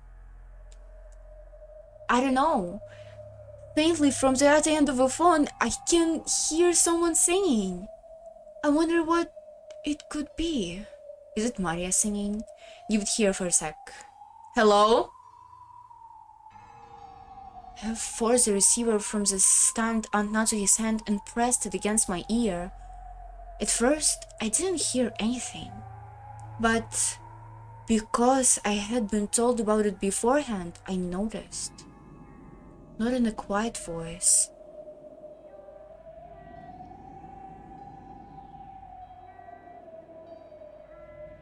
I can hear it. It is Maria for sure. But rather far away from the receiver, I could hear a girl singing a song. The voice sort of sounded like Maria's, but that was made the situation even more inexplicable. At the very last, the one who had made the phone call hadn't been Maria. After all, Maria was singing some song far away from the receiver. In that case, the one who made the phone call should have been Genji-san, Kumasawa-san, and Dr. Nanjo. And yet, they weren't saying anything. Why? For what reason? Who was the person who made the phone call? Hey! Hello? Who is it? Answer me! Is it Maria saying? Answer me! What's going on? What is it? I don't know. All I can say is this is probably a prop and Maria is in trouble. Aunt Natsuki took the receiver again, but after calling into it several more times, she realized that she wasn't getting anywhere and hung up. She then dialed quickly and clocked her tone. Oh right, if the phones are back, we should be able to reach the police. By judging by her action, the outside lines still won't connect. Let's go! Even if we know it might be a trap, we have to go. Yeah, absolutely. Oh, hold on.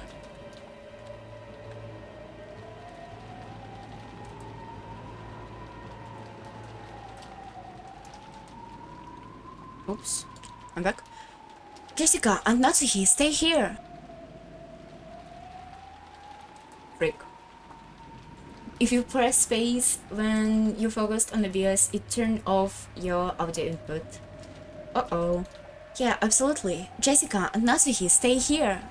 When Aniki and I tried to dash out, now Aunt Natsuki stopped us. Wait just a minute. I cannot let you go alone.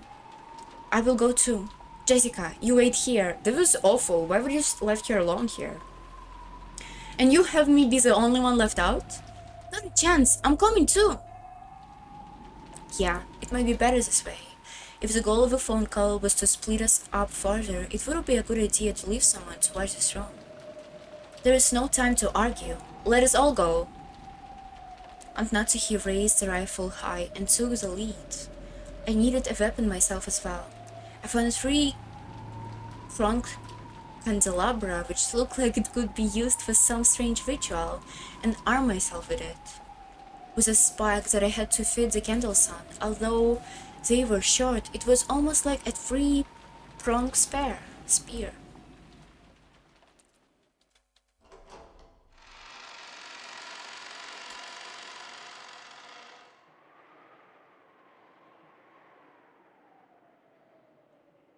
Oops. When the four of us left the study, we left the study which should have been the safest place inside the mansion. And so we had been lured out despite the fact that we had barricaded ourselves in a safe locked room. I would never went out of a locked room. And perhaps we were even repeating exactly the same series of events that had led to grandfather's disappearance from here. Maria, where are you? Answer me! I listened closely, but I didn't hear anything. The mansion was fast, and the sound of rain even noisier than before, as if the passing typhoon was making its last stand. Maria-chan said that she wanted to watch TV in the parlor, right? Let's try going downstairs. Yes, good idea. Yeah, everyone is dead, for sure. Everyone, be mindful of your surroundings. Yeah. With Aunt Natsuki in the center, her rifle readied... Full-on playing something, okay. So Aunt Natsuki is in the center, her rifle readied, and her fingers on the trigger. We moved in a group, our backs together, checking our surroundings in all directions. As though the power of that magic circle designed to spread discord had brought it all into being. We had split up and furthermore had been dragged into a dangerous territory. In other words, even now, in this very moment, we were doing just what the culprit wanted us to do. This was not now a strange space, but it wouldn't be odd for anything to suddenly occur. Aunt Natsuki nervously pointed the barrel of a gun at every dark spot and shadow. It felt like that motion was out of a fear rather than caution. But the rifle she held in her hand would surely also be trump card that the killer was afraid of.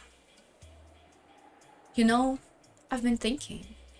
It wouldn't be impossible to stick out one of those ice picks into someone's chest, like in Kansu's case, but splitting the skull and sticking them into the forehead, like it was with my parents, wouldn't be that easy. Yeah, that's true. I was talking about this. You think the culprit was the kind of animal strength? They probably have some kind of weapon and a device that can shoot or pound in those ice picks. That handle was too short to be driven in the deeply by human strength alone. Was the case, they have enough force to break through a skull. It seems that cannon wound even reached his lungs. Even if you see our opponent, do not step out in front. You must not move away from my back. Just how sinister and threatening was the weapon that could shoot those creepy ice picks? And could I do anything to combat it with just a candlestick in my hand? In the first murder, the culprit was probably assaulted four of our parents at once, as they discussed the inheritance problem in the hiring hall. Really? You really think so? They assaulted 4 people at once? Are you insane? And we also had 4 people. Apparently, I wasn't the only person thinking this. Georgia, Nikki, Jessica, and of course Aunt Eva. Still not auntie, just aunt, was stretching their senses to the utmost limit, and the highest and worst state of tension slowly advanced in one step than another. What a sinful people we are. A word as terrifying as this, and we pushed Maria and the rest right into the middle of it just because of a seed of doubt spread by a single letter. Can you imagine you killed 4 people and now you decided that's not enough, we should kill ourselves? We finally reached the first door. The parlor was just across the hall.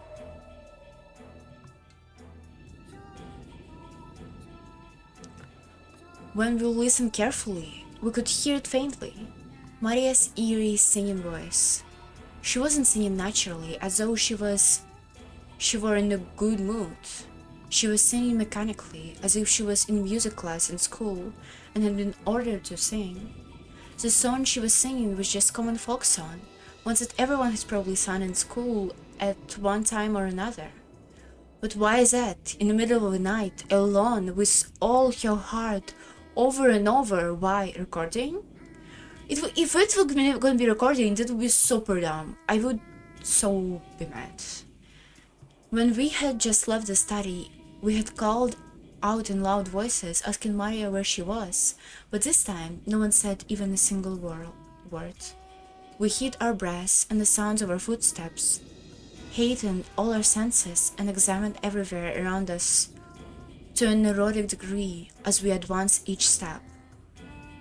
The door to the parlor was closed, but we could hear Maria's singing voice through it.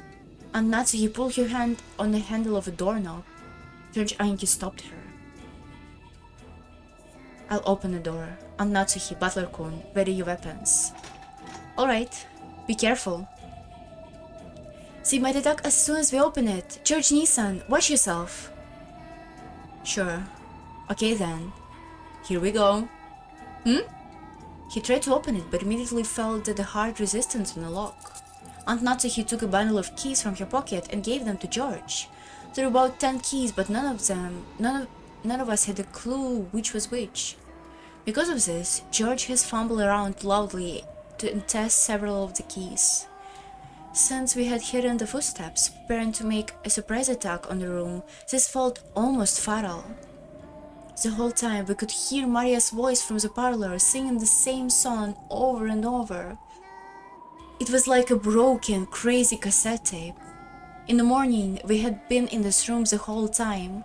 All of the frightening things had occurred outside that room. So we had convinced ourselves that even if nowhere else could be trusted, that room alone was safe. That baseless impression was quickly falling apart. It unlocked. Thank you. George-kun, Jessica, move behind me. Auntie, let's all jump in at once and split up in the different locations. If we just stand around after opening the door, those ice picks might fly right through the center. I'm well aware. Ready? Actually, I wish I could call it quits. I readied myself. If they're going to throw ice picks at me, we'll see how they like my candlestick. Go! Aunt Natsuki and I ran through the door and flew into the parlor, quickly splitting up left and right and searched the parlor for someone who might be waiting for us. Oh no.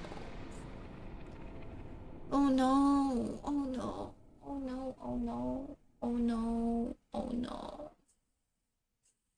But what our eyes landed upon was an altogether outlandish scene. The parlor was stained with blood. This place, where we had spent almost the entire day, where we had pressed in together to protect ourselves from some unknown malice, had become stained with a fresh blood and become an ocean of blood.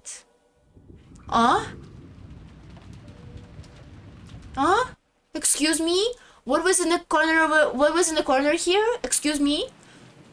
On the floor lay Genji-san, Kumasama-san, and Dr. Nanja, their entire bodies stained bright red with blood. But the only way we could identify them was by their clothes. This was because... that's right, that was how the whole tragedy started. Their faces were all mashed up like that, and the others in the storehouse, and you couldn't even tell where their eyes and noses were. Thank you. Found in the parlor with a weapon resembling an ice pick having been rumbled into his thigh and his face smashed. Okay, the thigh guy. On the seventh twilight, gorge the knee and kill. That's it? That's all you have to say about it? Found in the parlor with a weapon resembling an ice pick, having been rammed into his stomach and the face smashed. On the sixth twilight, gorge his stomach and kill. Found in the parlor with a weapon resembling an ice pick, having been rammed into her calf and her face smashed. Calf, okay. And the eighth twilight, gorge the leg and kill.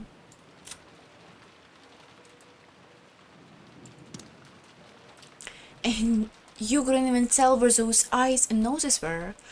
It was like someone had vulgarly scored apart tomato pot stew wrapped in a pie crust, all globby and sloppy. And that wasn't all. Their bodies has other wounds. There was those demons' ice picks. They were in Genji-san's stomachs, Dr. Nanji Tai.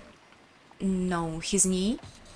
Yeah, it would be his knee. In the epitaph, the sixth twilight was in the stomach, and on the seventh twilight, it had to gorge the knee.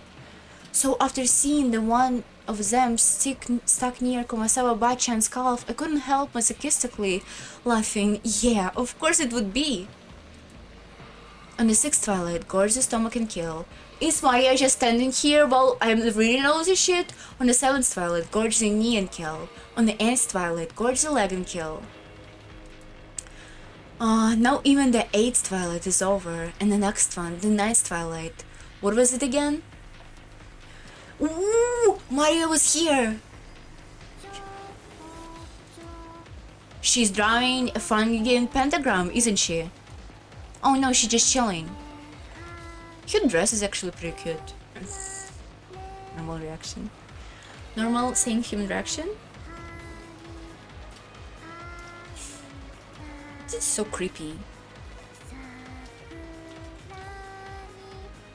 These cute shoes also. She was facing the far wall, standing socks in completely alone. Facing away from the horrible scene, standing in front of the wall, singing her song over and over again. There was nothing else in the room. Just the corpses of the three who had been brutally killed and a receiver still off its hook, showing that it's been this room that the call has come from. Shazad and Maria, her back to the scene, facing the wall as she kept on singing. We couldn't even scream at this bizarre scene. We could only stare shocked and our mouths hanging loosely open. Maria? Jessica called out to her, but Maria showed no reaction. Alone, she kept singing on and on. We had come here trying to save Maria from so approaching danger. So now that we have found you, we should have been running up for her, hugging her, joyous that she was safe. And yet, none of us could do that.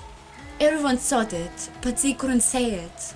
After all, because that's right, it's crazy. And yet, but no, it couldn't be. Maria, stop singing. Are you listening? At some point, Natsuhi and I had pointed out weapons at Maria back. I yelled at Maria in a violent voice, but there was no reaction. She just kept singing. With a candlestick still ready, I ran up to her and forcefully, no, violently slammed my head down on her shoulder. Then I pulled on her shoulder, forcing her to turn around. Maria's small body was quickly pulled down and fell. And although unhappy about her singing has been interrupted, she looked into my face with her usual expression. Even in the gruesome situation, she was just like normal. Maria, what the hell is this? Who did this? Beatrice. Enough of this fucking bullshit! I threw the candlestick I had been holding against the wall. The violence of this reckless sound should have gone straight into Maria's head. But her expression didn't change at all. Butler couldn't stop! Maria-chan, this time you should have seen the face of a culprit who killed the three. Was the culprit the same Beatrice who gave you the letter? Beatrice. Well, now we know for sure. There is an 18th person, Beatrice does a... How is this? How is this anything to... How... What? How is this any... What's the word?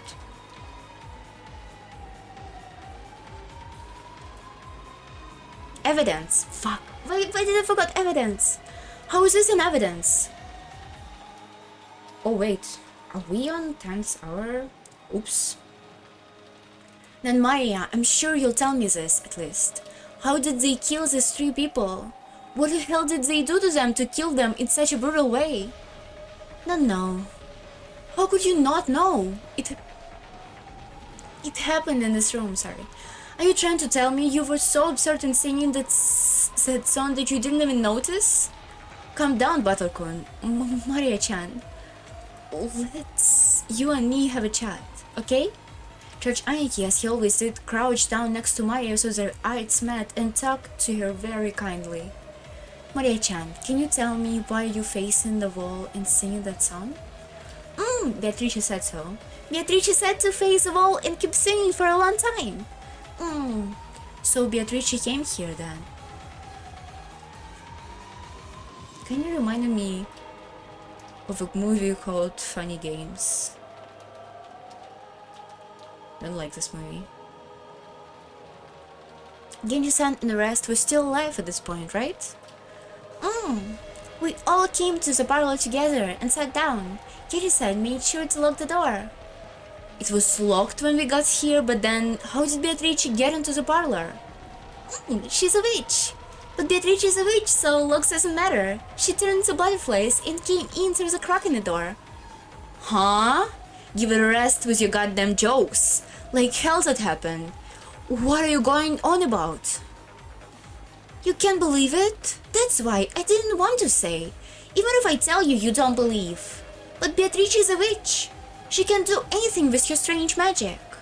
That's why Beatrice doesn't care whether the door is locked or not.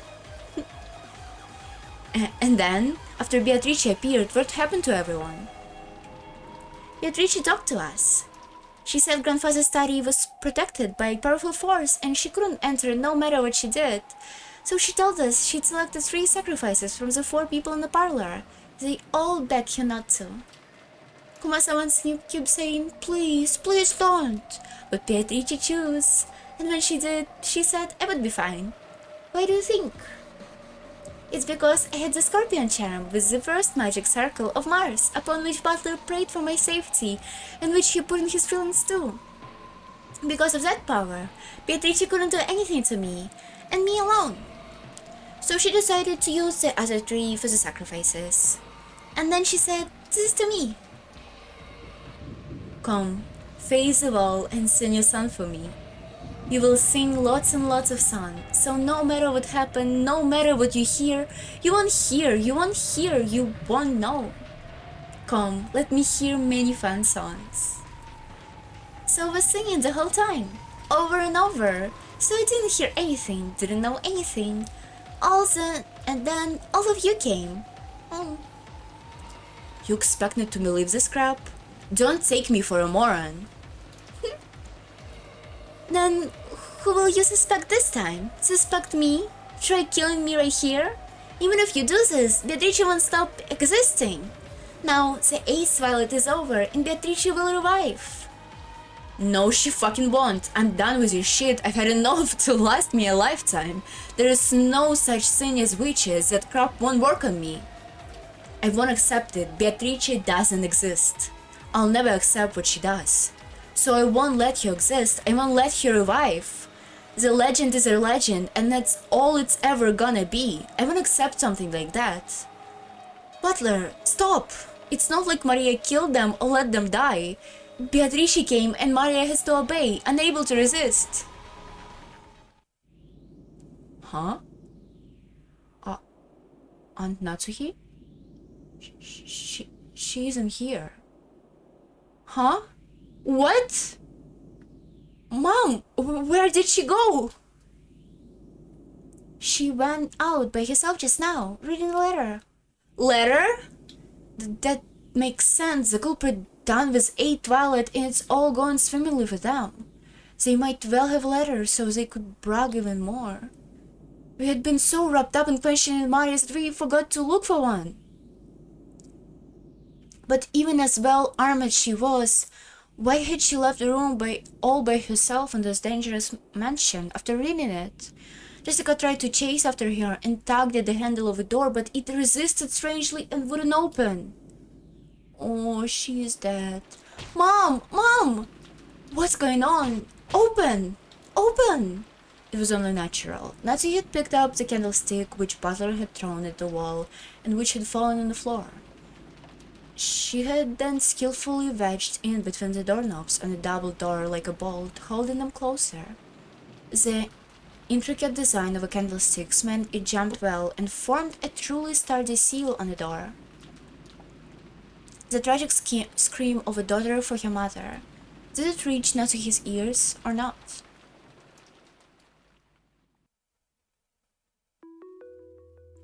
That angle. Oops. Are we Natsuhi now?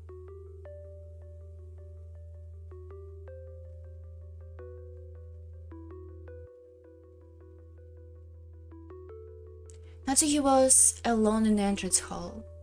It was piece where the portrait of Beatrice has been hung. Natsuhi threw down the final letter from Beatrice as she had read in the parlor, readied her rifle again, and then a voice in Run Clear yelled in a massive space. It was the entrance hall. I am the Oshiramiya Natsuhi, representative of the Oshiramiya family. Show yourself, Golden Witch, Beatrice. The entrance hall was dimly lit. Other than the faint light which shed stone on the center of the room, everything was blotted out by the jet-black darkness. Oh, it's her. In the darkness, butterfly glittering in gold squirmed, twinkled, and sneered. Natsuhi gave one more huge gulp and pointed the cold barrel of a gun at the gold butterflies. At last, you have shown yourself. I still can't believe that something like you can really exist. But that isn't a problem. Both I, bearing the title of representative to the Oshiramiya family, and you claiming to be the succeeded of a head of the Oshiramiya family, are here right now. At this point, whether you are a witch or not is a tribal problem. Come, let us settle this. Who would win, woman with a gun or a witch? Which of us will truly succeed the Oshiramiya family? Me, Oshiramiya Natsuhi, or you, Beatrice? Allow me to respectfully accept your request for a duel. Holy shit, a duel?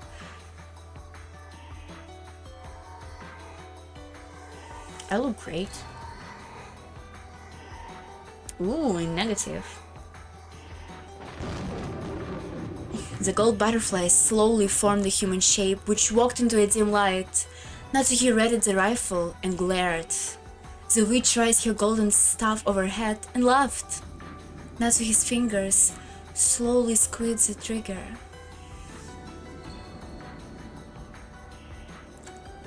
And go! Butler made an all-out dash at the door and rammed into it, crushing the candlesticks which had been bearing in and making it possible for a big gap to be opened in the door.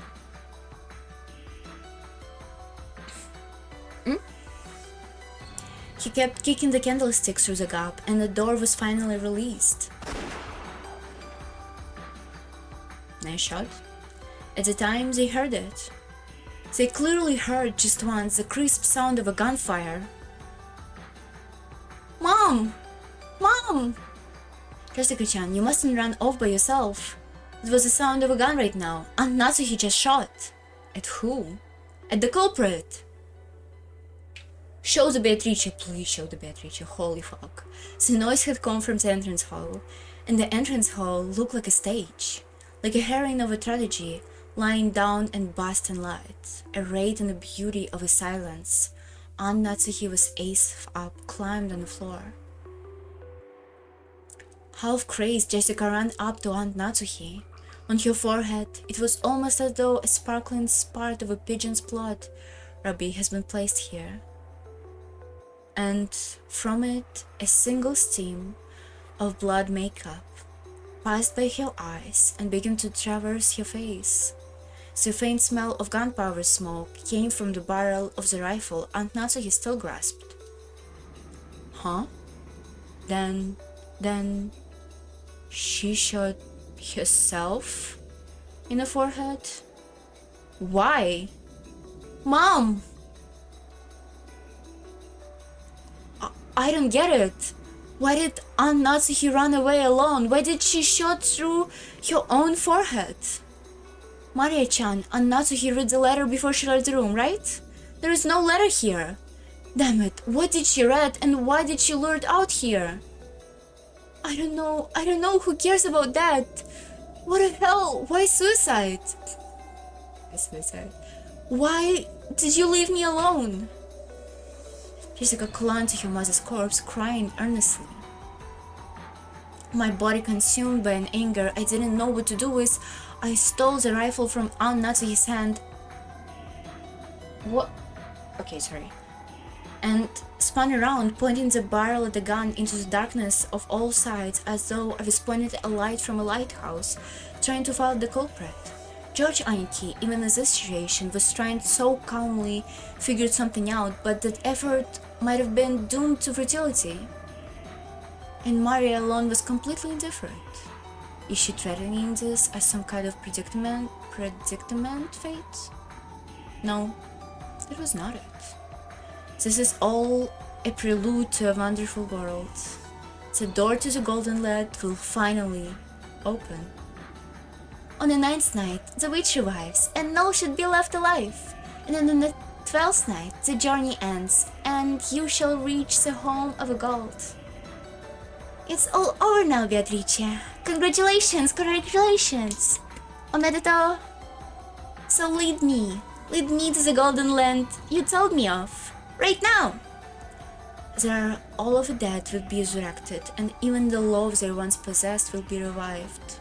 So in Maria's eyes, it's just as though all of today's strategies never even happened. And all those days she spent deprived of love have never happened either.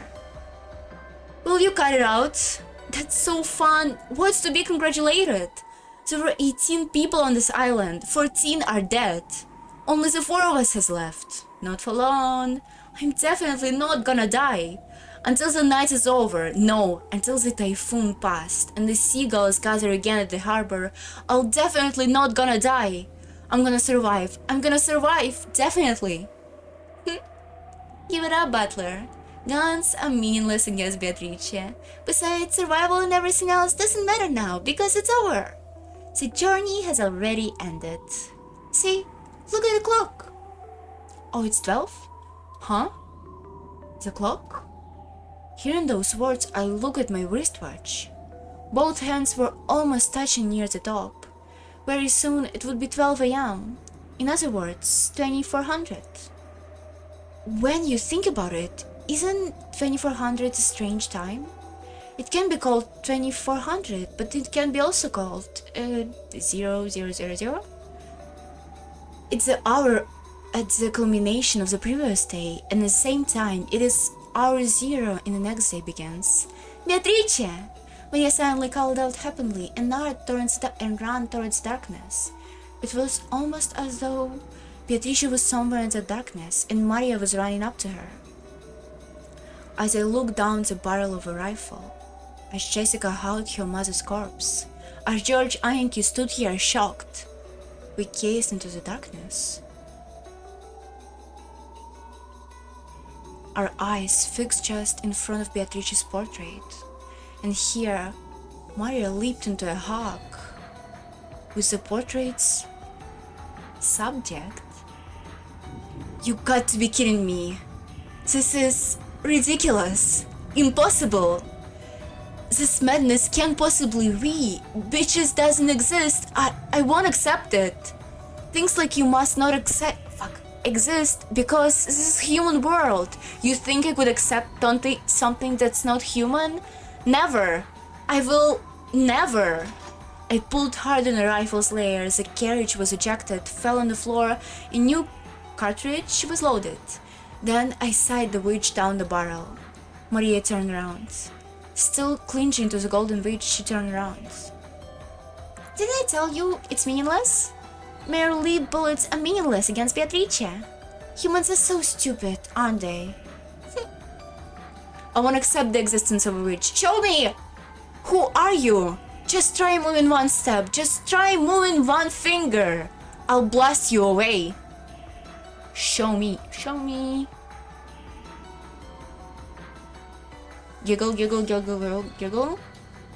Crackle, crackle, crackle, crackle. Ha ha ha ha. The laughter of a witch. No, the witches were joined by the laughter of even the large clock in the hall. It was probably telling us that time was 2400. It was both... Oh, is it 100? It is 100.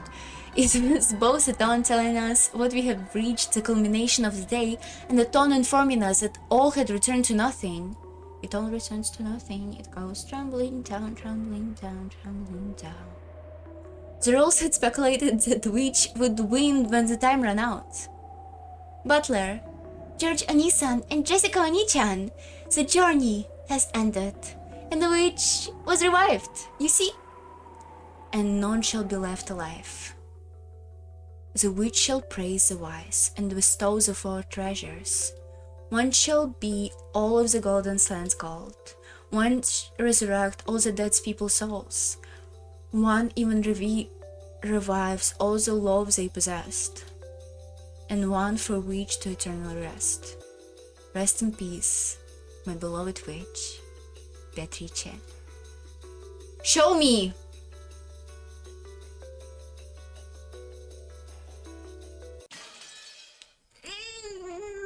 What the fuck is this?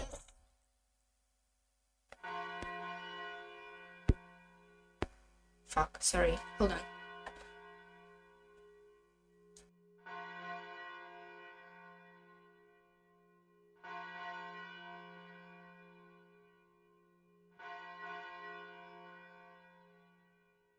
Sorry. I was working my ass off. Can I see Beatrice? Notebook pages in a wine bottle. Excuse me? Por favor, pardon? Excusez-moi. Bring the fates. Is it time for bullshit? Oh, nice song! Nice motive. Huh? The storm passed, and the leaden clouds... What the fuck, I can't read this fast. That had enshrouded the island for long began to clear away. Sunbeams shone from the rifts between the clouds. Yesterday's storm seemed like a lie. Just as someone was wished, the seagulls returned to the harbor once again and left their lives cried with heart. Afterwards, the police arrived, and the conduct of the investigation to see the corpses of the children who were believed to have survived until the very end were never found. However, from the body parts that were discovered in a unmeasured gruesome nature, we seen the police were forced to survive only 8 children, according to children, were helplessly something else. Just how gruesome was the banquet of the witch, and how beautiful was the golden land. Those tales are for them alone to tell among themselves. They have no tale for those who arrived after the banquet has ended. One can only be imagined the transparency of the corpse or whatever. However, the witch was fickle. She made a point of leaving behind the tale, which had no need to be told but permitted to be spread. A few years later, a strange wine bottle drifting on the waves of the grey set was discovered. Stuffed inside the tightly rolled notebook pages, crammed. Written here there was a tale. Would be saw these pages would first come up. On October 4th, 1986, the incident would be called the Konjiwa mass murder killers of Kojima, which are murders every kids, lovers every kid. Fuck. Lovers. Oh, I'm losing my mind. However, Notivasi interpretations arrive at the truth of the facts, and while the notebook pages tell not the mysterious incident, they do not tell the truth behind it. The facts, perhaps not even the writer of the notebook knew the truth. Perhaps she may have desired to know. According to the witch's signature, her name was Shiremiya Malaria. Eh? Furthermore, as a result of an all-out police search, part of Maria's body has been discovered, a piece of her jaw. But there was many parts that could be not linked to the specific person. The gruesome scenes. The job could be called extremely fortunate because of a job in what? Let us continue the tale as this final paragraph on the notebook pages which Shiremiya Maria have left. At the time you read this, I will probably be dead. Although they may not be the corpse, you who made read this, please find the truth. If it's only by Shiremiya Maria to the very day, the truth of the witch legend serial murder case. Serial? has not been brought to light. That's kind of hot. The first game, Legend of a Golden Witch, result. Ushirimiya Crows died in the first twilight, chose the execution, Meridol died in the first twilight, but the key, blah blah. Ushirimiya Rosa, Shannon, Kiri, God Elvis all died by chance by execution. Ushirimiya Eva, forget the pieces of what?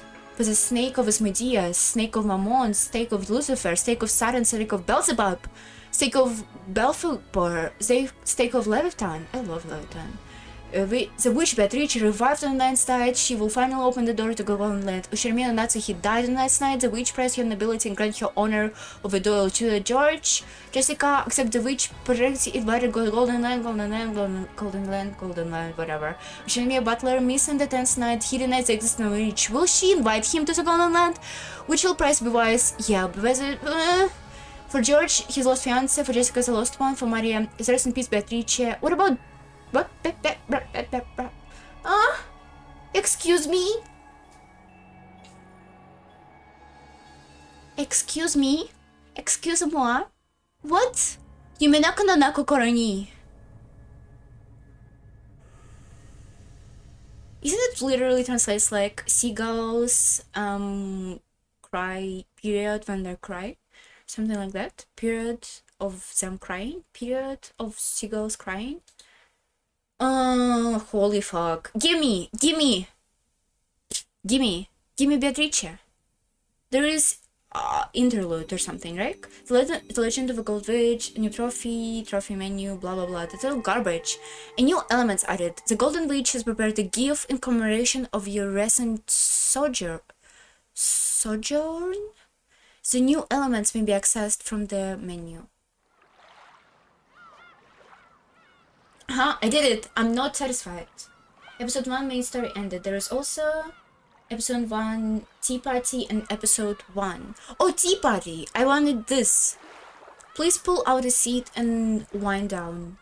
I know what it is.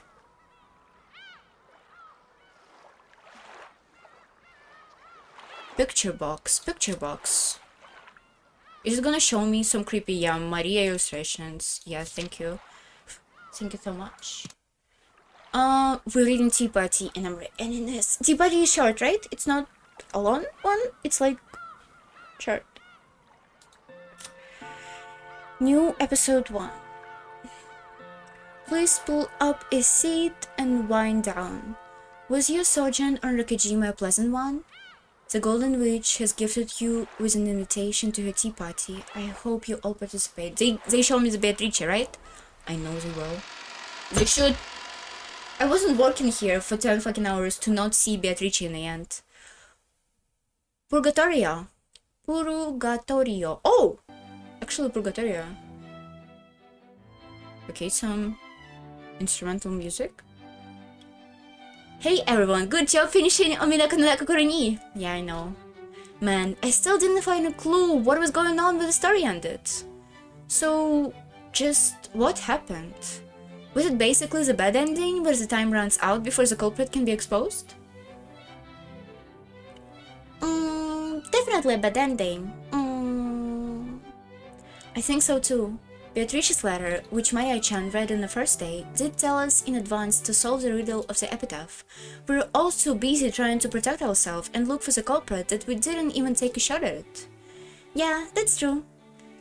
If we had actually tried to solve the riddle, I'm sure things would be ended differently. I wonder about that. Chan-chan, you did a good job too. You don't have to be our waitress and serve tea. After all, this is a war party. Rob party? As a sound of people who met the horrible fate, let us all get along and lick each other's wounds. I just remembered, when I read Higurashi, I was so mad at one of those fucking tea parties. Or like intermissions? What is it called? It is called intermission, isn't it? I was so mad at one of those. I was so mad.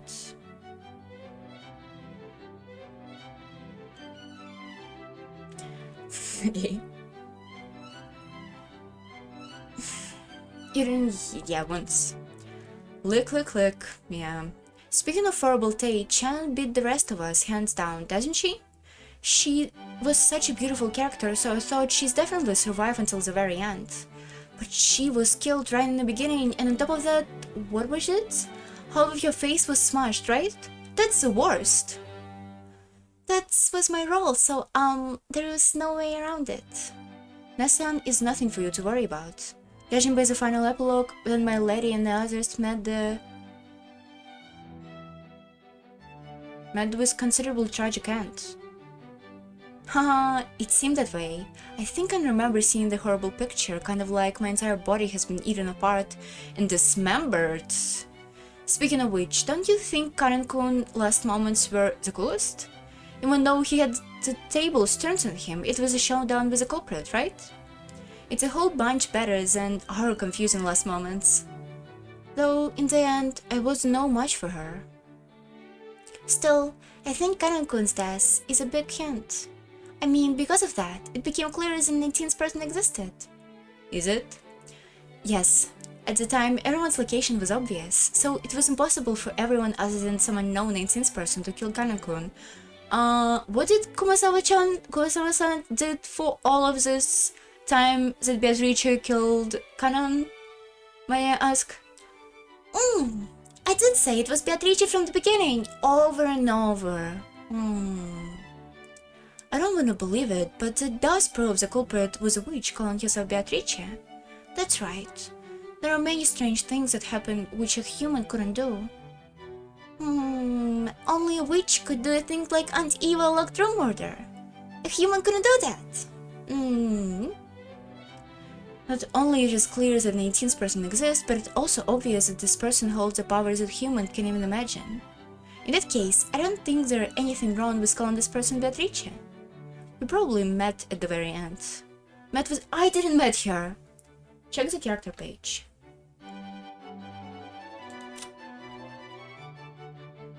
Good one? Oh, gimme? Missing, kiki, based. Missing, the fool who spoiled the world where everyone could have been happy. Ooh, did he really?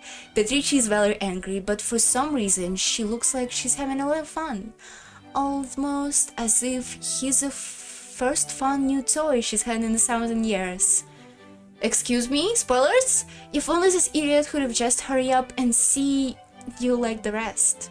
If only this idiot would just hurry up and see you like the rest. What's this one about? Why is this so personal? Why is this from Marie's point of view?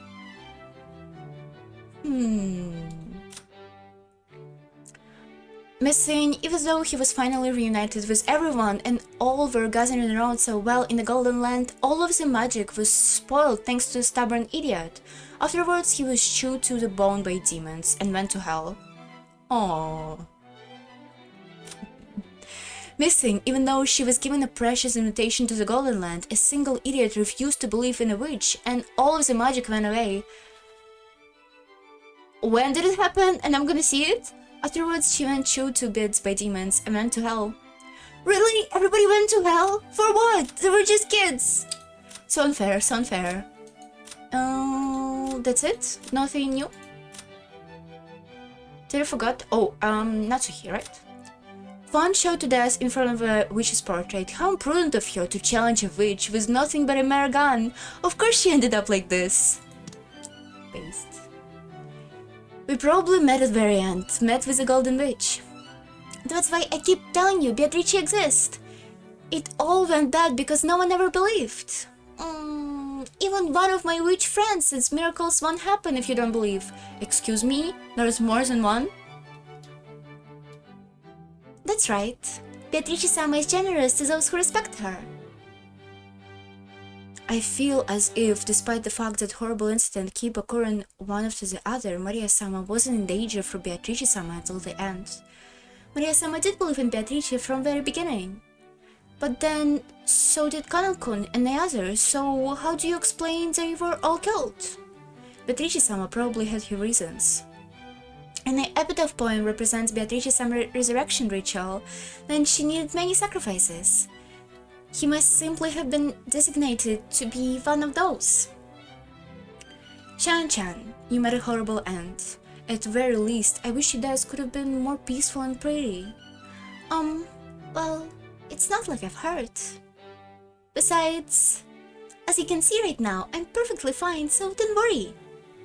Shan proved this by stroking her cheek, which had been crushed during the story, and everyone laughed out loud, smiling. Well, it feels like a bit weird saying this, but I was sure the story would be in the silent mystery genre. I'm really surprised to find out that it's a fantasy. Ooh, it is? After all, a story revolving around the inheritance set in a western-style mansion, shut away on an isolated island, I thought it was classic formula for mysteries. Yeah, it was what I was talking about all this time. That's not fantasy! Beatrice exists! Yeah, we know. Beatrice-sama does exist. Why does exist in... Forgot the word. Whatever. That's right. Beatrice-sama does exist. In the quotations. I hate to admit it, but I've got no choice, because it's obvious that an 18th person, a witch, was involved. She pulled off many things that would be impossible for humans. During the story, we thought all kind of things trying to deny that. But how I can still say it clearly, each one of them, all of them, were crimes impossible for human. Yeah, I don't believe you. Those crimes would be impossible to carry out unless it was a witch Beatrice using all of the power magic could prove. The culprit was a witch. That point is perfectly clear. Long live Beatrice-sama. Everyone believed. I'm happy. Gods and witches might seem terrifying to people who are friendly to them, but I think that must have affection for those who believe and respect them. I think it's just as you say. Where's Butler? So, now we're all done partying with murder cases. Now it's time to pull ourselves together and try hard to solve the riddle of the epitaph, just like Beatrice said, right? Agreed. Beatrice will definitely be happy.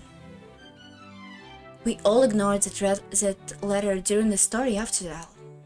Even though it was thrust right in front of us, I almost completely ignored it. I couldn't feel sorry for Beatrice-sama. I have a memo with the epitaph in it. Let's all solve the puzzle. Let's all solve the puzzle. The story probably went wrong even since the last time. That may be so. Maybe we should have tried solving the epitaph free will from the beginning, like Beatrice-sama said.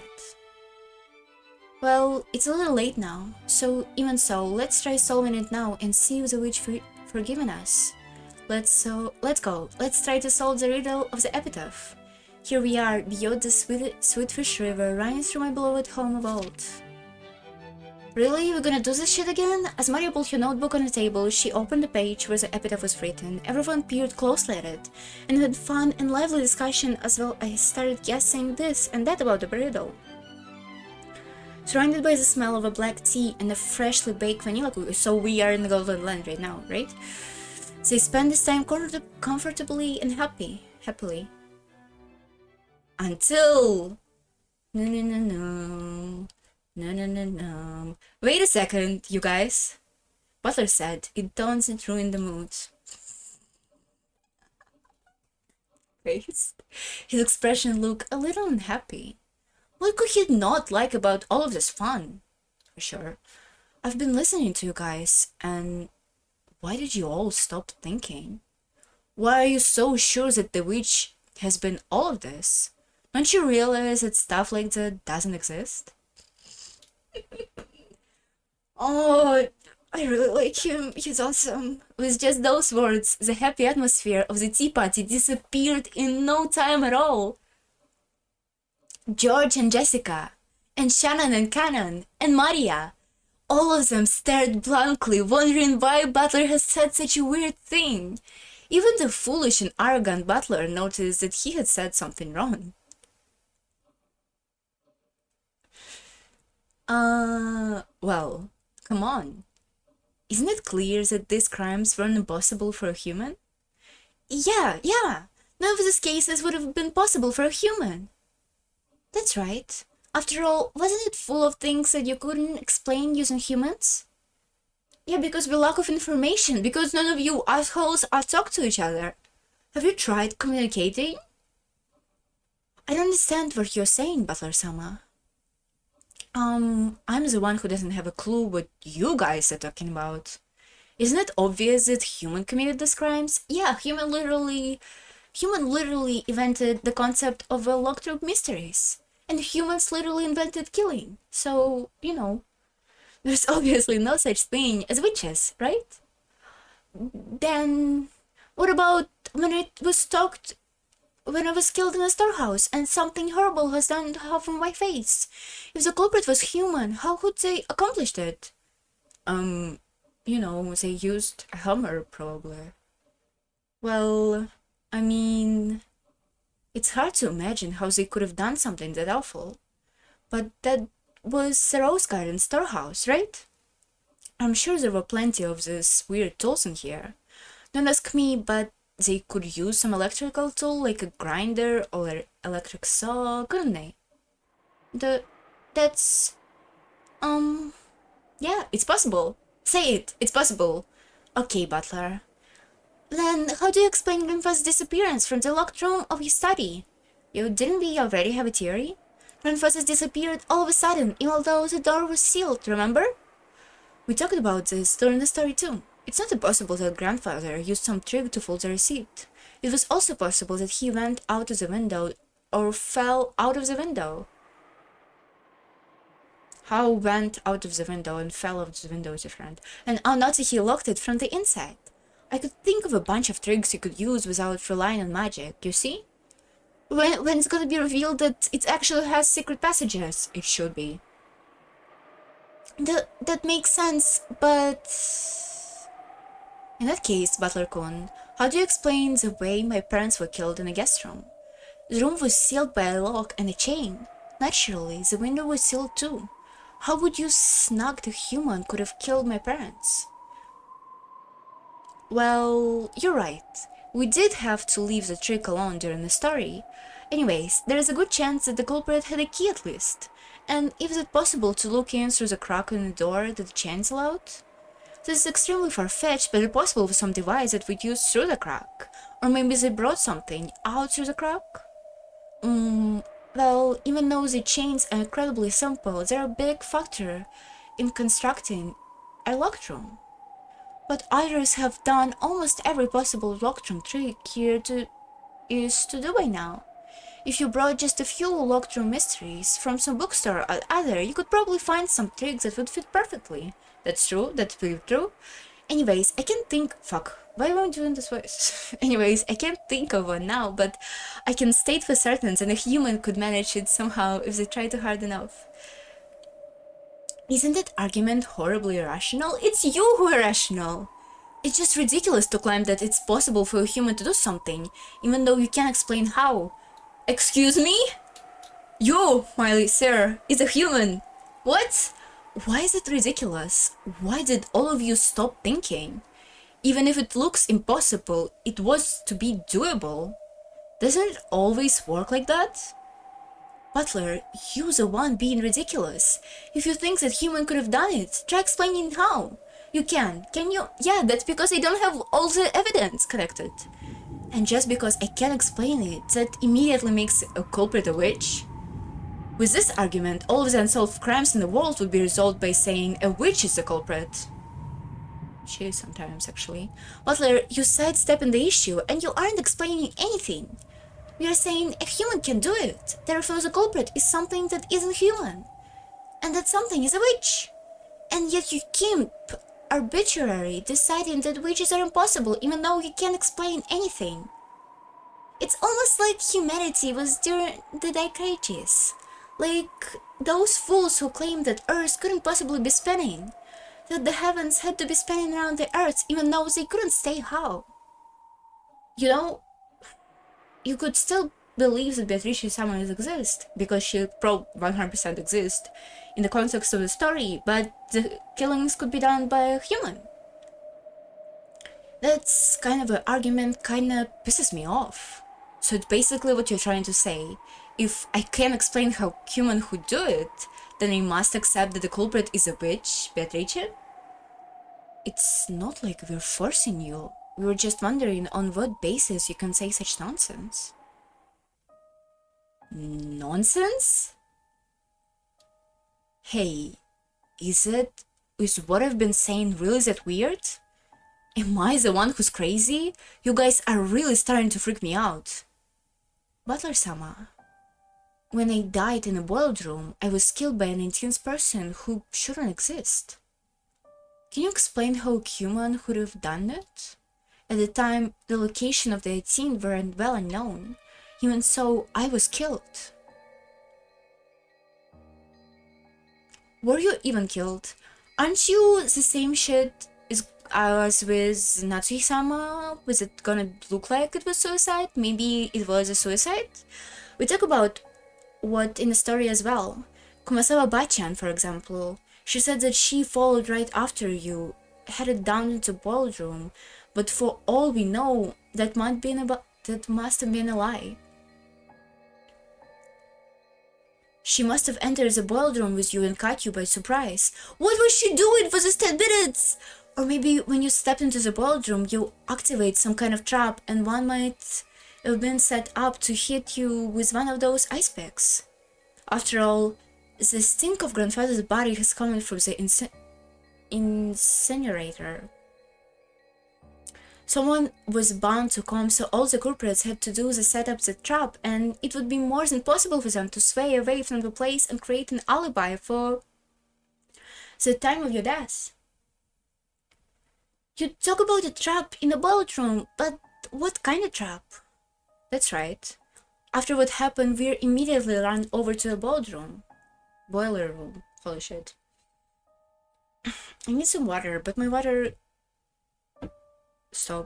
ended. How the fuck to say it?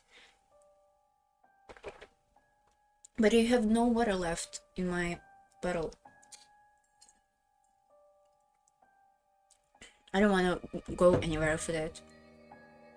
I want to finish reading this. Uh-oh, 10:37. Holy fuck. But after that happened, we all immediately ran over to the boiler room, but we didn't find any kind of weird device like that.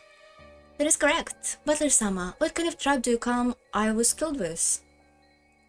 Well, I don't know that, but anyways, they must have pulled off some kind of trap and maybe someone is lying, or what about this? Karan-kun, what if the whole thing was just your play acting? That is it, you were play acting. And even Hideyoshi was also play acting. They made the locker rooms themselves and they only pretended to be that. Butler, has your head been feeling alright? Should I bring some cold drinks?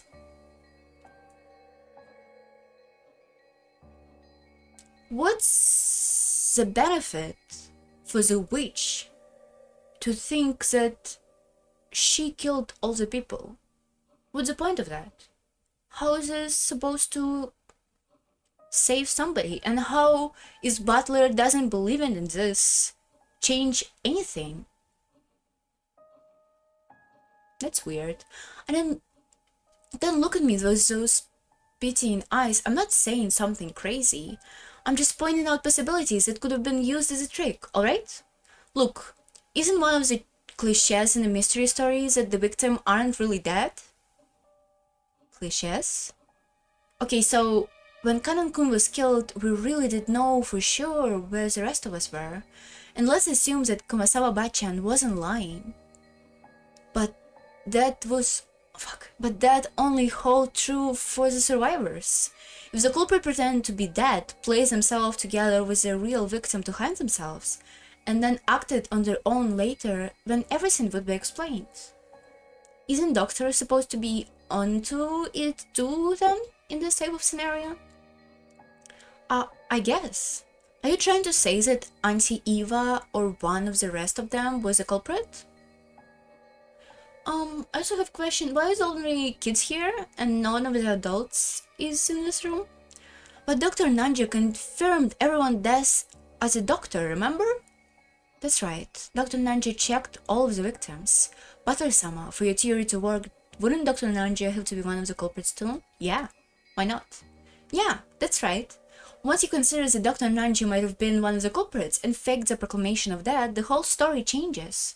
See, that's also a cliché of mystery novels, isn't it? But Dr. Nanja was also killed. You know who's suspicious? Goda is suspicious. Goda is suspicious because he was killed literally first one. He's the most suspicious out of all of them. Like, he has no motherfucking motive. Why is he here? He clearly much more... again, the word.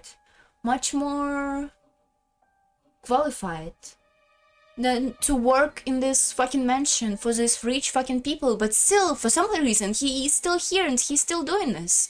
Is it gonna explain? It should be explained. So Dr. Nanji was also killed. About that. That's right. Dr. Nanji faked his death. I mean, there wasn't anyone except Dr. Nanji who could examine corpses properly, and everyone was really confused then anyway. We didn't have any spare time to check and see if he still had a pulse. With this theory, any one of the dead people could have been walking around. I think that it would have been hard for the 6 of us who died in the beginning to do that. After all, the shutter was closed and there was a padlock that couldn't have been opened from the inside. Yeah. Mine was holding onto the key. So was Mom one of the culprits too?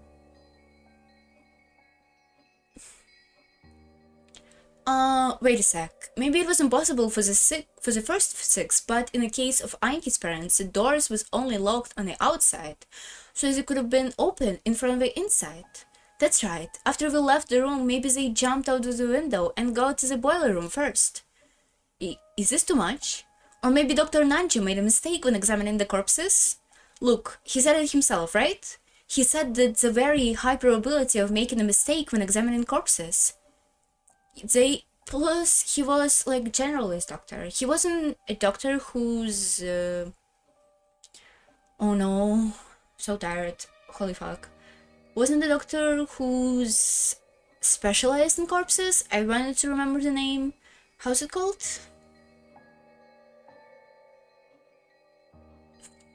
I want to say necromancer. He was a necromancer. He wasn't a necromancer. Oops. Whatever. They discussed it well, or prepared a substitute corpse or something, and faked their own death. Let's leave the methods and tricks used for later. And you see, it's not that hard to deny 19th person existed. Or 19th person could be another person on the island, but just not a witch. How about that? Much less a witch. At least that much is completely impossible. I don't know where you've been trying so stubbornly to say that one of us is a culprit. In other words, you want to suspect one of your relatives? It's not that. It's just... I can easily accept that an 18th person existed. And even if one did, I think we should construct our argument from the point of view that the culprit was a human. Which is something you only can start talking about in desperation at the very end, after everything else has been disproved. That's what I'm trying to say. I mean, come on, there is no witches exist, right? Why have you all just been casually accepting that the culprit was a witch? I think it's great how your family love makes you hate this... Fuck. I think it's great how your family love makes you hate the thought that someone close to you is a murderer, but is it alright to just brush things over like that? Don't you want to find this detestable culprit who killed so many people? Aniki, you want to avenge your parents, don't you? Jessica, you want to avenge Kanan-kun, and Kanan-kun, you want to avenge Shannon-chan, right? Shannon-chan, you should at least want to know who it was that killed you. Didn't she know? Didn't that person literally killed her? Why wouldn't she know? Why have you all totally surrendered and decided that the culprit was a witch? What's wrong with all of you? Yeah, why are you so mean to Beatrice-sama? She's actually great. She was a great host. She gave us this room. We're drinking tea. It's a tea party, you know? She was awesome. She's not a killer. The foolish and short-tempered butler tried to force his ignorance on the others by yelling at them, "Don't call it ignorance! Are you a narrator, Beatrice? What is this?" However, everyone just looked at him pitifully, silently watching over him. Then the wise Maria laughed, yeah, for Beatrice for sure, and pointed out Peddler's mistake to him. Fuck. He's just astounded. All you've been doing is repeating this nonsense, thinking you figured something out, Butler. So what? And how would a human do it? Concretely? Whether we ask you some question, all you can say, I just can't think of anything now, with some kind of device or something, using abstract words to run away and evade the topic. Fuck you. You so bad faith to this? Excuse me? In fact, I want to ask you, Butler, why don't you believe in Beatrice? She exists, so why don't you believe? Because she doesn't exist. Witches don't exist. There is no way. Is there going to be a point where Butler say witches exist and exist wouldn't be without quotations? And it's going to be a huge emotional moment? He was almost like a stubborn child, refusing for no reason. The petrifying gazes quietly blanked Butler, but they didn't reach his stubborn heart. Can I see Beatrice? I'm here just for the... You're acting just totally like a kid who can't have this way. Butler-sama, I understand your feelings, but... Beatrice-sama does exist. Butler-kun, why don't you believe? Look at how much circumstantial evidence there is. Excuse you. Circumstantial evidence are not admissible at court.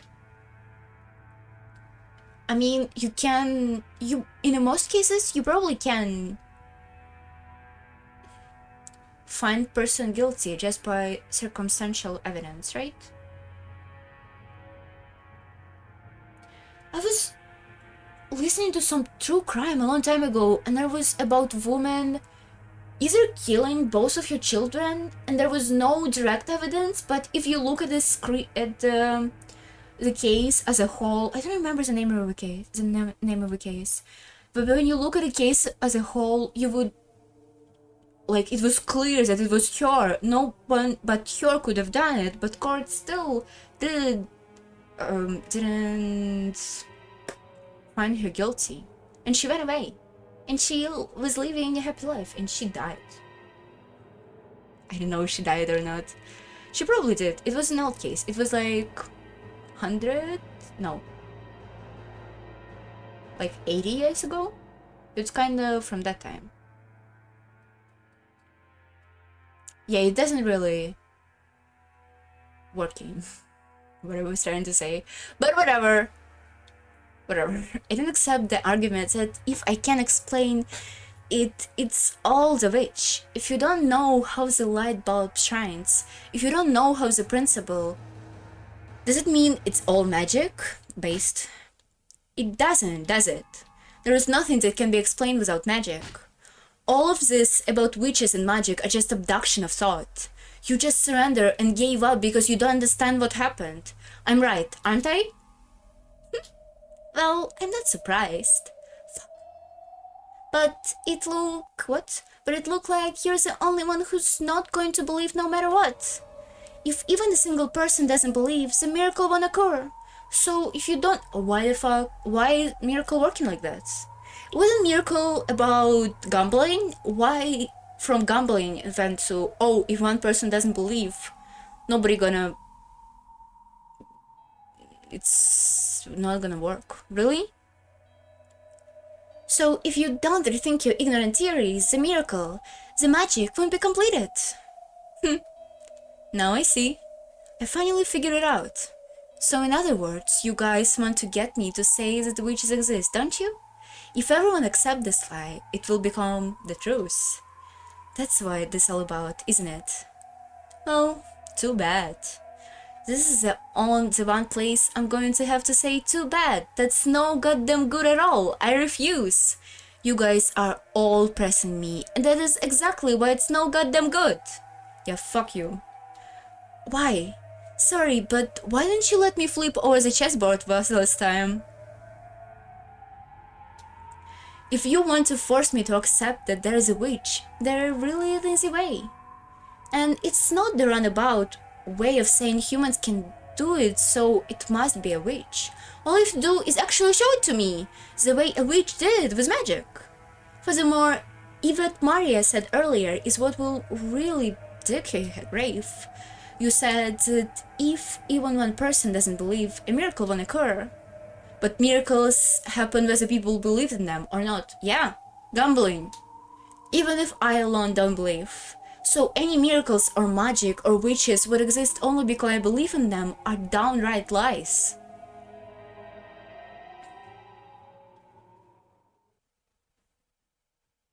In an easy mood following Butler's ignorant rant, was thoroughly blown away by a very refreshing and light laugh. Whose laugh? Butler was surprised by this voice, which he had never heard before. When he looked at George and Jessica, at Shannon, Kanan, and Maria, he noticed that they were stunningly gone respectfully silent. I already saw the portrait. Yeah! Yeah! Beatrice! Let's go! Ooh, I'm so happy! Why the fuck she looks like this? What was this anime face? What? Excuse me? Hold on. Why does she look like this?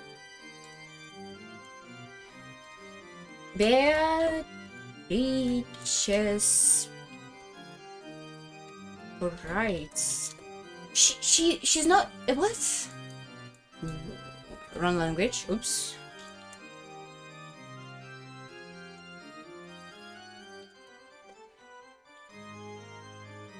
Oh, she is that cute. Excuse me?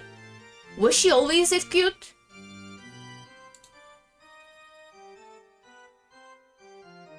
Huh? Can she make an angry face? I feel like I have... What? Hmm? Hmm? Okay. I believe you. Wonderful. I have been able to meet such a charming human for quite some time. Well, who are you? So, you don't even know the host of a tea party to which you were invited? Simply wonderful. Your Grace was the presence of a golden witch who was lived for 1,000 years, Beatrice-sama. I'm most honored to see you, Beatrice-sama. Yeah, my voice can't do it anymore. Please forgive Butler ranting. That guy just stubborn and, he still doesn't understand the situation he's in.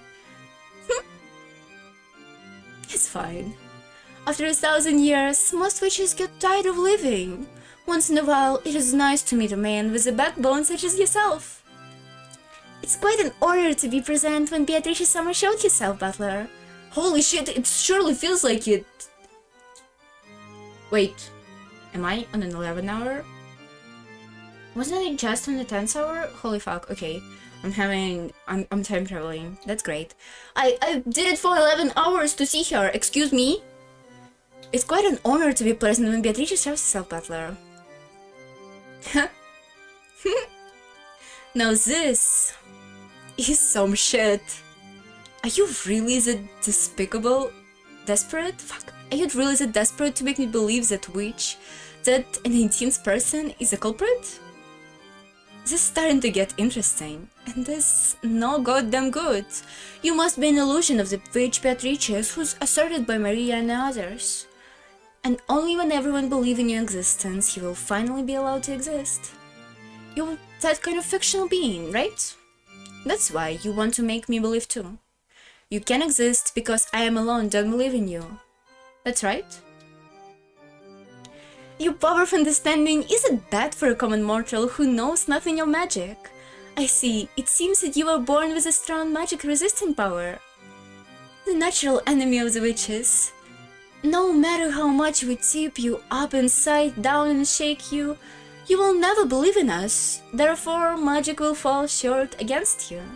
That attitude of yours makes a great deal of sense. I've got no clue what you're saying. It's very kind of you to go all the way, to call all of the trouble of showing yourself to us, but I don't believe you exist in the slightest. I'm sure that many strange things happened during those 2 days. Like Maria said earlier, even though I think that all of the trick could be explained, I still can lay out the practical details of each one. But it doesn't matter But it doesn't mean I'll surrender. I'm different from the rest of them, see? I've never argued that it was the work of a witch just because I can't explain it. My interest in you grows deeper. It will be worth my time to break you. Oh my god, she's like, I like you, I'm gonna break you? Holy shit, what a woman. You're just the kind of man I'd love to force into praising my name. You're just the kind of man I'd love to force into kissing my toes. Based, what a queen. I'm already here, I'm already when she wants me. I'm sorry. Talk all the nonsense you want, I deny you exist. All of the events can be explained with human tricks. There is no room for even the aspect of magic or witches. Wonderful! This is the perfect form of diversion from 1,000 years of boredom. Let me ask you. A short while ago, you said that using the crack in the door wouldn't be sufficient to kill even Hideyoshi, right? Explain how you would be using human tricks. Huh. Suddenly jumping right to the toughest part, are you? Does it mean that this is a trick you're proudest of, Miss Real Culprit? Awesome transition. Beatrice shook her golden pipe, and 7 colors of gentle smoke trails out of the end. The smoke quickly obscured the surrounding, and they were suddenly in the hallway of the mansion. Was he gonna talk about all of this? In front of their eyes, a slightly open door secured by a chain. Yet, yes, it was the entrance to the room where even Hideyoshi has been killed. Nice trick. Now then, show me what you would do through the small crack, butler. Oh, butler in quotes. She's so good. That's probably had some device to shoot those aspects, if they use that. How would you aim at Eva over the bed when you can see this far through the crack? And how would you reach Hideyoshi in the bathroom with the door shut? Damn it. There is a crack. There should be some way. If you can't think of one, allow me. Oh? Go on. How would a great witch do it then? Come on. Let's see a little trick. Butler, you're being rude to Beatrice. It's fine, quite fine. What a charming man. It will make it all more enjoyable to break him. You really want to make me kiss your toys that much? Only if I surrender. But watch, I'll definitely expose those tricks, and then I'll make you kiss my ass instead. Oh, this is cute pose! She's doing a cute pose! What a charming man. I for sure remembers that promise. Weak witches kiss the behinds of demons to gain power, because there is no greater oath of total submission. It is the words like those that give me the desire to subjugate you. Paying no mind to Butler crude ranting, Beatrice once again waved her golden pipe. Yes, for that golden pipe was her precious magic wand. Really cool. Come arise, children. I am the guide of purgatory. Wield the 7 stakes, which forgave the deadly sins. Guided by those magic words, which sounded like a psalm, 7 stakes gathered. The red stakes of the 7 demons symbolizing the deadly sins of sinful people. Beelzebub and Asmodeus, come, forgive their sins. Release the spirit of the sinners. What? Is this gonna be character designs? The stakes of Beelzebub and Asmodeus responded to Beatrice's calls. The 2 demonic stakes burst into motion like brilliant walls struck by a cue and were struck in through the crack of the door. No, it's not a character design. When came the sound of them deflecting repeatedly off the wall of the room, making a sound like a woodpecker. Kinda cute. And finally, a pleasant sound could be heard.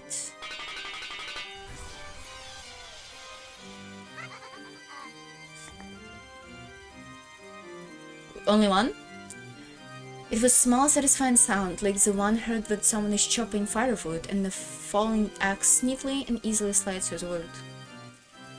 It was the sound of the 2 stakes.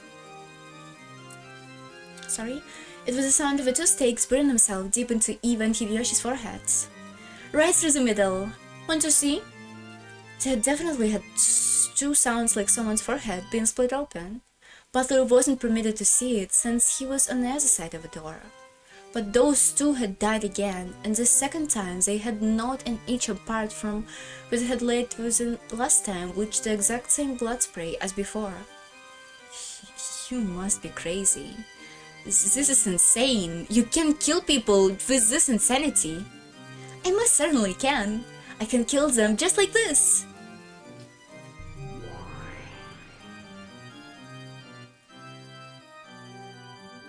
Suddenly they were no longer in the hall, but settled at the tea party they had started from. Still kinda inconclusive. We wasn't on the other side of the door, so we couldn't see what actually happened here. Maybe there was a real person trying to do all of this. Everyone but Butler was sitting meekly, but Cannon was moaning, flesh blood draining from his mouth. Such bad manners for a tea party. Sudden stake was buried deep into Cannon's chest. Cannon-kun! Cannon-kun! Damn it! Butler was the only one getting agitated. George, Jessica, Shannon, everyone else were meekly hanging their heads like students being told off by the teacher. Cannon, you were captivated by tribal anger and tried to disturb my banquet. My banquet. Your deadly sin is being easily captivated by anger. Clean yourself, regret, and do it all over. At Riche-sama. Beatrice-sama, please forgive him. I think Cannon-kun was repentant enough. Wonderful. I'm generous to those who respect me. Cut the crap. Don't think for a second that the piss-poor show of theatrics will convince me of your sorry existence. Like hell, you're a 1,000-year-old witch. Yeah, if you really wanted to people to contest you, why are you targeting like a family, just bunch of rich fucks in the middle of nowhere? Women should try to like, I don't know, steal the Eiffel Tower, steal the Statue of Liberty, override some government, override the White House. Why are you trying to do actual cool shit with your powers? Like, what are you doing? What were you doing before? Were you just waiting for this guy, Kinzo, to resurrect you? What? Oh! And how is she 1,000-year-old witch if she was a living person? Oh, I didn't think about it. That's interesting. Don't think for a second that this piss-poor show of theatrics me aren't a 1,000-year-old. At best, they're accumulation of 100 years of cliches and a mystery world created. True? They're not magic. No way are they magic. All of these crimes can be explained with human tricks. You would explain my 1,000 years with 100 years by humans? Good. That's why I like you. Foolish butler. Stop yourself, Butler-kun. Beatrice-sama is someone you can't go against. What are you doing? Shan started mourning, holding her cheek.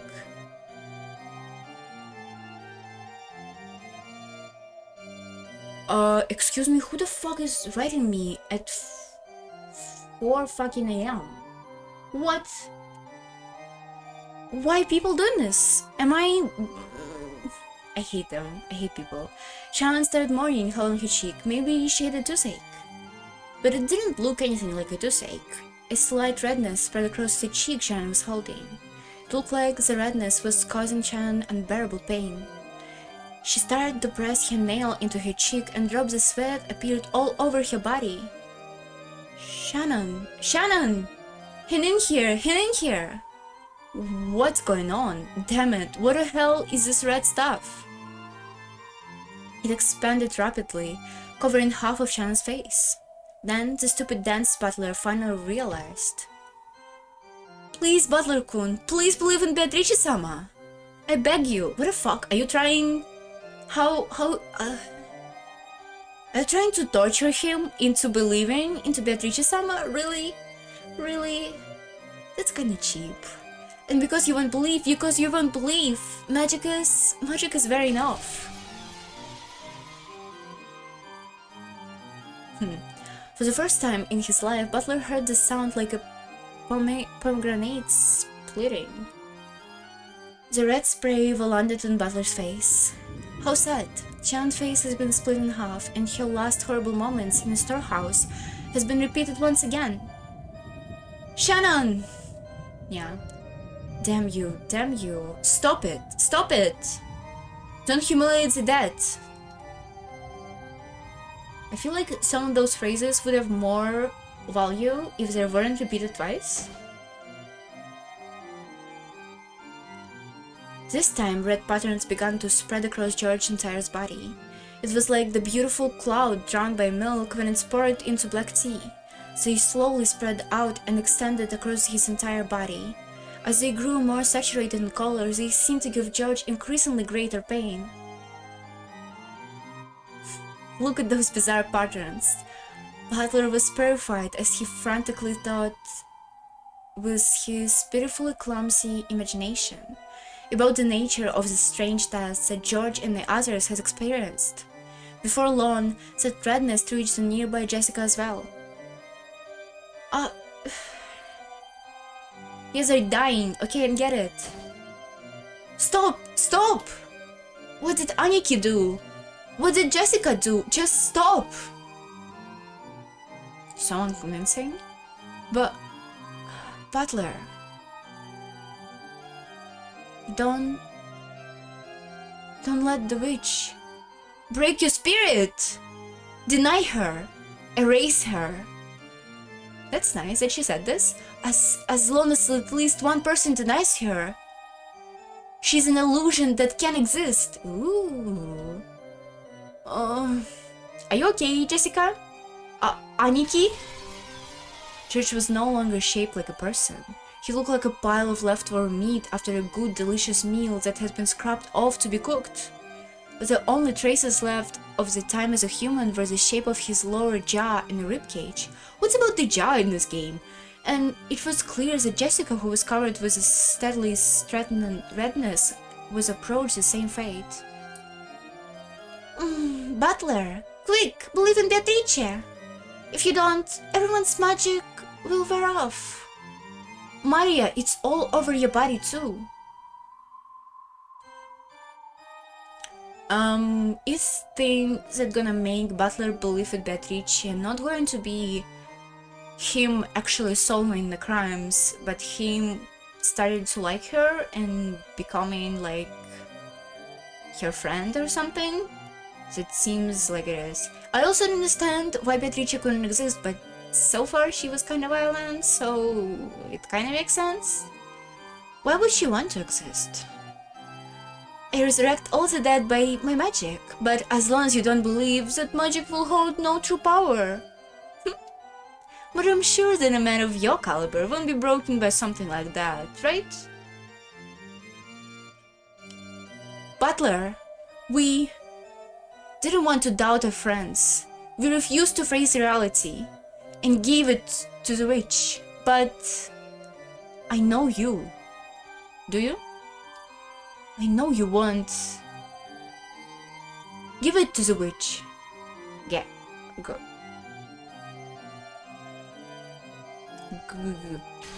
Great. Jessica! How sad. Jessica made the same end. Just like George, she ended up like a butcher's leftovers. Not real dramatic, so I'm not really hurt. Broken apart, melted, and all mixed up, so you couldn't tell which was George and which was Jessica anymore. Why is Maria still intact? Butler, don't cry. Beatrice will resurrect the dead over and over.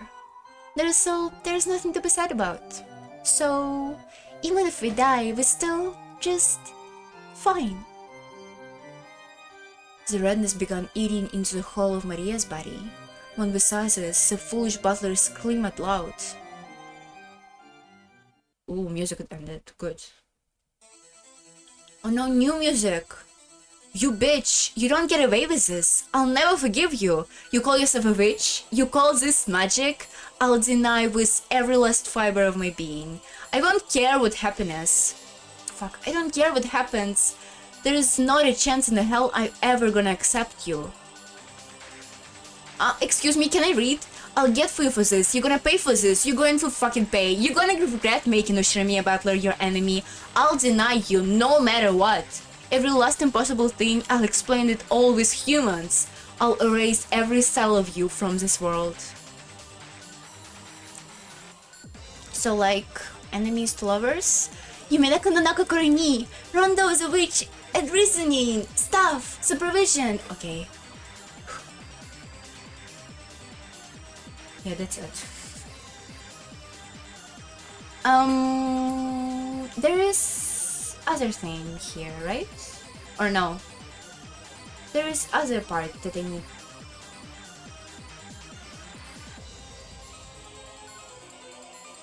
Oh, there's episode 1, 3 question marks. Is this one? Should I read this today? I'm kind of really tired. Can I skip this? No, I can't. Okay, we're watching this.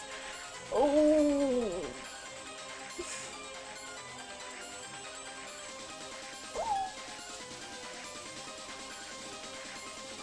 I'm so happy I saw Beatrice-sama. I would be even more happy to go and find some water in this fucking house. Show me a clothes. Oh, there's a lot of voice actors. Voice actors.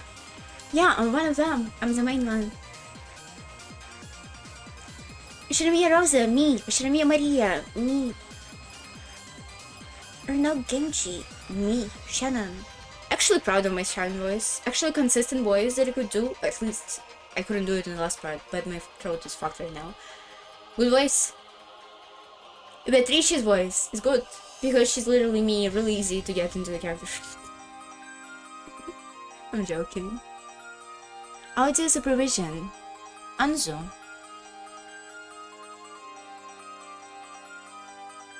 Surprisingly modern song plays in the end. Oh, sounds like a Toho soundtrack, as always.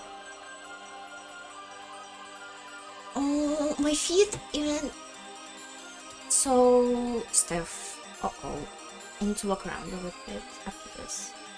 And I'm going to sleep. I'm so happy to sleep.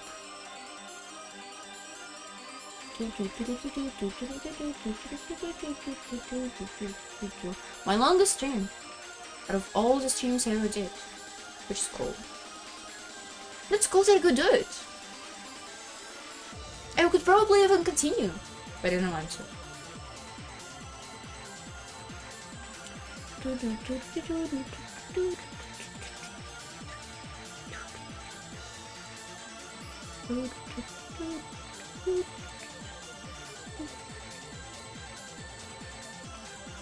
USE. Sales. Sales are important. Special thanks. Yay, we're on the last one. Oh no, we're not.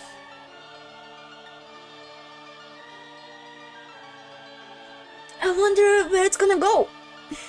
What's gonna happen? What are we doing next? What? Are we going to collect more evidence? Like, Beatrice gonna show us the way she does with all the rooms and we were gonna, like, contest her on this? Whoa.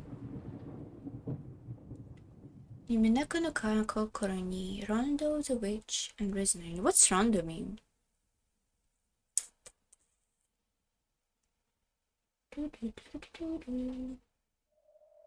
There's also a 10-minute episode 1 question mark. You speak well, Butler. We're gonna read it. Like post Patrick. Okay, we're gonna read it. You speak well, Butler. That's the kind of thing that can divert me from my 1,000 years of boredom. Come, explain. Try explain it all with your so-called human tricks. And learn how lowly humans are. Let's see you try to use that humanity has built up in 100 years to opposite my 1,000. It will make forcing you to submit all more endurable. To see me, butler. What about Maria's letter? How's the 6 work out? The shutter? The receipt seal? The receipt seal? The locked room with a chain? Cannon in the boiler room? Genji and the others in the parlor? Not to his suicide? The riddle of the epitaph? The location of the hidden gold?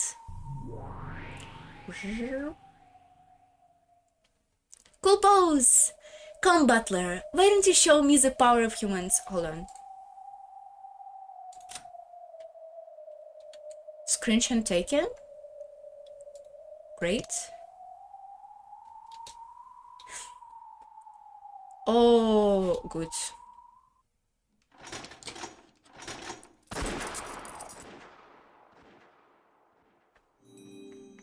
Episode 1, Tea Party. New element added! Question mark has been added. The new elements may be accessed from the title screen. So ready?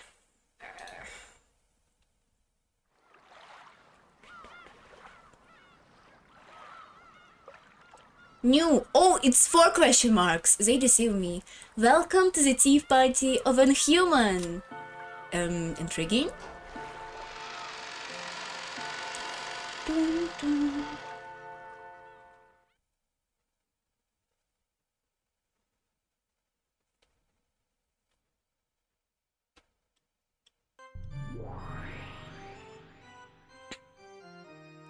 What sort of tea should I prepare next? You have free choice of any brand that ever was throughout the ages.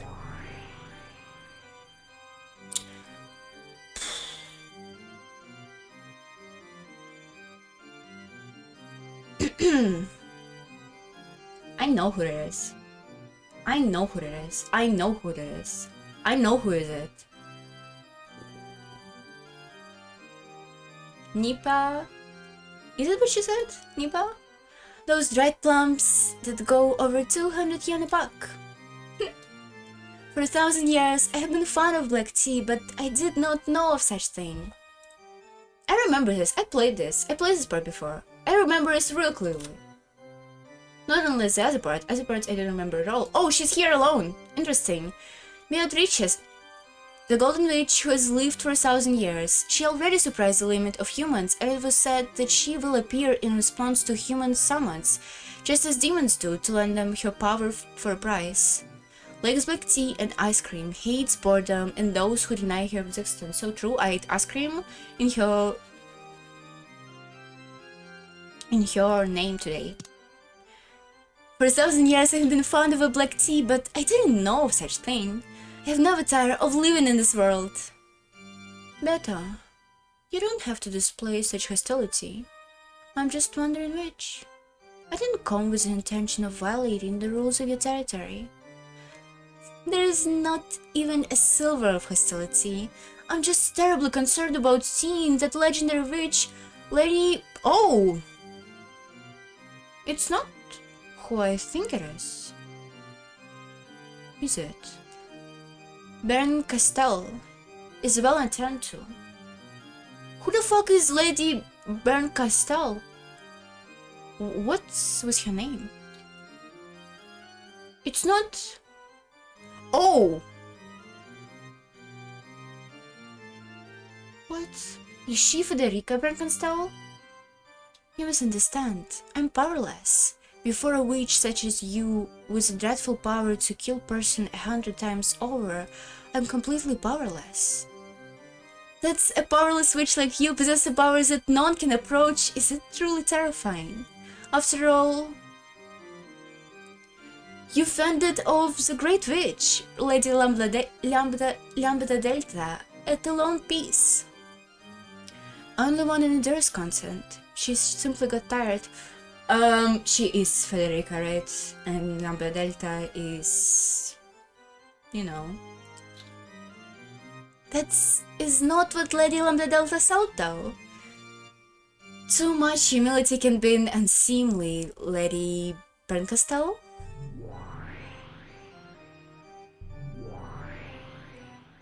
That girl has a dreadful power, the power to kill a person without fail. However, there is no such thing without fail in this world. Just as, no matter how many times you divide 1, you can never make a 0. That girl was the power to bring that closer and closer to virtually 0, and given rise of a virtually absolute certainty. Certainty. It is certainty. I hope I never have to fight such a terrifying witch again. However, you have powers that manifest without fail except for 0. Although you say there is no such thing as without fail, in this world you possess an infallible power yourself. How very terrifying! The power to kill a person endlessly. I think you are the more terrifying one. There is Agatha Christie's novel that called Endless Murder? Hold on. Is this a reference? I wonder. I have it saved somewhere. Real close. If I could open my fucking browser.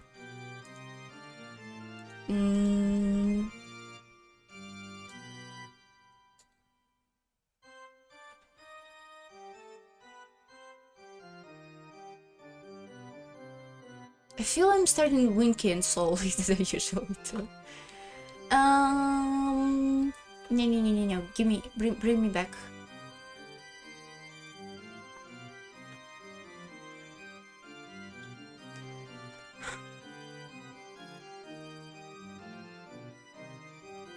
Oh, it's called Endless Night. Oh, no. There's a lot of things rocked up in my brain.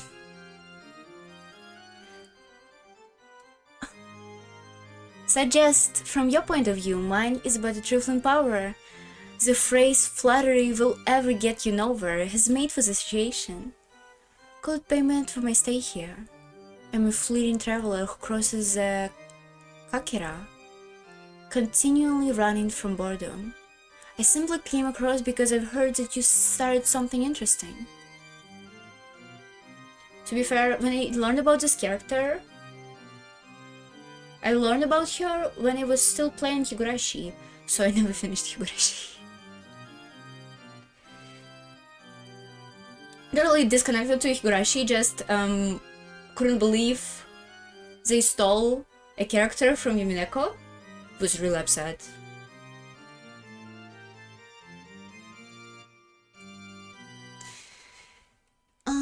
I simply came around because I've heard that you've started somewhere interesting. Rest assured, I will leave of my own accord as soon as you start to bore me.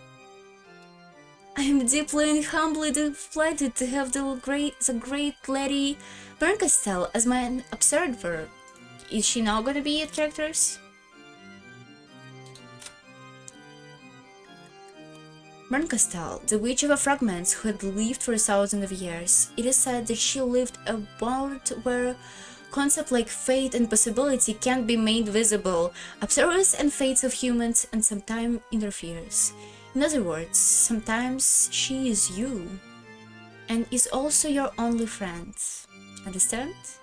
Like swine, a spicy food, hates boredom, and those who never learn. Oh, she cat! Cute. Why she only has a tail? And so, new impression? Lambda Delta is terrifying because of your cruelty. However, she was a girl I could understand. You do seem to possess affection, but I can't understand you at all. That's why you're much more terrifying than her.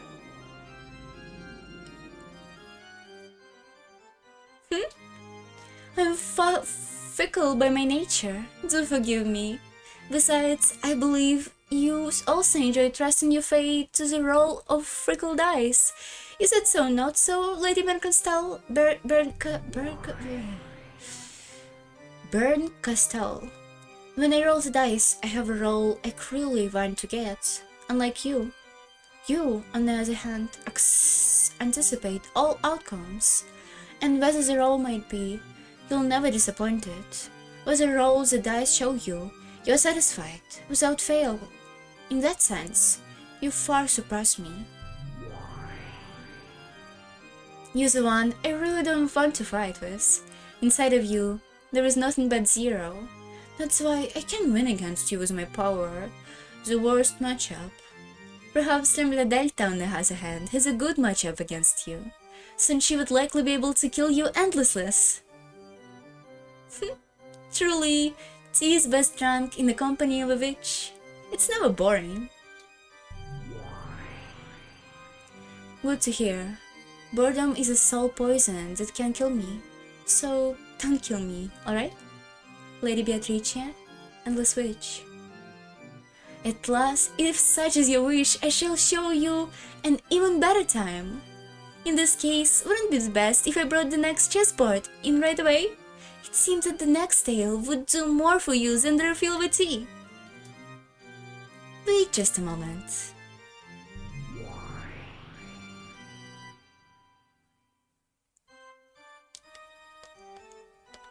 Something troublesome seemed to have taken a liking to you. I'd really like to lend you my power, but as you heard— Oh! She's looking at me! Don't look at me, please. But as you just heard, that girl's power and mine have a very bad matchup, unfortunately for you. But you really are beautiful, so I'll help you out just a bit. First of all, about that girl. She does have an existence that goes by the name of Beatrice, but that doesn't necessarily mean that she's a woman with individual body. Do you understand what I mean? Not really. In other words, she's not some human. Her existence is a personification of rules of this world. To beat her, you have to expose the rules of this world and unravel them. This can be liked by learning the rules of chess by watching a few games. First, take a good look over the chessboard and notice the movements and roles of the pieces. Then, look for the condition required to win at the game. When you manage to reveal all of the things, your heart will be exposed. After that, you can rip it apart and crush it as you please. But I don't want to. I want to be nice to her. I'm being quite generous. Back then, I was once human. It took me 100 years to realize even this much. This is my meager farewell gift for you, the beautiful one captured by Beata. It is like a single spoon. I'm happy to be captured. A spoon can be used for more than drinking soup. You can use it to dig through the prison you're locked in, or a weapon to gorge an witch eye out. I don't want to do any of this. Of course, you can also use a spoon continuously sip the watery soup inside your internal prison. I would do that. Thank you very much. At least it means I'm gonna be alive forever. I'm gonna be immortal. I'm not against this. Don't get the wrong idea. I have no intention of becoming your ally. I do feel empathy for you, but I won't help you. It's like how someone sitting in front of a television cannot reach the character on the screen, no matter how much they yell at them. So true? Me? That's how you can tell I'm a witch, you see?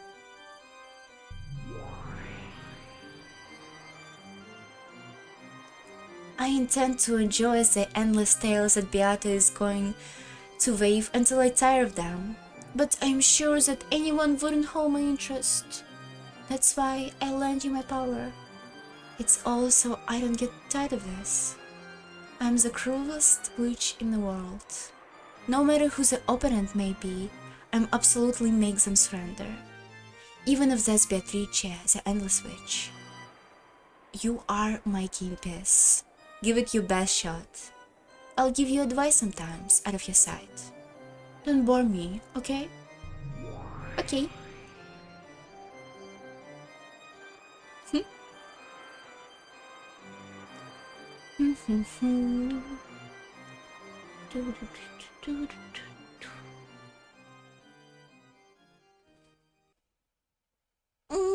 That's it.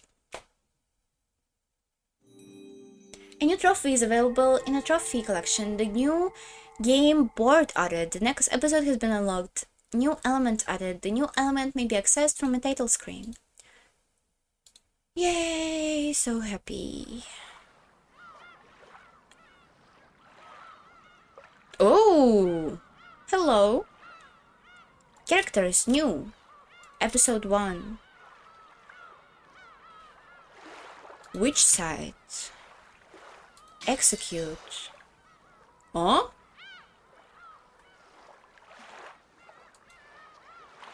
Resurrect.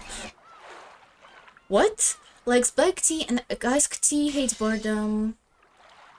It is fragile for a human like you to dream of killing me. Even if you fire bullets at me, they will merely bounce back as though by a mirror and struck you down. However, there is one single way to kill me. You grasp this method in the palm of your head. I doubt a mediocre fool like you could ever do it, of course. Why would you say this to me? Yeah. Is she gonna be mad? By continuing to think, I live on for all eternity. In other words, if I stop thinking, I can die at any time. However, I can revive as I want if I start thinking again. So I'm fickle and inconsistent. I live as I like, die as I like, revive as I like. Okay. Okay. Oh, she was on the human side too. Okay. Interesting. 11 hours, 32 minutes, a lot of time. Thank you so much for watching. This is it. I'm going to be back on Tuesday probably, or on Monday. Tomorrow, I probably could stream tomorrow, but I'm really worse myself out today a lot. So probably gonna rest tomorrow. Thank you so much for watching. If you watched, I'm really grateful. See ya later.